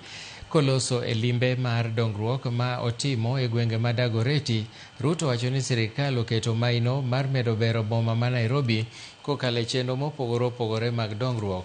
Bende ojiwo rowere ma kaunti ma Nairobi mondo obed e ong'ala manyime mar jiwo dongruok kokalo e chenro mag tije ma sirikal osegolo ne motelne gi jotelo mopogore opogore kama oting'o gavana Johnson Sakaja, jaod bura ma Dagoretti South kod mano Malang'ata. Ni kweli ama si kweli? Hii Nairobi miaka nyingi imekaa kusahauliwa. Takataka imejaa Nairobi. Barabara mbovu imejaa Nairobi. Hospitali haitoshi Nairobi. Mataa haitoshi Nairobi. Na ndio sababu nimekubaliana na county government ya Nairobi ya kwamba kubadilisha Kenya lazima tuanze hapa Nairobi. We are going to build new roads in Nairobi City. We are going to light Nairobi City. We are going to make sure that there are facilities for medical services in Nairobi City. And we are going to clean the city of Nairobi. We are determined to make sure that this truly becomes the face of the Republic of Kenya as the capital of Kenya. Watu wa Nairobi tunaelewana. Kuna vijana wetu wameingia kwa Green Army, tunataka zaidi waingie kwa Climate Works kwa sababu tulisema kazi ni mboka ni sindo hiyo. So Excellency, ile tutakuomba. Hii mnaona hii ndio kushirikiana ya national government na county government. Tushirikiane ama tutengane. Tushirikiane ama tutengane. Tuendelee ama tusiendelee. Ndio maana Dago mnaambia Ruto nini? Jotelo ma josiasa kadho Adnam Chumbi koro dwaro ni jatend piny William Ruto oyier jatend migawo mar mwandu mawuok e bwo lowo kod nembe Ali Hassan Joho kaka jalupne e yiero maduong' mabiro. Ka giloso Malindi e kaunti ma Kilifi kotelnegi kod jalup jatend duond bura mar ODM ma bende en gavana ma kaunti ma Mombasa Abdulswamad Sharif Nasir, jotelogo wacho ni Joho oromo bedo jalup jatend piny. Jotelogo bende wacho ni kuom thuolo malach gwengego osebedo ka yudo lemo mag jotend migepe kod jogoro mongirore kende, to sani koro sa ochopo mondo mi omigi lemo mar jalup jatend piny. You have no better candidate for the position of Deputy President in the year 2027 than Hassan Ali Joho. Nazungumza kwa niaba ya chama cha ODM. Tunaanza kuweka candidate MCA, tunaweka candidate katika ubunge, katika women rep, katika ugavana, katika useneta, na pale ambapo kwamba ikiwa Mungu atatujalia tuwe na mazungumzo mema na serikali ya UDA, tunataka pale kwa deputy president iwe a bare minimum. Nimesema viongozi ni wangapi? Viongozi ni wangapi? Nyinyi ndio ambao sisi tunawasikiliza. Baada ya baba Raila Amolo Odinga, anayefuata ni Hassan Ali Joho, Abdulswamad na Gideon Maitha Mung'aro. Hawa wengine ambao wanajipatia shughuli, nataka niwaambie mwajisumbua. Sisi tunataka tujipange, watu wa pwani, na usipojipanga utapangwa wewe. Nyakati za kuwa watu wa pwani wanafikiri watu wa pwani wakishapanga wasema wacha tutafute waziri mmoja, tuwape nafasi waziri mmoja. Wacha tukae tutafute kijikomishon kimoja, tumpe mtu mmoja commission. Nyakati hizo zinkwisha. Rais Ruto ndio alimpa waziri aliopewa Hassan Ali Joho, alikuwa seconded na baba marehemu Raila Amolo Odinga. Rais tutakuheshimu kwa hilo, lakini kwa haya ambayo tunayapanga ya 2027 will not mince our words. Jopuonje kaunti ma Bungoma gi Busia ywak ne okumba mar thieth ma SHA magiwacho ni nitiere kod ng'ikruok. Jopuonjgo chiwo juma achiel ne piny owacho mondo otiek achiedh nade mokwako okumba mar thieth ma SHA ka giloso bang' timo limbe ute mag thieth mopogore opogore e boma ma Bungoma. Ute mag thieth mopuodhi ne jopuonj yude thieth gi SHA. Jopuonjgo kotelnegi kod jagoro maduong' mar Kupet Bade ma Bungoma Augustine Luketelo oyango ni okumba mar thieth ma SHA ok chop dwachgi kaluwore gi winjruok mane gibedo godo ka giwacho ni okumbano ok bitiyo makare to ok gibibedo maber kendo onego duoki okumba mar thieth machon mar Minet. Watuambie ukweli ya mambo ya SHA. If the government wants teachers to die, watuelezee saizi, kwa sababu afya ni kitu cha muhimu sana. A teacher cannot teach if he's not treated well. hawezi kufunza vizuri kama watoto wake nyumbani wanaumia. Mambo ya system yao, hata sisi tukipika simu, nasikia hata usani ukipika simu concerning mwalimu, it takes about 3 hours before the system is cleared. That's what we are saying. The government is playing with us. It must do exactly what they said about hii mambo ya comprehensive. Otherwise, teachers in this country, we are going to demonstrate. We shall strike against mambo ya SHA and against the hospitals that they gave us to serve teachers. We are going to close those hospitals. As Kenya National Union of Teachers, we want to appeal to the government, and we are carrying this to the national steering office, that they will assess, give a voice on the next course of action.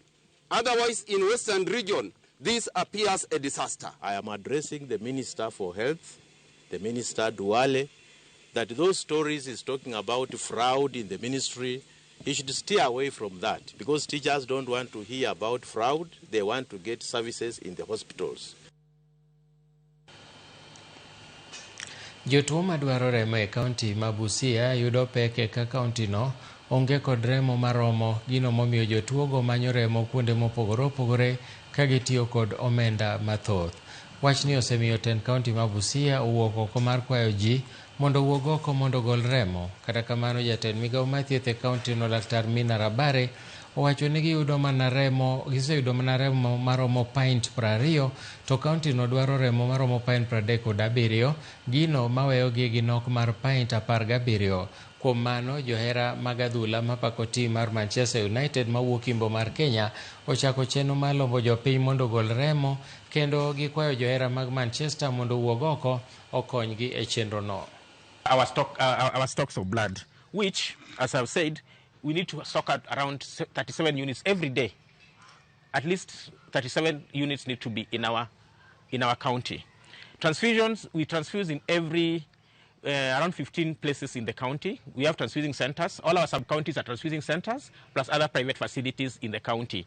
So, donating areas, our sub-county facilities, all of them are capable of donating. So anytime you can walk into BCRH, you can walk into any other sub-county hospital and you donate. Plus a few private facilities that have been licensed to donate blood. Like for example, you can have a patient in the maternity ward that needs blood. That patient, if not given blood urgently, we end up losing those mothers. So it is important that when we have blood in our satellite, it will help us to curb this. We also have sickle cell patients who in their life they use blood.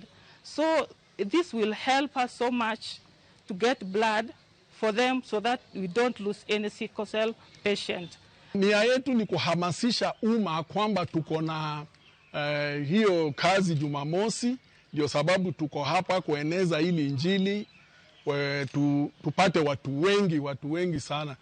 Tunakadiria kama tukipata kama pint 200 hata kama ni 300, ingawa tungependelea zaidi, tutakuwa tumepiga hatua kubwa sana. Vile mmesikia tuko na upungufu kubwa wa damu katika kaunti hii.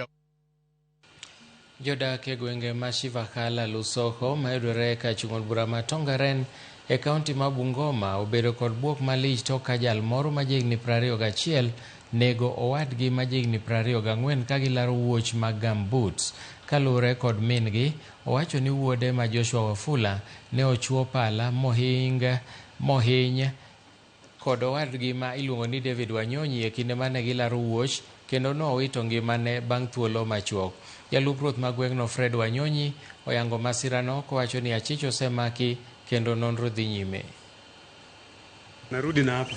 Alafu baada ya kupikana hivyo tukawakawanyishamo, mimi nikashika Davis, nikamuonyesha njia ya kuenda kwake, nikamsukuma mpaka pale kwa Mandisi.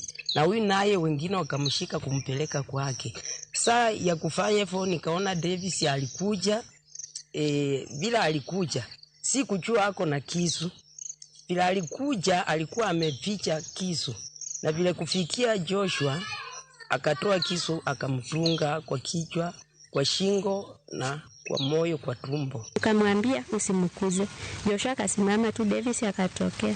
Akaanza kumtandika ngumi za kifua. Huyu amesimama tu anamwambia, ndugu yangu, mimi sina ubaya na wewe. Ningekuwa na shida na wewe, singekulipia bill Nairobi Hospital, utoke huko nikulete nyumbani. Sina maneno na wewe na siwezi pigana na wewe. Davis akanimwambia, umejifanya sana wewe ndio uko na mali sana kwa hii boma. Jamii inataka kukosa mwelekeo. Kwa hivyo kwa wito huu nataka niombe viongozi wa makanisa, niombe viongozi wale ambao tunaweza ita retirees, niombe wale wote ambao wanaweza kuwa katika jamii kama walimu, waje tusimame pamoja na sisi watawala, na hata miongoni mwa wale vijana kuna wale ambao wako na wazia mzuri sana kwa wengine, ya kuwa tuwe na ushirikiano ule ambao utaweza kuleta jamii pamoja. Spika mar od bura mamalo Moses Wetangula oywago jaod bura ma Emurua Dikirr Johana Ng'eno koyange kaka jaod bura marahuma. Omedo ni Ng'eno nong'ere ahinya e twak mage od bura. Magino yango e kinde manotelo ne jod bura e limo familia mare e pare ma Nairobi. As a parliament, we have lost one of our finest in conduct, finest in debate, finest in leadership. A member who was doing his third term, who was privileged to be the chair of the Committee on Housing, overseeing the very critical government program of affordable housing, development of public markets, development of hostels in schools, and formulating and improving and reviewing and evaluating the housing policies of this country to translate them into regulations and law. Johana was a very gifted member of parliament, never speaking out of turn, never offending the standing orders of the House, and constantly consulting where he needed to consult to make rational decisions. As a House of Parliament, as a country, and his constituents, and above all his family, we have lost heavily. Kaluwore gi medruok ma jotuo madwaro kony e ICU e counties ma Trans Nzoia kod counties moluore, sirikand country no omedo gik ma ikonyo godo jotuo mangimagi ni e kind Nakuru gi Sumbi e kar thieth mar Michael Wamalwa Kijana, ma bende chenro mag thieth dhi e nyime koloso bang' yudo tendni ma nyasani mag ICU manong'iew kod omenda maromo $27,000,000. Gavana ma Trans Nzoia George Natembeya owacho ni gik thiethgo biro duoko piny jotuo e osiptande mantiere mabor kendo yudo thieth machiegni. Natembeya owacho ni sirikande nigi chenro mar medo gik thieth e gwenge mamoko makono. Yake Trans Nzoia County, lakini hata wagonjwa kutoka West Pokot, kuna wagonjwa wanatoka Bungoma, kuna wagonjwa wanatoka Uasin Gishu, sana sana wale ambao wanatoka sehemu za Moi's Bridge wanakuja hapa, na pia kuna hata wagonjwa wanatoka Uganda ambao wanakuja hapa, na pia hata kutoka Lodwar, kutoka Turkana County. Tuko na health products, si ndio, za kutosha, na vile tumesema tutahakikisha kwamba tunakuwa na supplies all the time. KEMSA pia wameanza kuimprove. We are working on some kind of arrangement with them. Watakuwa na supply madawa. They've been buying from the open markets. Kwa sababu KEMSA imekuwa na challenges na madawa imekuwa very very expensive. Moheo jopuonjre 200 riwore e piem mar somo Koran e gwenge manyali e kaunti ma Mombasa. Kaluwore gi jatend dino, okang' makamano en mar kelo kanyakla rowere ahinya te kinde ni ma jo-Islam ni e tweyo e kinde Ramadhan. Jotelo mag din Islam e gwengego okwayo rowere mondo mi owuog oko kar nyalo margi mar riwore e kit piem makamano, okang' mabiro thiro timbe moko mag njore. Piem makamano notimore kar jot mar Freer Town, ka igeno ni piem makamano e okang' mogik mabiro timore e nyasi mar Ramadhan kapok nyasi gorumo. Tukachagua wale bora zaidi, tukachukua waliokuwa bora sehemu ya Kazandani, waliokuwa bora sehemu ya Ziwa la Ng'ombe, waliokuwa bora sehemu ya Freetown, waliokuwa bora sehemu ya Kongowea na Mkomani Ward. Sasa hawa walio ndani hapa nyuma yetu ni wale ambao kwamba ni bora. Hawa walioshiriki ni madaris 14. Ndio sababu kubwa sana ya kuleta hii operation Linda au operation Okoa Nyali na uhalifu. Hii Qur'an hasa wale watu wenye wana dini hawawezi kufanya uhalifu, watajihusisha katika masala haya. Hii maneno ambayo tumefanya leo ni kwa minajili mambo ya usalama, kuondoa vijana wetu katika vices ambazo zinaendelea katika jamii, ili wajijue ya kwamba pia nao ni viungo muhimu katika jamii yetu. Unapoleta wanafunzi pamoja kuwafundisha dini, unaepusha mambo mengi. Unaepusha mihadarati, unaepusha uhalifu, unaepusha vitu vingi. So ni jambo jema ambalo lifanyika katika eneo hili la Nyali, na tunatarajia mwaka ujao tuweze kuendelea na event kama hizi. Jopur kaunti ma Kisumu oduoko erokamano ne seneta mar Ngire Tom Ojenda kuom yango chenro mar pogo kothe mong'ere kaka mbegu mashinani e gwengego. Jopurgo wacho ni chenro mar pogo kothe mar rang'iny mamalo osetego chenro magi mag pur kendo nyayo nyak mar chiemo e kor gwenge. Chenrono osekonyo jopur ma North Nyakach, South West Nyakach, West Nyakach kod West Seme gi East Seme, ka jodak mamoko wacho ni chenrono biro konyo alwora mar Kisumu duto. Agone Profesa erokamano kuom parowa gi kodhi, kendo amedo gone erokamano nikech higa mokalo bende nomiyowa cham mochiek mowakeyo maber. Ago erokamano nikech adhi komo kodhi, pesa notama makata mang'iewogo kodhi aongego, omiyo ka ayudo kodhi tadhi komo tago erokamano.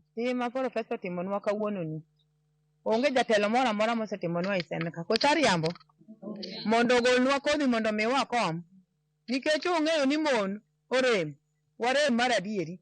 Pesa madang' igol kidhi ng'iewogo kodhi dhi tami, nikech iparo ni ang' ka ng'iewo kodhi to ang' nacham ang'o, ang' ang'iewo mogo ang'o. Agoyo erokamano ne Profesa tim ooro mondo okelnwa kodhi wakom, kendo wamor nikech okele sa maber ma wapuro chunywa pare kaka wanyalo yudo kodhi.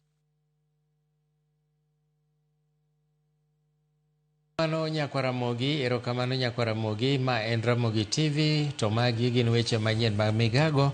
Wadhi e yweyo mokwongo. Kapok adhi e yweyo, erokamano Ben Jabul mar Wikoteng, iwacho ni in wach Sangwenya cha emomako dhogi. Aya, machielo bende wacho ni okwe mayom. An Linet Gam owacho ni buta en orote makuyo kanyo manochiko koyiena soma ahinya. Kaeto Onyango Fundi kawuok Nyatike wacho ni en bende wacho weche mag siasa moko tudore gi weche manyien mag migago. Wadhi e yweyo Nyakwaramogi, kik idhi mabor, bang' thuolo machuok wan ka.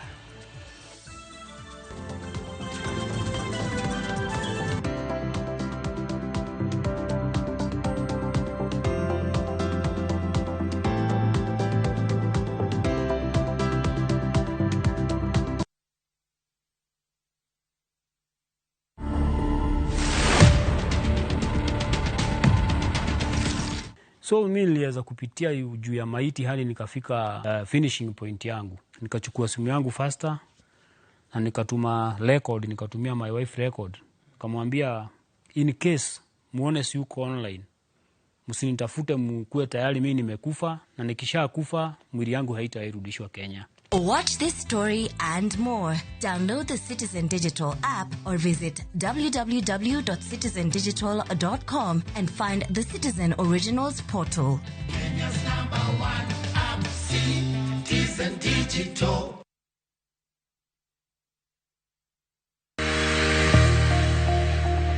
Ng'ato ka ng'ato nigi gima ber mohero.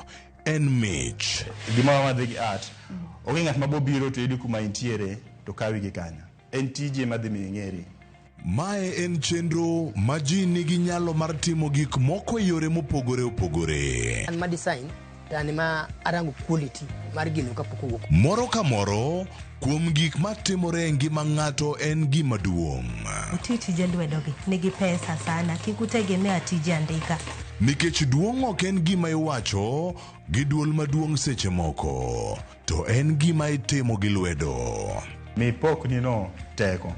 Time seche te. Pok opogore. Tich Ang'wen, saa 2 okinyi.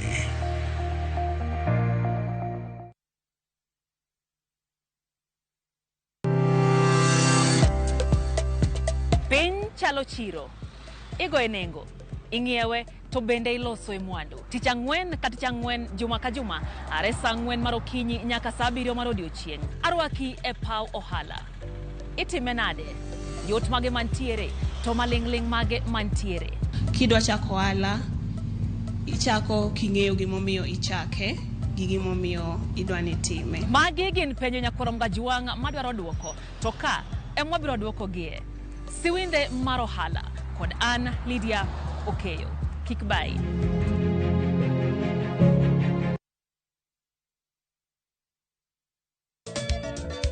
Machiegni Nyakwaro Mgajwang' e chenro mar Ngoma Owake.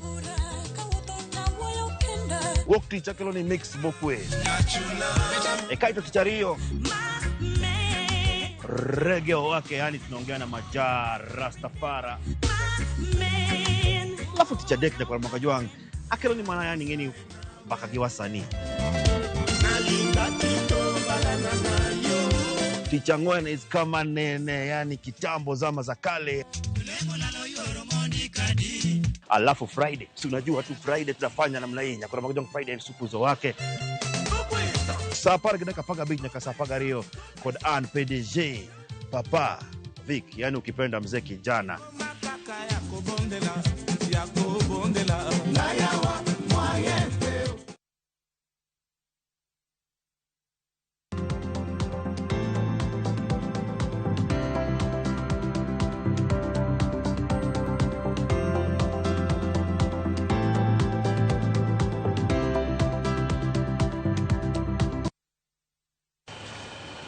Machiegni kendo, jopiny kar dak ma Matopeni mantiere Kayole ochuoywagi ni sirikal ka gidwaro kony kaluwore gi medruok mag taka mikelo goula mokel kod gedo marach mar ndara mar Makedonia mantiere Matopeni.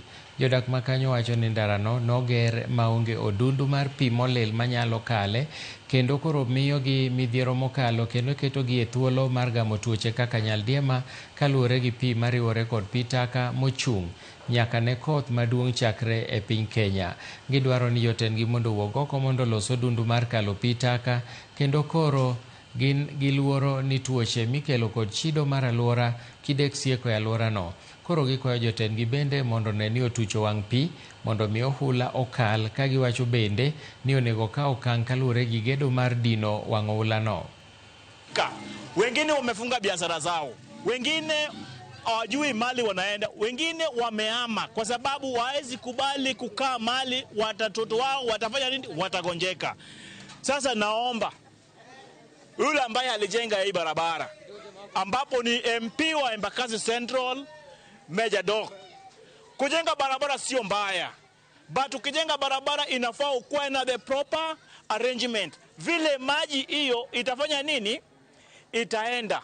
Vitu mbili inafaa kufanywa wakati barabara inatengenezwa. Vitu mbili. Kitu ya kwanza, system ya maji inaitwa drainage na Kiingereza. Kiswahili ni system ya maji. System ya maji hakuna hapa. Tulijaribu ku raise concern kuhusu maji kwa contractor mwenye alikuwa ajenga hii barabara. Tukaenda hadi kwa ofisi tukajaribu kusema watushughulikie maji juu ya watoto. Hakuna kitu walifanya. So sisi tunalilia viongozi wetu, mahali wote, mahali wako, MCA, MP, wakuja washughulikie juu watoto wanaweza pata hata cholera hapa. Hii changamoto ilikuwa, but maji yenyewe ilikuwa inaenda huku. Tulisuggest tuweke Riwruok mar johala e kaunti ma Embu dwaro mondo mi sirikal kaunti no oluong romo machielo mapiyo tok ka romo mane owinjore otimre e kind sirikal kod kaunti no kod jochung' mochung' ne johala mar uso mitumba notore. Romo no geto mar ng'iyo weche machando jouso mag mitumba yo Embu. Jakom riwruok johala e kaunti ma Embu Charles Mugambi okwayo sirikal kaunti no mondo oluong romo mapiyo, kowacho ni lweny ni nyalo kelo ng'ikruok e migepe mamoko ma kaunti no ka ok otieke mapiyo. Bende giwacho ni kaunti no omakore kod duol makelo kwe pachoka mondo mi johala yud ratichgi mapiyo kaka nyalore.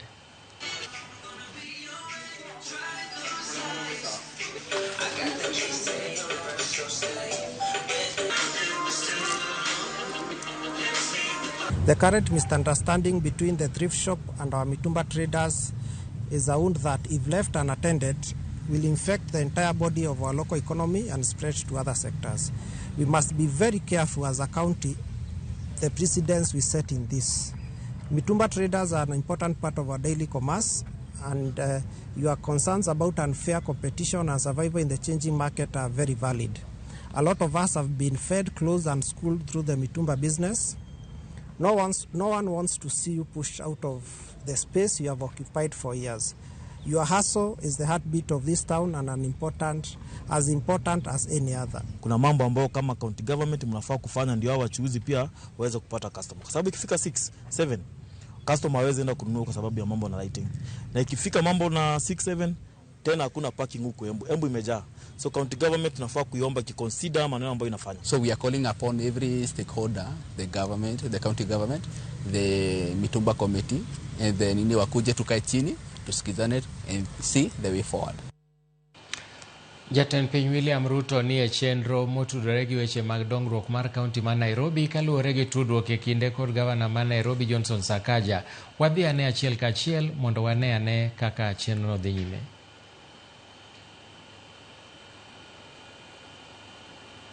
Yake tuko na vijana 45,000 wanafanya kazi Climate Works. Tuko na vijana Mana kamano Nyakwaramogi wabro kelo ni sigana no bang'e ka wadhi nyime ni jopuonjre makie mohewo 200 e kaunti ma Vihiga koro nyalo buonjo bang' yudo sir mar omenda ma somo kokale basari. Mairien bang' jaod bura ma kaunti no Beatrice Adagala golo chek mar $1,000,000 kokale aguch omenda mar NGCDF. Koloso e kinde chiwo chegno, Adagala nokwayo sirikal mamalo mondo med pok mar omenda mar aguch omenda mar NGCDF e kauntis duto ma pachoka, kowacho ni pesa mantiere e agulu no gie sani ok rom tieko achiedh nade e kauntis go. Jonyuol bende okwayo sirikal mondo oduok okumba mar thieth ne jopuonjre.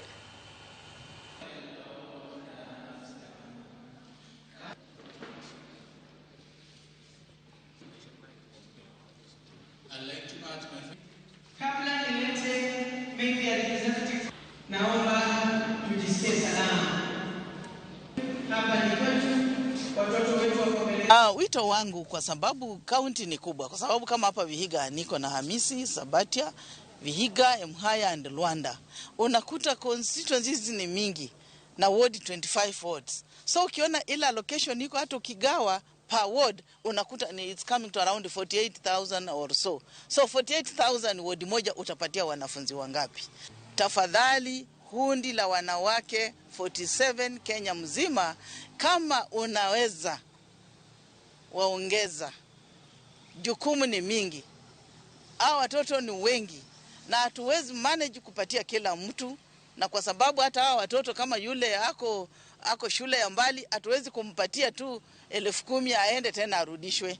Inabidi tunampatia full scholarship, which is also very expensive to us kama mama wa county, and especially hii county yangu ya Vihiga ambao umaskini na mambo ya orphans iko on a high alarming rate. Ningependa serikali irudishe ile bima ya afya kwa wanafunzi ili wanafunzi wetu wanapokuwa wagonjwa wazazi tusihangaike, sababu ukiangalia most of our parents they are very poor, they cannot afford kupeleka watoto hospitali na kulipa ile pesa ya hospitali.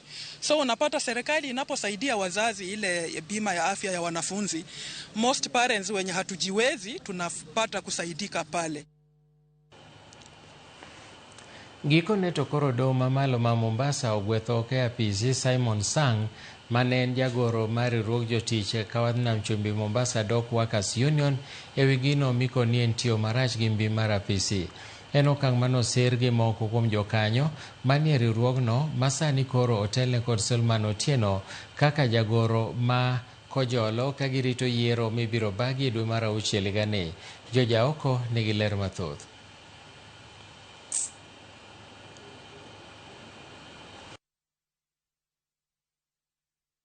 Kanyo bage nyasi bang' doho ma Mombasa wito kuchande tend jagoro mar riwruogno Simon Sang. E burano manochwale doho gi moko kuom jotelo mane ogwe oko e apisno, jang'ad bura Lady Justice Monica Mbaru ne oyango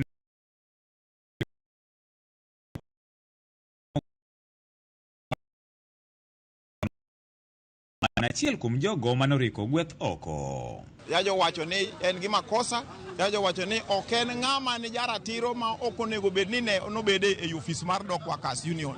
An ok onego bed nobede ofis mora mora.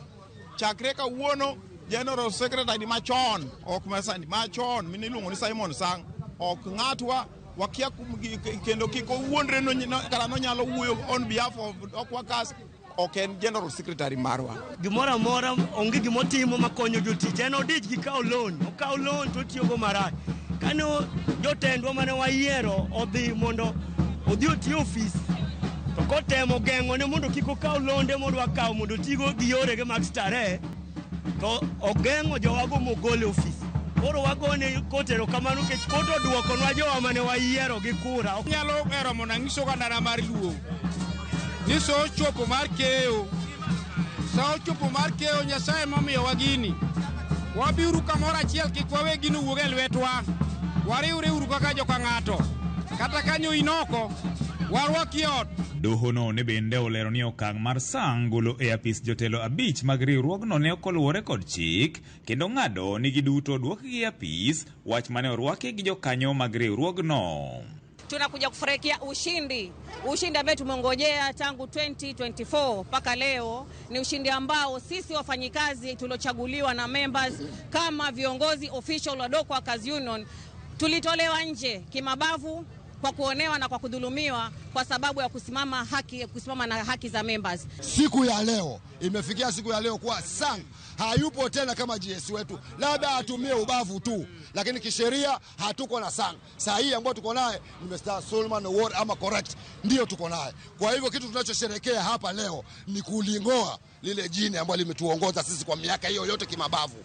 Nao ukombozi umerudi, haki imesimama, tumerudi ndugu zangu, na sisi ndio wakombozi wenu. Tumefight kwa sababu ya nyinyi na tumerudi, na bado ngoma inaendelea na rasilimali zimerudi kwenu, na bado tutaangalia welfare ya mfanyikazi wa KPA. Tend jotijgo koro singo mar donjo e riwruok makedo ne jotich mapacho ka kotu mar neno ni jotich duto yudo ratichgi. We wanted Sang to be out because of conflict of interest about our Dock Workers Union. How he's been misappropriating our funds, and how he's been lying to our members down there that he's doing and is not doing, and how he has been lying to his own board. And today we are celebrating that one man, Kiprono Simon Sang, aka Mr. GS, who was, now he's out.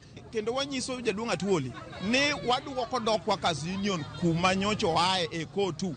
Oikre mon rito iluongo nang'owa, oikre romonwa gi bade koyaro, nikech wan be wabiro kwa yaro badwa mondo mi wabedie bwo umbrella maduong' macham te mag jotich nitiere. Wan manyocho okirwa oko, lakini koro waduogo. George Aoko, Ramogi TV, Mombasa. Wadhi achiel kachiel nyaka od bura mamalo kama watudore gi Chris Owino mantie kono mondo nyiswa ni to ang'o madhi nyime gi kinde ne. Chris, kinyalo winja, thuolo en mari.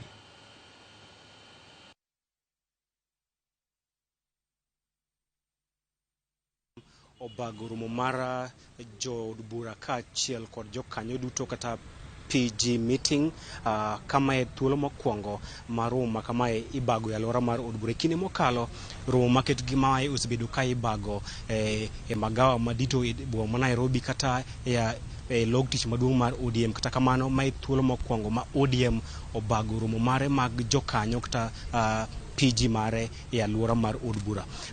Chenro ni dhi kama chopo e ng'ende nikech e seche mwaloso ni ogai mar ODM Dr. Oburu Oginga dhi nyime kod chiwo twak mare ka ene jatelo mogik ma dhi chiwo twak bang'e to gibiro twak kod jofwamb weche. Motelo ne Dr. Oburu Oginga, jotelo mag ODM kod jokanyo bende osetwak. Moko moseloso ka kanyo wan kod Dr. Otiende Amolo, jod bura mar Arieda, ma okwayo duond bura mar ODM ni kapok gichopo e chenro mar timo twak kod UDA maloso riwruok mar siasa motelo ne yiero maduong' mabiro giwinj pach jokanyo mag ODM, johera mag ODM duto ma kik gidhi loso winjruok kod duond bura mar UDA ka gikwedo paro kata gi rem winjo paro mag jokanyo moko mag ODM mawacho paro mopogre kodgi.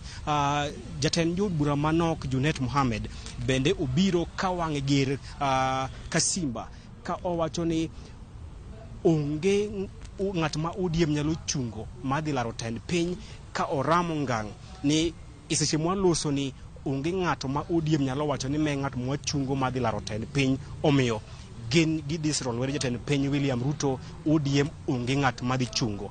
Kopogre kod mano bende onyiso ODM ni onyiso josiasa mag ODM mondo kik lok ODM obed duond bura mar oganda achiel.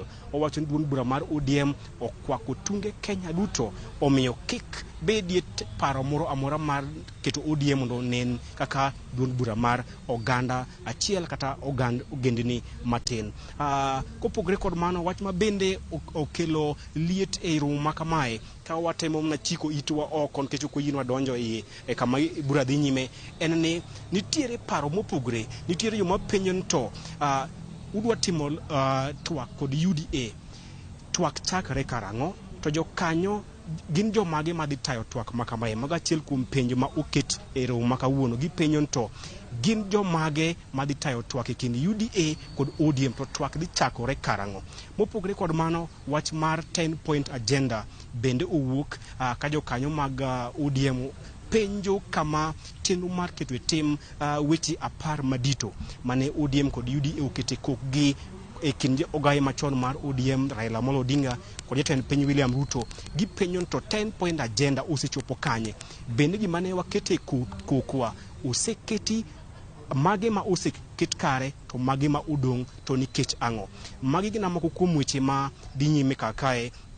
Ang'en kuom weche mathoth wabiro miyo nyikwaromogi e weche manyien ma saa achiel kod saa adek nikech thuolo moro amora kochakre e kinde ni ka Dr. Oburu Oginga osetieko loso to gibiro wuok oko mar twak kod jofwamb weche. Kata kamano kapok aweyo Milton en ni jagoro maduong' mar ODM Edwin Sifuna ok obiro e romo ma kawuono ka moko kuom jo siasa mosebedo ka tenre kode e romo mar Linda Mwananchi kuting'o governor, kuting'o senator ma Vihiga Godfrey Osotsi, oting'o jaod bura ma Caleb Amisi Saboti, ma jaod bura ma Saboti bende waneno ka kae kod jaod bura moko ma bende osebedo ka nitiere e Linda Mwananchi waneno gi kae. Mak mane Edwin Sifuna ema okochopo. Godfrey Osotsi waneno ka kae, Caleb Hamisi bende waneno.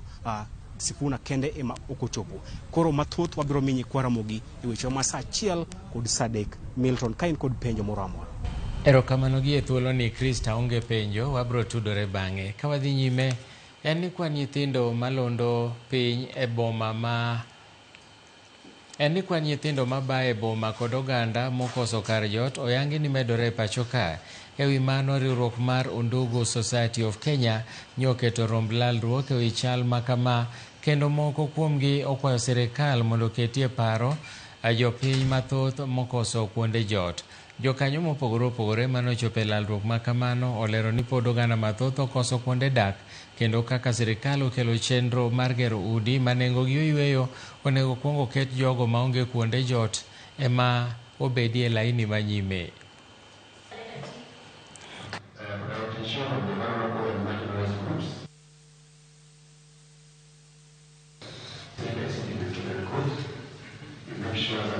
Gimwatemo wacho ni nyaka sirikal ketie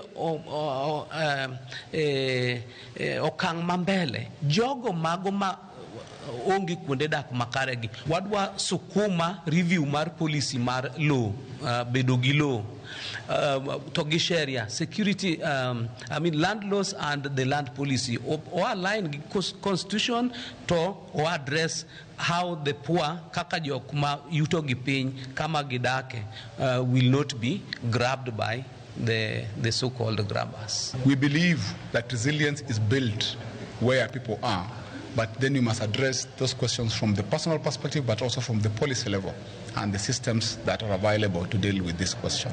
The end goal is to have a country that does not have homeless people. We need to have a country that does not encourage street connectedness. So do we have laws and policies and infrastructure that can help us do that?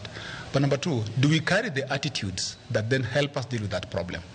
Because if people are discriminated either by the public or by the state, then it means we carry the wrong attitude. We work in these spaces and we have anecdotal data that speak to the work that we do.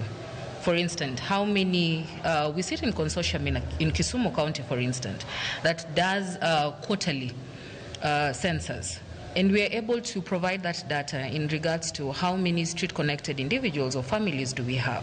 So it's just harnessing the information, both from the government arms and also from the civil society lenses, that we are able to harness what is the actual figure. That also sets ground for how do we design interventions that address the core issue that leads to streetism and homelessness in the Moko kuom jogo masiro kweth maketo sirikal tesre mawuok dhowath nam chumbi siro jatend duond bura mar Wiper Kalonzo Musyoka kaka jalno moromo laro Compton piny Kenya e yiero maduong' mabiro. Ka giloso tonono ka Mombasa e romo mane gibago mar jotelo mopogore ne giseyo jatend piny William Ruto ka giwacho ni pok ochopo singo manomiyo jodak mag nam chumbi ka onge mar tije en achiel kuom gik ma giwacho. Dongruok bende pod ok gineno ka mibadhi e mang'eny momiyo jopiny ok ne ber ma sirikal kendo gidwaro lokruok. Kotelgi kod manen gavana ma Kilifi Gideon Saburi gidwaro mondo mi kweth maketo sirikal tesre owinjore gimoro achiel mondo gichung gigol jatend piny William Ruto e loch. Tired of unemployment, tired of broken promises, corruption and a failed leadership. Watu wakifungua biashara, tax ziko juu, KRA wako pale, wamama, vijana wote wanaanza kufunga biashara zao. Ina lead nini? Ina lead kwa ujambazi. So kwa hivyo sisi tumeamua Kalonzo Musyoka, Stephen Kalonzo Musyoka ndio atakuwa rais wetu, kwa sababu alikuwa kwenye serikali. Kuna siku nyinyi mumesikia akiwa na mablunders. Tunataka tukizungumza tuwe tumesikiza sauti ya wananchi. Sauti ya nani? Hiyo ndio sauti ambayo tunataka tuisikie ikitoka huko pwani. Na wananchi hawaje kuwa consulted kuhusu jambo hili. Lakini ukizunguka utawasikia wananchi wanasema hawataki hiyo njia ambayo viongozi wanajaribu kuwapeleka. Jodolo koro dwaro mondo mi piny owacho ket maino e puonjo oganda ber mar rito alwora mondo konye kedo gi lokruok mar kor lwasi. E kinde ma ute mag lamo bende dhi nyime kod siro chenro mag piny owacho mag kedo kod lokruok mar kor lwasi moting'o pidho yien.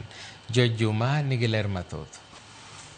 Ng'wech mar kedo kod lokruok mar kor lwasi pod dhi nyime pacho kae, ka migepe kod riwruoge mopogore opogore dhi nyime kod keto kendo jiwo okenge mathoth e kedo kod lokruok mar kor lwasi e pacho kae.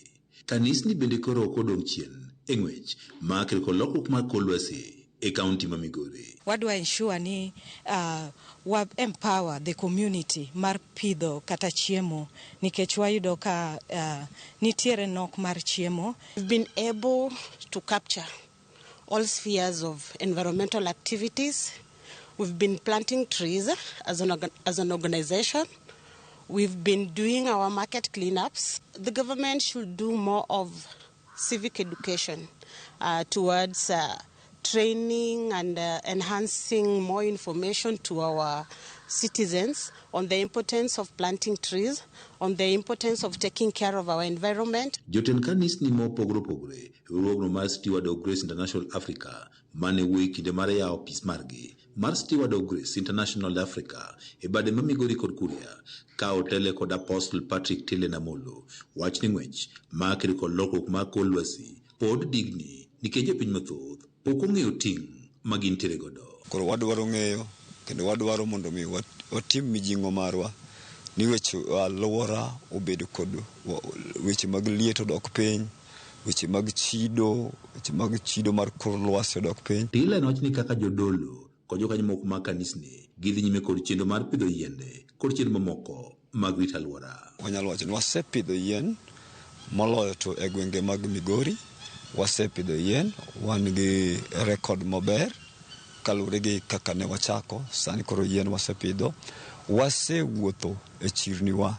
Wach makamae nosee kod Alice Ochieng' manewane kaka Steward of Grace International Africa gisepidho yiende maromo gana 37 e kinde mar higa achiel, ka bende gigeto pidho yiende maromo milion 1 e higani. In a position to plant more than 37,000 trees, that is for the last 1 year, and we are still making an effort through our pastors who are registered with the organization and are a beneficiary. Here, we are going to do more than 1 million trees. Ochieng' wane oganda duto moting'o kanisni nitiere kod ting' maduong' e kedo kod lokruok mar kor lwasi. We've been doing this in public spaces, public government spaces.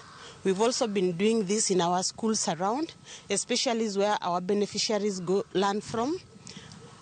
We've been doing this in our churches towards environment and to combat issues to do with climate change. We've been able even to talk to even minors on how to reduce the land degradation. Jidolo gwani cha ochopo makanisa nyaka koro bed kod chenro moko mar konyo piny owacho kod oganda mang'ao e kedo kod midhieche mopogore opogore ma oting'o lokruok mar kor lwasi mok iketo mana maino e yalo injili kende. Jotich Nyasaye bende wadwaro ok ni en mana yalo injili gi dhok, but wadwaro ni gi yalo injili gi tim. Action speaks louder than words. Ma kaponi wadhi kata for missions in the community, at least wamako lwet jogo ma ochando mani piny, nikech nitiere jogo mang'eny mani oko kocha ma ok bi kata e od alam, to nikech samoro ngima gi kama osechope nitiere kaka maybe gise lose hope in life. George Juma, Ramogi TV, Migori. E kindeni ma jopur osechako iko puothegi kod komo ka gigeto yudo keyo mabup machwire, moko kuom rowere e kaunti ma Siaya obiro kanyakla mar timo pur e yor lony kaka keyo pi e tie cham ka gitiyo kod pipe kata otogoro kaka yo mar kedo gi lokruok mar kor lwasi.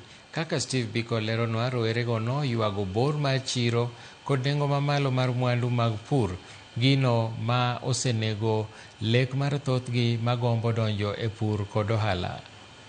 Alure kod koth mosebedo ka chwe e kauntis mopogore pacho ka, moko kuom jopur osechako iko puothegi e kinde ma moko to osekomo. E kar chung' od bura ma Lego Usonga, moko kuom rowere ahinya to manyocha otieko penj maduong' mar klas 12 higa mokalo obiro kanyakla mar timo pur e yor lony manyasani ma giwacho ni nikod yuto ni mar pesa nitiere lo. En ni gini ok en mana mar joma dongo kende, en nyaka mar rawere ka wan kama. Kik ine ni koro ng'ama dhi e puodho ng'ano kodhi sikul, ng'ano nigi digri maduong' e wiye kanyo kabisa, kendo ma kata in bende kiwuok midonjo e puodhono tibiro yuto kendo ibiro bedo gi dongruok maduong' ahinya moingo kata ng'at manie ofis cha. Kama inena ni nyocha eka form 4 eka timo form 4 mara nyocha higa mokalo, to adonjo e pur ni tafwenyo ni en gima go ohala ahinya. Asefwenyo ni chiemo ma wamanyo, pesa moro amora ma wamanyo ni pesa ni mna ipuothwa ka. Otelnegi kod Francis Oluoch, rowerego kata kamano noywago nengo mar mwandu mag chako pur kaka fertilizer kod bor mar chiro, gigo magiwacho ni osenego lek margi mar donjo e pur. Koro gik moko ma wakalie ka wapuro gin nengo mag fertilizer iseyudo kodhi malo, sama yudo kata ka nengo mag yudo ka wadwa kelo pur manyasani, yudo ka gik mitiyo godo e pur manyasani nengo gi ni malo.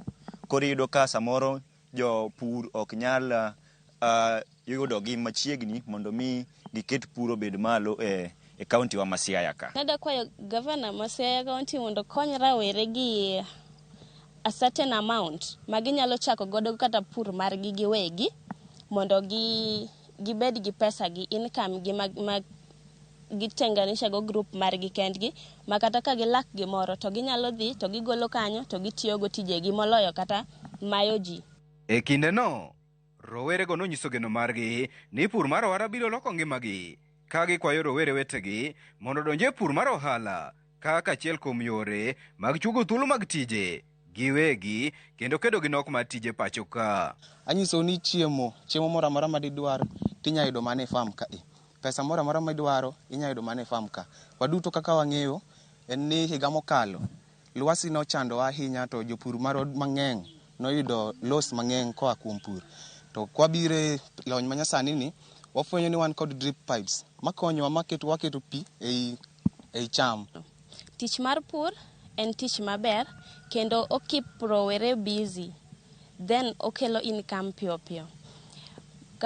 Kendo gima kwayo sirikal mondo oduoknwa chien nengo fertilizer, nengo feeds minyalo feed godo gwen. Korka kore, apisa mar migawo mar pur, pith kod lupo e kaunti ma Siaya, Elizabeth Adongo, nowacho ni gisechako tiego jopur yore mag kedo gi lokruok e kor lwasi mar yudo keyo mabub moting'o nyaka miyogi kodhi ma ok odewo oro e nengo moyweyo. Wa focus a lot on productivity and gima wanyalo biro, gima watimo sani ni waloso gi kata mana especially kata youth go tibiro tinsani adwa timo eka achiel, adwa timo eka ariyo, tikonyi pango ming'eni gima ikete iye idhi yudo.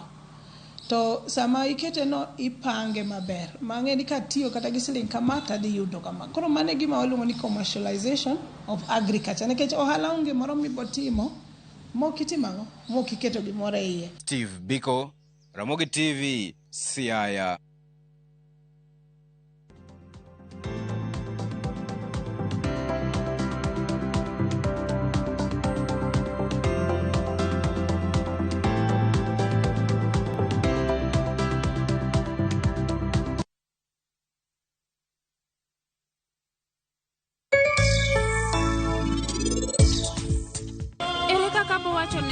Ni an anyalo timo gimoro amora nikech en in pok iheraga kata dichiel, to an kae aheri mana in kendi.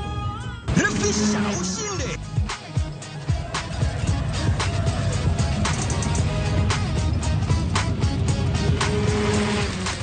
$50K ya Vasha ama MMF haingoji. Open and save in your KCB Gold Savings Account for a chance to win many prizes. KCB, for people, for better.